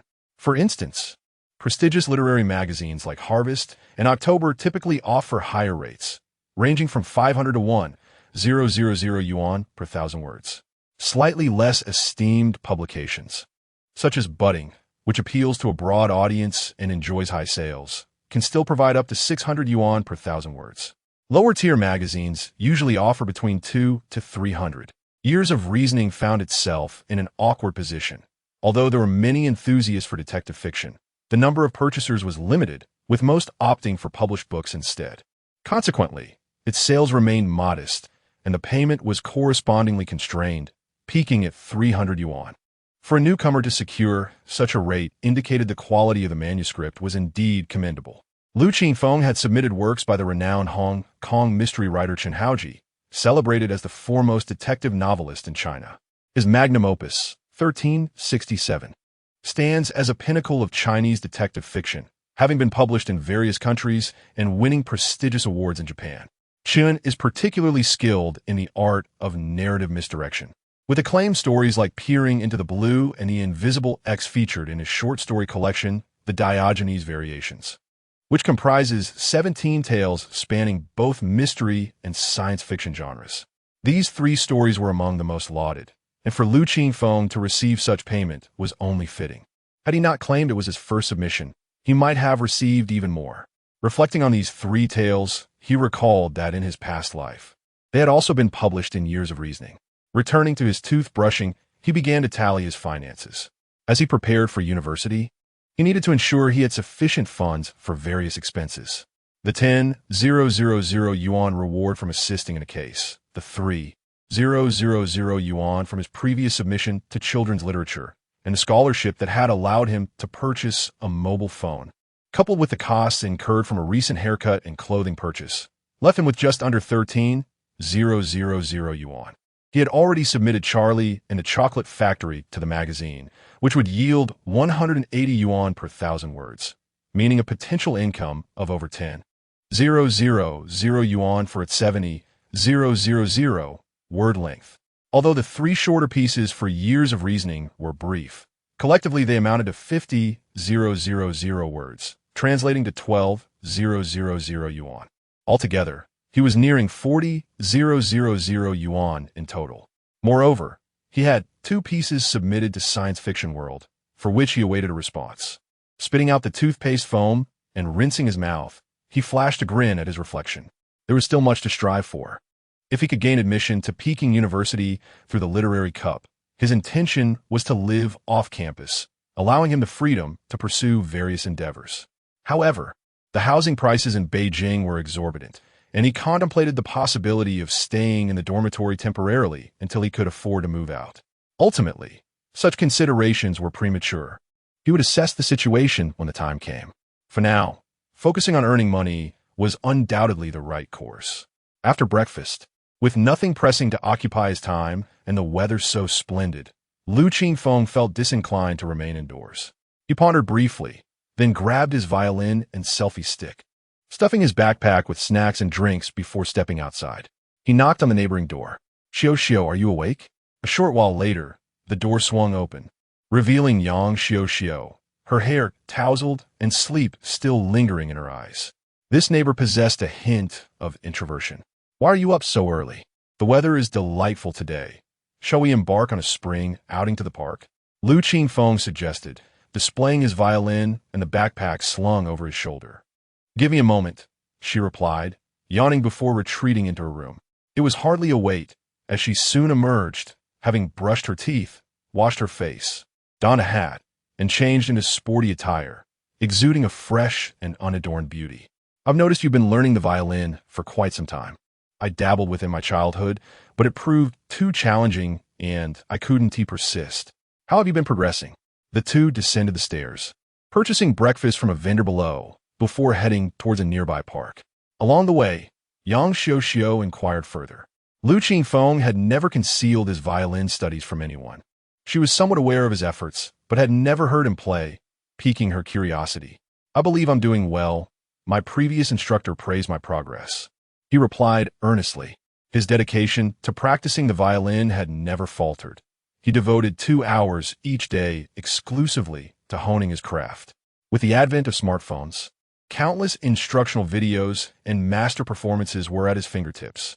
Thanks to his extraordinary talent, he had transformed from mere imitation to a unique interpretation of pieces. Qingfeng considered his current skill level to be professional, surpassing even that of his former instructor from Tianyi Music Shop. "Is that true? How long have you been learning?" "I shall be sure to appreciate your performance," Yang Xiao remarked. Given her own experience with the violin, she understood its complexity. Qingfeng, having studied for less than 2 months, would likely only possess the skills of a beginner, capable of playing complete pieces but lacking in tonal quality. Her words carried a playful undertone. Yet, Qingfeng held a different perspective. He had invested significant effort into mastering the violin. Now that he had achieved a measure of success, he was eager to showcase his abilities. After practicing alone in front of his phone, the chance to perform for a live audience was an opportunity he could not forego. Rest assured, I shall not disappoint you. Chapter 58. Music and Charm on this weekend. The park was bustling with visitors, many parents taking their children out for a spring excursion. A sizable lake adorned the park, bordered by a row of willows. Along the path by the water, some individuals leisurely walked their dogs. Nearby, several tents had been pitched on the grassy expanse, where adults chatted on cushions while children frolicked about, embodying the vivacious spirit of spring. Qingfeng and Yang Xiao found a vacant patch of grass and settled down. He set down his backpack, adjusted the selfie stick, placed his phone on it, and switched to camera mode. Finally, he produced his violin. "What would you like to hear?" he inquired. Yang Xiao, having taken a bite of her purchased dumplings, pondered before responding. How about the swallow? It seems quite fitting. Lu Qingfeng rolled his eyes. That's a children's song, with a simple melody. Without any musical foundation, one could probably grasp it in 10 minutes with a bit of guidance. Sister Xiao, perhaps you could elevate your expectations a tad. I'm unsure of your current proficiency, so why not play something you are familiar with? Yang siu lo get innocent. And after a moment's thought, Lu Qingfeng suggested, then let us go with the Spring Sonata. More accurately, it is the fifth violin sonata in F major, composed by Beethoven in 1801, belonging to his early works. This piece is a duet for violin and piano, though a solo performance on the violin is equally feasible. It is of moderate difficulty among violin compositions, significantly simpler than Beethoven's other Kreutzer sonata. Of course, this is relative to professional violinists. Oh, that sounds good. Yang Xiao swallowed her dumpling and assumed an attentive posture, even if she inwardly doubted Lu Qingfeng's skills. Lu Qingfeng positioned the violin against his neck, raised the bow, and gently placed it on the strings. A gentle breeze swept through, the willows swaying gracefully, and the soft catkins danced across the grass. The young man's striking features were framed by a vibrant field of flowers, including hyacinths, sunflowers, and pansies, creating a picturesque backdrop against the clear lake and azure sky.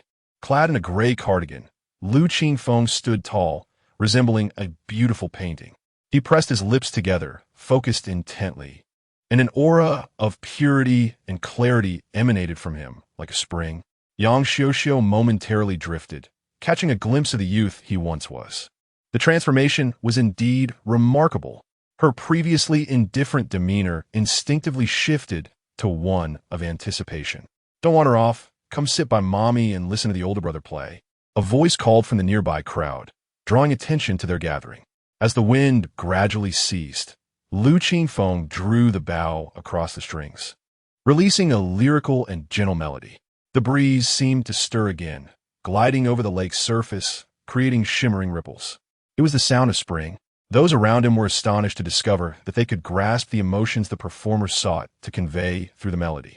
It was a remarkable experience, as if the youth were painting a vibrant portrait of spring with musical notes, depicting the thawing ice transforming into rushing rivers, and the burgeoning seeds bursting forth from the earth, all joyously and powerfully reaching for the sky. Yang Xiao, being closest, felt the most profound impact. From a moment Lu Qingfeng began to play, a mysterious force seemed to awaken within him, radiating through the sound of the violin and influencing the emotions of those nearby. It is essential to note that music in itself lacks explicit meaning and imagery. Different individuals experience varied emotions, and hearing the same song can evoke disparate feelings. For instance, in sadness, even a rendition of Happy Birthday can feel mournful. However, Lu Qingfeng's music was distinct. It compelled every listener, immersing them in the sensory world he created. Strangely, there was no resistance in their hearts. They were naturally drawn into the experience. The enchanting sound of the violin flowed endlessly. Known as the Queen of Instruments, the violin is among the most melodious and expressive of Western instruments, characterized by a timbre akin to human singing. Its high notes clear and bright, the mid-tones delicate and rich, and the low notes resonant and full. Lu Qingfeng closed his eyes, swaying gently to the rhythm. As the first section concluded, a brief connecting passage led to a lively and joyous melody. Under the brilliant sunshine, a pastoral scene unfolded, refreshing and sweet, bringing tranquility to the world around them.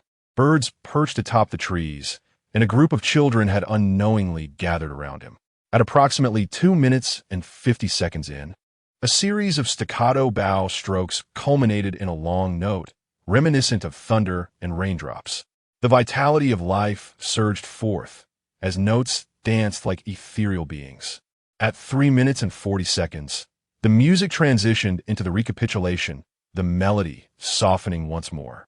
It concluded with 2 sustained notes, bringing the piece to a close. Silence enveloped the area as the final notes lingered. After a considerable pause, Yang Xiao emerged from the musical reverie, instinctively applauding. Others around her were awakened, beginning with the children beside her, followed by their parents. Enthusiastic applause resonated across the meadow. Lu Qingfeng, startled from his contemplation, bowed in gratitude to those surrounding him. The onlookers smiled warmly, refraining from interrupting. The children were called back by their parents. "You must have learned this from a young age," Yang Xiuxiu exclaimed as she approached. Astonished. "No, I only began learning last month. Look, I still have recordings of my practice on my phone." Lu Qingfeng retrieved the recent recordings and showed her the earlier videos. Yang Xiuxiu watched the initial segments, her eyes widening in disbelief. Is the violin really this simple? I took a couple of trial lessons, and the instructor claimed I had a natural talent. What you possess is far beyond mere talent. The emotional impact of your playing just now. Do you realize how extraordinary it was? I find myself at a loss for words to describe it. Yang Xiuxiu remained in awe of his recent performance. It was quite remarkable, as if a single individual had produced the effect of a full symphony orchestra. I wasn't that impressive before. It feels as though I've made a leap in progress just now, Lu Qingfeng remarked. He likened it to the moments in novels where one suddenly grasps an insight, leading to a surge in skill. What he described was the sensation he had experienced while performing, though it was not as mystical as it sounded. Perhaps it was the first time he had played the violin in front of an audience. The moment the melody began, the legacy of the nine-tailed fox stirred within him. His innate charm seemed to awaken, its power amplifying with the music, influencing everyone around him. This realization unveiled the untapped potential of the various talents he possessed as a nine-tailed fox. Chapter 59. The concept of composition. You are still engaged with Douyin, and your follower count is quite impressive. The videos that Lu Qingfeng shared with her were precisely those posted on Douyin, showcasing his daily piano practice. Each segment could not encompass the entirety of his practice routine. Rather, they captured snippets of his performance of specific pieces. From the initial, somewhat dull timbre to the present, where it resonates with a rich, jewel-like quality, his skills have visibly improved. The quality of the videos may have been quite poor, consisting of the most rudimentary footage with limited streaming capabilities, yet they have still garnered a substantial following. Particularly after he recently had his hair cut, his follower count surged remarkably. Currently, his account boasts over 5,000 followers. Interestingly, among these individuals, half are there to witness his piano practice, while the other half are captivated by his looks. This distinction is evident from the comments on his latest video. Family who understands.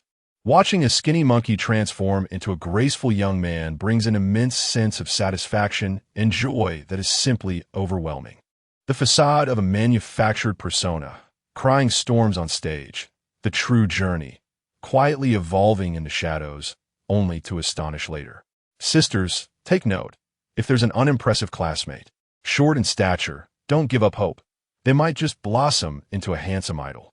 That young man has such luscious hair and flawless skin. I can only imagine how striking he will become. This is what they mean by a hidden gem. I absolutely adore him. If this continues, you might just become an internet sensation. Yang Xiuxiu chuckled as she perused these comments, gazing at him with a smile. That certainly cannot happen. Both internet celebrities and idols essentially construct their personas, yet the fundamental difference lies in the fact that internet celebrities often resort to extreme measures to attract attention. For instance, there is a certain internet celebrity girlfriend of a suddenly famous A-list star from his previous life, who was exposed for her bizarre comments during past live streams, thus giving rise to an entirely new phenomenon online. This subsequently led to a wave of controversial notoriety. Thereafter, she and her team intentionally steered her image in that direction. If previously her persona was authentic, following the backlash, a rational person would typically strive for discretion. However, her subsequent actions were clearly aimed at deliberately crafting her persona. Essentially, she followed the same controversial path as Qingfeng. Yet, compared to Qingfeng, her methods were far less sophisticated, easily discernible by the discerning eye. Moreover, the self-media outlets began to manipulate the narrative, investing heavily to propel her image.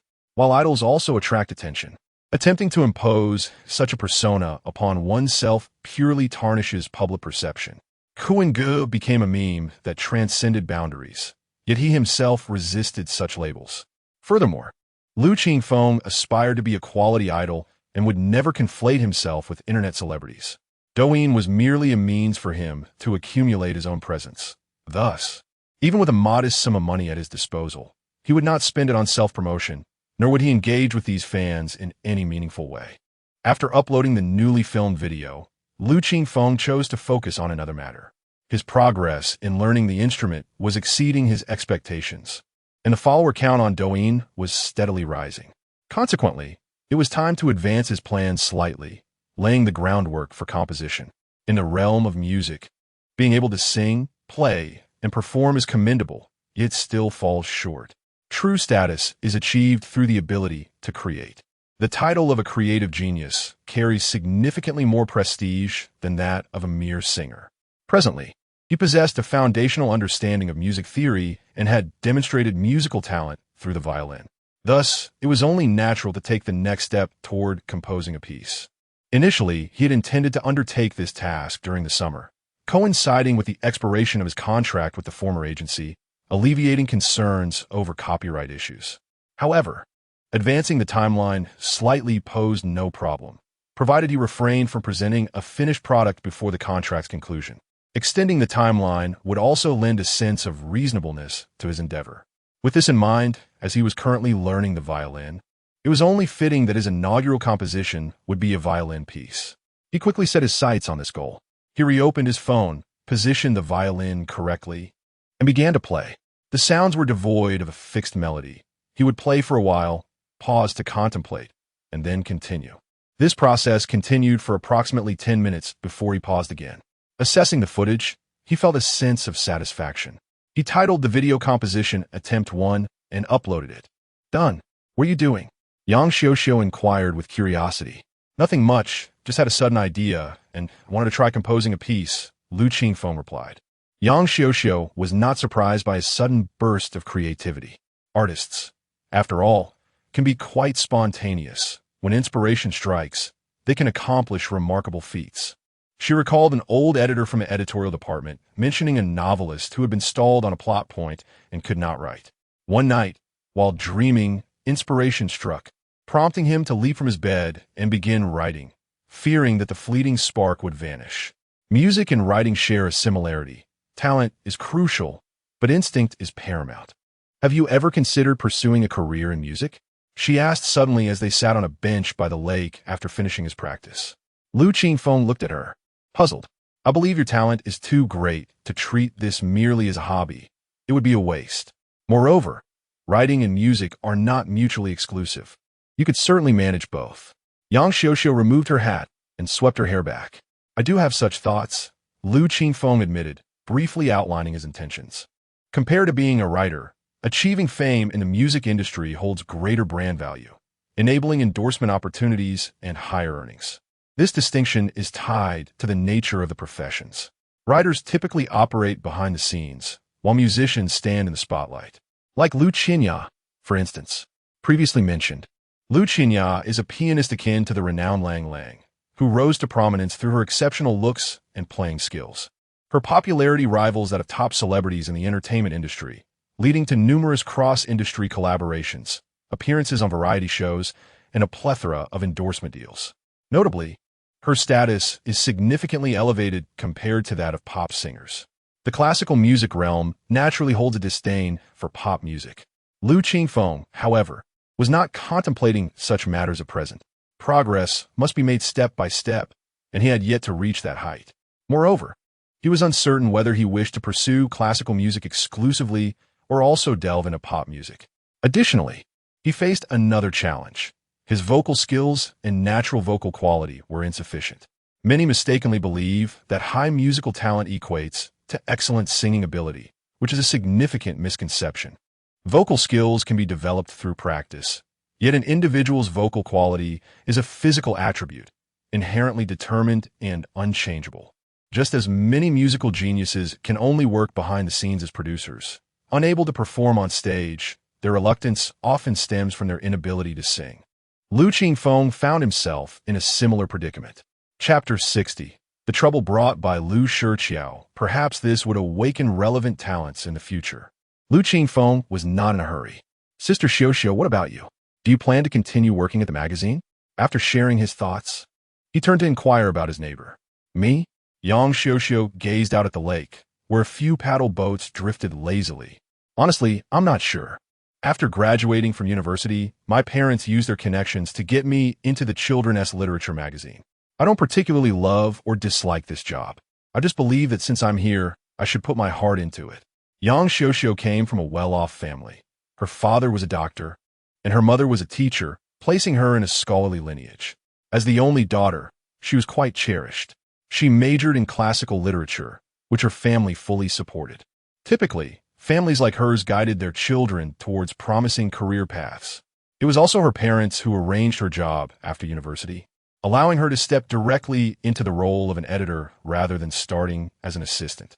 However, her work ethic and humility had indeed earned her good rapport among her colleagues.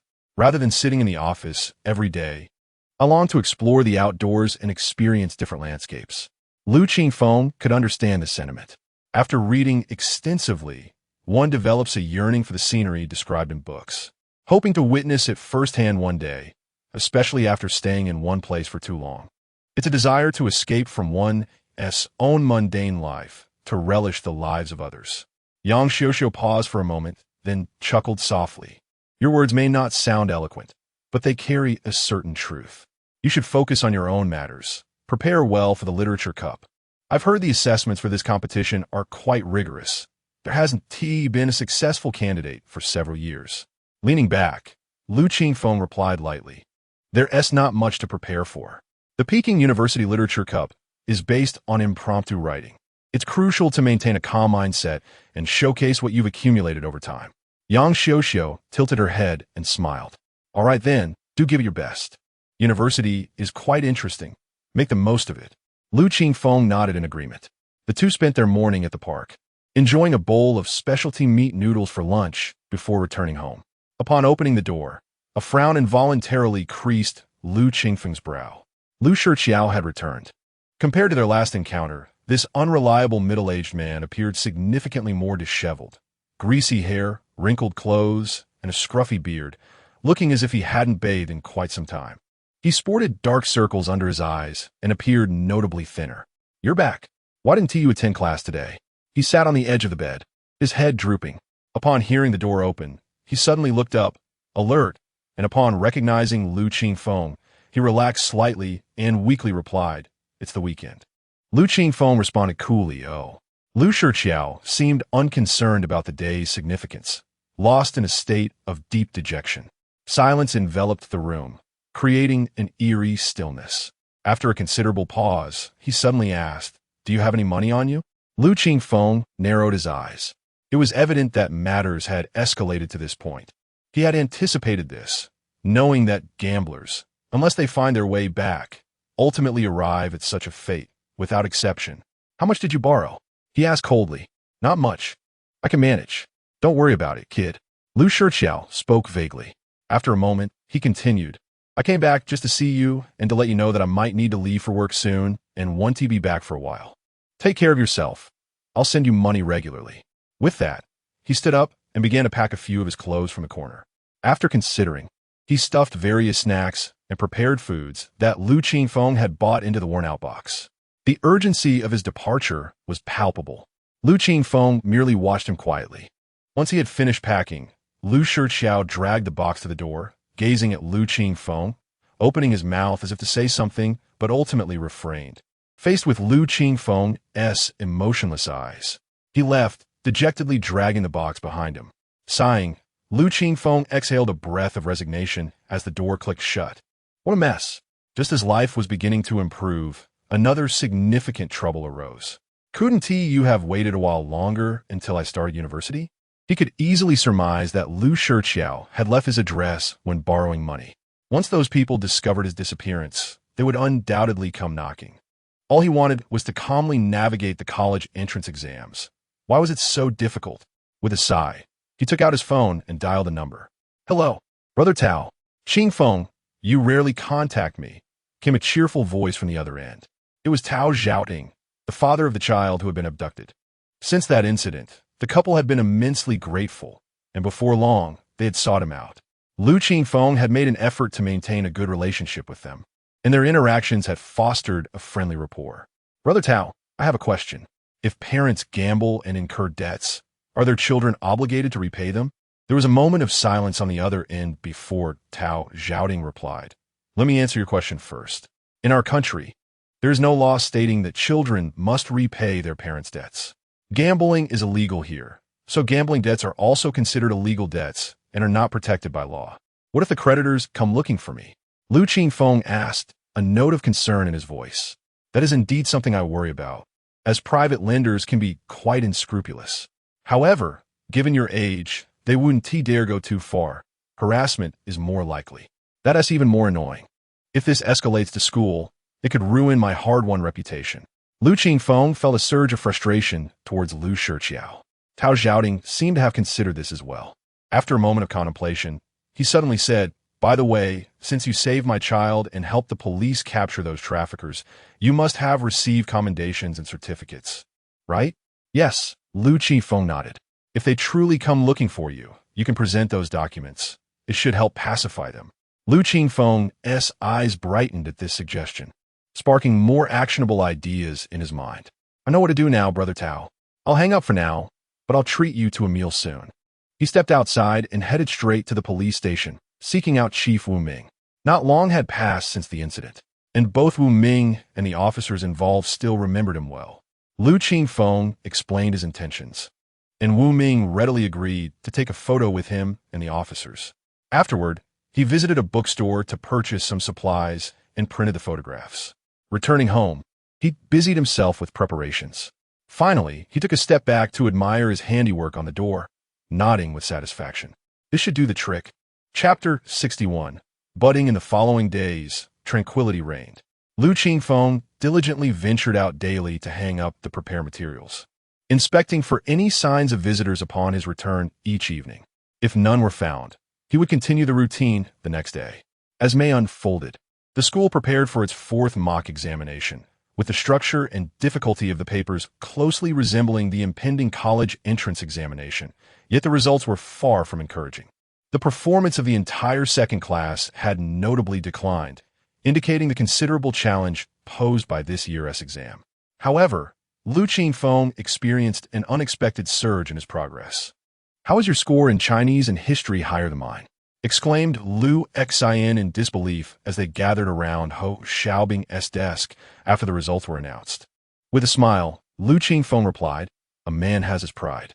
The reason was simple. His scores in Chinese and history benefited from the persona he had cultivated through his writing endeavors, having genuinely read a considerable number of books. In contrast to the logical reasoning required in the sciences, the humanities often involved more subjective and philosophical questions. The more one read, the more capable they became of crafting sophisticated answers. Unlike mathematics or English, where a lack of understanding rendered one lost entirely, his performance in those subjects suffered significantly, reflecting a stark decline. As a humanities class, the total scores across their 7 subjects amounted to 200 points, a tangible improvement from the previous total of just 100. Lu Hui performed slightly better with around 260 points, while Lu Xian edged ahead with 280. At the pinnacle of their group was the academic prodigy, Ho Xiaobing, with a score of 582. Based on past year's scoring lines, this result would easily secure him a place in a key university. However, he felt dissatisfied as his usual scores hovered around 600, and he aspired to gain admission into a 211 institution. At that moment, he was engrossed in scrutinizing the mistakes on his paper, prompting the others to refrain from interrupting him. Let us go take a bathroom break, suggested the 3 underperformers, who bore no psychological burden. They tossed aside their papers and headed for the restroom. Wait a moment, Lu Hui said, stuffing his snacks into his desk. It was a treat known as sucking stick, a short straw filled with colorful powders of various flavors. Where did you find these? Lu Qingfeng asked, genuinely impressed. Such snacks had only become popular during his elementary and middle school years in his previous life, and seemed to be rare now. There's an elementary school near my home where an old lady sells them. Next time, bring me some, Lu Qingfeng added, equally fond of the treats. As they chatted, the trio walked arm in arm until they nearly collided with someone at the door, causing them to step back in surprise. Upon closer inspection, they recognized Zhou Jing, her eyes red from crying. She glanced at the 3 of them before muttering, Lu Qingfeng, Teacher Chun is looking for you. He wants you to come by." After saying this, she walked past them back to the classroom. It seems she didn't do well on this exam and must have been scolded by Teacher Chun. Liu Qingfeng shrugged. "You two go ahead. I'll head to Teacher Chun's office." "Teacher Chun, you called for me?" "Yes. Come in and take a seat." The office was empty except for Teacher Chun, who was tidying up the desk. Upon seeing Lu Qingfeng, he set aside his belongings. "Your progress in Chinese has been remarkable. Given your weak foundation, improvements can come swiftly," Teacher Chun remarked. Lu Qingfeng humbly replied, "I am aware of my limitations." "You are quite self-aware," Teacher Chun chuckled. "In truth, you are quite intelligent. If you had dedicated yourself to your studies earlier, your current standing would be different, and gaining admission to a good university would not be out of reach. However, you still have another path available to you. It's not too late. Have you been preparing well lately?" "Indeed, I have been reading exemplary essays from past literature cups online, and I'm also diligently studying the books you provided," Lu Qingfeng responded. "That is excellent," Teacher Chun said with satisfaction. "You possess a natural talent for writing, but don't become complacent.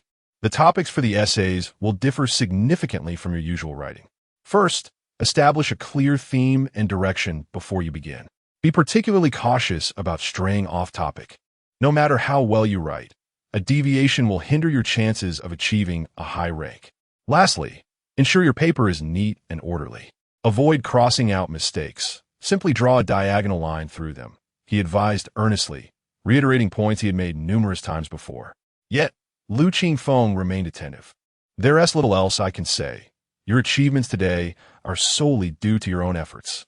Keep pushing forward," Teacher Chun concluded, patting him on the shoulder. "I must express my gratitude for all your guidance, Teacher Chun," Lu Qingfeng said sincerely, bowing slightly. "The profession of teaching is undeniably challenging. If one becomes too involved, they are accused of meddling. Yet if they remain detached, they are deemed irresponsible. Take the original self as an example. The dire situations are often visible, and teachers can manage their students to prevent bullying. But can they delve into a student's family to offer assistance? Perhaps some educators do, but nationwide, how many truly do? Most teachers generously offer support only when students exhibit a willingness to strive. If one is mired in difficulties, yet refuses to grasp the lifeline offered, how can they blame others for not rescuing them? Such was the tragedy of the original self. Nevertheless, the teachers at this school were genuinely good educators. Lu Qingfeng, possessing a discerning mind, felt genuine gratitude. Teacher Chun helped him to his feet. "These are merely the duties of a teacher. I don't feel I've done much. Ultimately, it's your own perseverance that has brought you this far. All right, enough of these repetitive pleasantries. There's one more matter I wish to discuss with you. The magazine Budding has reached out to request a submission from you." "Budding magazine?" Lu Qingfeng queried, perplexed. "Yes, you previously participated in the new concept writing competition under the school's name, using my computer and email for your submission. They lacked your contact information, hence the message was relayed to me." Lu Qingfeng scratched his head, bewildered. Is it truly reasonable for them to seek a submission based on a single essay? The quality of Budding is indeed commendable, but it perhaps doesn't align perfectly with their thematic essence. Budding symbolizes youthful literature, as evident from its columns. Family of novelists, campus springs, youthful concerns, campus scans, first contact, exotic transmissions, pages of clubs, and so forth. Currently, most of his works are centered around fairy tales, which diverges significantly from Budding's cultural brand. I speculate that the prestige of the Peking University Literature Cup has prompted Budding to make a preemptive investment, Teacher Chun surmised. This magazine is often referred to as the cradle of young writers. Your potential merits such attention. After all, it merely requires sending an email, and the magazine stands to gain without any risk, he added, making a valid point. Lu Qingfeng concurred with this assessment. "They provided me with their contact information. Take note. You can consider whether to submit after the Literature Cup concludes." Lu Qingfeng nodded in agreement, jotting down the contact details of the budding editor before taking his leave. At noon, he visited a bookstore to purchase a copy of The Reasoning of Time, featuring his first published detective story. Chapter 62. What else do you have? Were you still? Huh. I told you X must be that person. As dusk fell, a van traversed the road. The large dog in the passenger seat slapped his thigh and shouted excitedly. The driver, sheepy, shuddered and cast a resentful glance over. "Brother, you slapped my leg. How novel. It hurts to slap your own thigh."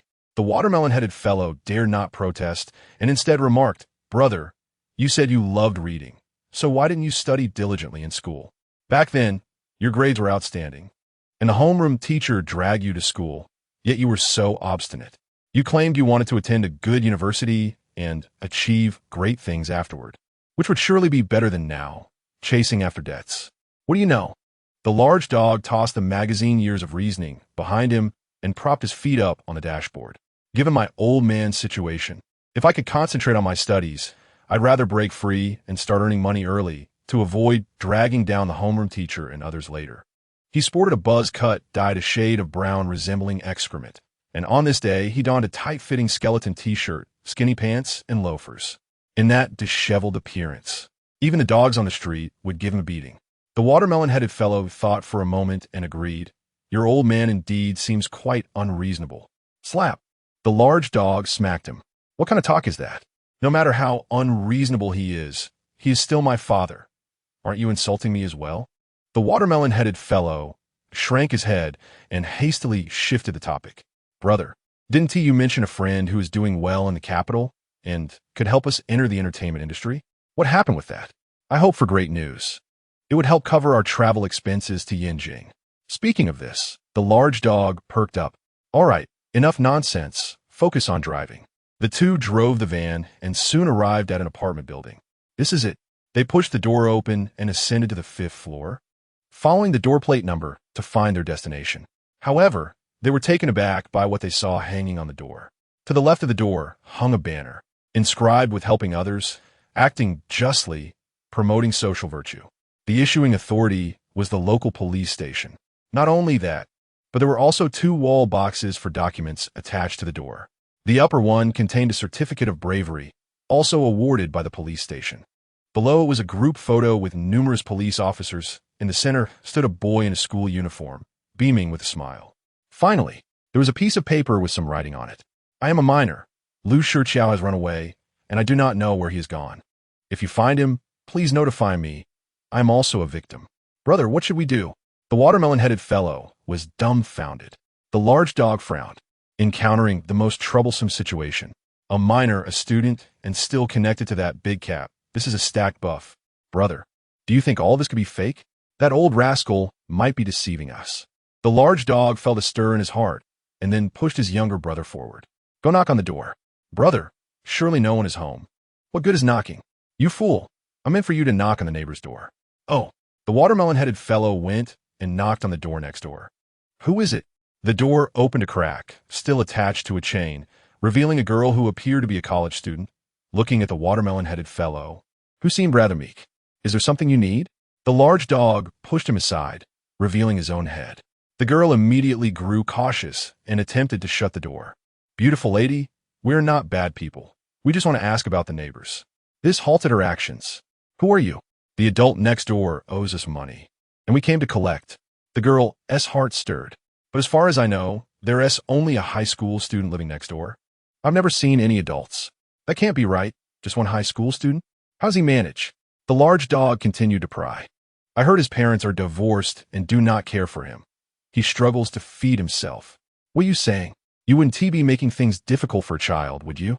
The girl spoke as she pulled out her phone. No, beautiful lady, you're overthinking it. This is a society ruled by law. Who would dare?" The large dog waved his hands hastily. "That's good then." The girl eyed them suspiciously, slowly closing the door. "Brother, it seems the situation is real. Should we wait for him to return?" "Haven T, I told you this is a society governed by law. Why are we guarding a child? Are you trying to reach for the heavens? We're just workers, making a few bucks a month. Why risk our lives?" After admonishing his younger brother, the large dog took out a cigarette and placed it in his mouth, then pulled out his phone to call the boss. He briefly explained the situation. The reply on the other end was simply understood, and the call ended. The large dog, feeling justified, led the watermelon-headed fellow downstairs. "Brother, don't you think this old rascal resembles your father? That child seems rather pitiful." The two got into the van, and the watermelon-headed fellow spoke. The large dog remained silent, exhaling a puff of smoke and watching it dissipate gradually. The van remained idle, and after sitting in the vehicle for a while, the watermelon-headed fellow hesitantly said, "Brother, should we not continue in this line of work and just go home?" The large dog shot him a glance. "Go home for what? Look at me. My home is barren. My parents are no different from being dead. Success is my only option. What about you? If you return home, what can you do other than inherit your family's pig farm and your father's several properties and cars? What else do you have? Were you still? Ashri? One must have dreams." He finally patted his younger brother's shoulder. "I understand, brother. Don't worry, we'll stay a while longer, save enough for travel expenses. And then we'll head to the capital. Drive." He flicked the cigarette, but out of the window, and the old van emitted a strained roar as it left the place.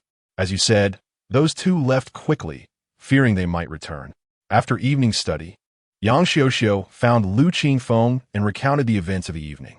Finally, she expressed her concerns. "It should be fine. I've showcased all the troubles that could arise from my harassment, and I've also informed you that Lu Shiqiao does not care about me, his son. Spending time on me would yield more losses than gains. The clever ones will seek out his group of friends to find out where he has gone. If the other party is truly dim-witted, I'll just stay outside for a while. Not seeking a new residence immediately is primarily because there is only a month until the college entrance examination, after which you will leave here. Renting a new place is not cost-effective, and I'm too lazy to deal with it. All right, as long as you have your own ideas." Yang Xiuxiu knew his thoughts were sound and did not worry excessively. "I also want to congratulate you. Your new reasoning novel is gaining considerable popularity online." Chapter 63. The Peculiar Fandom Years of Reasoning is a relatively recent publication, yet it was among the first to offer online subscription services. The primary reason for this initiative was the gradual decline in physical sales of the magazine, coupled with a burgeoning online community of mystery novel enthusiasts. This strategic decision has allowed this premier magazine of Chinese reasoning to endure. Being an early adopter, the software is well developed, featuring not only the monthly publication, but also an integrated forum for readers to discuss the intricacies of the narratives. Has everyone finished reading this issue? There's a particularly intriguing short story, one reader remarked. "You mean the Invisible X, right?" Another responded. "Exactly. The author's narrative technique is quite refreshing. There are no actual cases in the story, so it lacks that typical suspenseful thrill, yet the author's prose is truly commendable, creating a uniquely relatable atmosphere of reasoning. Indeed, I too have read it. Such reasoning novels are quite rare, and I absolutely adore them. You all seem to be missing the deeper layers. The author's true brilliance lies in his narrative tricks. X is merely the first enigma and the most superficial aspect. Anyone familiar with mystery novels can discern that. The second enigma, my identity, is where the real intrigue lies. I concur with the principal commentator. The author misleads the readers from the outset, making us believe I am a student. However, the initial descriptions subtly provide the answer. Who, after class, heads home rather than to the dormitory? The mention of attending lectures by other professors is a clear indication. I certainly wouldn't do that in university. Thus, the answer is that I am also a teacher. How dare you reveal the conclusion before I've even read it? A frustrated reader exclaimed. Serves you right for coming to the forum without reading the material first. Another retorted. As the discussion unfolded, the focus inevitably shifted to the author. ISN T. Lu Qingfeng, a new author? I've never seen that name before, one reader noted. Yes, it seems to be the first time I've encountered it, came the reply. This name reminds me of the winner of this year's new concept essay competition, who penned a micro-science fiction piece titled Hey, Come Out. That author is also named Lu Qingfeng, but I doubt they are the same person. The former is a real name, while this one might be a pseudonym. Regardless, what matters is the quality of the writing. May he flourish in this realm. Another master of reasoning is emerging, and perhaps domestic mystery novels will rise in prominence. Let us not get ahead of ourselves. That slogan has been proclaimed numerous times. Every time a newcomer makes a name for themselves, the same chant echoes. Yet the reality is that the genre is dwindling. Newcomers chant about rising, while veterans grow indifferent. When the renowned De La Ba Chung debuted, similar sentiments were expressed, yet within just a few years, he exhausted his creativity and produced mediocrity. You criticize others. Yeah, what do you mean by that? Are you seeking trouble? At that moment, a digital account suddenly emerged. The real deal? While the newcomers were still curious, the veterans had already begun their attack. You're nothing but a voyeur all day long. Do us a favor and refine your pathetic plots. Your past accolades are all that's keeping you afloat. Otherwise, do you think your new work would still be serialized in years of reasoning? And you dare to call yourself the Chinese Idagawa Rampo? You've no right. Your attempts at absurdity for the sake of absurdity are laughable. Meanwhile, Jiang Cheng, sitting at home, was on the verge of losing his temper. He was the very La Ba Cheng the readers were discussing, writing under the pen name Rampo Cheng. Alone, he battled against the crowd, furiously typing on his screen. However, outnumbered, he saw the insults multiplying and, in a fit of rage, took screenshots of the comments and posted them on Weibo. What is wrong with society today? A newcomer dares to act so brazenly. Regardless, I am an established author with a book that has sold over 1 million copies. My achievements are tangible. If you wish to climb over me, at least present some merit. His Weibo following was substantial, and soon the comments surged into the thousands. What is the situation with this person? Lu Qingfeng wondered, feeling perplexed when Yang Xiuxiu showed him the posts. Rampo Cheng was a quintessential example of a one-hit wonder. With a writing style reminiscent of the famous Japanese author Idagawa Rampo, yet infused with his own unique flair, truly a rarity in the domestic landscape. Yang Xiuxiu explained. Idagawa Rampo is regarded as the father of Japanese mystery novels, known for his orthodox reasoning style, yet his narratives are often bizarre, grotesque, and dark. His characters exhibit peculiar and twisted psychological depths, showcasing the complexities and fragility of human nature. His stories often pursue extremes and the abnormal. For instance, in his work, The Human Chair, a craftsman imagines the lives and appearances of those who sit upon the chair he has constructed. Such absurd and extraordinary premises are steeped in a uniquely Japanese horror. To be compared to such a literary giant indicates substantial talent. Yet, what is the reason for the vitriol in these forums? Lu Qingfeng queried, sensing Yang Xiuxiu's insight. This individual also rose to fame at a young age, with his debut mystery novel selling 1 million copies, leading him to become somewhat arrogant, claiming to be the Chinese Idagawa Rampo, while criticizing established authors. Eventually, he became dissatisfied and began to voice his opinions on current events, launching various attacks, which earned him the moniker de La Ba Cheng. If it were merely this, fans might tolerate it. However, his writing style has increasingly veered into the obscure, with plots becoming more abstract, leading to a disenchanted readership. Thus, he finds himself in his current predicament. Oh, Lu Qingfeng comprehended. He once ascended by stepping on others, so now, seeing someone else rise while he's criticized, he perceives it as persecution, assuming I intend to replicate his path to fame. It must be this. Lu Qingfeng couldn't help but chuckle at the absurdity of it all. Indeed, in a vast forest, one encounters all kinds of birds. Yet, it seemed quite natural. Throughout history, literary figures have looked down upon one another. Since the Warring States period and the 100 Schools of Thought, conflicts have been commonplace. Wang Engshi and Su Dompa waged their battles for years, Du Mu disparaged by Zhu, and Li Qingzhao confronted Su Shi in her theory of CI. Such occurrences are inevitable. Moreover, this situation could prove beneficial for him. Historically, aspiring scholars sought to debate with renowned figures to achieve fame, and the current scenario mirrors this, especially as it was initiated by the other party. The key point is that the one feeling defensive is the opponent. What reason does he have to be upset? He maintained a lighthearted perspective. There was also something rather amusing to note. The comments below bore a striking resemblance to fan culture. Are you out of your mind? What has our dear Lu ever wronged you? If you have the guts, confront those who insult you instead of dragging our Lu into this. Purely deranged. From start to finish, it was the readers praising Lu for their excellent writing, yet you sought out trouble for yourself. Though the number of these fervent fans was small, their combativeness was formidable. The author's devoted followers may not be numerous, but this group was already beginning to dominate the comment section. Chapter 64. The relationship between fans and idols, unlike the typical remarks of ordinary book enthusiasts, the sentiments expressed here distinctly resonate with those of fervent fans. Particularly, the term Little Deer serves as an affectionate moniker that the original persona was known by during his idol days. A nickname fondly bestowed by his admirers, often referred to as mama fans or sister fans, who sought to convey both intimacy and recognition. Lu Qingfeng felt a stir of nostalgia and picked up his phone to access the official Weibo account established by his former agency. The management of this account had remained firmly in the hands of the agency, diligently overseen by designated personnel. This is a common practice in the industry, driven by the desire to prevent artists from impulsively sharing inappropriate content during emotional moments. Consequently, many stars maintain secondary accounts, which occasionally come to light.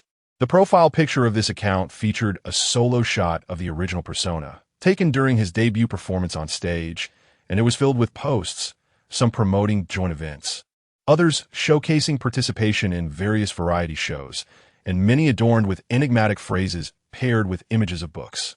Apart from scheduling announcements, the account primarily crafted an image of a book-loving, diligent individual, a strategy employed by the agency to cultivate a specific persona. Alas, the facade of authenticity cannot be maintained indefinitely. What is genuine cannot be feigned, and what is feigned cannot be genuine. Thus, to avoid collapse, it is advisable that the persona crafted reflects the truth. The final lengthy post had been shared a year and a half ago. It was verbose and aligned with the conventions of emergency public relations. Essentially, it expressed regret for disappointing fans, announcing a return to academia to enrich one's self, with promises of a more refined comeback. Regrettably, the fans were not swayed. Lu Qingfeng noted that the comments beneath this post were nearing 100,000.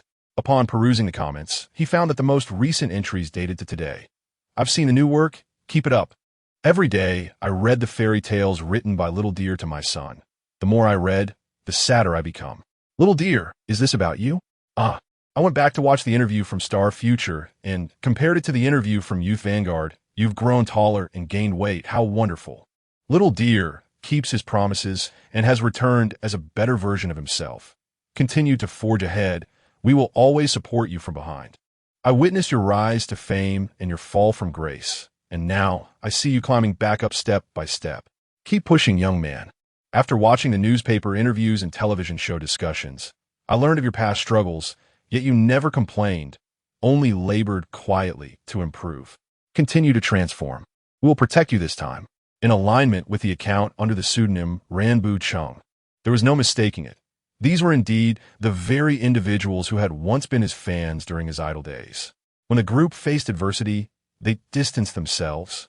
But through interviews and reports, they came to understand his circumstances and congregated around him once more. Yang Xiaoxiao displayed a classic spectator's demeanor. From the comments, it appeared to be just as he thought. However, these individuals seemed excessively fickle. Yang Xiaoxiao, unfamiliar with the realm of fandom, struggled to grasp this mindset. That is not entirely fair, Lu Qingfeng elucidated. Apart from a handful of zealous fans, most individuals pursue idols in search of inspiration to enhance their own lives, a source of emotional support, or simply as a hobby. The essence of this pursuit lies in the appealing qualities embodied by the idol, be it their appearance, singing, acting, or even their perceived diligence and innocence. To outsiders, these qualities may appear juvenile and foolish, overly idealized, often mere constructs. Yet, this behavior parallels the way one invests in a favorite video game or purchases merchandise from beloved anime. The downfall of an idol occurs when their actions diverge from the persona they've crafted, straying from the image that fans have cultivated in their minds. A minor deviation may allow fans to rationalize or beautify the situation. However, when the disparity becomes too pronounced, it can provoke a backlash, leading to unfollowing or even hostility. It's akin to ordering a bowl of sweet soy milk only to discover it has soured. Stirring it reveals an entirely different concoction. Who can tolerate that? The humor in this analogy struck Yang Xiaoxiao, causing her to laugh heartily. After some time, she wiped her eyes and remarked, "Your understanding of this industry runs quite deep." Lu Qingfeng shrugged. If one does not delve deeper, how can one excel as an idol? What should we do now? Shouldn't you address these fans? If this continues, Ranbu Chung will only become more relentless. After a moment of contemplation, Lu Qingfeng shook his head. This small faction of fans, though few in number, had initially noticed him through newspaper interviews and had congregated, demonstrating remarkable cohesion. This was a spontaneous gathering, lacking organization. Their unity stemmed from the hope he had inspired within them. Following the collapse of Dreamer S, fans had abandoned ship, some harboring feelings of betrayal, while others clung to a sense of unfulfilled potential. As a nurturing idol, it is not surprising that Mama fans, often older, might possess this mentality. After witnessing his numerous efforts, it was natural for these fans to redirect their expectations towards him. Moreover, his statements during interviews, infused with a sense of guilt, amplified their anticipation for his improvement. It became a matter of sentiment. This is a good child who has suffered due to our actions. If he fails, would we not bear the guilt of being the villains? Thus, as long as he continued to provide hope to these fans, their loyalty would not wane. Conversely, if he were to take the initiative to engage with them now, it could evoke feelings of needing forgiveness. Hence, this was not the opportune moment for interaction. Allow them to refine themselves externally. Fans who do not fight for their idol are not worthy of being called fans. In the cultural sphere, matters remain obscure unless they are propelled by vested interests and capital. Rambu Chung stirred up quite a ruckus on Weibo, engaging in a lengthy feud with Lu Qingfeng's fans. However, the intensity of fandom far surpasses that of casual readers, resulting in a disarrayed comment section. Some dedicated readers, drawn in by his style, would not join the battle. Ultimately, the comment section was locked to prevent any further discourse. Lu Qingfeng subsequently ceased to monitor the situation. Days later, a new issue of children's literature was released, heralding the commencement of the serialization of Charlie and the Chocolate Factory.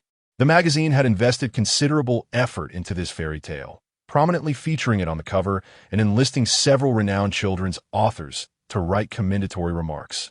A fantastical journey of imagination, with children and candy, factories and society, woven together with marvelous metaphors, offering a delightful reading experience. Author of the Little Mustache and Big Head series, you a fairy tale suitable for both adults and children. While I admire the protagonist, I find myself more captivated by Willy Wonka, the factory owner. Author of Adia's Adventures. By Huaqin Chapter 65.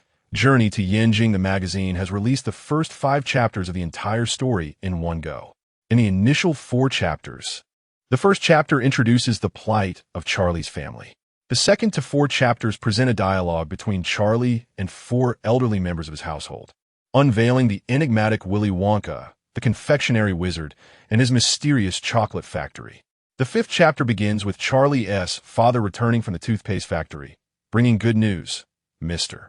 Willy Wonka has announced in the newspaper that he will reveal the secrets of his chocolate factory to the public, but only to 5 fortunate children.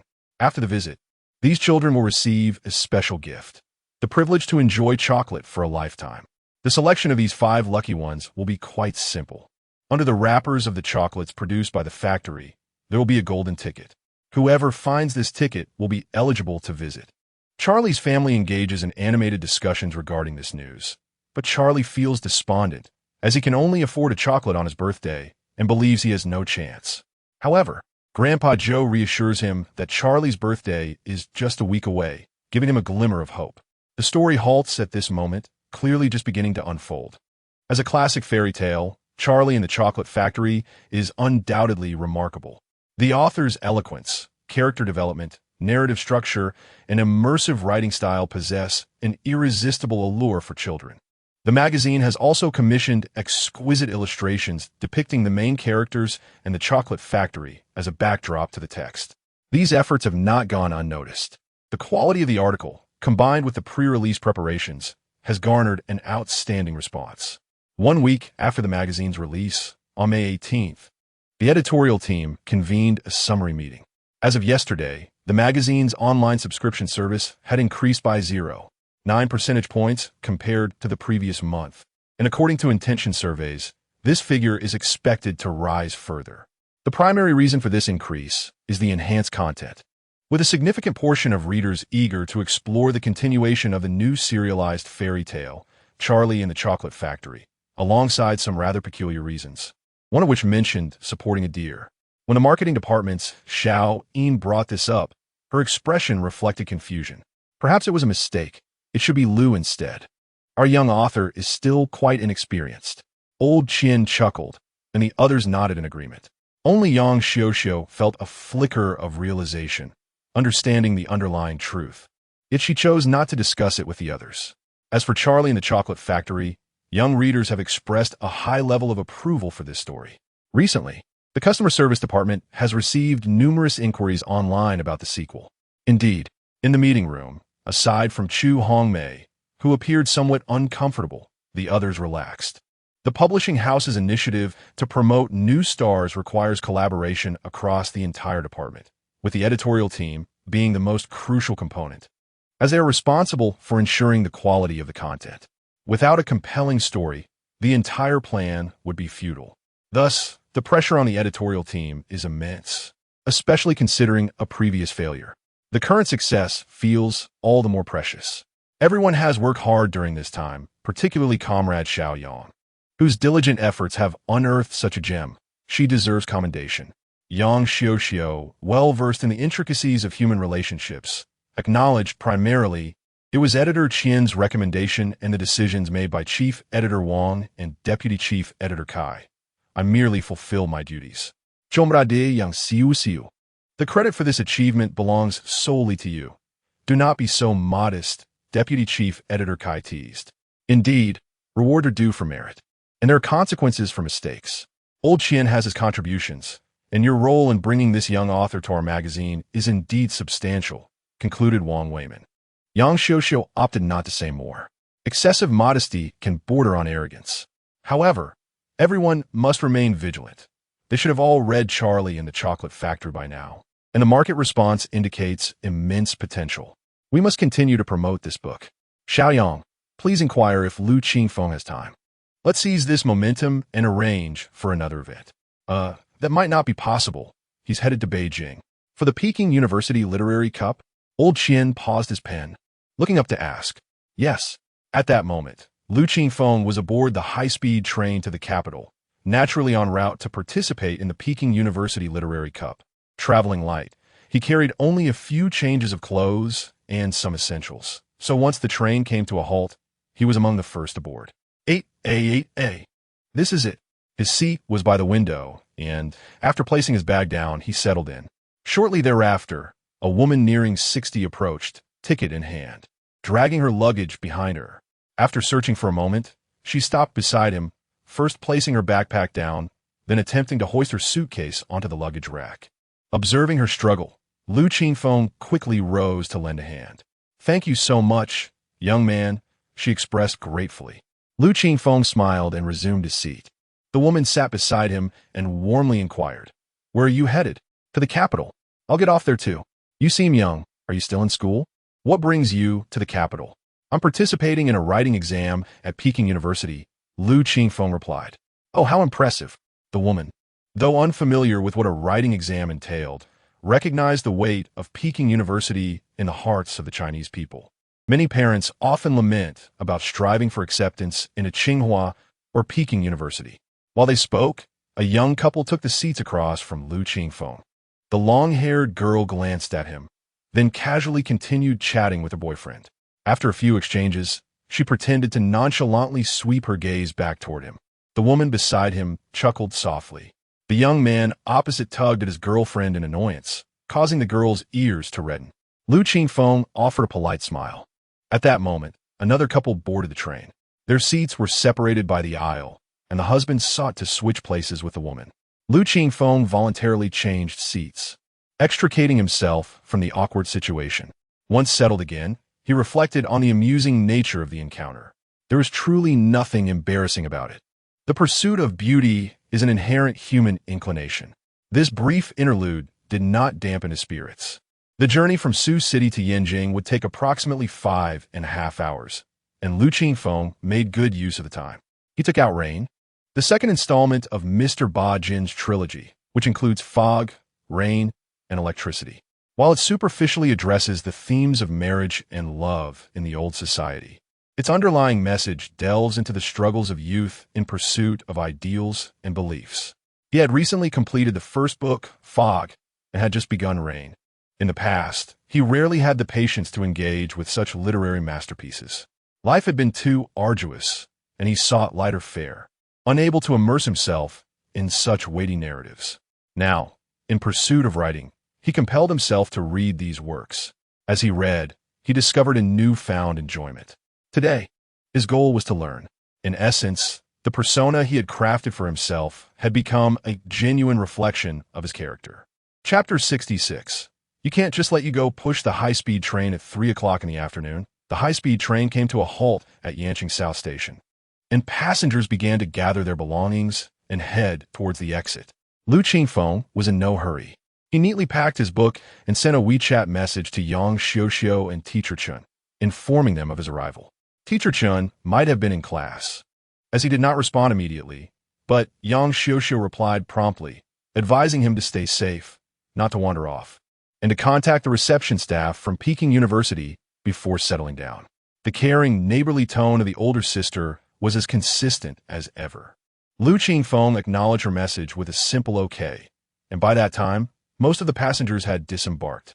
He stood up and first assisted an elderly lady next to him with her luggage before stepping off the train himself. "Young man, my daughter is here to pick me up. Would you like to join us?" The elderly lady inquired warmly as they exited the station. "No, thank you. Someone is here to meet me," Lu Qingfeng replied as he bid her farewell and dialed the number provided in the invitation letter. The call connected quickly, and he was given another number to reach out to. After dialing, a cheerful voice greeted him. "Hello. Hello, is this Mr. Gao Yang? You must be one of the students coming for the competition, right? I'm at the second exit. Where are you?" Lu Qingfeng glanced around and replied, "I believe I'm at the 7th exit, carrying a black bag, wearing a black jacket and sweatpants. Please wait a moment. I'll be right over." The call ended, and shortly after, a tall young man approached him. "Hello, you must be the student here for the competition." "Hello, I'm Lu Qingfeng from Sioux City No. 3 Middle School." Lu Qingfeng introduced himself. The tall student checked a piece of paper and confirmed, "Yes, that's right. Nice to meet you, Lu. E.M. Gao Liang, a second-year student from the Chinese department at Peking University, responsible for your reception. Let us add each other on WeChat for any further contact." He took out his phone. Lu Qingfeng scanned the QR code to add him as a friend. "Are you here alone?" Gao Yang asked as he checked the surroundings. "Yes, my parents had other commitments, so I came by myself." Lu Qingfeng refrained from divulging any details about his family situation. Gao Yang nodded, understanding, and continued, "There are 2 more participants expected. Let's wait here for a bit." The waiting period was not dull, as Gao Yang was an outgoing person, engaging Lu Qingfeng in conversation about various topics, from the beauty of Suzhou and Hangzhou to amusing anecdotes from university life. Lu Qingfeng listened with rapt attention, filled with curiosity about the experiences he had missed due to family issues in his past life. "Our school has annual academic exchanges with foreign universities. If you excel, you might have the chance to participate. We have partnerships with prestigious institutions like Waseda University and the University of Tokyo in Japan, as well as the University of London and Oxford in the UK. We also boast many impressive school teams, including basketball, roller skating, and notably, the cheerleading squad." Gao Yang grinned, sharing a knowing glance. Lu Qingfeng found himself increasingly enamored by the prospects Gao Yang described. After about 15 to 20 minutes, Gao Yang received another call, and soon after, a middle-aged man arrived with a boy in tow. Despite the chilly weather of May in the north, the two were dressed in t-shirts, seemingly already in summer mode. "You must be Teacher Gao. Hello, you look so young," the middle-aged man exclaimed, approaching Gao Yang with enthusiasm and shaking his hand vigorously. Gao Yang awkwardly responded, "Uncle, I'm not a teacher. I'm also a student." "Oh, a student from Peking University? That's impressive." The man was unfazed by the misunderstanding. The boy beside him scrutinized Lu Qingfeng curiously and suddenly blurted out, "Wow, dude, you're even better looking than the popular guy at our school." Lu Qingfeng was momentarily taken aback, unsure how to respond. Was it a compliment or an insult? The boy seemed to realize his words were somewhat inappropriate and quickly added, "The popular guy at our school is really well liked by the girls. If you came to our school, he wouldn't stand a chance. Then he must not be doing well academically, Lu Qingfeng quipped. How do you know? The boy asked, surprised. Because it's you who came to compete, not him. Lu Qingfeng replied with a smile. Gua Hao, from Ludong Yinqing. The boy introduced himself. Lu Qingfeng, from Su Province, Su City. Gao Yang conversed with Gua's father about the remaining participant who had yet to arrive, assuring him they would wait a bit longer. Gua's father was unconcerned. This is just how it should be. Look at our high-speed train. It's so much faster than the old green train we used to take.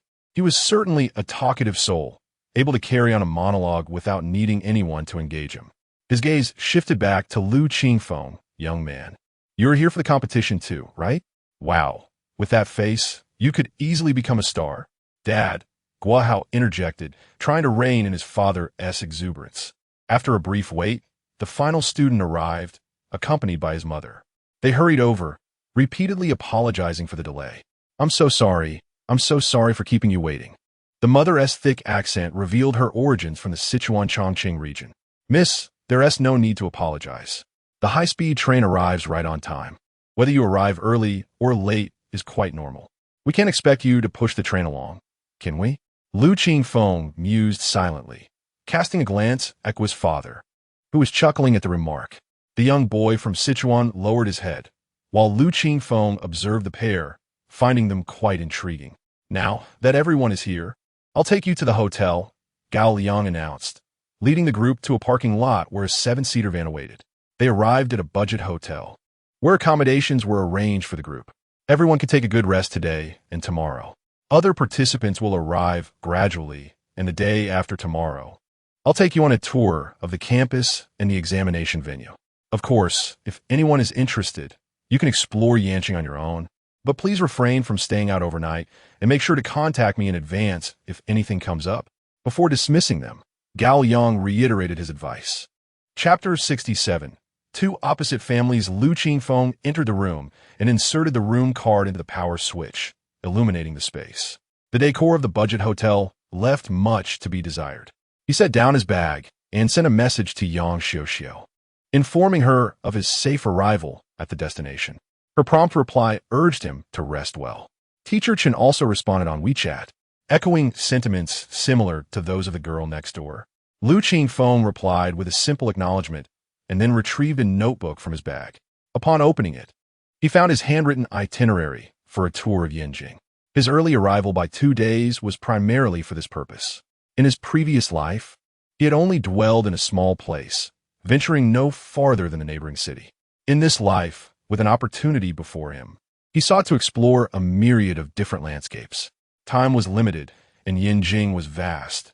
Thus, he had no intention of visiting everything in one go. If he were to study here in the future, there would be ample time for further exploration. Consequently, he devised a plan based on online recommendations, detailing where to visit in the morning and afternoon, what to have for lunch and dinner, and the various subway routes to take. After a day of rest, he intended to enjoy himself fully the next day. Stretching lazily, he organized his itinerary and was about to step out in search of food when a knock resounded at the door. Upon opening it, he found Gua Hao standing there. Tomorrow, my dad and I are going out. Would you like to join us? Lu Qingfeng contemplated for a moment.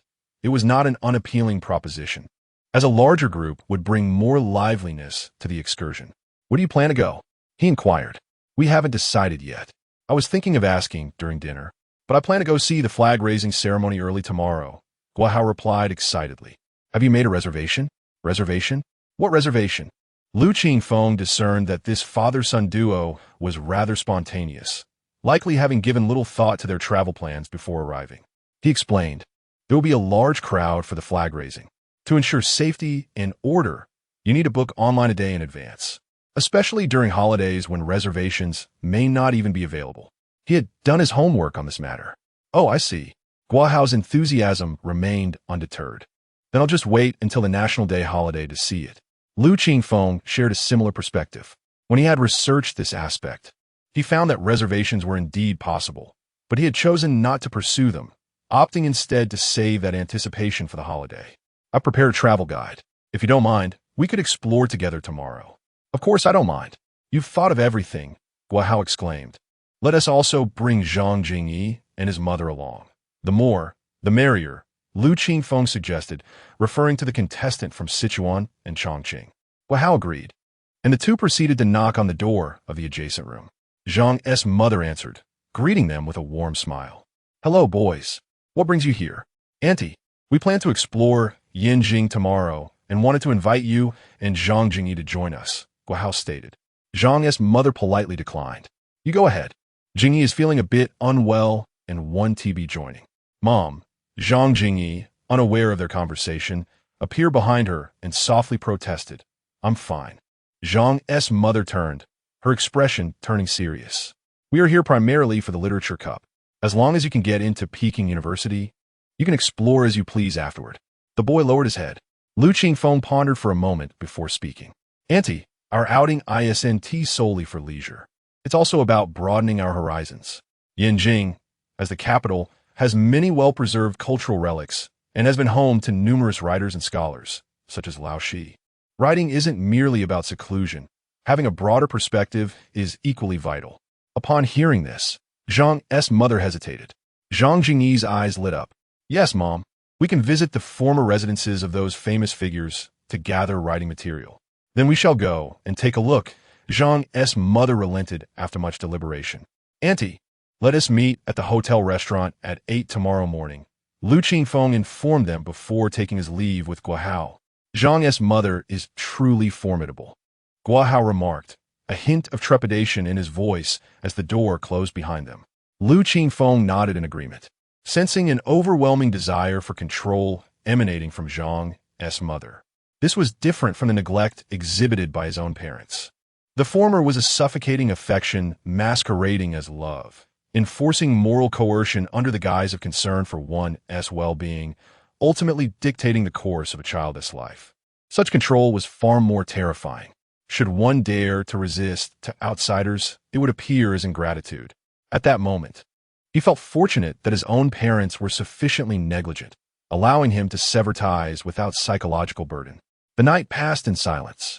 The following morning, upon arriving at the restaurant, Lu Qingfeng found the other two families already present. He grabbed some food and joined them. "Where shall we start our adventure?" Guahao eagerly asked as they settled down. After taking a bite of his bun, Lu Qingfeng pulled out his notebook. "We will begin at Nanluo Guxiang and Mao or Hutong, renowned for their traditional courtyard residences and the former homes of notable figures. Shikahai and Prince Gong's mansion are also nearby." Prince Gong's mansion was the residence of the infamous corrupt official Hishun, correct? Gua's father suddenly inquired. Indeed, it was initially Hishun's residence. During the Qianlong period, it was constructed over 4 years to welcome the marriage of Princess He and Hishun's son, Feng Sheninda. Following Hishun's death, it was granted to the Prince of Qing and renamed Prince Gong's mansion.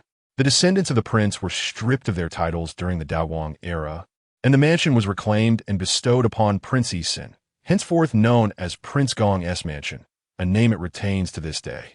Lu Qingfeng recounted this history with ease, knowing that while this information was readily available online, few would take the initiative to visit purely for leisure, much less create a travel guide.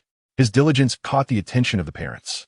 "Look at how thorough Lu Qingfeng is, and then look at you," Gua's father scolded, gesturing at his son, who was indulging in food. Guahao remained unfazed. "Dad, I am your own flesh and blood. By saying that, you're essentially denying yourself." Gua's father was about to reprimand him when Zhang's mother, unimpressed by the raucous Gua family, cast a dismissive glance their way and then smiled at Lu Qingfeng. "Qingfeng, my son doesn't too often go out, so he is a bit shy. Please take care of him." She said this lovingly while looking at her silent son. However, Lu Qingfeng keenly observed Zhang Jingyi casting envious glances at Guahao. The two families were starkly contrasting in nature. After breakfast, they eagerly set off, taking the subway line 4 to transfer to line 6, arriving at Nanluo Guxiang. Chapter 68. Either erupt in silence or perish in silence. Nanluo Guxiang, steeped in history, has been meticulously preserved, retaining the essence of its vibrant past. Gray walls and dark tiles intermingle within the labyrinthine alleys. The Sihiyuan, once the abodes of dignitaries, now serve as communal residences, with some still inhabited. Certain courtyards have their gates ajar, allowing passersby a glimpse into the life within. This scene evokes memories for Lu Qingfeng. Reminiscent of a renowned period drama from his previous life, the courtyard full of affection. Although he personally never watched this series, its fan creations became ubiquitous, casting shadows over subsequent online novels. Nevertheless, the characters from this drama are undeniably iconic. Today, Nanluo Guxiang has transformed into a trendy destination, with many roadside houses converted into various shops. While exploring, Lu Qingfeng noted the numerous Yuan-turned goose houses, reasonably priced, which piqued his interest. However, recalling Gao Yang's prior caution against overnight stays, he reluctantly dismissed the idea. Nanluo Guxiang runs north to south, flanked by the 8 great alleys to the east and west. Do not be mistaken, these 8 great alleys are not the infamous entertainment districts of history, which are located in Xiqing District. As it was their first visit, the group enthusiastically wandered about, capturing photographs of the intriguing locales. The only disappointment lay in the fact that many former residences of notable figures were either private homes or not open to the public, such as the residence of the esteemed writer, Mao Dun. Afterward, they strolled around Shikahai and, at noon, found a place to dine. The temperature was rather high that day, causing them to sweat profusely. Lu Qingfeng and Gua Hao each purchased a bottle of cola, while Zhang Jingyi's mother offered him water from a thermos. Lu Qingfeng could discern that he too desired a beverage, but hesitated to voice his wish. Gua's father, ever straightforward, remarked, "Young lady, while you're out enjoying yourself, don't be too uptight. Indulge a bit. If the child is comfortable, you'll find it easier too." Zhang's mother merely smiled, explaining, "Our Jingyi has a delicate stomach and cannot tolerate overly cold drinks." Gua's father, having said his piece and noticing the lack of engagement from Zhang's mother, turned his attention to Lu Qingfeng. "Young man, your parents must have great trust in you, allowing you to venture so far alone." Lu Qingfeng chuckled. "Perhaps they believe this is fostering my independence. I actually wanted to come alone, but my mother insisted my father accompany me." Gua Hao chimed in, "You little rascal, I took 3 days off just to be with you. When I return, I'll tell your mother to give you a good scolding." Gua Hao, unperturbed, glanced at Lu Qingfeng and Zhang Jingyi. "By the way, what brought you two into this gathering?" "I received an award in the Yishengtao Cup earlier this year," Lu Qingfeng replied. "Incidentally, my essay garnered the highest score in the Ludong region." Zhang Jingyi glanced at his mother, seeing no response, then added, "I won a gold medal in the National Youth Original Literary Works Competition." Both competitions were recognized by the Ministry of Education as national literary creation contests. In comparison, Lu Qingfeng felt his accolades were somewhat less impressive. I won the top prize in the preliminary round of the new concept essay competition." However, his companions reacted more enthusiastically than he anticipated. "New concept? Top prize?" Gua Hao exclaimed. "You wrote that piece, hey, come out?" Zhang Jingyi, who had been mostly silent, now spoke with increased volume. Lu Qingfeng had underestimated the impact of his essay, which had even made its way into language textbooks in his previous life, showcasing its literary merit and profound exploration of environmental themes. Both of his companions were acknowledged talent students at Peking University, possessing superior literary appreciation skills compared to the average adult. "I've read your essay several times. It's exceptional, especially the ending. It truly moved me." Gua Hao leaned in, eager to exchange writing insights. Zhang Jingyi sat silently, his gaze fixed on them. The two adults, however, seemed less engaged. "You three, keep up the good work, and strive to enter Peking University together as classmates," Zhang's mother encouraged. "Absolutely," Gua Hao responded confidently, though Zhang Jingyi lowered his head. After their meal, the group continued their exploration, visiting the Prince Gong's mansion, the Guozijian, and finally taking a stroll through Wangfujing, where Lu Qingfeng purchased some pastries from Daxiankin as gifts for his family. After dinner, they returned to the hotel. Lu Qingfeng took a shower and lay on his bed, chatting with Yang Xiuxiu, sharing photos from their day and discussing his fellow competitors, Gua Hao and Zhang Jingyi. Perhaps the dinner had been overly salty. Lu Qingfeng felt thirsty during the conversation and decided to go downstairs for a drink. Upon arriving at the hotel lobby, he encountered an unexpected figure, Zhang Jingyi. The small boy was startled, causing the cola in his mouth to spray out as he coughed repeatedly.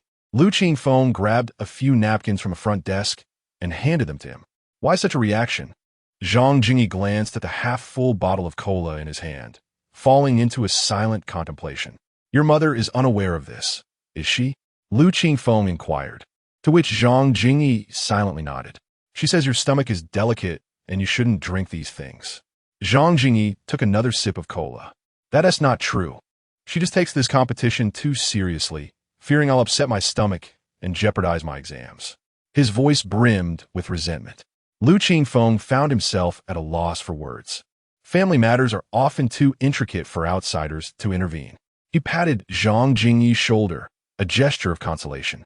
Yet Zhang Jingyi unleashed a torrent of words. It's been like this since childhood. Everything I do is dictated by her. When to sleep, when to wake, what to wear, how to cut my hair. I'm never allowed to do what I want. The only time I have a semblance of freedom is when I buy books. It was bearable when I was younger. But now that I'm older, she still tries to control me, leaving me friendless at school. The moment I displease her, she cries, claiming it's all for my own good. I rarely have time to be myself. He finished the cola in one go. These sentiments had likely been bottled up for a long time, and the encounter with Lu Qingfeng, amidst the act of drinking cola, prompted a breaking point for him to express his frustrations. Lu Qingfeng chose not to pry into why Zhang Jingyi's father was absent. The likely reason was divorce. In most cases, such extreme control over children stems from underlying causes. A naturally assertive personality might lead to a partner's inability to cope, resulting in separation. A provoked spouse may then channel their need for validation entirely onto the child, striving to cultivate them into a success as a means of proving their worth. Under these circumstances, parents often lose sight of their children's desires, relentlessly pursuing their goals without respite. It was evident that Zhang Jingyi had reached a breaking point. Either erupt in silence or perish in silence. Chapter 69. Every day without dance is a betrayal of life, so be it. Let it be this way. The small boy spoke with a tone that conveyed a sense of resignation, as if he had made a definitive decision. Lu Qingfeng observed the reckless determination in him, a resolve that seemed to disregard all consequences. He truly wished to avoid meddling in such trivial matters. The strings of fate are held in each individual's hands, whether loose or tight, or perhaps one might choose to sever them entirely. Every person must bear the responsibility for their own choices. Yet, he was not devoid of compassion. Upon witnessing the struggles of others, he felt inclined to extend a helping hand, provided it did not encroach upon his own circumstances. Well then, let me play the role of a psychological counselor for a moment. He gestured for Zhang Jingyi to sit with him in the lounge area. Are you planning to sabotage this essay exam as a form of revenge against your mother? Zhang Jingyi met his gaze briefly before lowering his head in silence, tacitly affirming the sentiment. I believe you are justified in your actions. Were I in your position, I too would resist such parental tyranny. First, acknowledge the other's feelings to lower their psychological defenses. Adolescents at this stage despise preachiness. They bristle at moral high ground, being lectured on right and wrong. It is not just the youth. Even adults struggle with this. At this moment, Lu Qingfeng had the advantage of being a peer, which naturally granted him an additional 10 points in likability. Zhang Jingyi lifted his head, his eyes reflecting a sincere warmth akin to that of a young fox. Unbeknownst to him, he began to believe in the truth of Lu Qingfeng's words. Do you truly think so? The instinctive inquiry was a quest for further affirmation. Indeed, when you spoke earlier, I felt a sense of suffocation myself. Not to mention, your life has always been this way. If you were to ask Guahao, he would undoubtedly share the same sentiment. To bolster his credibility, he brought another companion into the conversation. I had a feeling as much. Thus, Lu Qingfeng became his like-minded ally. So, our ultimate aim is to escape your mother's control, is it not? Zhang Jingyi pondered for a moment and nodded. Revenge was merely a thought born of resentment. His primary goal remained liberation from his mother's grasp. Let me propose a hypothesis. Your mother's incessant influence over you stems from your constant proximity to her. Lu Qingfeng began to coax him gently. Hence, you sneak out to drink a bottle of cola in secret, away from her watchful eye, for it is the only way she cannot exert control over you. Similarly, if you wish to truly break free from her hold, the best course of action would be to distance yourself from her. Don't you think? Zhang Jingyi appeared contemplative. Lu Qingfeng refrained from saying more, allowing him to reflect. Individuals who hold extreme views are often cornered by their circumstances, leading them into a cul-de-sac of thought. If one helps them untangle their issues, they will typically come to understand what is most beneficial for themselves. Lu Qingfeng noticed Zhang Jingyi's gaze gradually clearing, and he transitioned the conversation to university matters. Do you remember the senior who welcomed us upon our arrival? Yes, Zhang Jingyi nodded. I arrived a bit earlier than you, and he shared a wealth of insights regarding Peking University. He mentioned that Peking University has academic exchanges with many foreign institutions. We may even have the opportunity to study abroad. The university also hosts numerous interest clubs, allowing students to pursue their passions. The coursework is considerably lighter than in high school. I am particularly looking forward to it. How about you? Zhang Jingyi remained silent for a moment before nodding once more. Lu Qingfeng chuckled lightly, rising to his feet. Let us go. If we do not return soon, your mother will come looking for us. Zhang Jingyi laughed softly. The two returned to their designated floor together. Just before entering the door, the small boy suddenly paused and turned to him. Thank you. Lu Qingfeng smiled faintly. Have you read Nietzsche? He stated, every day that does not involve dance is a betrayal of life. I pass this sentiment on to you. He waved his hand and turned to enter the room. The following afternoon, other participants in the literary cup arrived, totaling around 70 individuals, including 30 students accompanied by their parents. At 2 o'clock, 2 medium-sized buses transported everyone into the campus of Peking University. The university comprises 6 campuses, 4 of which are located in Yanjiang. Lu Qingfeng and his companions arrived at Yinyuan, the oldest and most culturally rich campus of Peking University. This site is also a renowned tourist attraction. The vehicles entered through the east gate, and the group disembarked, commencing their tour under the guidance of Gao Yang. The first stop was the Peking University Library, which originated from the library of the Imperial University established in 1898. More famous than the library itself was a particular librarian who once worked there. The symmetrical buildings were grand, elegant, and solemn. Continuing forward, they reached the Centennial Memorial Lecture Hall, a venue not only for significant speeches, forums, and celebrations, but also for theatrical performances and concerts. Other notable sites included the home restaurant, Jingyuan, the statue of Li Dezhao, the Bell Pavilion, Weiming Lake, the Flower God Temple, and the island in the lake. So many remarkable places to discuss. For instance, Yan'an Garden, once the residential area for faculty and staff, housed many notable figures. As they passed through, Lu Qingfeng spotted a calico cat unperturbed by the crowd, observing the visitors from a distance while grooming itself.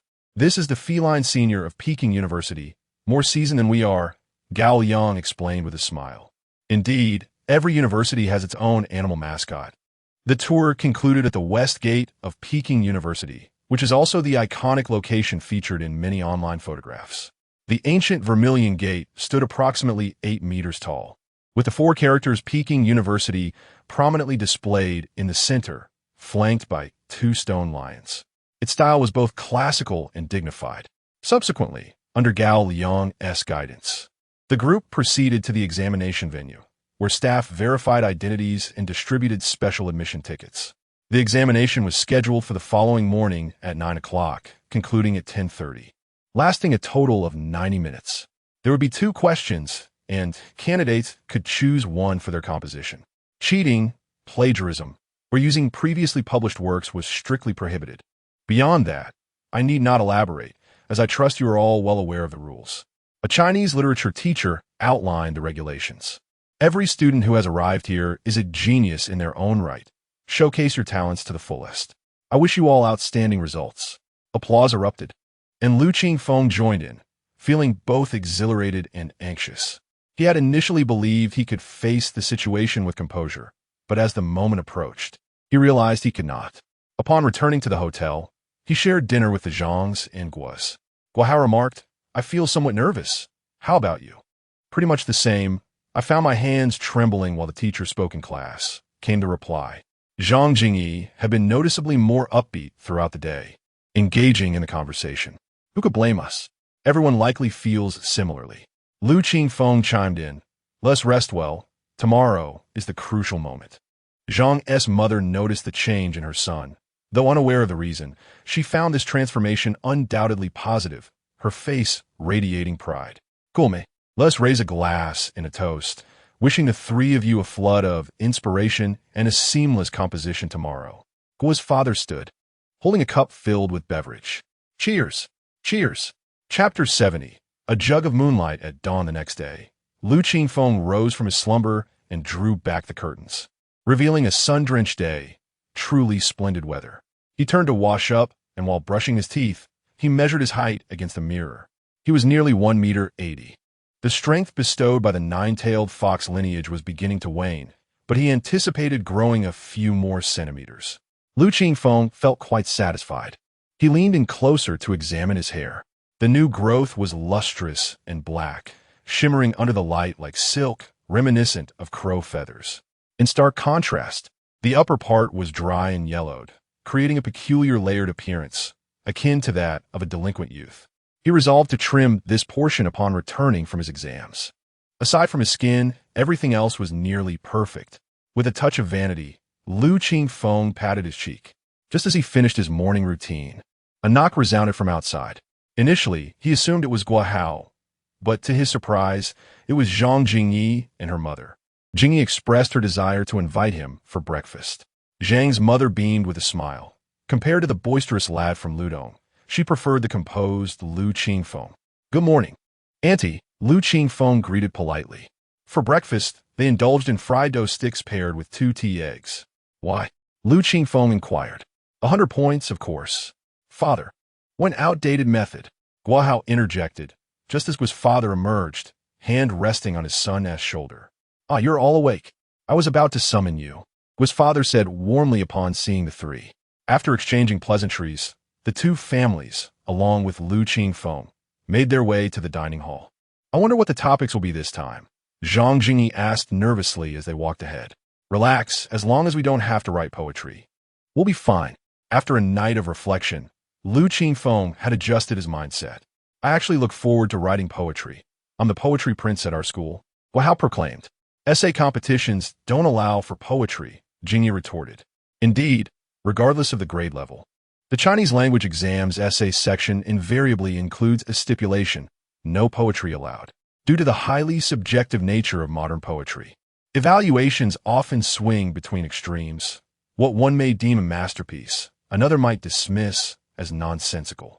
After breakfast, around 8 o'clock, the vehicles arrived to transport all the participants to the Peking University campus. By 8:40, 30 students entered in an orderly fashion, subject to inspection at the entrance. Items such as mobile phones and notebooks were strictly prohibited in the examination hall. Lu Qingfeng powered down his phone and submitted it, placing it in a large box. At precisely 9 o'clock, the examination papers and draft sheets were distributed. Lu Qingfeng received his paper and immediately glanced at the topics. Topic 1. For thousands of years, classic works remain eternally fresh, and outstanding ideas are continually revitalized. The great spirit of the Chinese nation is timeless. Many things, through the tempering of time, reveal ever more vitality and value. Please write an essay on the theme of timelessness. Topic 2. Time brews and the aroma of wine wafts. Wine, a beverage with a 1,000-year legacy, has long been woven into the very fabric of the Chinese people. It bears witness to the tides of history, carries the weight of cultural heritage, and embodies the aspirations for a better life. Please write an essay on the theme of wine. Both topics provided ample material for Lu Qingfeng to engage with, yet crafting a standout piece required careful consideration. First, he needed to choose which topic to pursue. The first topic was stable and offered numerous avenues for exploration, making it relatively easy to write well. However, achieving a truly striking piece would be challenging. The second topic, conversely, was more unconventional. After pondering for a moment, Lu Qingfeng decided to tackle the second topic, wine. He recalled a perfect essay from his past life that had addressed this very subject, yet it still felt as if it lacked something. After all, this was not merely a college entrance examination. He was competing against 29 literary prodigies from across the nation. To leave a lasting impression on the judges, he needed to create something breathtaking and unforgettable. After much contemplation, an idea finally took shape. He scribbled a few words on the draft paper: warm a jug of moonlight with wine. In the contemporary literary scene, many authors excel at crafting novels, yet few can write compelling essays. In his previous life, there was a celebrated writer named Lin Qingfeng, recognized as one of the 8 masters of modern prose. This literary giant, well-versed in Buddhism, infused his writings with a subtle Zen quality, exploring human nature through Buddhist philosophy and integrating Confucian ideals. His style was truly unique. Warm a Jug of Moonlight with Wine was one of his early works, and just from the title, one could infer the beauty of his prose. During this examination, Lu Qingfeng was apprehensive that his writing might be so exquisite that it would not seem fitting for a high school student. Thus, he diligently filled 2 full pages of draft paper with his thoughts, interpretations, structure, and reflections before formally commencing his essay. Each year, Peking University places significant emphasis on the Literary Cup competition, and this year was no exception. 3 teachers were assigned to supervise, with Miao Sujuan among them. The 3 educators moved about the room, and she was responsible for monitoring the students' progress. Occasionally, she would habitually glance at their writing. As she walked through the room, she noted that most of the work was commendable. After all, receiving an invitation indicated genuine talent. However, upon spotting a yellow-haired boy, she instinctively felt a twinge of dislike. The reason was simple. Her daughter had recently been returning home with a yellow-haired companion, and she harbored no fondness for such hair color. Observing the boy engrossed in writing, she approached to take a closer look. The draft paper he had written upon was filled to the brim, and she subtly nodded, her impression shifting slightly. Then she turned her attention to the exam paper. If boiling snow were indeed a reality, other things could remain. We could capture the fragrance of osmanthus from this night in an empty bottle, and when the flowers have withered and autumn has passed, we would uncork the bottle and savor it slowly. The expression of this prose, the context, just the opening line was enough to captivate her. She continued reading. Let the warmth of first love be preserved in an exquisite glass box. For instance, let us capture the moonlight in a wine jug, warming it gently to drink. The exquisite prose wove together words like a gentle stream, flowing into her heart and lifting her spirit toward poetry and distant horizons. Prose is a profoundly abstract concept, often difficult for many to grasp. To explain it can be quite tedious. However, good prose invariably conveys the author's intended message clearly to the reader. For example, Lao Shi's depiction of the mundane life of the people allows readers to vividly immerse themselves in the living scenes of that era. Lu Qingfeng's writing was stunning. With delicate strokes, his pen flowed like clear water, discussing wine, yet embodying a profound attitude toward life. This sophisticated writing technique left Miao Sujuan in awe. Such eloquence seemed beyond what a high school student could produce. One would need considerable life experience to craft such words. Yet, glancing at the surrounding draft paper, she found little to doubt. Yet, this writing truly seemed incongruous with a yellow-haired boy. Oh wait, upon closer inspection, she realized something was amiss. The boy's hair was not dyed, but naturally this color. Moreover, it likely stemmed from a period of nutritional deficiency. Chapter 71. Summary of the phase plan. If it weren't for health issues, it might be due to family reasons. Miao Sujuan began to speculate. From this article, it is evident that the author harbors a sincere and fervent heart towards life. It can also be inferred that the lack of certain experiences intensifies the longing for them. This student has a story to tell. A glance at the name, Lu Qingfeng, sparked a memory. He recalled that Lu was the author of the piece Hey, come out from the new concept composition competition. That explained it, although the themes diverged. The shift to prose did not diminish the brilliance of his talent. Miao silently acknowledged this. What is the matter? She had been here for quite some time when another invigilator approached. Miao gestured towards the exam papers. The teacher looked over, took a while to raise his head, and nodded silently in approval. The two then left to avoid imposing pressure on the students. Lu Qingfeng remained oblivious to this exchange. This piece of prose contained a passage about the author's own experiences and a summary of Buddhist philosophy, both of which were unsuitable for inclusion in the essay and required significant editing. Fortunately, times had changed, to maintain his image as a prodigious writer. He had engaged in extensive reading of classic literature, and simple revisions posed no challenge for him. There were 15 minutes remaining. The teacher on stage began to remind the candidates to keep track of time. Qingfeng also put down his pen to conduct a preliminary check for any typographical errors. After reviewing, he found no issues. Having previously practiced writing fairy tales in his notebook, he had also honed his handwriting. While not exquisite, his writing was neat and orderly. He performed 2 additional checks to ensure absolute perfection. With time left, he merely waited in silence. As the time expired, all candidates ceased writing and awaited the collection of their papers. Once the exam concluded, the 3 teachers began collecting the papers in reverse order. Qingfeng neatly organized his draft paper, and after the collection was completed, he gathered his belongings and exited the classroom. Outside, he instantly felt a wave of relaxation. He recalled his past, where, despite knowing his performance would be poor, he would still feel anxious until the exam was over. It seemed every student experienced this sensation. Guo and Zhang Jingyi rushed out, and the group boarded a vehicle to return to the hotel. For the question you wrote, I chose wine. The 3 settled together and inevitably discussed the recent exam. I wrote the first question, Zhang Jingyi remarked. I chose the same, another candidate chimed in. Upon returning to the hotel, the parents awaited in the lobby. Qingfeng ascended to his room first to begin packing. He had arrived with little, but was departing with numerous gifts for friends. Moments later, there was a knock on the door. It was 2 new acquaintances. My dad said it's rare for everyone to meet, so let us have lunch together before heading to the train station, Guo eagerly suggested. Zhang Jingyi nodded in agreement. Sure, let us go. Qingfeng retrieved his room card and descended with the 2. We seem to hit it off quite well. We might even end up as college classmates. Let us exchange contact information for future correspondence, Guo proposed as they entered the elevator. I don't have a phone, Zhang Jingyi admitted bashfully. I do, but my parents are strict.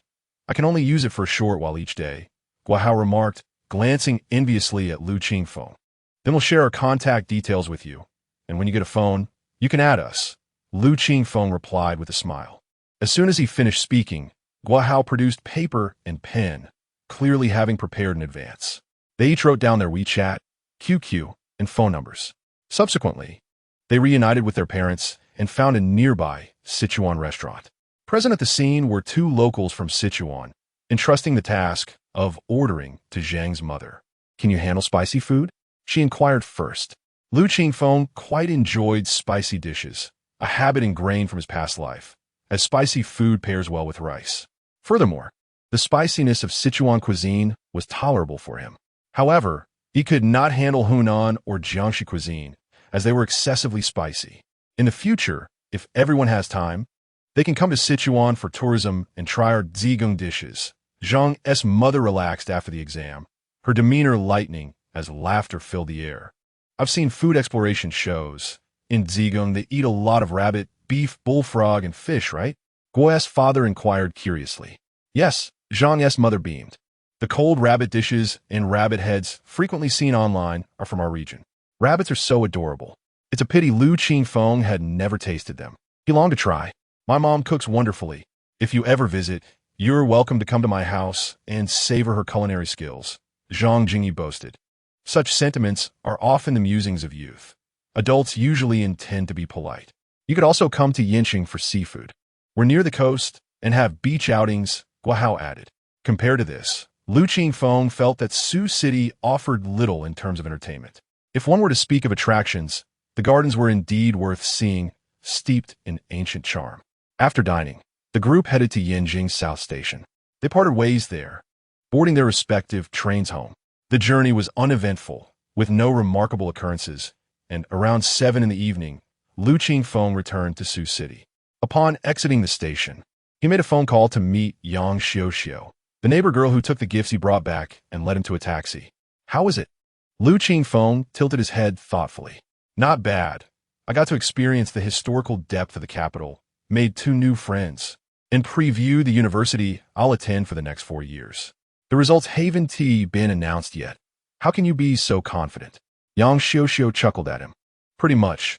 I feel I performed exceptionally well this time. He was not being modest. Authors possess an innate awareness of their work's quality. Once a jug of moonlight is revealed, his previous excessive modesty would seem disingenuous. Upon returning to the apartment, Lu Qingfeng intended to give Yang Xiuxiu her gift. However, the neighbor girl urged him to rest instead. Let's discuss that another day. You've had a long day with exams and travel. You need a good night's sleep first. How thoughtful. The neighbor girl consistently radiated warmth. Not wishing to press further, he returned home. After 3.5 days away, the house remained unchanged, retaining its minimalist style. He dusted off the accumulated dust from the last few days and organized his belongings. He also separated gifts intended for school. Finally, he took a shower and lay on his bed. The moonlight was enchanting tonight, and Lu Qingfeng chose not to draw the curtains. Gazing out at the moonlit sky, he reflected on his recent endeavors. Though there had been occasional setbacks, he had largely achieved his initial aspirations. With a substantial income, his life was secure. Writing was on the right track, and he had gained some recognition. The next goal was to gain admission to Peking University through the Literature Cup, marking the completion of this phase of his plan. In just a few days, he would celebrate his 18th birthday and could formally contemplate his future development.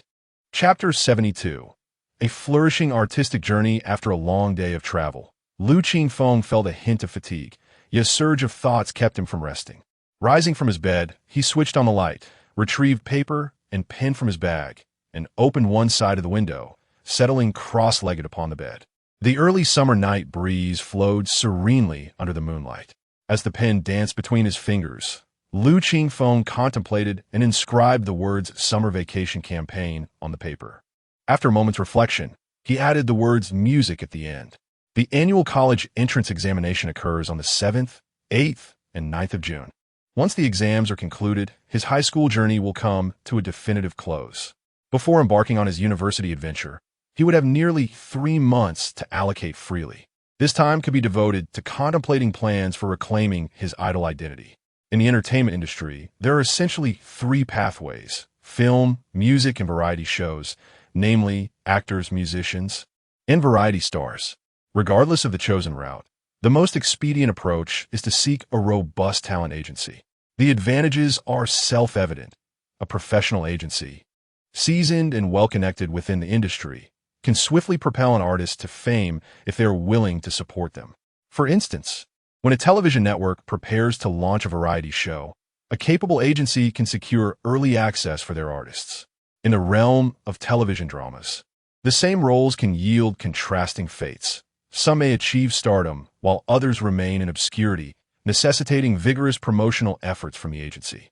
This includes, but is not limited to, binding roles to stir CP, couple, dynamics, elevating certain individuals while downplaying others, or even inciting fan conflicts to generate buzz. Such tactics are beyond his personal capabilities. However, Lu Qingfeng approached the notion of signing with an agency with caution for 2 reasons. Firstly, the larger the agency, the more internal conflicts arise.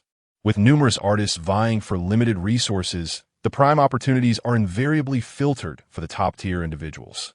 Secondly, substantial agencies possess stringent regulations that exert considerable control over their artists. Should he join, he would find himself constrained by numerous obligations, limiting his autonomy. Moreover, his understanding of being an idol diverged significantly from the entertainment industry's norms, making conflict inevitable. Thus, this option was dismissed. To re-emerge in the public eye, participating in a talent show would be an excellent avenue. However, the idol economy in the country is currently thriving, and slots for S-tier idol groups' talent shows have already been claimed by various agencies during the preliminary stages. His eligibility to register is non-existent. Next, there is the selection for professional singers, but unfortunately, he currently lacks that talent. Additionally, his contract with Rongshirong expires in July, and participating in such programs would violate the agreement. He had no intention of terminating the contract prematurely, as being exposed for such actions would leave an indelible stain on his reputation. The remaining options were limited. Fortunately, he had laid the groundwork in advance. Focusing on music was the only talent that could be showcased without intermediaries. This leads to the ultimate question: how to present oneself. Lu Qingfeng scribbled live, streaming on the paper. In today's digital age, information dissemination is no longer confined to a select few. Ordinary individuals can showcase themselves to the public through social platforms. However, mere ordinary live streaming, even if it garners attention, would merely elevate him to the status of an internet celebrity. Once branded as such, he risks being perceived as a sensationalist figure, a far cry from the idol he aspires to be. Therefore, the method of leveraging live streaming is of paramount importance, particularly the element of intrigue. He noted that the intrigue refers to the most captivating aspect of any subject. For instance, prior to a film's release, its most remarkable features are highlighted in promotional campaigns, whether it be the 8 years of production, the painstakingly refined script, or the director's personal sacrifices. These narratives are crafted to convey to the audience the dedication behind the film, enticing them to watch. Similarly, in variety shows, dramatic moments and standout characters serve as points of intrigue. Furthermore, the press releases on Weibo are often engineered by agencies to create such intrigue, which is a critical component of image building. Qingfeng had some preliminary ideas about generating intrigue, though they were still somewhat nebulous. He pondered and began to outline the persona he wished to cultivate.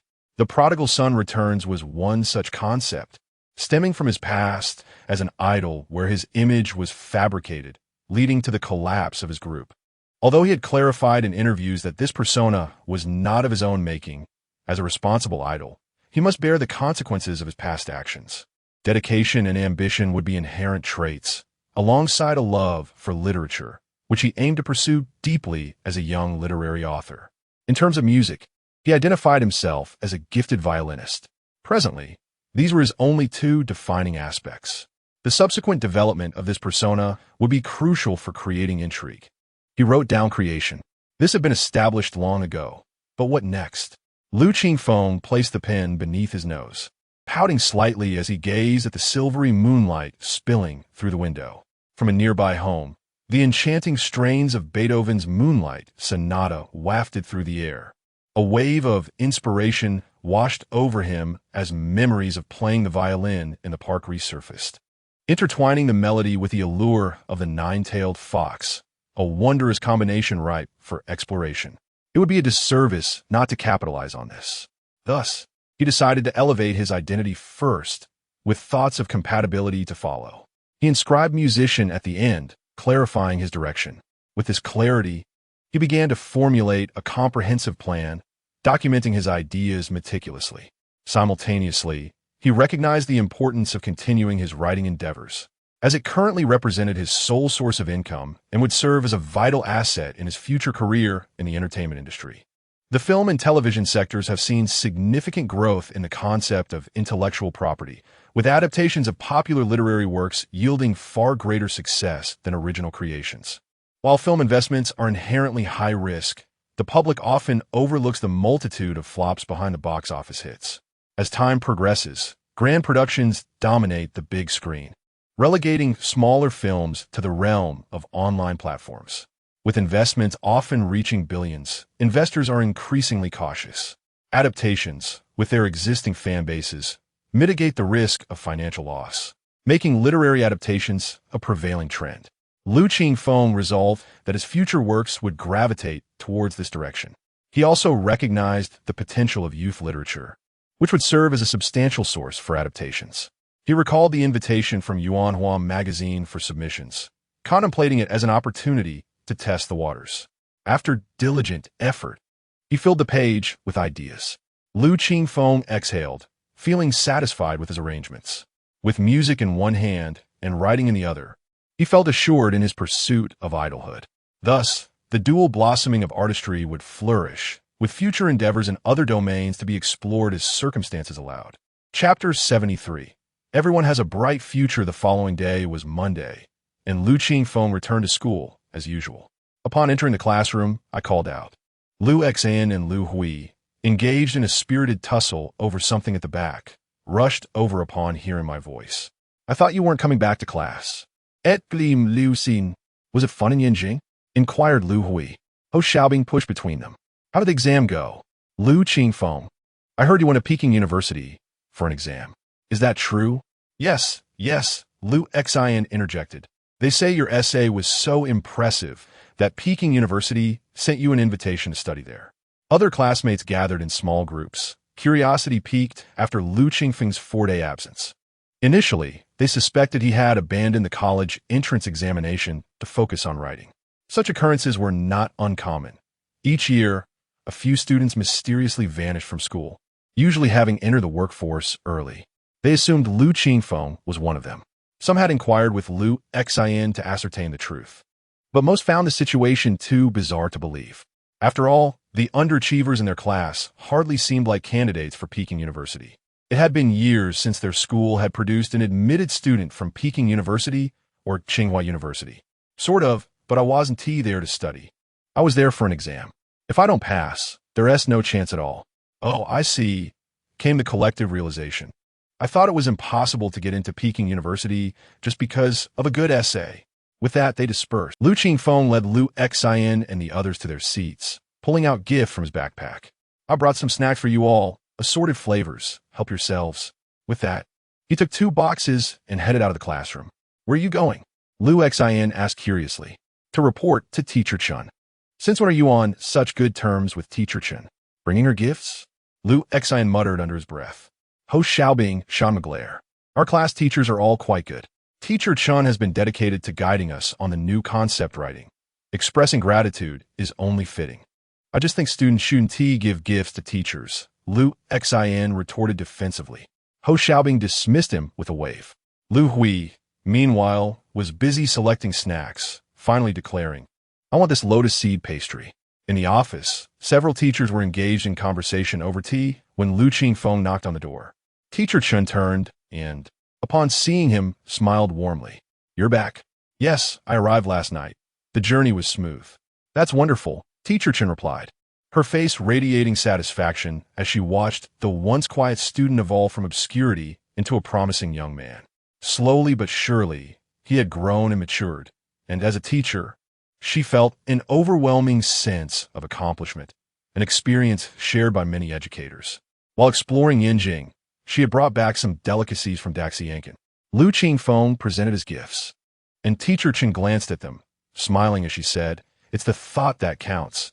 Take them back and enjoy. Unmoved, Lu Qingfeng insisted, They're not anything extravagant. Just local specialties I brought back. Even Teacher Xiong has some. During tea, they could share them with the other teachers. The other teachers in the office smiled warmly at this exchange. With that, Teacher Chun shifted the conversation to the recent essay exam. I felt my writing was satisfactory. Lu Qingfeng responded. That's good to hear.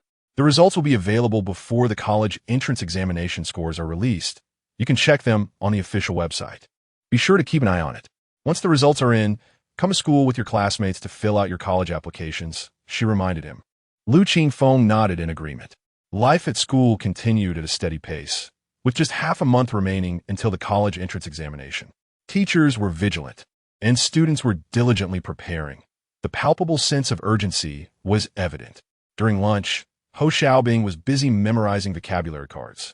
So, are you going to Yinjing for school? Lu Xin inquired as the 4 of them sat together in the cafeteria. Pretty much, if I pass the exam, I will definitely go, Lu Qingfeng replied, picking up a small drumstick as he spoke. What about you, Hosey? It depends on my college entrance exam scores. I'll choose a school based on my major. Ho Xiaobing replied, not looking up. I'm heading straight to Shenzhen after the exam. Lu Hui interjected. My uncle's company is located there. So, it seems the 4 kings of our school are about to disband, Lu Xin lamented. What 4 kings? A dark-skinned girl approached with a tray, clad in summer uniform, her ponytail swaying gracefully behind her. It was Lu Shuyu, a badminton prodigy. During club week, Lu Qingfeng had played badminton with her, and they had maintained contact, often practicing together when time permitted. I heard you went to Peking University for an exam. Is the campus beautiful? Lu Shuyu asked as she joined their table. I can say it was worth the trip. I took many photos. If you want, I can send them to you. Sure, the girl replied eagerly. What? Do you want to go to Peking University too? Lu Xin shot her a sideways glance. Of course. Who wouldn't want to study at Tsinghua or Peking University if they had the ability? Lu Shuyu replied matter-of-factly. I'm aiming for a provincial-level athlete designation. And if I succeed, I may be specially recruited by those two prestigious universities. Liu Xian was taken aback. He had jokingly asked, not expecting her to be serious.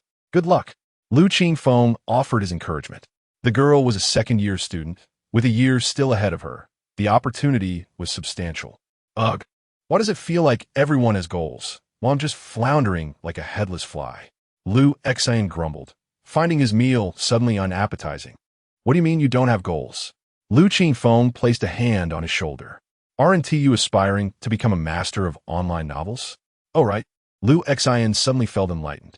By the way, why haven't you shown me the rest of that story you started last time? I have some new ideas and plan to tackle a simpler theme. Liu Xian mumbled, feeling reluctant to admit he hadn't written anything since being discouraged earlier. You're still writing novels? Lu Shuyu asked curiously. Just an idea, Liu Xian evaded. He didn't want anyone to know about his online novel aspirations until he had made some progress. The fear of social embarrassment loomed large. He then turned to Lu Qingfeng. A phone. What do you think about me going to Yinjing too? Liu Xian's grades would likely only qualify him for a vocational college, so it didn't matter where he went. His parents probably wished for him to stay in Sioux City, close to home. He hadn't considered any other options until now. The thought of continuing to write novels while being in the same city as his friends seemed appealing. You should discuss this with your uncle and aunt. I can't decide for you. Liu Xian pondered this and soon realized something was amiss. Are you trying to take advantage of me? Absolutely not. Lu Qingfeng replied with a serious expression. Who would want to have a brother to share the burdens of life with? Time passed leisurely, and soon it was May 26th, Lu Qingfeng's birthday. Chapter 74. The girls we pursued together. Summer has arrived. The temperature has risen swiftly in recent days, and the southern city has finally welcomed its annual outdoor barbecue season. Awakening in the morning, Lu Qingfeng turned off the air conditioning and opened the window, allowing a warm breeze to envelop him. Intensely hot. He relishes the essence of summer, but despises its sweltering heat. When it is cold, one can simply add layers. However, in sweltering weather, there is little relief, save for air conditioning. Nevertheless, Lu Qingfeng was in high spirits today.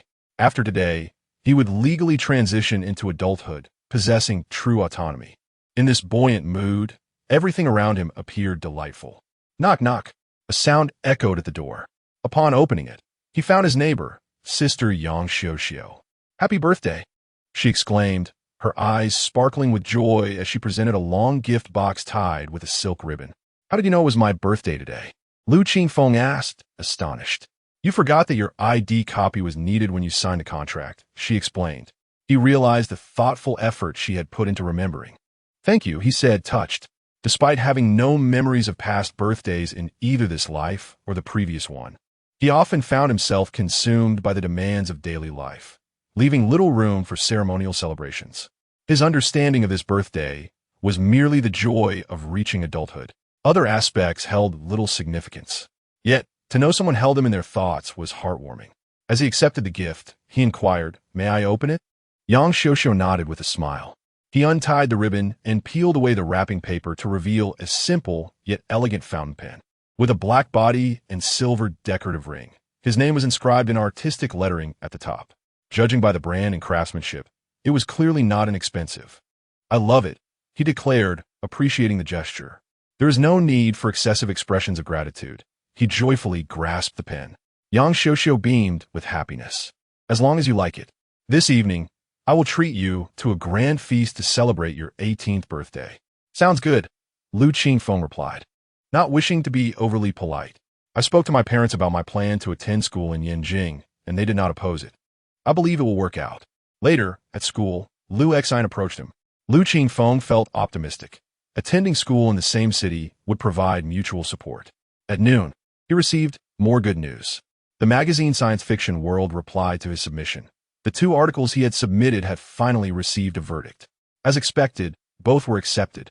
Another payment for his writing was on the way. Exiting his email, he navigated to QQ and opened a chat window labeled Emerging Editor Chao Yuyu. The conversation was brief. Aside from the initial pleasantries exchanged when they became friends, there were 2 inquiries from the editor regarding any new manuscripts. Yet at that time, Lu Qingfeng had been preoccupied with preparations for the literary cup, leaving him little time to consider this matter. Following the conclusion of the literary cup, he began to focus on this aspect of his writing. Youth literature. How to describe it? This genre of novels undoubtedly serves as a cultural symbol for the generation of writers born in the 1980s. Akin to the scar literature that emerged from the sent-down youth of the 1970s and 80s. Youth literature possesses its unique markers: new humanity, non-mainstream, rebellion against tradition, satire of norms, and a bold expression of individuality. Unlike traditional literary works that reflect societal changes through personal experiences, youth literature stands out by emphasizing individual emotional fluctuations. Predominantly set against a school backdrop, the narratives do not grapple with grand themes, but rather focus on the coming-of-age stories of adolescence. Hence, such literary styles are immensely popular in the market. Sadness, fatigue, loneliness, self-mockery, rebellion, irony, nostalgia, each adolescent seems to find resonance within these pages. This period in a young person's life is marked by a propensity for idolization and coupled with the unique identity of a writer. The authors of the 1980s have garnered a substantial fan base. Consequently, some media outlets refer to youth literature as fan literature. During this time, Qingfeng explored numerous youth literary novels online. With a solid foundation, he finally ventured to submit his first piece. Are you there?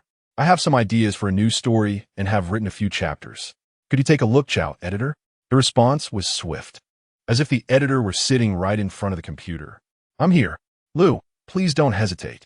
Send the document to my email, and I'll review it immediately. The editor was indeed very enthusiastic. Qingfeng sent over the polished document. In Shanghai, at Emerging Magazine, editor Chow Yu had just finished reviewing a manuscript and was about to head for lunch when a QQ message arrived. The lively avatar and username caught her attention. She remembered it well, as the chief editor had instructed her to pay special attention to this writer. Chow Yu knew that this individual had submitted an outstanding science fiction short story in the latest new concept writing competition, which had garnered unanimous praise from the judges and earned an invitation to the Peking University Literary Cup. Remarkably, this writer was still a high school student. Since the launch of the new concept writing initiative, Emerging Magazine has propelled a number of young authors into the limelight, establishing itself as a cultural brand. Aside from influential literary publications like Harvest and October, no other magazine has achieved comparable fame.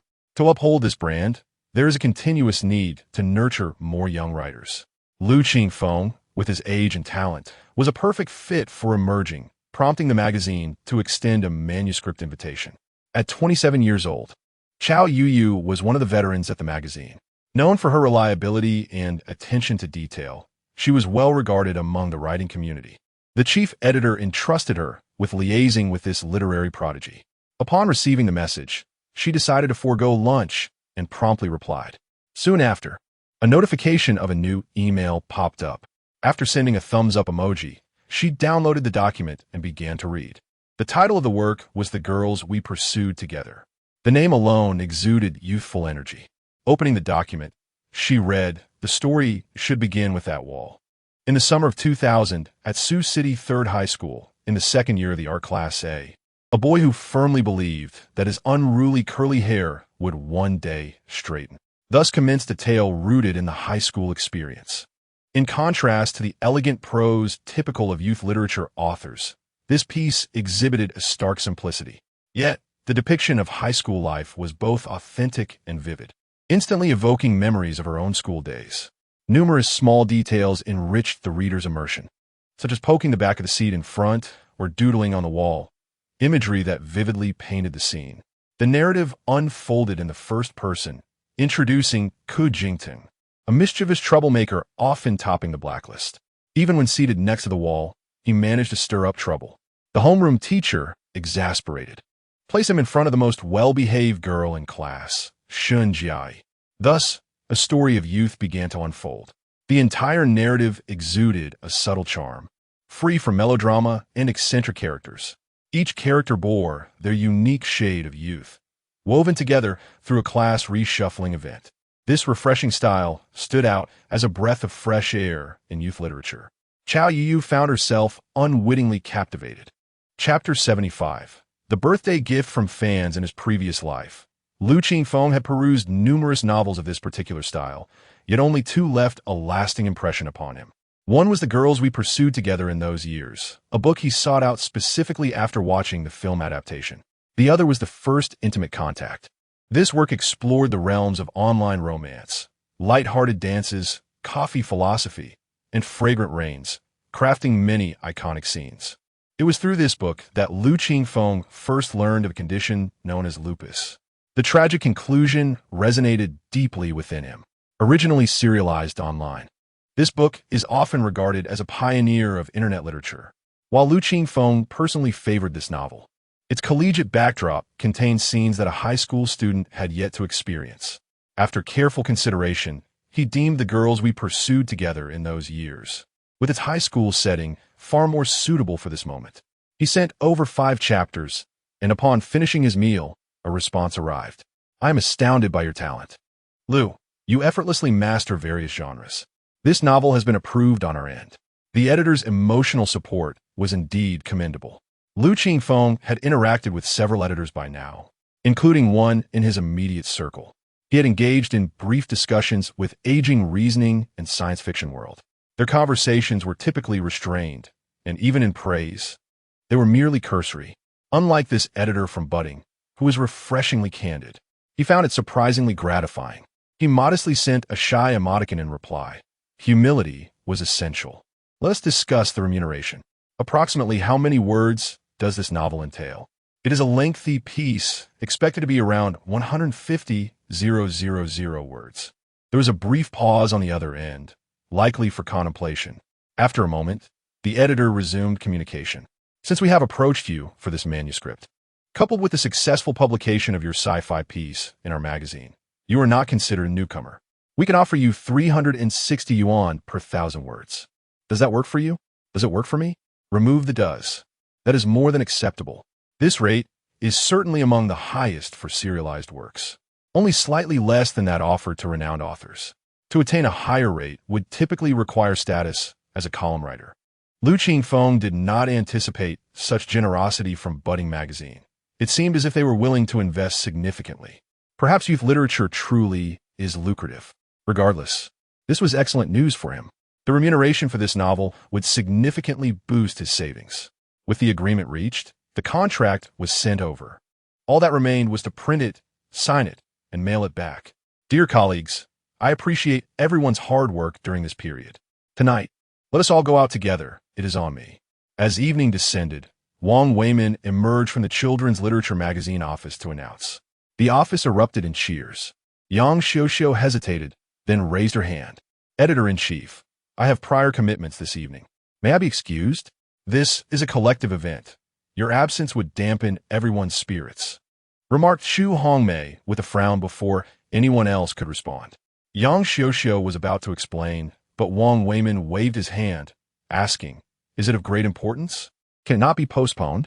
Yang Xiuxiu hesitated. "Today is Lu Qingfeng's 18th birthday, and I promised to celebrate with him." "Lu Qingfeng? Oh, I see. It's our young author's coming-of-age ceremony." Lao Qian was the first to catch on, chuckling. Wang Weimin's expression grew serious. "Collective activities should consider individual sentiments. How can we be so rigid in our thinking, especially as we publish children's literature? Xiaoyang, you go attend to your matter." "Thank you, Editor-in-Chief." Yang Xiuxiu was surprised at how advantageous her connection to the young author had become. "And please convey our best wishes to him," Lao Qian added with a smile. Yang Xiuxiu nodded, gathered her belongings, and left the office. "All right, everyone, stop dawdling. Gather your things. We meet at the usual place." Wang Weimin clapped his hands, urging everyone. As Yang Xiuxiu descended the stairs, the security guard called out to her. "Ms. Yang, a package arrived for you this afternoon at the Children's Literature Editorial Office." "A package?" Yang Xiuxiu inquired, "Buzlet." "Yes, it's a gift for author Lu Qingfeng, and they requested it be forwarded to your editorial office." Yang Xiuxiu's heart stirred. "All right, please hand it to me." The guard emerged with a cardboard box the size of an oven, seemingly quite hefty. This author Lu Qingfeng must be quite impressive. "It's been ages since I've seen a fan send anything to the magazine." The guard reminisced about 5 or 6 years ago. There were enthusiastic young readers sending letters to authors. All were collected by the magazine for delivery. Indeed, thank you for your help. Yang Xiaoxiao smiled politely before dragging the box outside. Originally planning to take a bus home, she now opted for a taxi. A gift for me? That evening, upon returning home, Lu Qingfeng was taken aback to see the large box from Yang Xiaoxiao. Indeed, it wasn't delivered by courier. It was brought here in person. Yang Xiaoxiao pointed to the box, which bore no tracking number. Initially, I thought it might be from a reader, but then I realized that the readers of children's literature are generally quite young and unlikely to afford gifts. They typically send letters. Furthermore, it's improbable that someone would deliver something in person and clearly label it as a gift. Thus, the sender must know you well. Aware that today is your birthday and that you reside in this city, enabling them to deliver it directly to you. Lu Qingfeng understood her implication. You mean this is a birthday gift from my previous fans? Most likely. Let us open it and see. Yang Xiaoxiao was equally curious. Lu Qingfeng nodded and retrieved a small knife to slice through the tape sealing the box. Inside, he found a layer of cushioning material surrounding several gift-wrapped boxes. At the very top was a sheet of drawing paper, featuring a cartoon depiction of himself with a birthday cake adorned with 18 candles before him, accompanied by the words "Happy Birthday" in large letters. Lu Qingfeng couldn't help but smile, setting the drawing aside. As he unwrapped the gift boxes, he discovered a pair of canvas shoes, a brand new school uniform, a set of the 4 great classics, and finally, a laptop. Yang Xiaoxiao was astonished. Lu Qingfeng, too, was taken aback. They truly treat you like a child, she exclaimed. Look at this. She pulled out a receipt and a handwritten note from the shoebox, which explained that since they were unsure of his shoe size, they included a receipt for him to exchange them if they didn't see fit. Leaving aside the value of the gifts, the thoughtfulness displayed was a testament to their genuine affection for him. Lu Qingfeng was at a loss for how to respond. In his past life, he had witnessed numerous instances of fans pouring their hearts out for their idols, often met with ridicule online.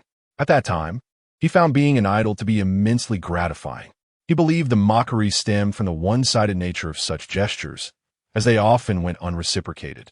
Thus, he resolved to become an idol who could meet his fans' expectations. Chapter 76.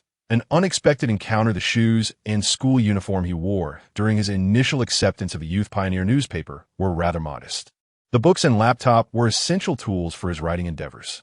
His school uniform was tailored, fitting him adequately, although the shoes were slightly small. His fans had likely been attentive to his growth. However, the last time he was in the public, I was during an interview for Future Stars. Since then, he had grown considerably taller. What do you plan to do with these items? Yang Xiaoxiao inquired. The other belongings were manageable, but the laptop was somewhat valuable. She, with a common person's mindset, felt a twinge of guilt about accepting gifts from strangers. Lu Qingfeng, adept at shifting his perspective, replied, Let's graciously accept them. If we return them, we might not find the owner. We can always repay the kindness in the future. Yang Xiaoxiao pondered this reasoning and ceased her inquiries, stating, It's getting late. I've made a reservation at a restaurant. Shall we go? All right. Lu Qingfeng tidied up the gifts and returned to his room. The two then left, hailing a taxi to their destination. On the way, the neighbor's sister paused to collect a birthday cake from bakery. The taxi finally stopped at a northeastern restaurant called Fat Brother 2. This place has generous portions and delicious flavors. I've been here a few times with colleagues. They even have private rooms with traditional northeastern kangs. It's quite interesting. Do you think you can handle it? Absolutely. Lu Qingfeng was not picky and had a hearty appetite. Furthermore, northeastern cuisine, much like Sichuan food, generally appeals to a wide range of palates. Dishes like pork stew with vermicelli, iron pot stew, and chicken with mushrooms were unlikely to disappoint anyone. That's great. Yang Xiaoxiao led him into the restaurant. The proprietress, a native of northeast China, exuded warmth and friendliness, accentuated by her accent. Ah, the young lady is here. We saved a spot for you right by the window. The view is splendid. Who is this handsome young man? Yang Xiaoxiao, accustomed to the attention, sought Lu Qingfeng's opinions before confidently ordering the dishes. Shall we have a drink? She suddenly asked, setting aside the menu. That sounds good, Lu Qingfeng replied, momentarily taken aback before nodding in agreement. Upon the proprietor's recommendation, They ordered a draft beer. Before long, the cold appetizers and beer arrived. Each poured a glass, and Yang Xiuxiu raised hers. Let us toast to your official coming of age. Thank you, Sister Xiuxiu. Lu Qingfeng smiled as he clinked glasses with her and downed the drink. The crisp, cold beer, with its distinct malt aroma, delighted his taste buds. The act of drinking seemed to evoke memories from long ago, although he was not particularly fond of alcohol. The sensation he experienced now was more about the exhilaration of adulthood, freed from many constraints. Yang Xiuxiu, unable to finish her drink in one go, noticed his empty glass and quickly urged, "Why are you so eager? Sip it slowly, you might get drunk easily. Eat something." While speaking, she served him some food. "I just wanted to give it a try." Lu Qingfeng chuckled, his eyes narrowing slightly, resembling a fox who had just pilfered a chicken, radiating deep satisfaction. Yang Xiuxiu felt a sense of connection. "How long have we known each other?" Lu Qingfeng contemplated before responding, "Not counting our initial brief acquaintance. Our first real conversation was exactly 3 months ago." He remembered this time vividly, as it marked his first day in this world. Time flies. Back then, you and I were about the same height, wearing ill-fitting clothes, and you were so skinny and small. Now, you are completely different, except for your eyes. Yang Xiuxiu pointed to his eyes. Lu Qingfeng widened his eyes at her. "It's quite peculiar. Back then, looking into your eyes evoked a strong emotion in me. I felt you were definitely hungry and in need of assistance." She reminisced, her expression slightly puzzled. Inviting a stranger home for dinner was quite out of character for her. Lu Qingfeng understood the underlying feelings but chose not to elaborate. Instead, he smiled and said, "It seems we're destined to know each other." Indeed, Yang Xiuxiu did not press further. After all, the outcome had been positive. The dishes soon graced their table. As they dined and conversed freely on various topics, they felt at ease. After finishing the beer, they opted for soft drinks. As they continued their meal, Lu Qingfeng noticed Yang Xiuxiu suddenly gaze in surprise toward his left rear and stand up. He turned to see a group descending the stairs. Leading the way was a man in his late 40s, slightly portly, his face flushed from drink. Following him were a furrowed-brow man and a middle-aged man whose hair resembled a dandelion. Behind them trailed a well-dressed woman and 3 young people. Editor Wang, Deputy Editor Kai. Yang Xiuxiu greeted them. It turned out to be the editors from children's literature. Lu Qingfeng recognized their identities and rose to his feet. "Ah, Xiao Yang, you're dining here too?" Wang Weiman exclaimed upon entering the bustling hall. "Yes, I'm quite familiar with this place, and the food is excellent," Yang Xiuxiu explained. "So, our young writer is here as well?" Old Qian interjected, his gaze landing on Lu Qingfeng, who stood at the back. The others soon followed suit, their eyes turning to the young man. Dressed in summer attire, he had a slender frame, but his height and broad shoulders accentuated his elegance. He exuded an exceptional aura, one that was hard to forget. The editors were astonished. They had all seen the interview on Future Stars and were familiar with Lu Qingfeng's appearance. Yet, the transformation was remarkable. Men grow and change dramatically. Lu Qingfeng nodded slightly as he approached them. "Indeed, this is the author of Charlie and the Chocolate Factory, Lu Qingfeng." Yang Xiuxiu promptly introduced. "Splendid. Although this is our first meeting, we have long admired your work," Wang Weiman said, his jovial demeanor evident as he grasped Lu Qingfeng's hand and patted his arm. "Hello, Editor Wang." Lu Qingfeng adopted a demeanor of a well-mannered youth. "You know me?" Wang Weiman asked, perplexed. "Sister Xiuxiu has spoken to me about the editorial team, including Deputy Editor Kai, Editor Qian, Editor Chu, Editor Tang, Editor Wang, and Editor Zhou." With each name, he looked toward the respective person, affirming his words. "Wonderful." Wang Weiman beamed even wider. Yang Xiuxiu felt a bit embarrassed, having often voiced her critiques of work life. "Please don't tell me you've been complaining about us," Old Qian remarked bluntly. Lu Qingfeng smiled. "Not at all. Sister Xiuxiu said Editor Qian is the most helpful, and my work's publication owes much to him." Chu Hongmei privately scoffed. She had certainly posed obstacles in the past. And Editor Chu, with her stringent standards for submissions, though the pressure is substantial, I have grown immensely. Chu Hongmei hadn't anticipated being mentioned, and could only chuckle. Their exchange was seamless, with Lu Qingfeng striking a balance between sophistication and ease. Judging by the expressions of those present, he had left a favorable impression. Well then, we won't interrupt your birthday celebration any longer, Student Liu. We shall meet again when time allows. Wang Weimin and the others lingered a while longer, exchanged a few pleasantries, and then took their leave. As they departed, old Qian cast a lingering glance at Lu Qingfeng, lost in thought. Chapter 77. The variety show Traveling with the Wind. Upon exiting the restaurant, the editorial team of the variety show Traveling with the Wind dispersed, having indulged in libations. Those with vehicles summoned designated drivers, while others opted for taxis. Wang Weimin handed his car keys to the youthful driver and settled into the back seat, about to convey his address, when Lao Qian abruptly opened the door and squeezed in next to him. "Give me a ride," he insisted. Wang Weimin chuckled ruefully. "Our residences aren't along the same route. Take a taxi, and I'll reimburse you." "That won't do. It would be an abuse of public resources," Lao Qian countered. "I'll cover it personally," Wang Weimin persisted. "Even less so. I hardly know you. My wife keeps a tight grip on our finances. I've already spent quite a bit treating today, and tomorrow, after a night of drinking, you'll surely forget to reimburse me," Wang Weimin retorted, casting a reluctant glance out the window. Lao Qian, despite his age, still retained the youthful spirit he had in their university days. They were classmates, having joined the magazine together, their familiarity evident. "Sir, where to?" the designated driver inquired, having stowed the folded vehicle. "To Jingyi Huayuan," Wang Weimin replied, intending to drop Lao Qian off first, but Lao Qian unexpectedly mentioned a different neighborhood. "I don't wish to return home. Let's south go to your place for some tea. This is the destination," he declared. Wang Weimin nodded at the driver, slightly opened the window, and, as the vehicle began to move, the summer breeze refreshed his hazy mind. "Speak up, what brings you to me?" he prompted. Lao Qian squinted against the seat, appearing to doze off, before finally responding, "What do you think of the real person behind the persona?" "You mean Lu Qingfeng?"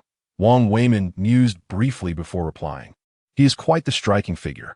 That much is obvious. Anyone with eyes can see how good-looking he is. I meant his character." Lao Qian opened his eyes with a resigned expression.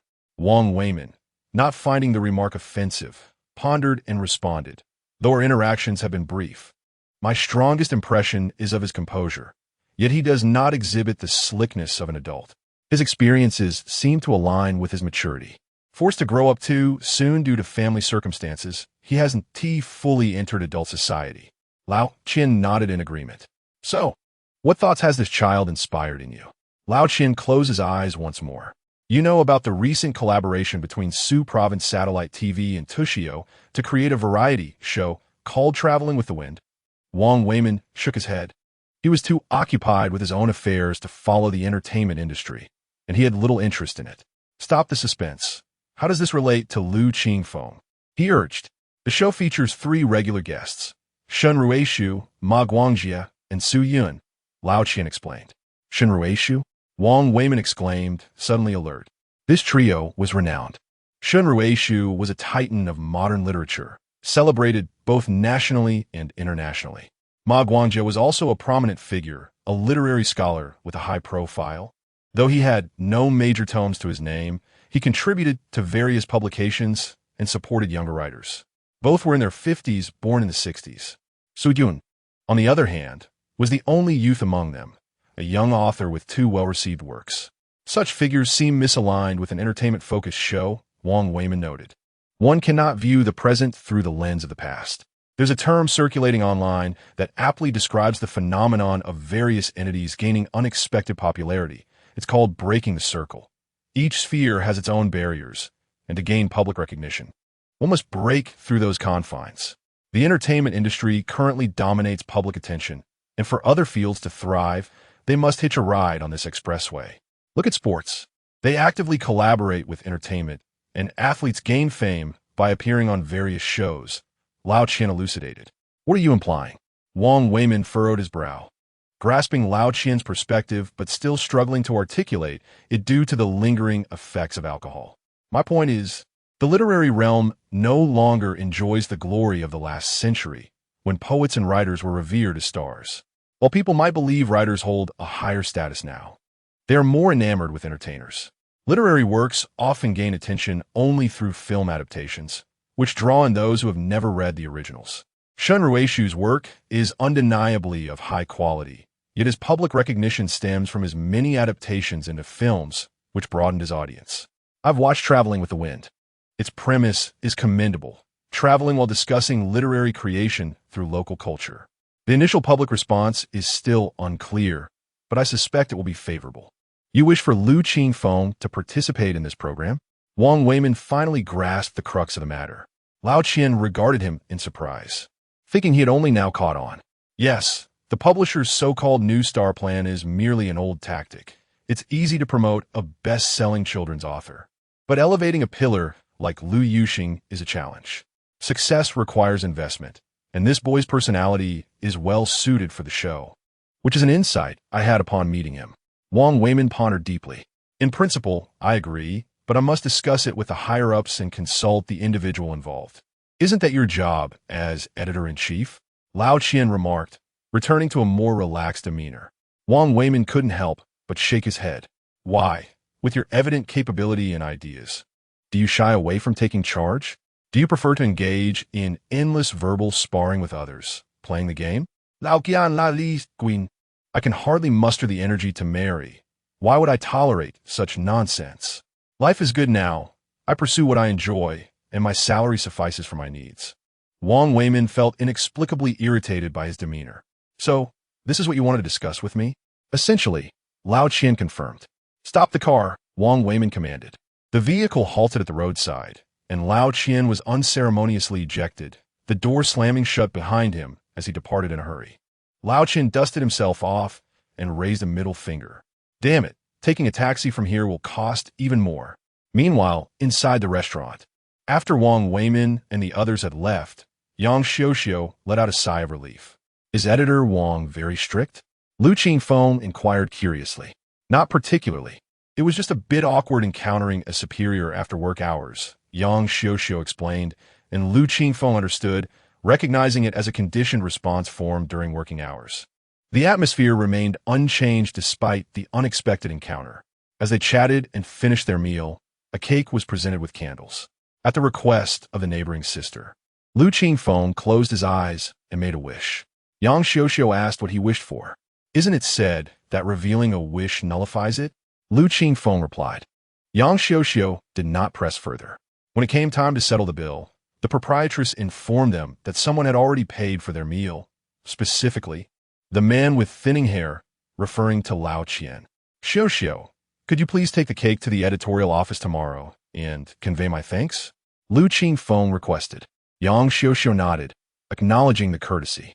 After the birthday celebrations, time gradually moved into June, with the looming high school entrance examinations drawing nearer. Chapter 78. The opportunity for detective novels to ascend in Fusang, with merely 2 days remaining until the college entrance examination. There was yet another matter at hand. The publication of Lu Qingfeng's second detective novel, Peering into the Blue, in the magazine Years of Deduction. Editor Zhao Tandian was closely monitoring the discussions on the forum. A post titled A Brief Discussion on Lu Qingfeng's New Work, authored by an account named Feng, captured his attention. If memory served, this individual was an avid fan of Ranbu Chung, known for a penchant for bizarre tales. The forum boasted a considerable number of members, yet only a select few frequently engaged in discussions with distinctive styles. Feng was particularly memorable, often embroiled in disputes due to his steadfast support of Ranbu Chung. Zhao Tandian approached the post with trepidation, fearing another orchestrated criticism. However, the reality was quite the opposite. This fellow has mastered the art of narrative deception. At the story's outset, I believed it to be merely a tale of a perverse voyeuristic killer, but midway through, the plot truly unfolded. The protagonist, Lan Yue, ultimately slays another voyeur simply because they both targeted the same victim. The most tragic figure is this little Lan, who thought he encountered a hero, only to discover he was still facing a demon. This story is delightfully twisted. I adore it. Zhao Tandian was taken aback, rather than derision. The comments were filled with praise. This was a deviation from the norm. Many in the forum shared his sentiments. Brother, your ID seems off. What did you start consuming such drivel? Aren't you merely a mouthpiece for Ranbu Chung? I can't be bothered to engage with you lot. While Ranbu Chung may not write detective novels, his concepts are intriguing. Liking his work does not preclude my appreciation for others. Feng Feng's response enlightened Zhao Tandian. He had misjudged the situation. Fans were not so extreme in their preferences. They could appreciate various genres if they were well-crafted. Furthermore, upon reflection, peering into the blue indeed contained elements of the bizarre. He believed Lu Qingfeng's style was exceptionally suited to Fusang. Detective fiction, being intrinsically linked to criminal investigation, is inextricably tied to the legal contexts of different nations. For instance, domestic detective novels emphasize the importance of legal justice and moral judgments. In contrast, Fusang's detective narratives delve deeper into societal complexities and interpersonal relationships, creating a fervent atmosphere of horror and suspense, where the methods of murder are often secondary. Among the 3 detective short stories he received, excluding the uniquely unconventional The Invisible X, the other 2, Peering into the Blue and the writer's debut Murder Incident, perfectly aligned with the tastes of the Fusang audience. Suddenly, a thought struck him. He decided to contact Lu Qingfeng via QQ. With just 2 days until the examination, the 3rd high school had ceased classes the previous day, allowing students to prepare at home. Lu Qingfeng took the opportunity to get a haircut. After discarding his previous blonde locks, he now sported a neatly cropped hairstyle, enhancing his youthful features. He was quite pleased with his appearance. As his once elegant physique gradually diminished, he had reached a height of 184 centimeters, estimating he would settle around 186. However, his rapid growth left him somewhat lean, prompting him to focus on gaining weight, incorporating high-fat and high-sugar foods into his diet, along with strength training. When Zhao Tandian messaged him, he had just completed a set of push-ups. "Hello, Lu. Your new work has been published in our magazine and is receiving rave reviews from readers. I believe your story's style will resonate in Fusang, so I'd like to discuss something with you. Please respond when convenient." The editor's words were indeed accurate. The collection featuring this story, the Diogenes Variations, had achieved remarkable success in the island nation, ranking 7th in the overseas department of Weekly Bunzhan among the top 10 detective novels. Sales had also been impressive. Could it be that they intended to recommend these 3 short stories to Fusang? He pondered, promptly replying to Zhao Tandian, "I'm here, Editor Zhao. What's the matter?" The response was immediate. "Lu, I was just browsing the forum and noticed the discussion surrounding your new work. It reminded me of something I wanted to discuss with you. Our magazine collaborates with Fusang's Novel Gym every August to host a creative contest for detective novels. This initiative aims to introduce outstanding domestic detective novels to the Fusang market. I believe your work would be a great fit, so I wanted to ask if you'd be interested in participating." This was indeed an opportunity. Upon receiving the message, Lu Qingfeng immediately recalled the plethora of Fusang works in his memory bank. Failing to capitalize on this would be unfortunate. Moreover, having his works published overseas would significantly enhance his personal career. However, as always, quantity should not compromise quality. Fusang's literary works possess a distinctive cultural flair, exemplified by the concept of mono no aware, introduced by the Edo period scholar Motori Norinaga. This literary idea, at its core, emphasizes the expression of genuine emotions, akin to the directness found in classical Chinese poetry.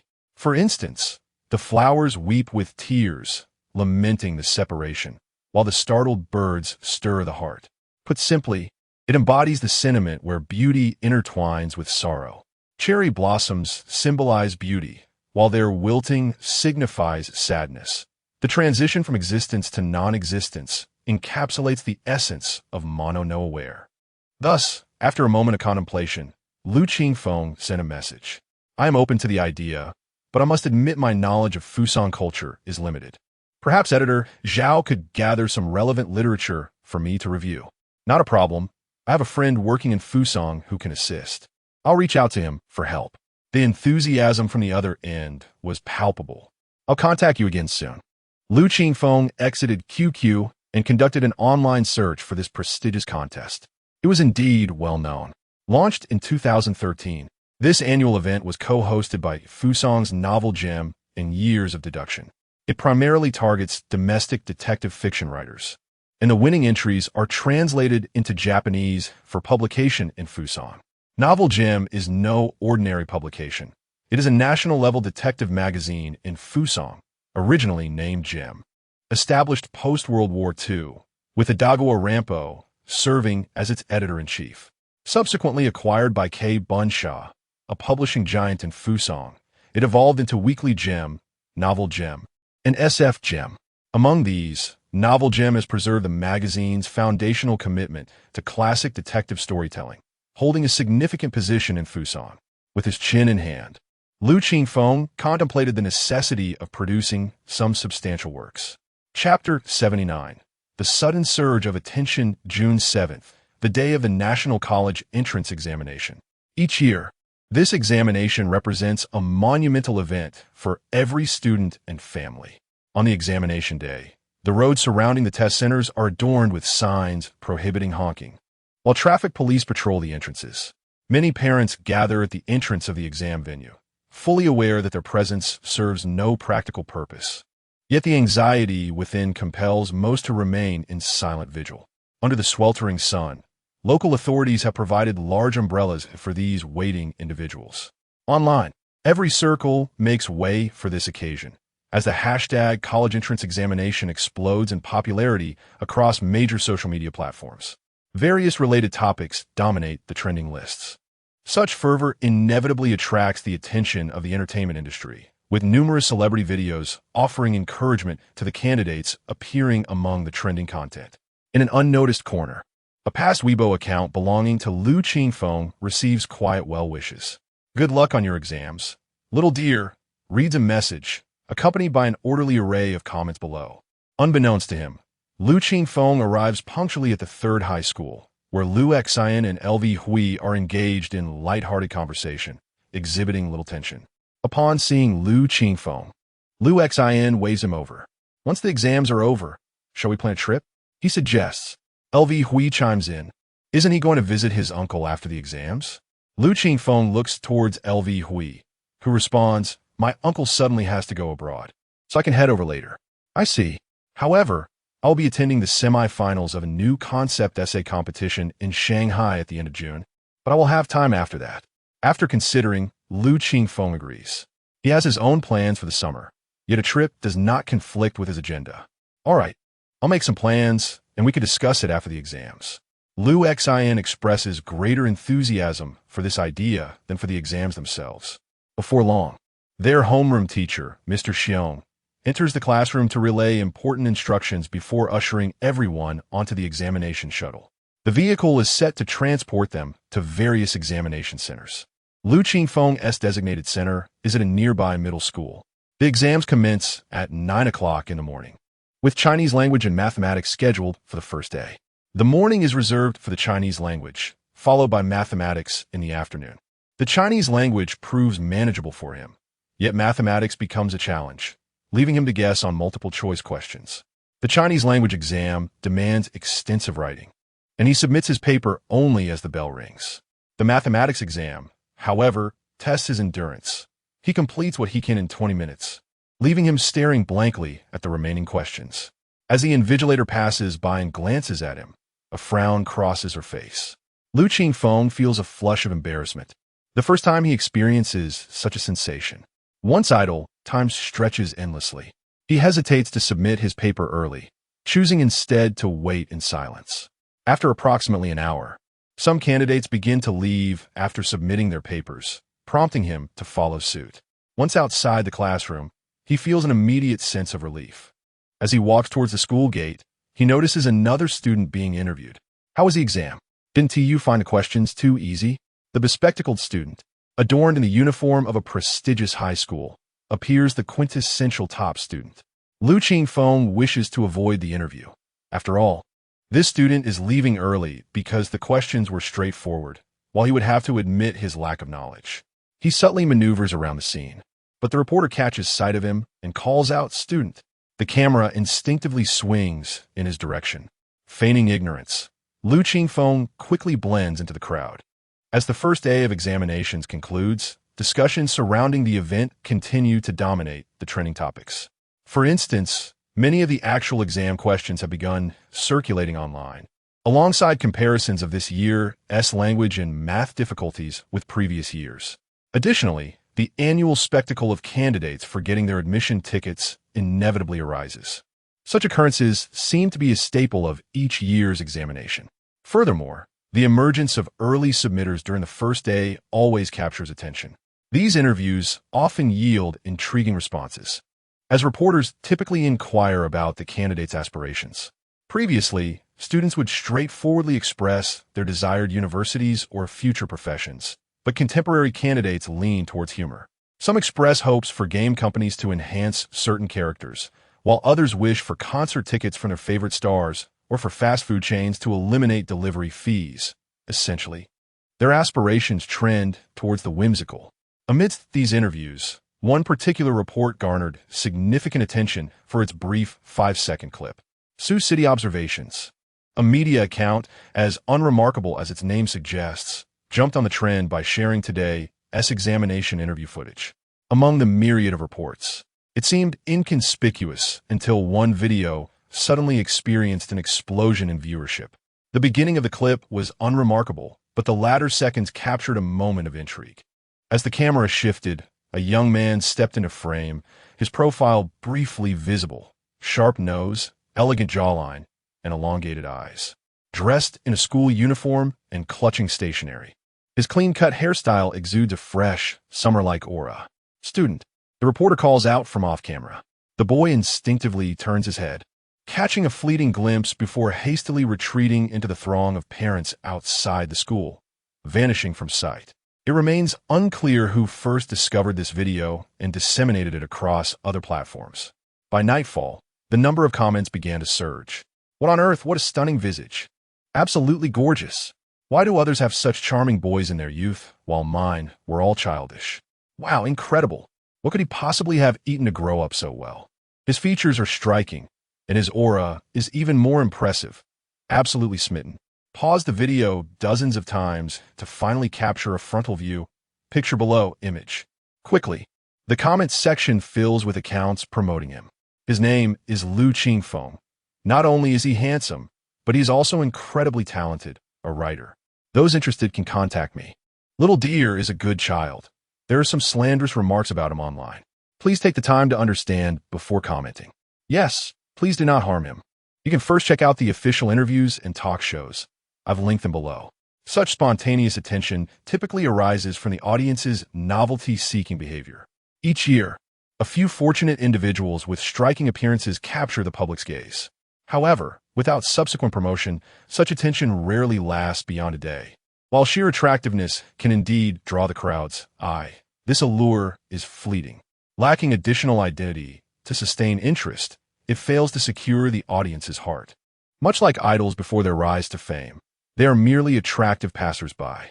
In Qingfeng's case, the meager influx of fans stirred the waters, leading some to seek further knowledge about him. Even those who did not follow the recommendations were left with lingering impressions. In Qingfeng's instance, the legacy of the nine-tailed fox began to stir once more. Chapter 80. Book royalties. It has been over a month since the last unusual activity of the nine-tailed fox's inheritance. Qingfeng could sense that as time progressed, the number of fans required to activate the inheritance grew increasingly substantial. He remained curious about what talent this time might bring. "What's wrong? Are you tired?" Young Siu, seated across from him, inquired with concern upon noticing his momentary distraction. "No, I just recalled a question from an exam." "It's nothing. Please continue," he replied. After observing him for a moment to confirm he was not fatigued, Yang Xiu resumed. "According to the market department's research, the response to Your Charlie and the Chocolate Factory has exceeded expectations. Currently, among serialized long-form fairy tales, reader anticipation for the subsequent plot surpasses that of other works by 26%. As the story unfolds, this figure is bound to increase. After discussions, we believe there is no need to complete the entire serialization before publishing. The screenwriting department has decided to serialize 3 more installments, releasing the next 15 chapters, and then proceed directly to publication. The remaining 10 chapters will serve as hooks to boost the first week's sales." On the table before them lay a plethora of materials, which Yang Xiu meticulously pointed out the key data to him. "I have no objections," Lu Qingfeng acknowledged. Compared to his own naivety, the children's literature magazine was indeed a seasoned player in the publishing industry.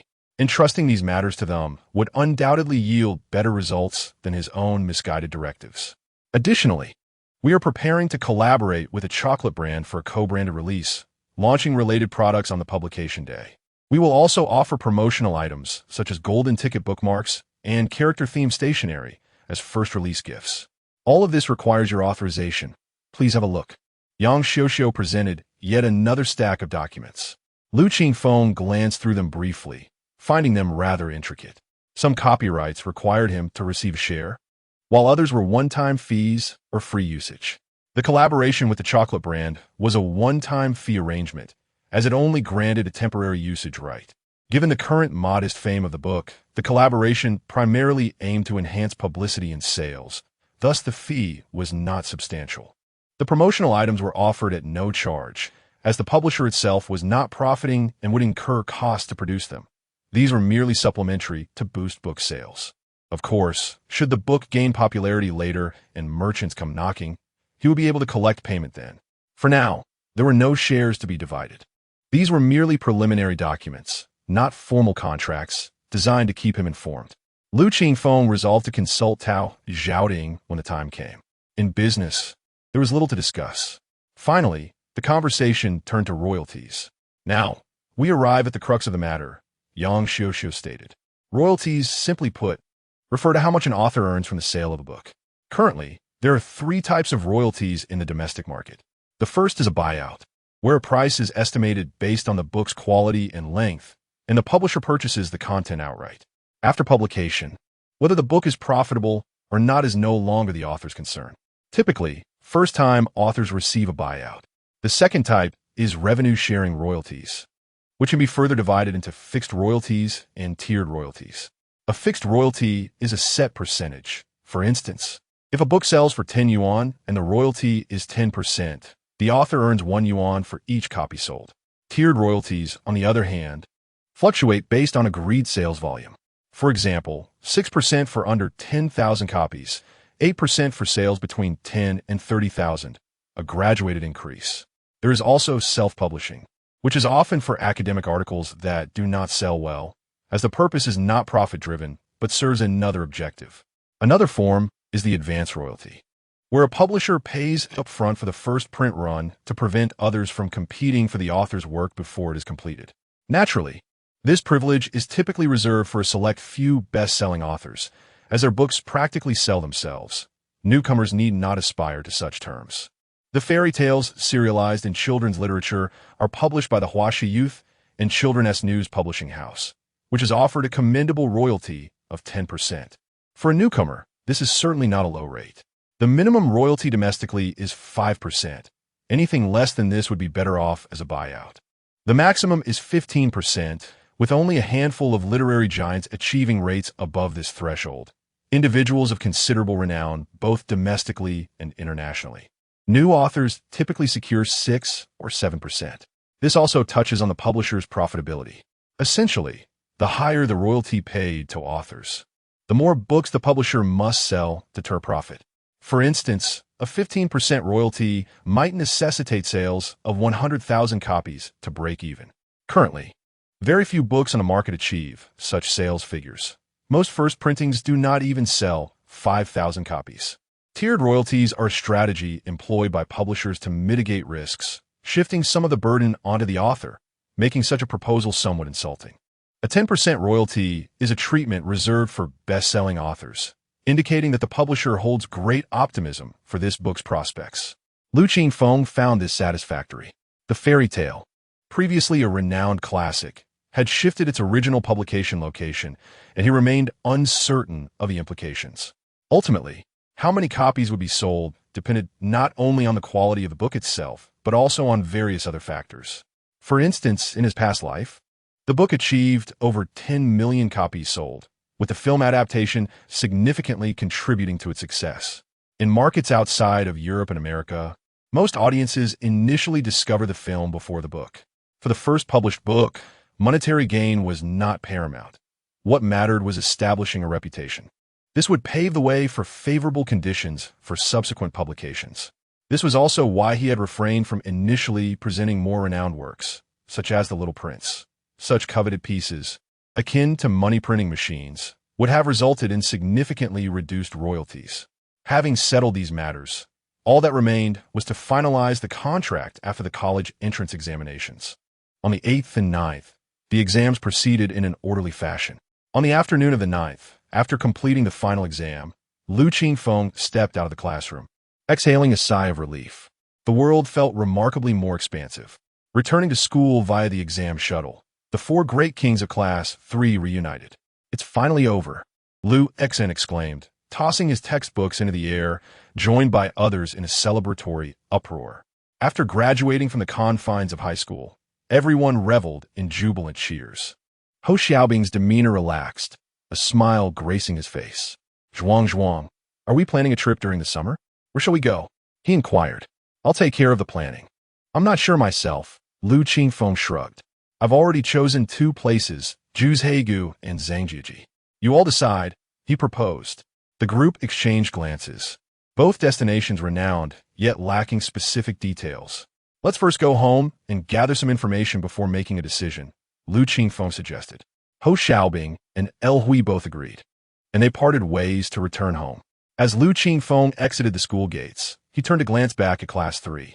His high school life had come to an end. Chapter 81. Inspection of the Central Square on June 10th, the day after the college entrance examination concluded. It also marked the release of a new issue of children's literature. As the bell rang at the experimental primary school, young Wang Zihan charged toward his classmate Zhou Jiehui. The lakeside park had opened a bumper car amusement area, and Yu Zijuan and Chundai invited him to join them for some fun. Zhou Jiehui hesitated for a moment before replying, "No, I want to go home and read children's literature today. I'm eager to see the updated stories. That online magazine, right? My mom subscribed for me too," Zhou Jiehui inquired curiously. "I've read it. It's okay," Wang Zihan replied vaguely. In truth, he had initially been interested but soon found it tedious, preferring to indulge in games or short videos instead. However, he would never voice this to his mother, as doing so would jeopardize his chances of playing on the tablet. "I've been reading Charlie and the Chocolate Factory. Have you read it?" Zhou Jiehui asked earnestly, delighted at the prospect of discussing a shared book. "Oh, I haven't gotten far yet." "Then hurry up, it's so interesting," the girl urged excitedly. "All right, I'll read it when I get home," the boy replied, feeling somewhat pressured. Upon exiting the school, their parents took them home. Along the way, the two mothers engaged in conversation while Wang Zihan contemplated whether to play outside or read the magazine at home. Reading seemed dull compared to the excitement of bumper cars. However, he had promised Zhou Jiehui, and what if she asked him about it tomorrow? If he admitted he hadn't read it, would she stop playing with him? Yet, the allure of the bumper cars was hard to resist. Upon arriving at the community, as the two families parted ways, the girl's bright eyes sparkled with anticipation. He decided, fine, I'll just take a quick look and then go play. "Mom, where's my tablet?" he exclaimed as he rushed home. "No games, no short videos, just read the magazine I subscribed to for you, understood?" His mother cautioned as she handed him the tablet, her concern evident. "Got it." Taking the tablet, Wang Zihan settled at his desk. With the new issue of the magazine updated, he quickly found the chapter on Charlie and the Chocolate Factory. Noticing the chapter numbers were incorrect, he retraced to the previous issue and began reading from start. He intended to grasp the general plot, yet as he delved deeper, he found it far more engaging than he anticipated. The exquisite illustrations enhanced the reading experience, vividly depicting various characters and imaginative types of candy. He soon became fully absorbed in the story. Halfway through, his mother approached with her phone in hand. "Yu Zijuan is calling, asking if you still want to go to Lakeside Park." Snapping back to reality, Wang Zihan hesitated. "I'll go tomorrow." His mother glanced at the tablet's content and smiled. "All right, I'll take you tomorrow and invite Jiehui to join." "Okay." He grinned.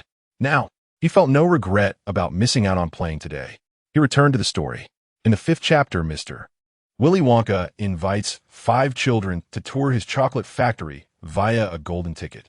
The 6th chapter opens with 2 children receiving golden tickets, a chubby boy who consumes copious amounts of chocolate daily, and a willful little girl. Finally, Charlie's birthday arrives. and he receives a chocolate bar produced by Mr. Willy Wonka's factory. The whole family hopes to find a golden ticket inside, but unfortunately, luck does not favor Charlie. At this point, Wang Zihan felt a pang of sympathy for Charlie, imagining how disappointed he would be in such a situation. Subsequently, 2 more golden tickets are discovered, belonging to a girl who incessantly chews gum and a boy obsessed with watching television.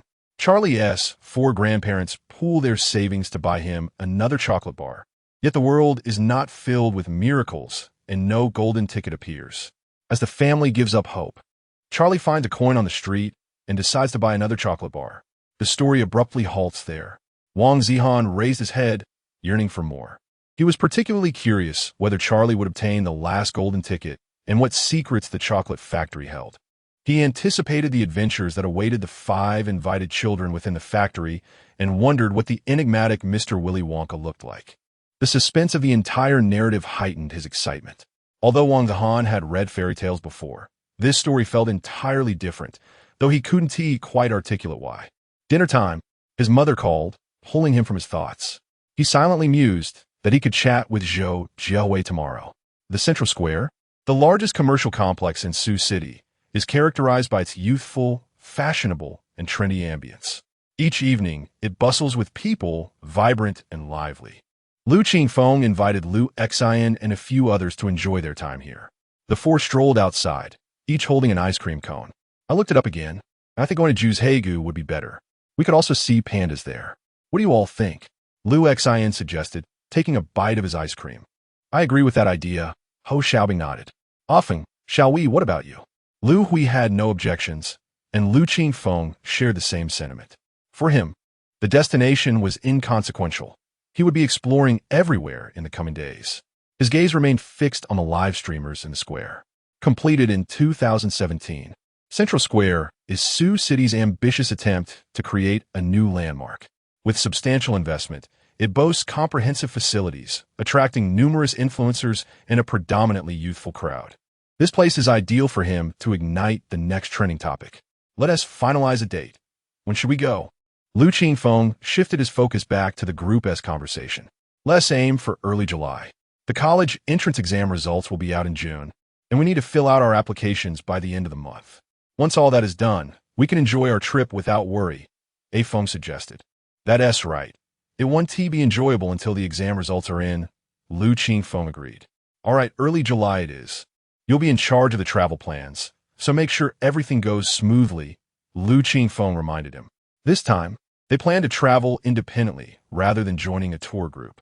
Don't worry, there's still over half a month left. I'll make sure everything is organized clearly. Liu Xin Ziplit gone feed in. The group paused in front of a young singer performing a self-accompanied song. The young man, sporting black-framed glasses and a tousled mane, was singing a popular tune while live-streaming on his phone. He seemed to have a modest following, as many people were recording with their phones. I know him. His name is Zhang Xinyo, and he has over 500,000 followers on Douyin.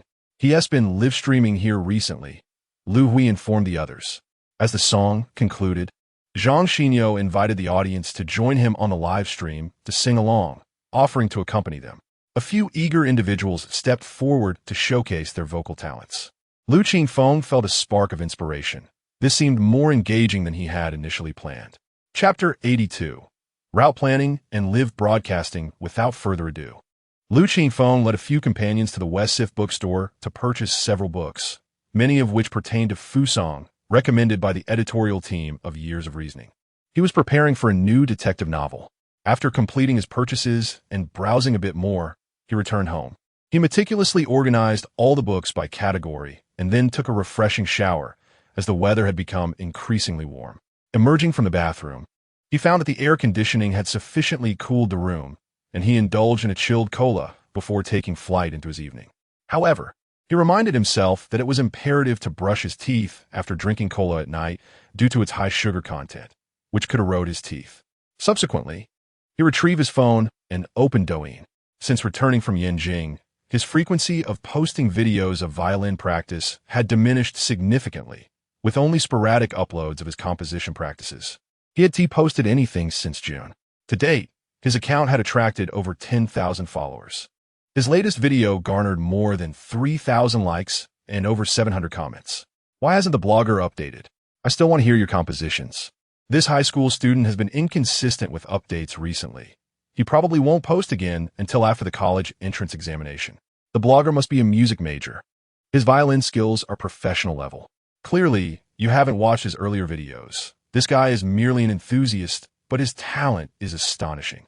He has surpassed professional violinists with his practice. A godlike talent, from novice to capable of performing on a grand stage in just 3 months. While I've struggled for 3 years. Quickly join a professional orchestra. Otherwise, you're wasting your talent. And he's handsome too. He could easily earn the title of a violin prince. He scrolled through the comments, successfully achieving the initial purpose for which he had created this account. He set down his phone and took out the notebook in which he had originally drafted his plans. His initial idea was to utilize live broadcasts of his violin performances post-college entrance examination to gradually expand his fan base. With his appearance and exceptional violin skills, he believed this would not pose a significant challenge. Once he reached a certain level, he planned to reveal his identity as a writer as the first point of intrigue. He would then contrast his past as an idol with his current persona, creating a second point of interest. This would provide ample discussion material, igniting the curiosity of passersby and ensuring sustained popularity. However, upon reflection, he realized that his initial thoughts had been overly idealistic. He might not even be able to initiate the first step of live broadcasting. The concept of live streaming is rather abstract. It is not merely about good looks and talent to attract an audience. For the average person, the appeal of a live stream largely depends on its entertainment value. Live streaming caters to a more relaxed market. Viewers seek to unwind after work with little interest in highbrow content. Simply standing there playing the violin would likely attract minimal attention, especially considering the high barriers to appreciating classical music. Qingfeng was cautious not to overestimate his own abilities. Though he possessed considerable talent, it was contingent upon having sufficient viewers in his live stream. An encounter he had witnessed at the Central Square today sparked a different idea. Live streaming did not necessarily have to be self-initiated. He could leverage others' platforms for his promotion. Self-promotion was an inefficient strategy. Enlisting others as conduits for his promotion would prove far more effective. However, he recognized that he could not reveal all his cards at once. People have a psychological threshold. If everything is revealed in one go, it becomes challenging to maintain interest. He needed to build anticipation and curiosity among his audience to sustain their attention. He could initially maintain anonymity, cultivating an air of mystery, one that had been employed by singers in the past. The allure of the partially concealed often piques curiosity more than the fully revealed. This approach should generate greater excitement, and at the right moment, he could unveil his true identity while simultaneously reinforcing his persona as a writer. Qingfeng began to revise his strategy. It was nearly perfect. The only challenge was devising an opportunity for his reveal, which required some creativity. A self-disclosure would lack intrigue. It needed to be a discovery made by the audience themselves to stir their emotions and encourage them to become his wings. At this moment, Qingfeng did not have a concrete plan. Knock knock. Qingfeng, are you there? Came Yang Xiuxiu's voice from outside. Yes, he replied, quickly throwing on a t-shirt and opening the door. Where were you last night? I couldn't find you. I went to the Central Square with some friends to buy a few books. Qingfeng offered him a drink from the refrigerator. Yang Xiuxiu waved her hand. I came to discuss something with you. We'll chat, and then I'll head back. Don't stay up too late. Go ahead, Sister Xiuxiu. Wang, the editor-in-chief, intends to recommend you for a variety show and wanted to know your thoughts. Qingfeng's interest was piqued. What show? It's called Traveling with the Wind, aired by the local Su province TV station. It features Shun Rue, Ma Guangjia, and Su Yun. These 3 travel across the country, exploring local customs and cultures while discussing literature. Qingfeng had no intention of declining and readily agreed. That sounds great. However, my contract with the previous agency doesn't expire until July. Participating in a variety show before then would violate the contract. This is different from an interview program, which doesn't involve compensation, but variety shows do. The proper protocol required the agency to negotiate the details of his participation with the production team. Otherwise, Accepting private work could lead to legal repercussions. That's not an issue. The initial episodes have already established their guest list. If you join, it will likely be after this month, Yang Xiuxiu assured him. After finalizing the details, Yang Xiuxiu took her leave. A smile crept across Lu Qingfeng's face, feeling elated. It was as if he had stumbled upon a long-sought opportunity. The chance to reveal himself had emerged. Now, everything was in place, awaiting the final spark. The following evening, as the city lights illuminated, the central square buzzed with activity. In one corner of the square, the Douyin influencer Zhang Xinyo was live streaming as usual. His setup was extensive, featuring not only a smartphone for streaming, but also a standing microphone, speakers, and supplementary lighting. At this scale, he was no longer a lone operator, but rather supported by a team behind the scenes. The era of influencers relying solely on raw talent to gain fame had long passed. Today, algorithms, mechanisms, traffic pools, streaming, retention, and various data analyses guided their paths. MCN companies provided a comprehensive framework to support their affiliated influencers. Achieving substantial fame often depended on luck, while maintaining a moderate level of fame relied heavily on effective company management. Through user analysis, MCNs could tailor the developmental trajectory of influencers based on user profiles, an advantage unattainable by individuals alone. Chapter 83. The return of the fox-eyed boy Zhang Xinyo was once a student at a music academy, harboring a dream of becoming a musician.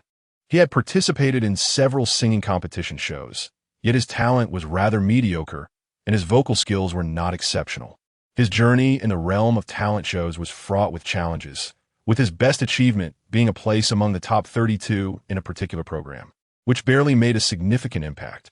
Over time, as he absorbed the nuances of these shows, he became disillusioned and ultimately abandoned his aspirations, opting instead to leverage the modest popularity gained from his appearances to embark on a career in live streaming. Initially, his venture into live streaming proved successful.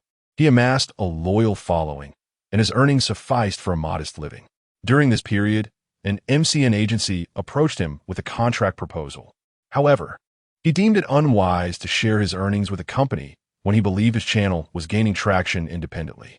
Yet, as time passed, the fleeting popularity waned, and his streaming performance plummeted.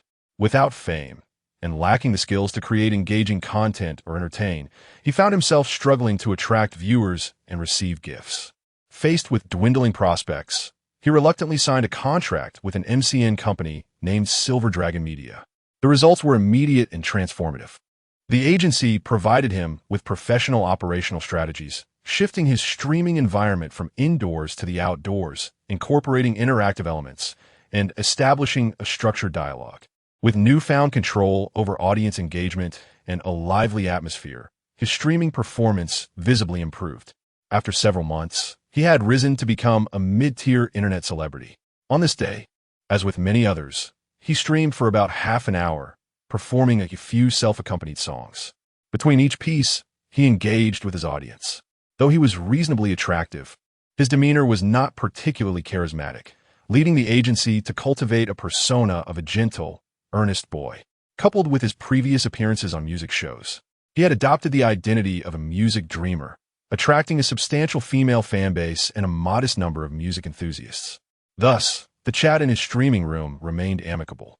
After singing another popular song, his operator discreetly gestured at his watch, signaling that viewer engagement was declining, indicating it was time to change the content. Acknowledging the cue, he addressed the crowd, inviting those present to showcase their vocal talents. The once dwindling barrage of comments surged back to life. Been waiting for this all day, let us go. Let us go. This segment is a unique appreciation of human voices. This is still the most interesting part. I wonder what abstract sound will emerge today. Reminds me of that construction worker who sang so loudly. This segment had become a staple of his live streams. Whenever audience engagement began to falter, Zhang Xinyo would introduce it to maintain viewer interest. After all, the unpredictable voices of passers-by were often more entertaining than his own consistent singing, as one could never predict whether the next performer would be a tone-deaf novice or a hidden talent. "Is anyone willing to come up?"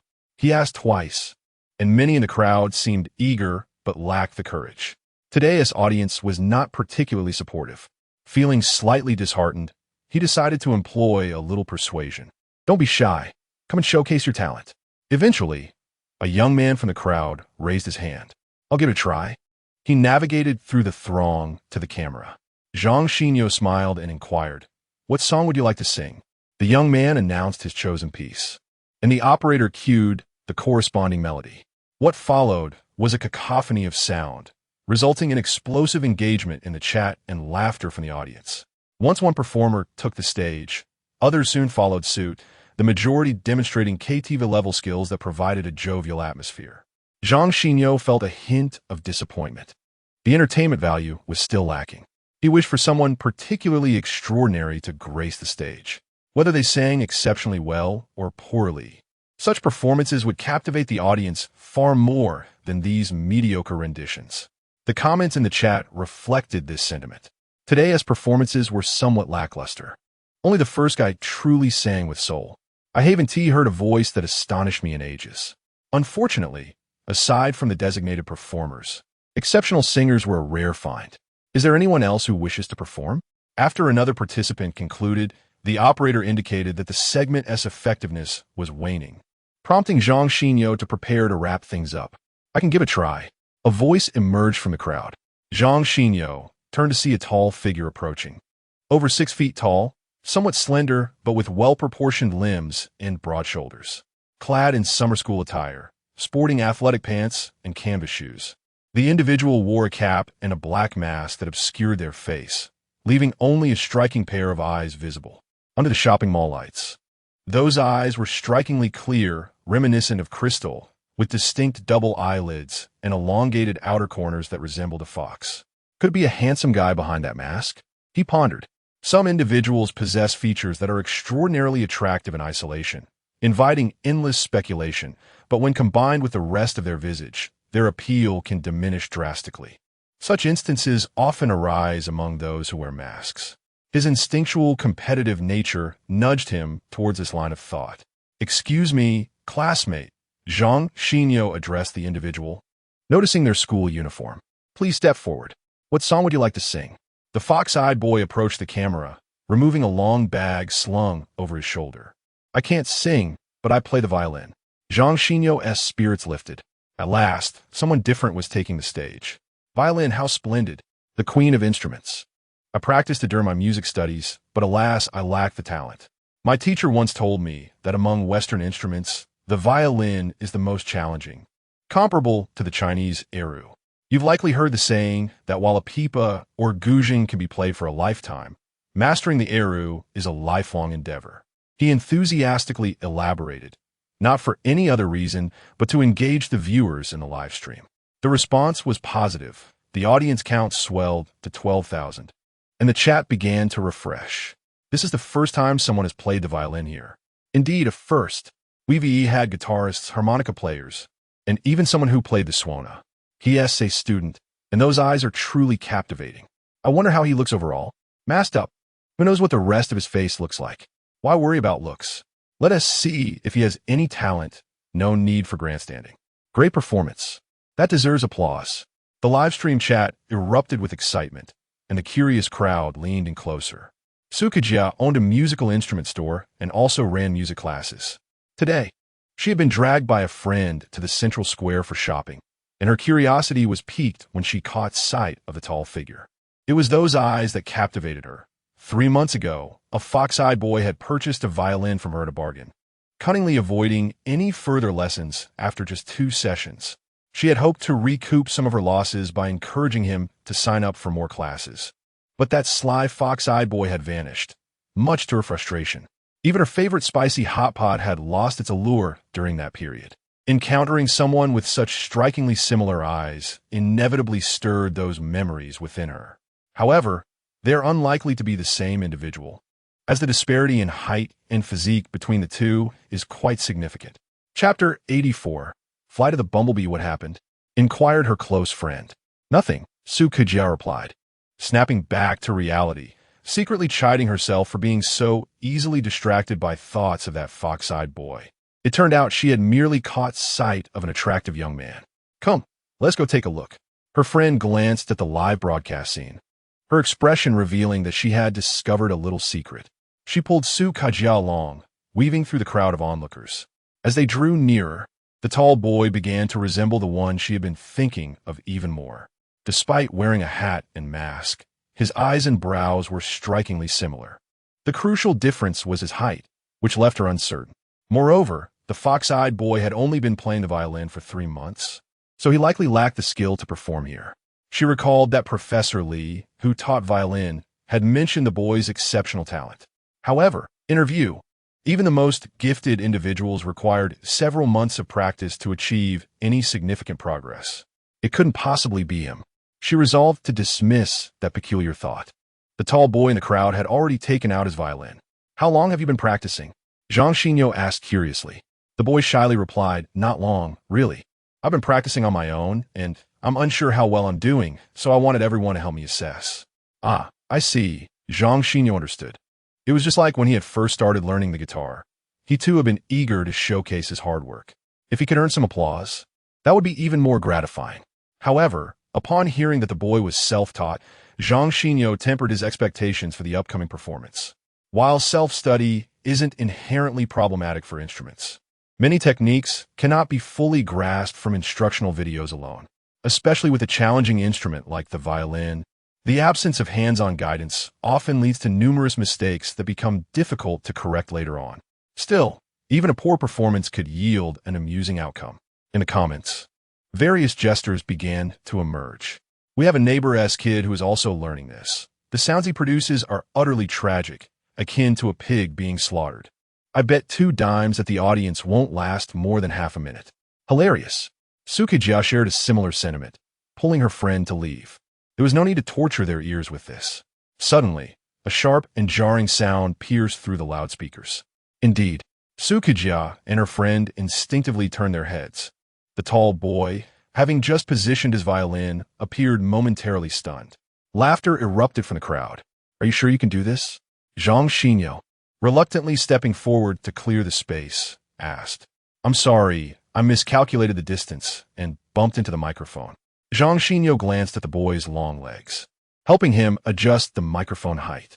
"Let me give it a try." The tall boy, Qingfeng, smiled apologetically at the crowd before finally raising his bow. "Let us go." Succubus urged her friend as they prepared to leave.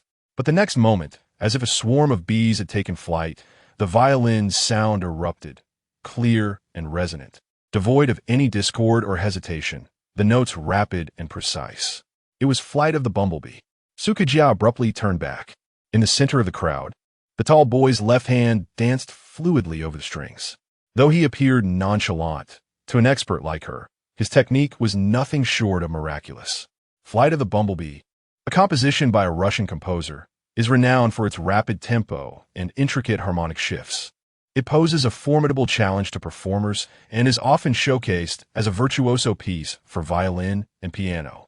Achieving mastery in this piece requires impeccable coordination between the left and right hands. The bowing technique of the right hand and the finger placements of the left must be executed flawlessly, with any lapse in timing exacerbating the difficulty due to the melodic variations. Yet here was this boy, displaying an almost supernatural skill, effortlessly synchronizing his hands as if strolling through a garden. The expression of joy in his eyes while immersed in the music resembled that of an artist. He was extraordinary, undoubtedly a master of the violin. Ordinary professional violinists could not perform with such ease. The number of comments in the live stream began to surge. As previously mentioned, among Zhang Xinyo's audience, there were those who possessed musical knowledge. "Oh my, a true virtuoso has arrived. Incredible. To play Flight of the Bumblebee on the violin with such a pristine tone. This is professionalism. Apologies for being too loud earlier. Look at his hands, so agile." As the performance approached the 30-second mark, Qingfeng suddenly lowered his bow and plucked the strings with his right hand. A different sound resonated in everyone's ears.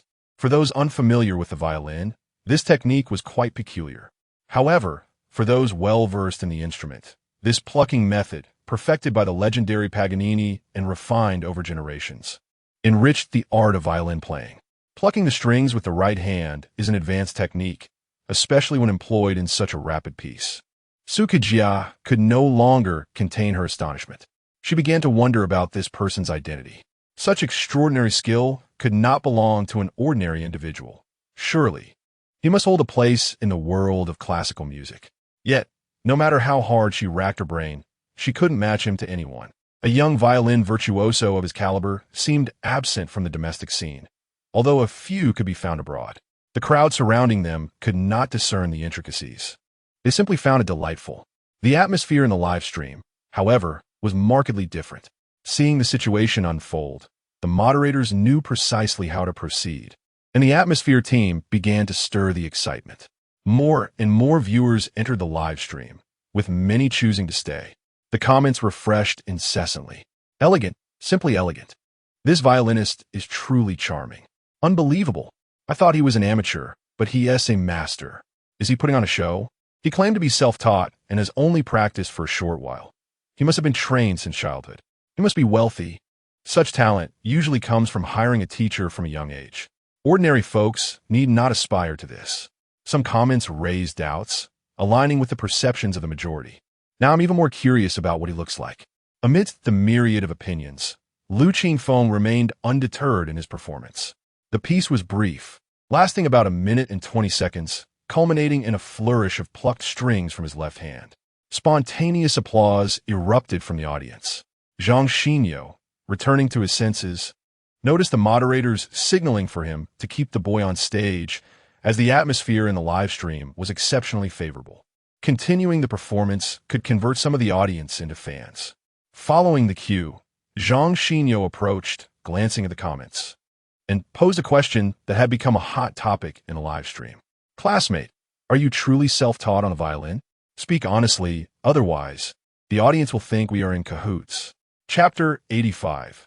Butterfly Transformation. Qingfeng was deep in contemplation over a perplexing matter.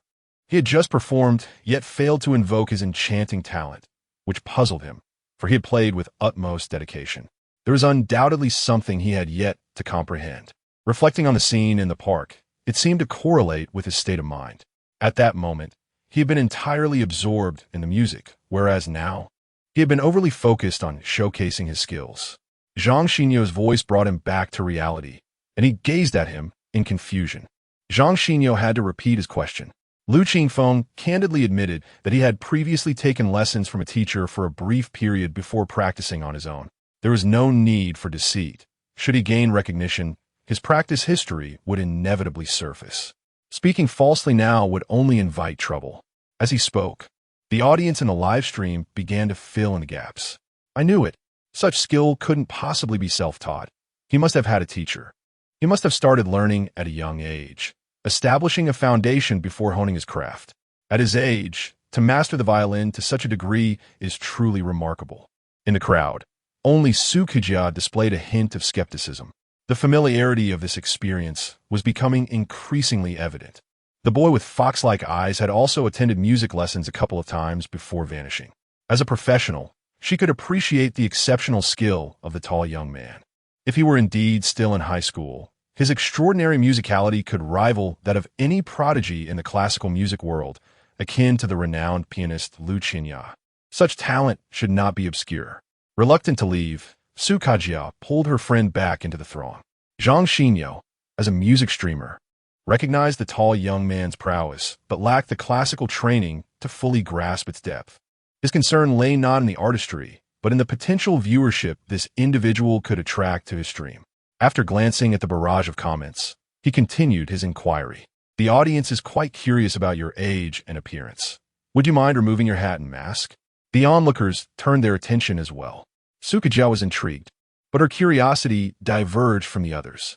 She couldn't shake the feeling that this was indeed the fox-eyed boy, though reason told her it was too implausible. Dismissing his physique for the moment, the transformation from a music novice to a violin maestro in just 3 months seemed unrealistic. Nonetheless, her curiosity deepened.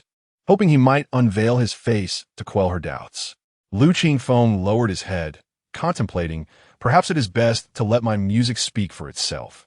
There is no necessity for anyone to see my face. The crowd collectively sighed in disappointment, yet their intrigue was undeniably piqued. The allure of the unattainable intensified. The more elusive the mystery, the stronger the desire to unveil it. Taking a moment to scan the comments, Qingfeng noted the success of his objective. Now, his task was to elevate the anticipation further. "Let me continue with my performance," he declared, repositioning his violin and interrupting Zhang Xinyo's line of questioning. Zhang Xinyo turned to the operator, who nodded in agreement. "All right then, let us enjoy this young man's violin performance." Qingfeng lifted his bow.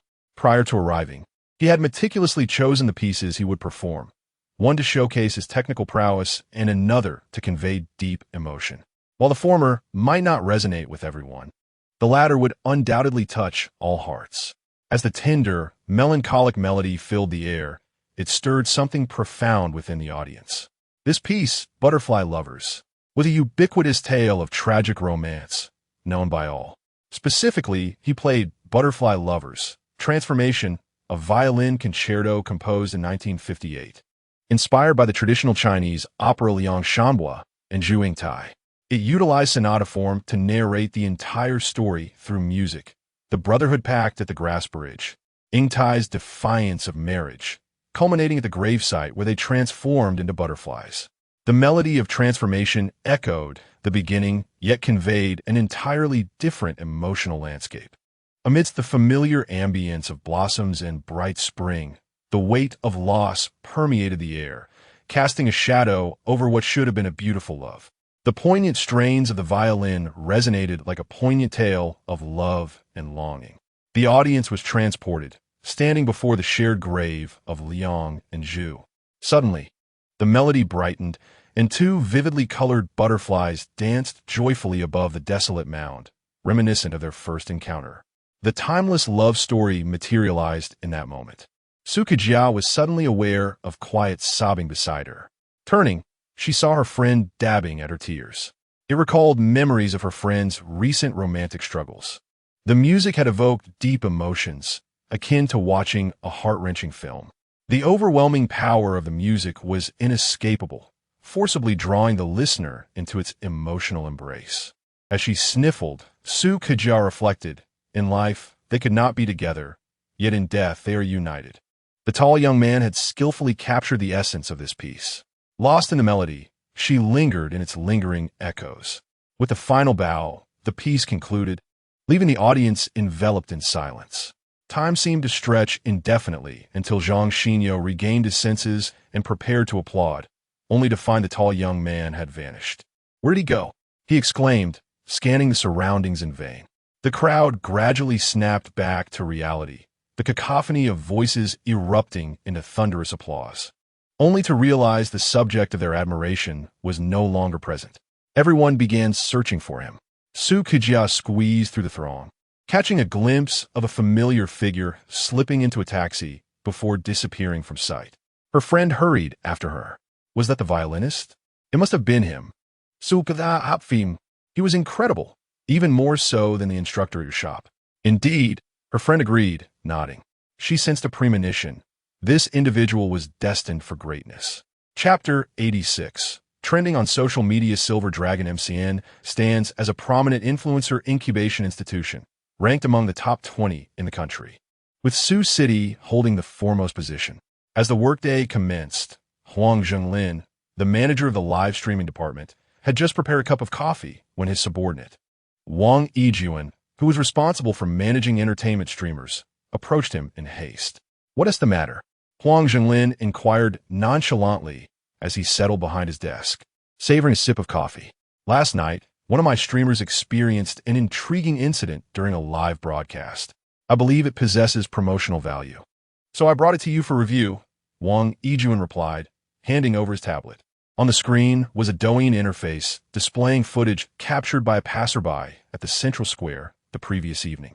In the serene atmosphere, the enchanting sound of a violin resonated as bystanders stood still, captivated by the performance. The camera panned, focusing on the center of the crowd, where a figure clad in a school uniform, wearing a hat and mask, played the violin with intense concentration. Under the square's lights, his slender form swayed gently to the melody, exuding elegance and beauty. Huang Zhenglin took another sip of coffee. The audio, having undergone secondary recording, was marred by wind, noise, and distance, lacking the allure of the live performance. Yet, he could still perceive the poignant emotions conveyed through the music. The video, seemingly amateur and casually filmed, garnered significant likes and discussions. Isn't this overly exaggerated? It's as if everyone present was entranced by a spell, a commenter remarked. My recording isn't great, and the sound quality suffers from too much interference. But these are the facts, the original poster responded, receiving support from others. I was there in person. I can attest to the authenticity of this, another commented. Those who doubt can check out Zhang Xinyo's broadcast snippets, which provide a more accurate representation, another user added. Seeing that his superior had absorbed enough of the content, Wang Yijuan swiftly navigated the tablet to Zhang Xinyo's account, pulling up the latest snippets released after 9 o'clock last night. The more refined sound of the violin emerged, amplifying the sorrowful emotions. Huang Zhenglin paused, acknowledging that while he was not well-versed in music, he could discern quality. Observing the likes and comments, which had skyrocketed past 10,000, he recognized the potential for explosive reach. Such engagement was not common, even for major streamers with millions of followers.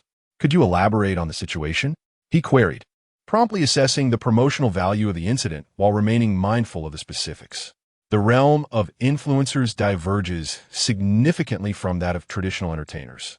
While operations are vital, individual uniqueness plays a crucial role. Occasionally, a seemingly trivial event resonates with a particular demographic, resulting in an unexpected surge of popularity. However, the window for such virality is fleeting.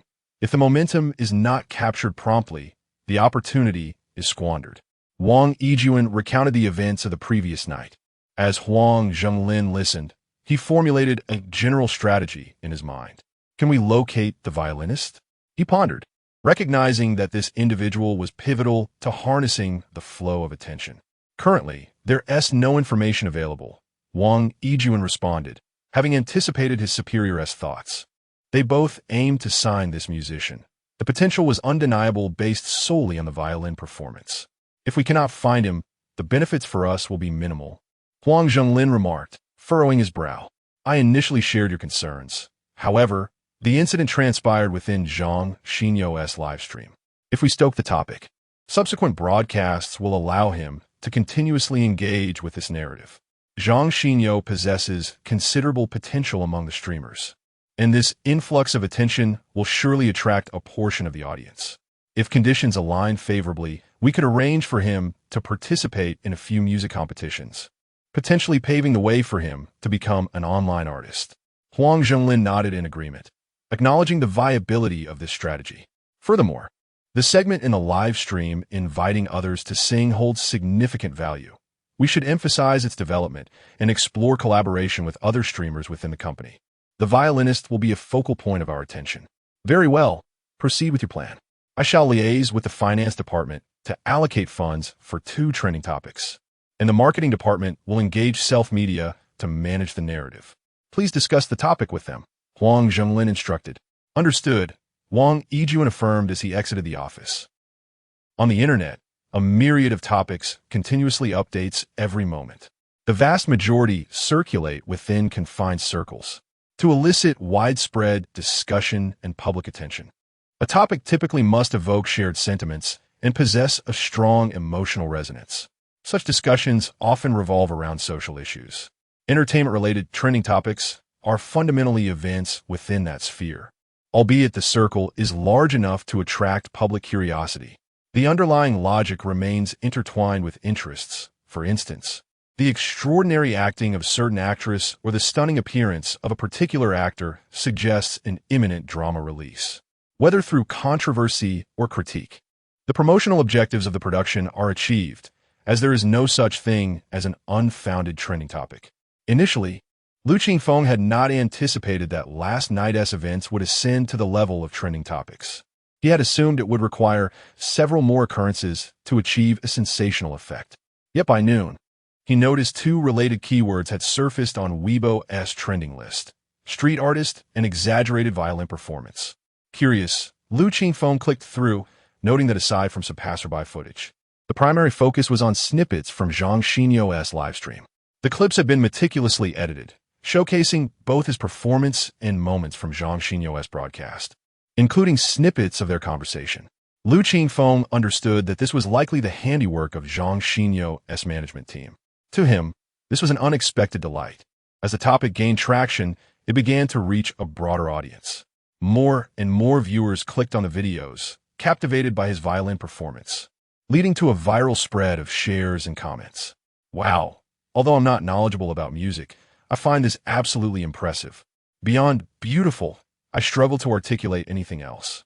The emotional impact is phenomenal.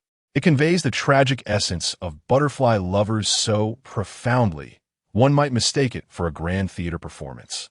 The violin technique is exquisite. Who is this person? They appear quite young. As a violin student, I must express just how remarkable this individual is. In the Butterfly Lovers transformation segment, a mute function is typically applied, yet this person skillfully controlled the sound solely through exceptional bowing technique. I've only seen such mastery in my teacher, who happens to be L.E.G.U.N. Chapter 87. Who is this individual? By the afternoon, these two trending topics finally faded from Weibo's hot search list. However, certain media outlets began to re-edit the videos and disseminate them across various platforms, thus reigniting the interest. The incident originated on Douyin, then gained traction on Weibo, before transitioning back to platforms like Douyin, Kuaishou, and Bilibili. In contrast to Weibo, which is heavily influenced by fan culture, these applications that emphasize content distribution based on interests further amplified the impact of the livestream. Those who encountered these videos and chose to engage with them were, to some extent, genuinely interested in this domain, particularly on Bilibili, where the user demographic skews younger and is marked by a greater openness to novel experiences. The core music section has also attracted numerous musical prodigies. Regardless of genre, be it popular or classical, there exists a devoted audience. When Lu Qingfeng's performances of two violin pieces reached this platform, their extraordinary power began to truly manifest. Octopus, a Bilibili content creator, is well known for his proficiency with various instruments.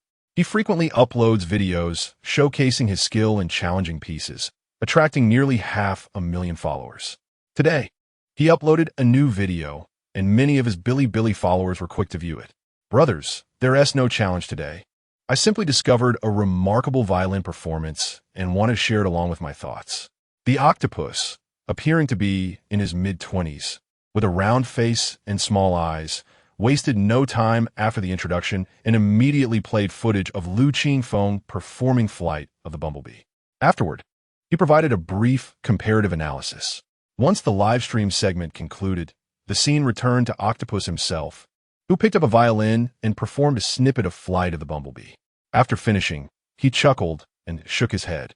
I cannot compete with this guy. I am merely an amateur, while he surpasses many professional violinists. He elaborated, many ordinary people perceive Flight of the Bumblebee as exceedingly difficult, yet within professional circles, it is merely of moderate challenge. The primary difficulties lie in the rapid scale passages and precise rhythmic control. So, why do I regard this individual as exceptional? Pay attention to his left hand while he plays. He replayed a segment of the live stream, providing commentary as it played. This guy has relatively large hands for playing the violin, which can be quite painful in higher positions. Yet, what is truly remarkable is his left-hand technique, which is nothing short of extraordinary. Observe the minimal movement of his fingers, fluid and agile, creating a sense of effortless grace. This showcases pure talent, devoid of any tricks. We can draw a comparison with violin master Itzhak Perlman, and you will notice their left-hand techniques are strikingly similar. The video comprises two segments, one featuring the live stream, and the other a grainy black and white recording from years past, both performing Flight of the Bumblebee, with left-hand movements that seem almost identical. Octopus expressed his all once again before continuing. As for this next piece, Butterfly Lovers, I shall let you experience it for yourself. As the poignant melody resonated, the barrage of comments erupted. Wow, I feel my heart shattering from across the screen. How is this even possible? I was in such a good mood before, and now I feel utterly melancholic. What sorcery is this? This is music, not magic. I've never encountered anything like this. You simply lack exposure. Many classical musicians can achieve this. The ever-present contrarian in every video. I shall refrain from further commenting on the expressiveness and emotional impact of the music, as I deem myself unworthy of such an evaluation. What I wish to discuss, primarily, is the identity of this individual. As you can see, he is clad in a school uniform, and judging by the exposed skin and his gaze, he appears quite youthful, likely around 20 years of age. At this age, there are no renowned violinists in the country. The youngest, Yu Jia, is already 30, and in terms of violin technique, I believe he cannot compare to this individual. Thus, I am genuinely curious about where this person emerged from, especially since he conceals his face. Many online speculate that he must be unattractive or disfigured. I find such assertions to be overly harsh. Even as a man, I must admit his eyes possess a certain charm, and he does not appear particularly ugly. His neck also shows no signs of imperfection, thus negating any claims of disfigurement. In my view, there may be specific reasons prompting him to remain anonymous. It seems rather unfortunate that a violinist of his caliber should be overlooked. That concludes my thoughts for today. I will continue to monitor the situation, hoping that he will not vanish from sight. As the video came to an end, the views and comments continued to rise. In the comment section, alongside discussions of his technique, debates swirled regarding the identity of this violinist. If he wishes to remain anonymous, why participate in a live stream? This seems like a publicity stunt. And who knows, he might soon reveal his identity and make his debut. This comment garnered the most likes, yet differing opinions followed. If it were merely a stunt, he could simply show his face. There would be no need for such theatrics. It's all for attention. According to Octopus, this person's skills are worthy of a grand concert hall. There seems no need for such gimmicks. Indeed, someone of his caliber could easily join prestigious symphony orchestras. Then why perform a live stream? That's perfectly normal. If I had mastered the violin, I would also seek recognition without revealing my identity. There's no contradiction there. The discourse intensified, with both sides holding steadfast to their positions. Qingfeng perused these comments and couldn't help but admire the astuteness of today's netizens. They had accurately discerned some of his thoughts. Fortunately, when devising this plan, he had considered various aspects. Choosing to conceal his identity to capture public attention undoubtedly carries both advantages and disadvantages. After all, given the proliferation of influencers who have exploited viral live streams for product promotions, audiences have grown wary and alert. However, his intention was never to reveal himself amidst the fervor, and he had future plans in place. Fleeting fame held little significance. What he sought was to cultivate an overwhelming goodwill across the internet. Setting aside his phone, he rose to stretch and prepared a meal for himself. He now aimed to consume at least 5 meals a day to swiftly restore his weight to a standard range. This morning, the captivating strength he possessed had finally waned. Standing at an estimated height of 186 meters, he weighed slightly over 130 pounds, which was rather lean. Though his frame appeared tall, he lacked substantial mass. Extracting food from the refrigerator, he suddenly felt a tremor deep within his mind. Chapter 88. New Talent. Ice Skin and J-Bone, a new talent has been awakened. A chilling aura coursed through Qingfeng's body, permeating his flesh and merging with his skin. A revitalizing breath emanated from his dermis. Qingfeng took a moment to savor this transformation. Ice Skin and Jade Bone. This was the new ability bestowed upon him by the nine-tailed fox lineage.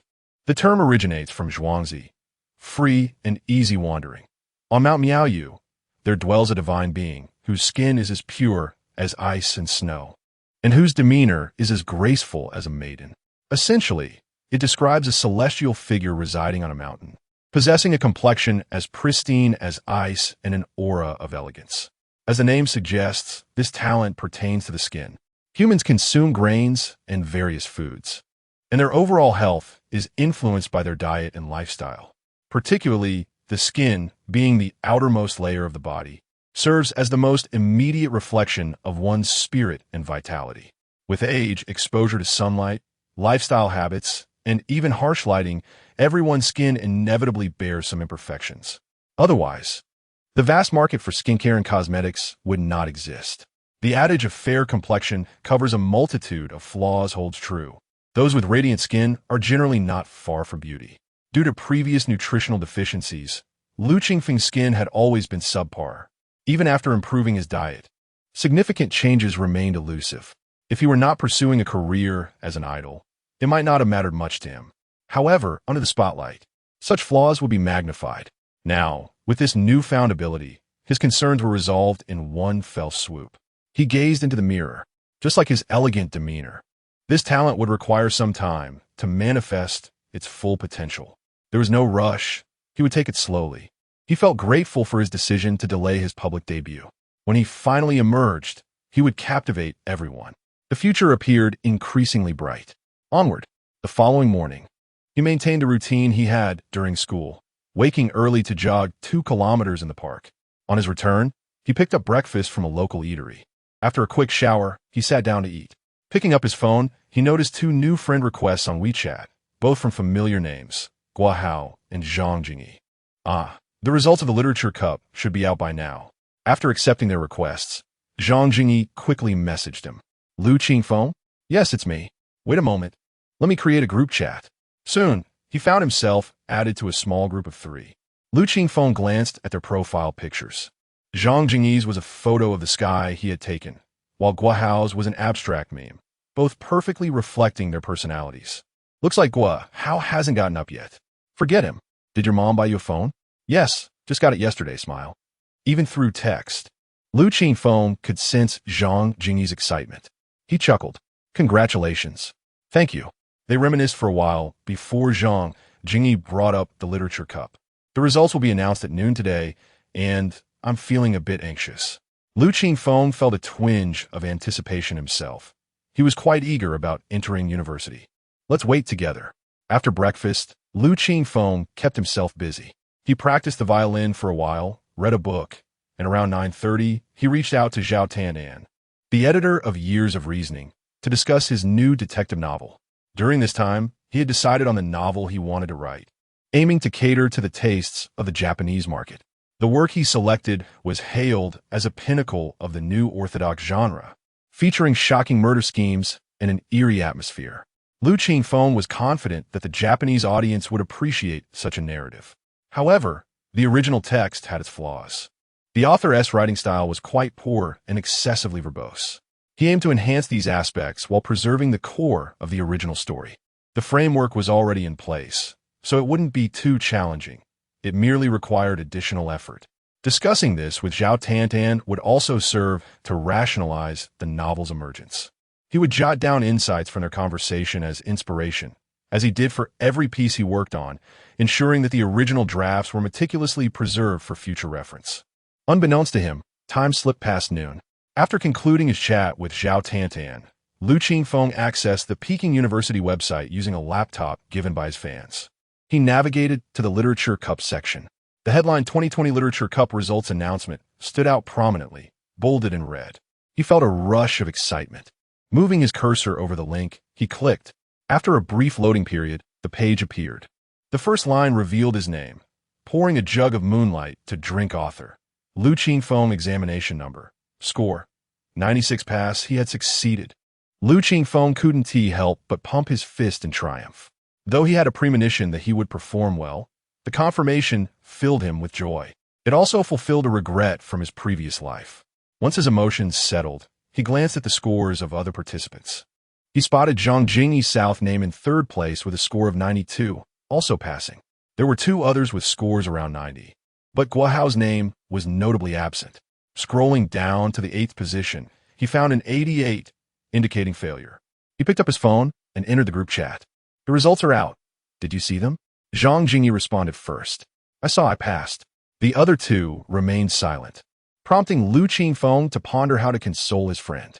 He had a favorable impression of Guahao, whose carefree and generous nature was commendable.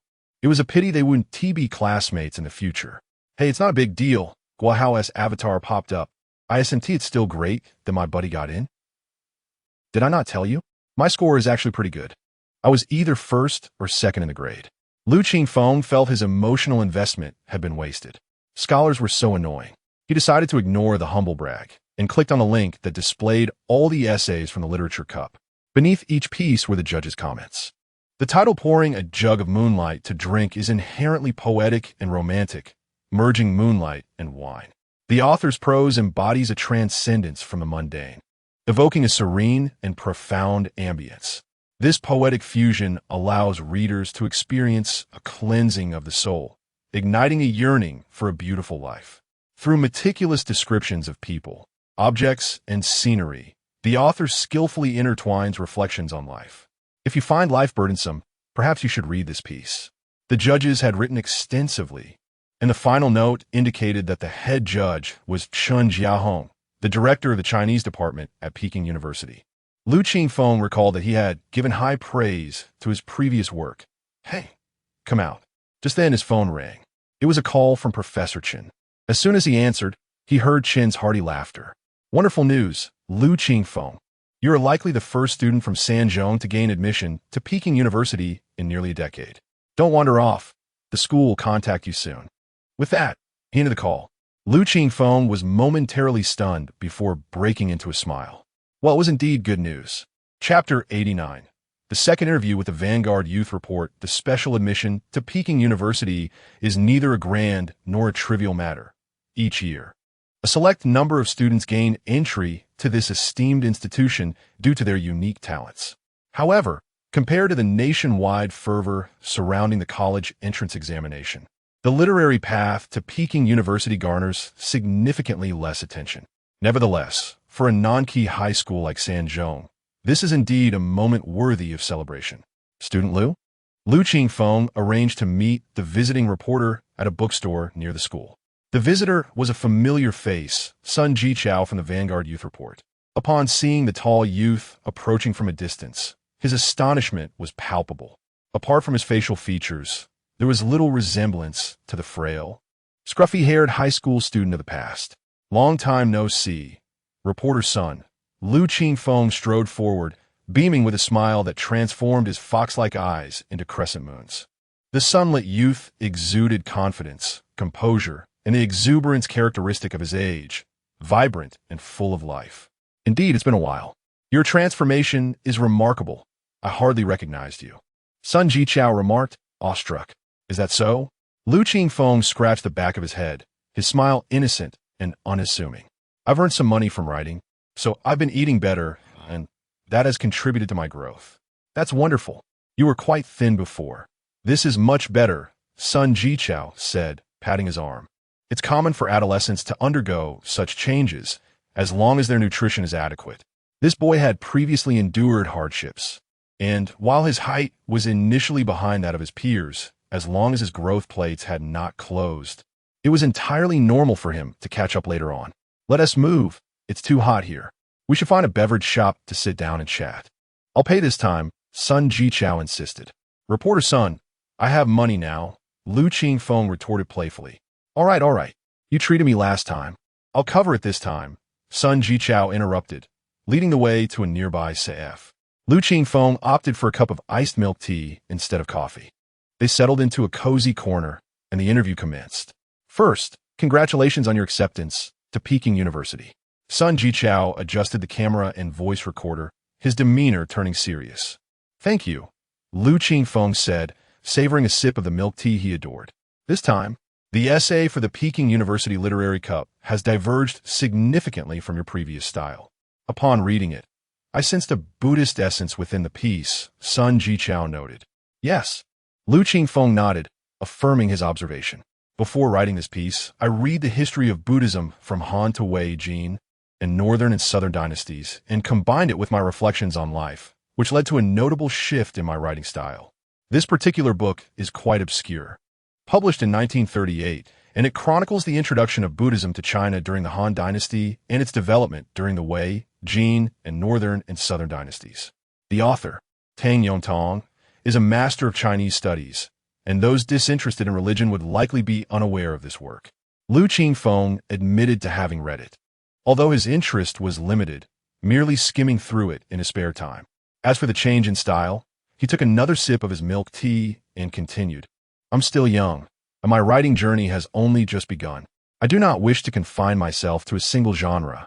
I aspire to explore various writing styles." He had indeed contemplated this matter carefully, knowing that every author possesses a distinct style and there would inevitably be skeptics. Thus, he aimed to establish an impression of stylistic versatility from the outset.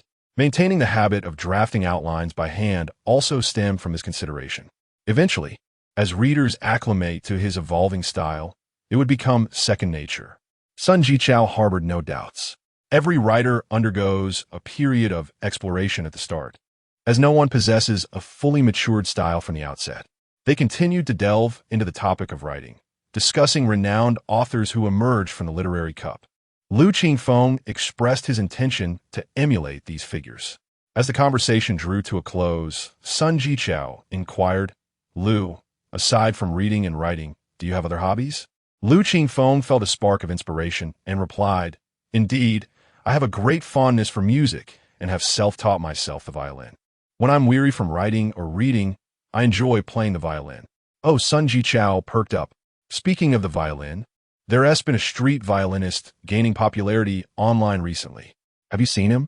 Liu Qingfeng lifted his now empty milk tea cup, lowering his head to sip. "I've been focused on writing new works, and Haven Tea paid much attention." "I see. I recommend you check him out online. Many people say this violinist is quite impressive," Sun Jichao suggested. "All right," Liu Qingfeng agreed. With that, the interview concluded. After Sun Jichao insisted on settling the bill, they exchanged farewells. That evening, the contents of the interview were published.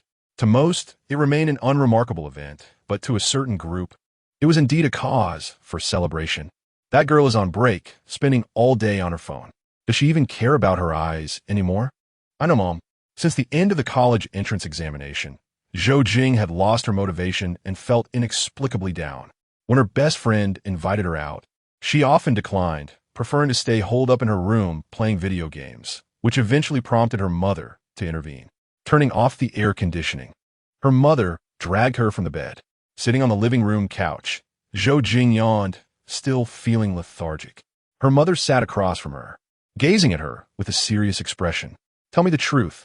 Have you experienced a breakup?" "Mom, that's not the case," Zhou Jing replied, raising her voice in annoyance. "Not a breakup? Have you forgotten how crazily you behaved over a boy in your first year? I couldn't even stop you," her mother remarked. Zhou Jing began to fidget, feeling embarrassed. "That was ages ago. Really not a breakup?"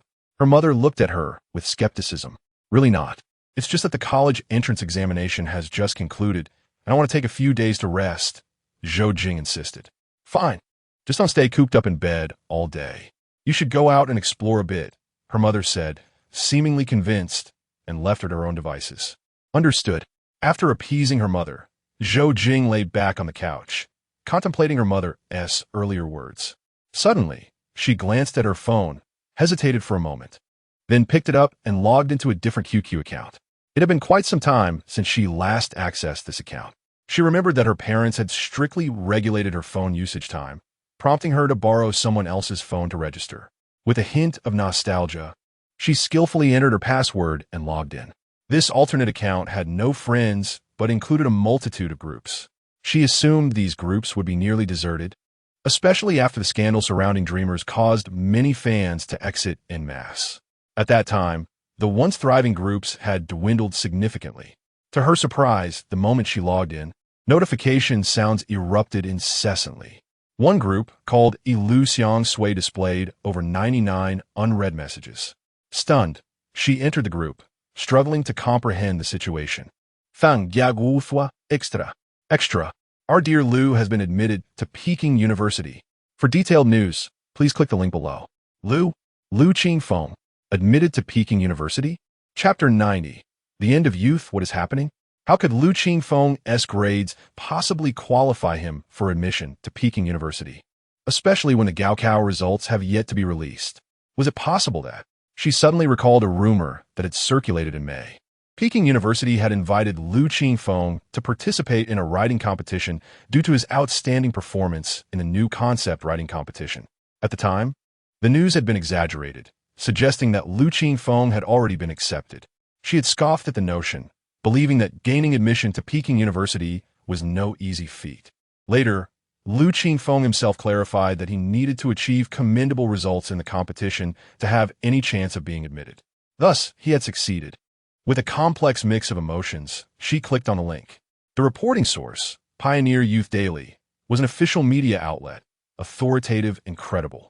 After spending some time absorbing the text and video, her suspicions were confirmed. Lu Qingfeng had indeed been specially recruited by Peking University through his writing. Zhou Jing was momentarily taken aback, unsure how to process this development. She had always perceived her relationship with Lu Qingfeng as adversarial, stemming from her high school idolization of him. After Lu Qingfeng's group fell from grace, influenced by the media and the atmosphere in their chat group, she felt deceived and resentful. At school, she was too embarrassed to acknowledge this past and chose to isolate him instead, resorting to veiled insults and disparagement to sever ties with her former idol. If this animosity were to persist until graduation, it might become a chapter she wished to forget. Yet, the boy who had faded into obscurity for 2 years had unexpectedly risen again. She recalled laughing at the thought of him participating in the new concept writing competition when she first heard about it from Teacher Chen. In truth, Lu Qingfeng had changed since that moment. What prompted this realization? I was his eyes. In the past, his gaze had been devoid of life, showing no signs of emotion. But that day, his eyes sparkled with a different hue. Zhou Jing hadn't understood then, but now she grasped it somewhat. Perhaps it was the revival of purpose that had rekindled his spirit. Suddenly, she felt a twinge of absurdity regarding her past actions. Like a child who refuses to admit wrongdoing, she had engaged in petty behaviors to validate her stance. To outsiders, it appeared remarkably juvenile. Ding ding. Messages flooded into the QQ group, and Zhou Jing instinctively glanced at her screen. Many familiar usernames began to actively participate. Xinchu Xiaolu, Wuwu. My little dear has finally made it. Strawberry Tawanzi. Hooray, let us celebrate. Little deer keeper. I saw the interview. The little deer has grown taller, though he is still a bit thin. If only he could gain some weight. Little deer Senbei. Don't you think the little deer's skin looks better? He seems more spirited. Don't pout, dear. I find that the little deer's smile is so healing. Zhou Jing scrolled up, noticing that the group had become active again since March. It had originally been a fan group for Dreamer S, later rebranded. No wonder she was still in it. She had joined these groups before. The membership was modest, with around 300 members, yet the atmosphere was remarkably jubilant. Everyone was sharing Lu Qingfeng's milestones, celebrating his growth. Interviews, program appearances, every article published in magazines, including a brief online sensation during the Gaokao due to a video. Everything was documented. It was through these updates that Zhou Jing realized Lu Qingfeng had matured more rapidly than she had imagined. She had only witnessed his moment of triumph, while others had quietly acknowledged his efforts. Lunalu, should we send the little deer a gift for his admission? Strawberry Tawanzi, I think we should, but what should we give? Little deer keeper, how about some food and nutritional supplements? He looks too thin. Don't pout, dear. We could, but it's not necessary. Look at the little deer now. He seems to be taking good care of himself. If we do send something, let it be practical. Strawberry Tawanzi, how about a decent violin? Didn't the little deer say he liked playing the violin? Zhanya Wuju. Everyone, let me interject. We just sent a birthday gift recently. Sending another gift for his admission might put psychological pressure on the little deer. I understand everyone's intentions, but excessive enthusiasm can be counterproductive, especially since he is still young. This person held significant authority in the group, and their words received unanimous agreement. Zhanya Wuju. Instead of gifts, let us focus on the upcoming issue of Sprout magazine, where the little deer has a youth novel being serialized. Strawberry Tawanzi. Huh. I noticed that too. After the Literary Cup announcement, Sprout has been promoting it vigorously.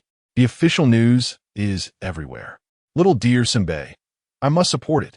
I used to buy Sprout magazine all the time in school. Zhangya Wuju. The magazine will be released on the 15th.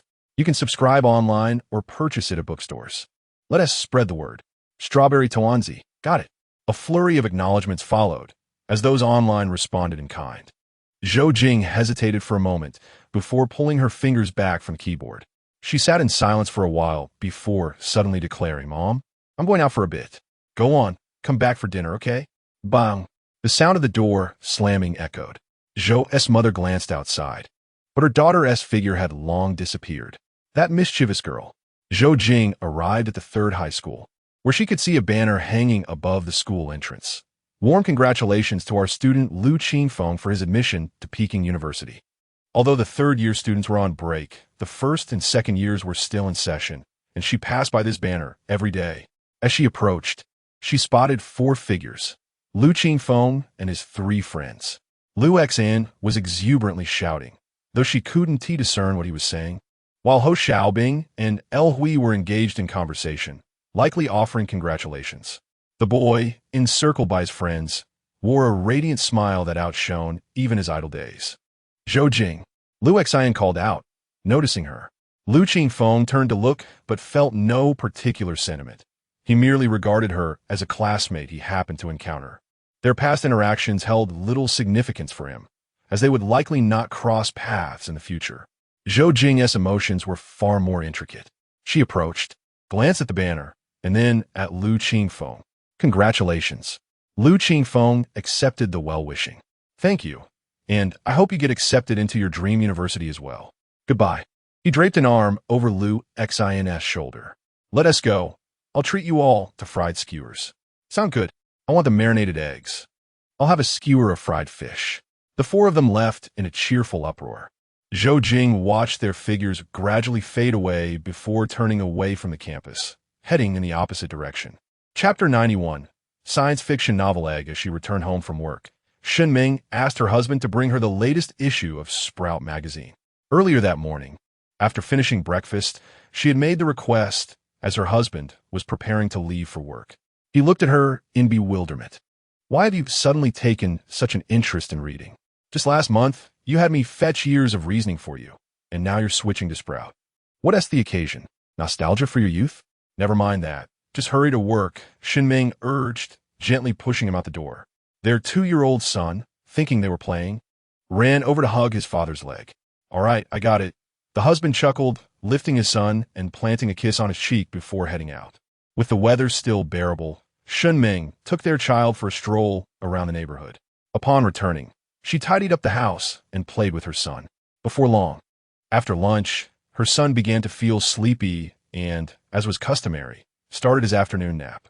At that moment, Shenming pulled out her phone and opened the Sprout application she had downloaded a few days prior. The latest issue had been updated, and she was greeted by a familiar name on the homepage. Lu Qingfeng, the first prize winner of the Peking University Literature Cup and the top award in the new concept composition contest, had released a new long-form work titled The Girls We Pursued Together in Those Years in Sprout. The series of accolades, especially the term emerging writer, delighted Shenming immensely. She took a screenshot to save it and navigated to the relevant directory. The opening lines were succinct, narrated from a first-person perspective. Having graduated from university, Shenming prided herself on her ability to appreciate literature. She understood that the first-person perspective enhances authenticity and allows readers to intuitively grasp the protagonist's emotional shifts and expressions. However, it was also limited, confining the scenes and events to those the narrator had experienced. Thus, while first-person narration is frequently employed in literary novels, it is seldom used in internet literature, a distinction largely attributable to differing creative methodologies. Little Deer, adept in various genres of novels, found herself engrossed in the narrative. As she read, she couldn't help but ponder. In this coming-of-age tale, she discerned Lu Qingfeng's increasingly straightforward and colloquial handling of language, creating an effect that made the story feel as though it unfolded right beside her. The vivid depictions of everyday scenes resonated deeply, reminiscent of experiences shared by many during their school years. After finishing the 3 chapters, approximately 10,000 words, Shenming felt a sense of fulfillment. She promptly shared the book title and her impressions on Weibo and also recommended it in online forums and message boards. While the impact might be limited, she believed that even capturing one person's attention was worthwhile. Glancing at her group chat, she found it as lively as ever, with members discussing new novels. Strawberry Little Dumpling. The new novel evokes such strong feelings. It captures the atmosphere between boys and girls during adolescence, just like when I was in school. Shinshu Little Deer. This is far superior to the painful youth novels I've read. This one genuinely feels like events that could happen in high school. unlike those that veer into fantasy. Qingfeng smiled and joined the conversation. The audience for Sprout primarily consisted of students, and the new youth novel had just begun its journey, yet hadn't stirred much excitement. However, its unique and refreshing charm was appealing to teenagers, garnering high praise. Meanwhile, the next day's issue of Science Fiction World created quite a stir. Qingfeng had submitted 2 articles to Science Fiction World, and one was published in the June issue. This particular piece was a remarkably unique micro-science fiction story, composed entirely of dialogue and characterized by a stream of consciousness style. Yet, it opened a mind-bending exploration of a fundamental philosophical question in human history. Who am I? Entitled Egg, the story commenced with a distinctive second-person narrative. You have died, having encountered a car accident on your way home. After your death, you meet a mysterious figure who claims to be God. You inquire whether you will ascend to heaven or descend into hell. God informs you that you will be reincarnated, akin to the legends of Buddhism. As you walk and converse with God, you find the experience devoid of meaning, as your reincarnated self possesses no memories, essentially a blank slate. Yet, God assures you that is not the case. Your past experiences and knowledge will accompany you. Your soul is far more magnificent, beautiful, and vast than you could ever imagine. The essence of the story lies in the latter half, which spans less than 1,000 words. You are both the past and the future. You represent the multitude of beings in this world. The entire existence is an egg created by God for your growth. Readers who finished this issue of the magazine were astounded. It's so cryptic, I read it twice and still don't understand. This hardly qualifies as science fiction. It could just as easily be classified as philosophy or theology. How can this not be science fiction? You can interpret this story in countless ways. It could be seen as an AI program in which God represents humanity. Humanity simulates and trains AI, and the so-called world is merely the network for incubating AI. When AI fully evolves, it transcends the constraints of programming and possesses human-like autonomy. Goodness, thinking about it this way is chilling. While the interpretation above is valid, I lean towards the idea that the author aims to explore the ultimate question of why human consciousness exists. Notice how the author specifically references Buddhist reincarnation, where there exists a theory akin to the notion of self, personhood, sentience, and lifespan. Thus, the author's mind-bending exploration unfolds based on this premise. I am all people, past, present, and future. God is a being from another dimension, viewing humanity from a fixed perspective where time cannot be accelerated or reversed. Yet, for higher dimensional beings, time can be manipulated freely. Oh my, after reading your analyses, I feel as if I've encountered nothing. This article sparked immense discourse in the science fiction community. Some hailed it as a masterpiece, while others deemed it incomprehensible. Yet, many turned their attention to the author. Doesn't this author's name seem familiar?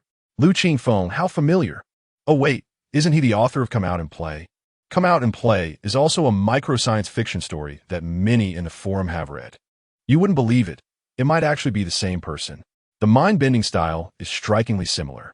Of course, it's undoubtedly the same individual. While the style has evolved slightly, the creative techniques remain unchanged. Everyone, I've discovered something rather intriguing. I couldn't confirm it before, but after reading your analyses, I'd like to share some information I've found. I'll start a new thread. Feel free to join if you're interested. At this point, a comment from a user named Unchanging Heaven and Earth piqued the curiosity of many. Clicking into their profile, they found a freshly posted thread on the creative journey of science fiction writer Qingfeng. Chapter 92, Identity Exposed. Due to the popularity of the article Egg, many forum members have flocked here. The unpredictable nature of life has led to the sharing of personal discoveries within the thread. To clarify my situation, I am a struggling online novelist, barely making a living. Before venturing into the realm of web fiction, I nurtured a passion for literature, submitting my works to various magazines, with results that are all too familiar. Nevertheless, I have retained the habit of reading literary magazines. Having set the premise, let us delve into the main topic, with images provided below. The 2 images presented are from the physical magazine Years of Reasoning, one showcasing the cover and the other featuring the content. Upon magnifying the images, one can discern that the author of the article is indeed Qingfeng. Indeed, as you can see, My initial interest in this author began with the May edition of Years of Reasoning. Coincidentally, this was around the time the results of the preliminary round of a new concept writing competition were announced, notably the piece Hey, Come Out, which many of you have likely encountered. At that time, there were speculations on the forum regarding the identities of these two individuals. However, due to the stark differences in genre, it was generally believed that they were not the same person. Subsequently, further developments on the forum corroborated my subsequent speculations, which I will elaborate on later. Now, this month, while everyone is focused on science fiction world, the day prior, Budding also released a new issue. Please take a look. The image displayed is a promotional piece for Liu Qingfeng's latest work in Budding. Thus, upon seeing this promotion, I conducted a search for the Peking University Literature Cup, a competition whose prestige interested me, and I encourage others to investigate its merits themselves. I will share my findings regarding this article.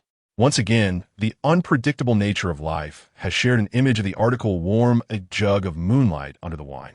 I have read this piece as well, and the quality of the prose is beyond description. What stands out is the profound sense of Zen within the text. I have reason to believe that prior to penning again this particular article, the author must have engaged with literature pertaining to Buddhism, which explains the philosophical musings resembling those found in Buddhist teachings. Having reached this point, I trust that many of you, like myself, are now exceedingly curious about this writer. Numerous comments flooded in below. One, to my goodness, how meticulous you are. How did you uncover all this? Please update. I cannot sleep at night. Moreover, as the thread progressed, discussions began to flourish. At this juncture, I have realized a surprising fact. This author is still a high school student. Indeed, the new concept writing competitions group, consists of second and third-year high school students. Are today's youths truly this extraordinary? The thread continued to unfold. Now, let us summarize the literary genres and works that Liu Qingfeng is currently known for. Science fiction, Hey, Come Out mystery, Invisible X, Peering into the Blue Youth, The Girls We Pursued Together in Those Years essays, Warm a Jug of Moonlight Under the Wine. At this point, I pose a question to everyone. Which book is Liu Qingfeng's debut work? Responses appeared below. It should be Hey, Come Out, based on the timeline. I concur. There must be more to this. Otherwise, the original poster wouldn't pose such a question. Please reveal it. Don't keep us in suspense. Now, the answer is revealed. The Little Match Girl and the Ugly Duckling. Are you perplexed? The comments were inundated with question marks, though some discerned that these titles belong to the realm of fairy tales. Indeed, they are fairy tales. Witnessing this author traverse multiple literary genres is quite fascinating, prompting me to search online for more information, which you would undoubtedly find astonishing. I shall share my findings piece by piece. The thread's popularity surged, attracting more participants, leading the moderator to elevate the post to a featured status. Before we proceed, I must clarify that Liu Qingfeng is both his pen name and his real name. The articles he first published were two fairy tales in the March edition of Children's Literature. Beneath the text, the content from that magazine issue is attached as evidence of his claims. In April, 3 more fairy tales were published, and starting in May, he began serializing a lengthy fairy tale titled Charlie and the Chocolate Factory in Children's Literature.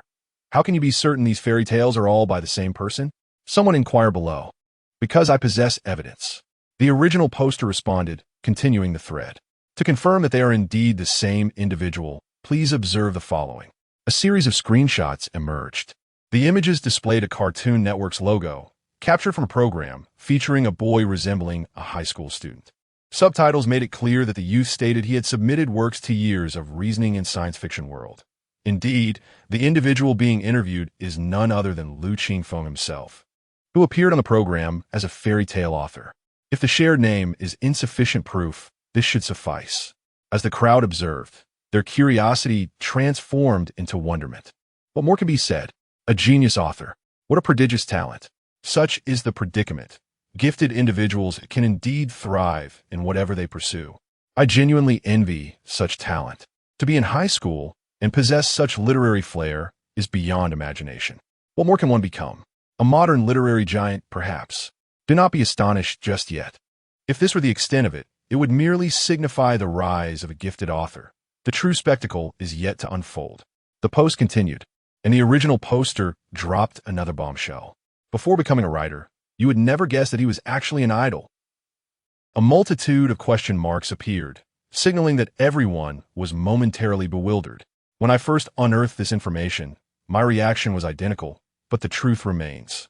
The original poster shared numerous images and materials from Liu Qingfeng's time as an idol, showcasing everything from his debut, music videos, stage performances, to fanfare, and even the ensuing controversies leading to his downfall, all meticulously detailed. The crowd erupted in shock. I cannot believe this unexpected twist. What on earth? A former idol from a niche circle makes a stunning transition to become a sharp-witted author, a plot twist beyond belief. While portraying himself as an academic achiever, he is now uncovered to have poor grades. How am I to believe these articles are truly his own? Let us not be too drastic. Academic performance and literary creation are two distinct realms. Guo Ruishu, for instance, faced setbacks in his college entrance exams yet emerged as a contemporary literary master. Let us approach this with reason. Search for the Peking University Literature Cup before venting frustrations. I suspect the original poster did not intend to question this young author. Please review the content I will post later before drawing conclusions. The original poster shared another image, this time from an early interview with Liu Qingfeng conducted by the Vanguard Youth Report. Chapter 93. Genius requires talent and effort. The interview is divided into two segments, video and text. The media outlet Tiandi Wuchang has separated them across two levels. The upper section features video stills, while the lower part contains the textual interview. Initially, the viewers on the forum are drawn to the video segment. The captured images reveal a boy seated opposite the reporter, a scene from March when the weather was still brisk. The diminutive youth is enveloped in an oversized spring-autumn school uniform, the zipper fully closed, exposing only a gaunt, pinched face partially obscured by unruly hair. Scarcely larger than a palm, frail and slight. Aside from a pair of still bright eyes, he bears little resemblance to the figure seen in previous interview stills. Is this the same person? One commenter queries. Wasn't he supposed to be an idol? Surely he earns more than the average person. How did he end up like this? Turning to the text interview below, they soon find their answer. Although the specific circumstances are not elaborated upon, the known details allow the audience to construct a plausible narrative. From this interview, we can make a reasonable conjecture. Tiandi Wuchang elaborates in the lower section. Liu Qingfeng's parents sent him to a talent agency at an early age to train as an idol, and he subsequently debuted successfully. However, given his age at the time, it is likely that any earnings went directly to his parents. Later, when issues arose within the group, he was also exposed for having fabricated his persona, leading to the group's decline. It seems his parents' relationship was also strained, and they divorced shortly thereafter. Liu Qingfeng was raised by his father, who failed to fulfill his parental duties, while his mother remained uninvolved. We are uncertain how long this period of hardship lasted, but it is clear that during this time, Liu Qingfeng's life was fraught with difficulties. A comparison of his photos before and after his debut illustrates this stark contrast. Two images accompany the text, one capturing Liu Qingfeng as an idol, taken by fans, and the other from the interview, showcasing a striking difference. Hence, in pursuit of financial stability, Liu Qingfeng embarked on his first creative endeavor. His initial works, The Little Match Girl and the Ugly Duckling, warrant examination. I personally believe they reflect his lived experiences. Some individuals indeed sought out these two fairy tales. Due to their brevity, upon finishing, they returned with their reflections. Alone, they may evoke little emotion, as I recognize they are fictional, mere tales. Yet, when considering the author's personal journey, I find myself somewhat unsettled. To speak candidly, the stories are exceptionally well written. The prose is succinct, and the imagery is vivid. Such eloquence could not emerge without first-hand experience. At this juncture, the skepticism has largely dissipated. Perhaps if the subject matter were different, there would still be dissenting opinions, but in the context of fairy tales intertwined with the author's own experiences, it seems only natural to accept this progression. By the way, the media outlet that interviewed Liu Qingfeng is the Vanguard Youth Report, an official media source from Sioux City. Moreover, he was interviewed for assisting the police in solving a human trafficking case. Tian D. Wuchang further includes a screenshot of the Sioux City Police News Media Center's report. Subsequently, the comment section is filled solely with praise. The specifics of the case can be explored in the interview. This post focuses on uncovering the author's writing journey, so I shall refrain from elaborating further. Due to a lack of living expenses, he initiated his first creative project. The choice of fairy tales as a genre, aside from its relative simplicity, likely encompasses other motivations, though we remain unaware of them for now. Then, in early March, the new round of the new concept composition competition commenced. We cannot ascertain how long he contemplated this piece, but stylistically, it continues the succinctness of his fairy tales. By this time, he should have also completed 3 other fairy tales, published in the April issue of Children's Literature. I surmise that come out was likely finalized around this period, marking the beginning of Liu Qingfeng's interest in other genres.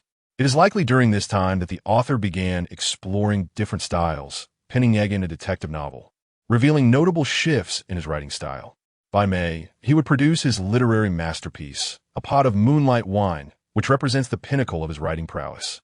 This extensive analysis, if observed by Liu Qingfeng himself, would surely evoke surprise. It nearly reconstructs the entirety of his writing journey, even illuminating details he had not consciously considered. A comment emerges from below. Wow, the original poster is incredibly detailed. You claim to write web novels but seem unfamiliar with detective fiction. Tian D. Wuchang responds with an emoji conveying shyness. Returning to the main topic, having elaborated thus far, it is evident that Liu Qingfeng is a prodigy. With a substantial readership and a remarkable ability to distill knowledge from various texts to enrich his writing repertoire, evident in A Pot of Moonlight Wine and Egg. Furthermore, his style remains in flux.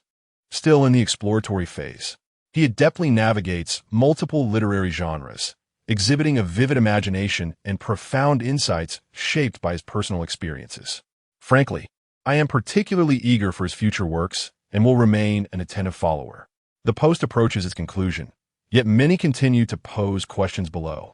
Original poster. You haven't mentioned his youth novel yet. Tian D. Wuchang replies, There's not much to say. It's simply a novel written for financial gain, likely commissioned by Sprout. The author himself seems to have wished to earn some money, and compared to his other works, it lacks depth, although the student-themed writing is passable. It is clear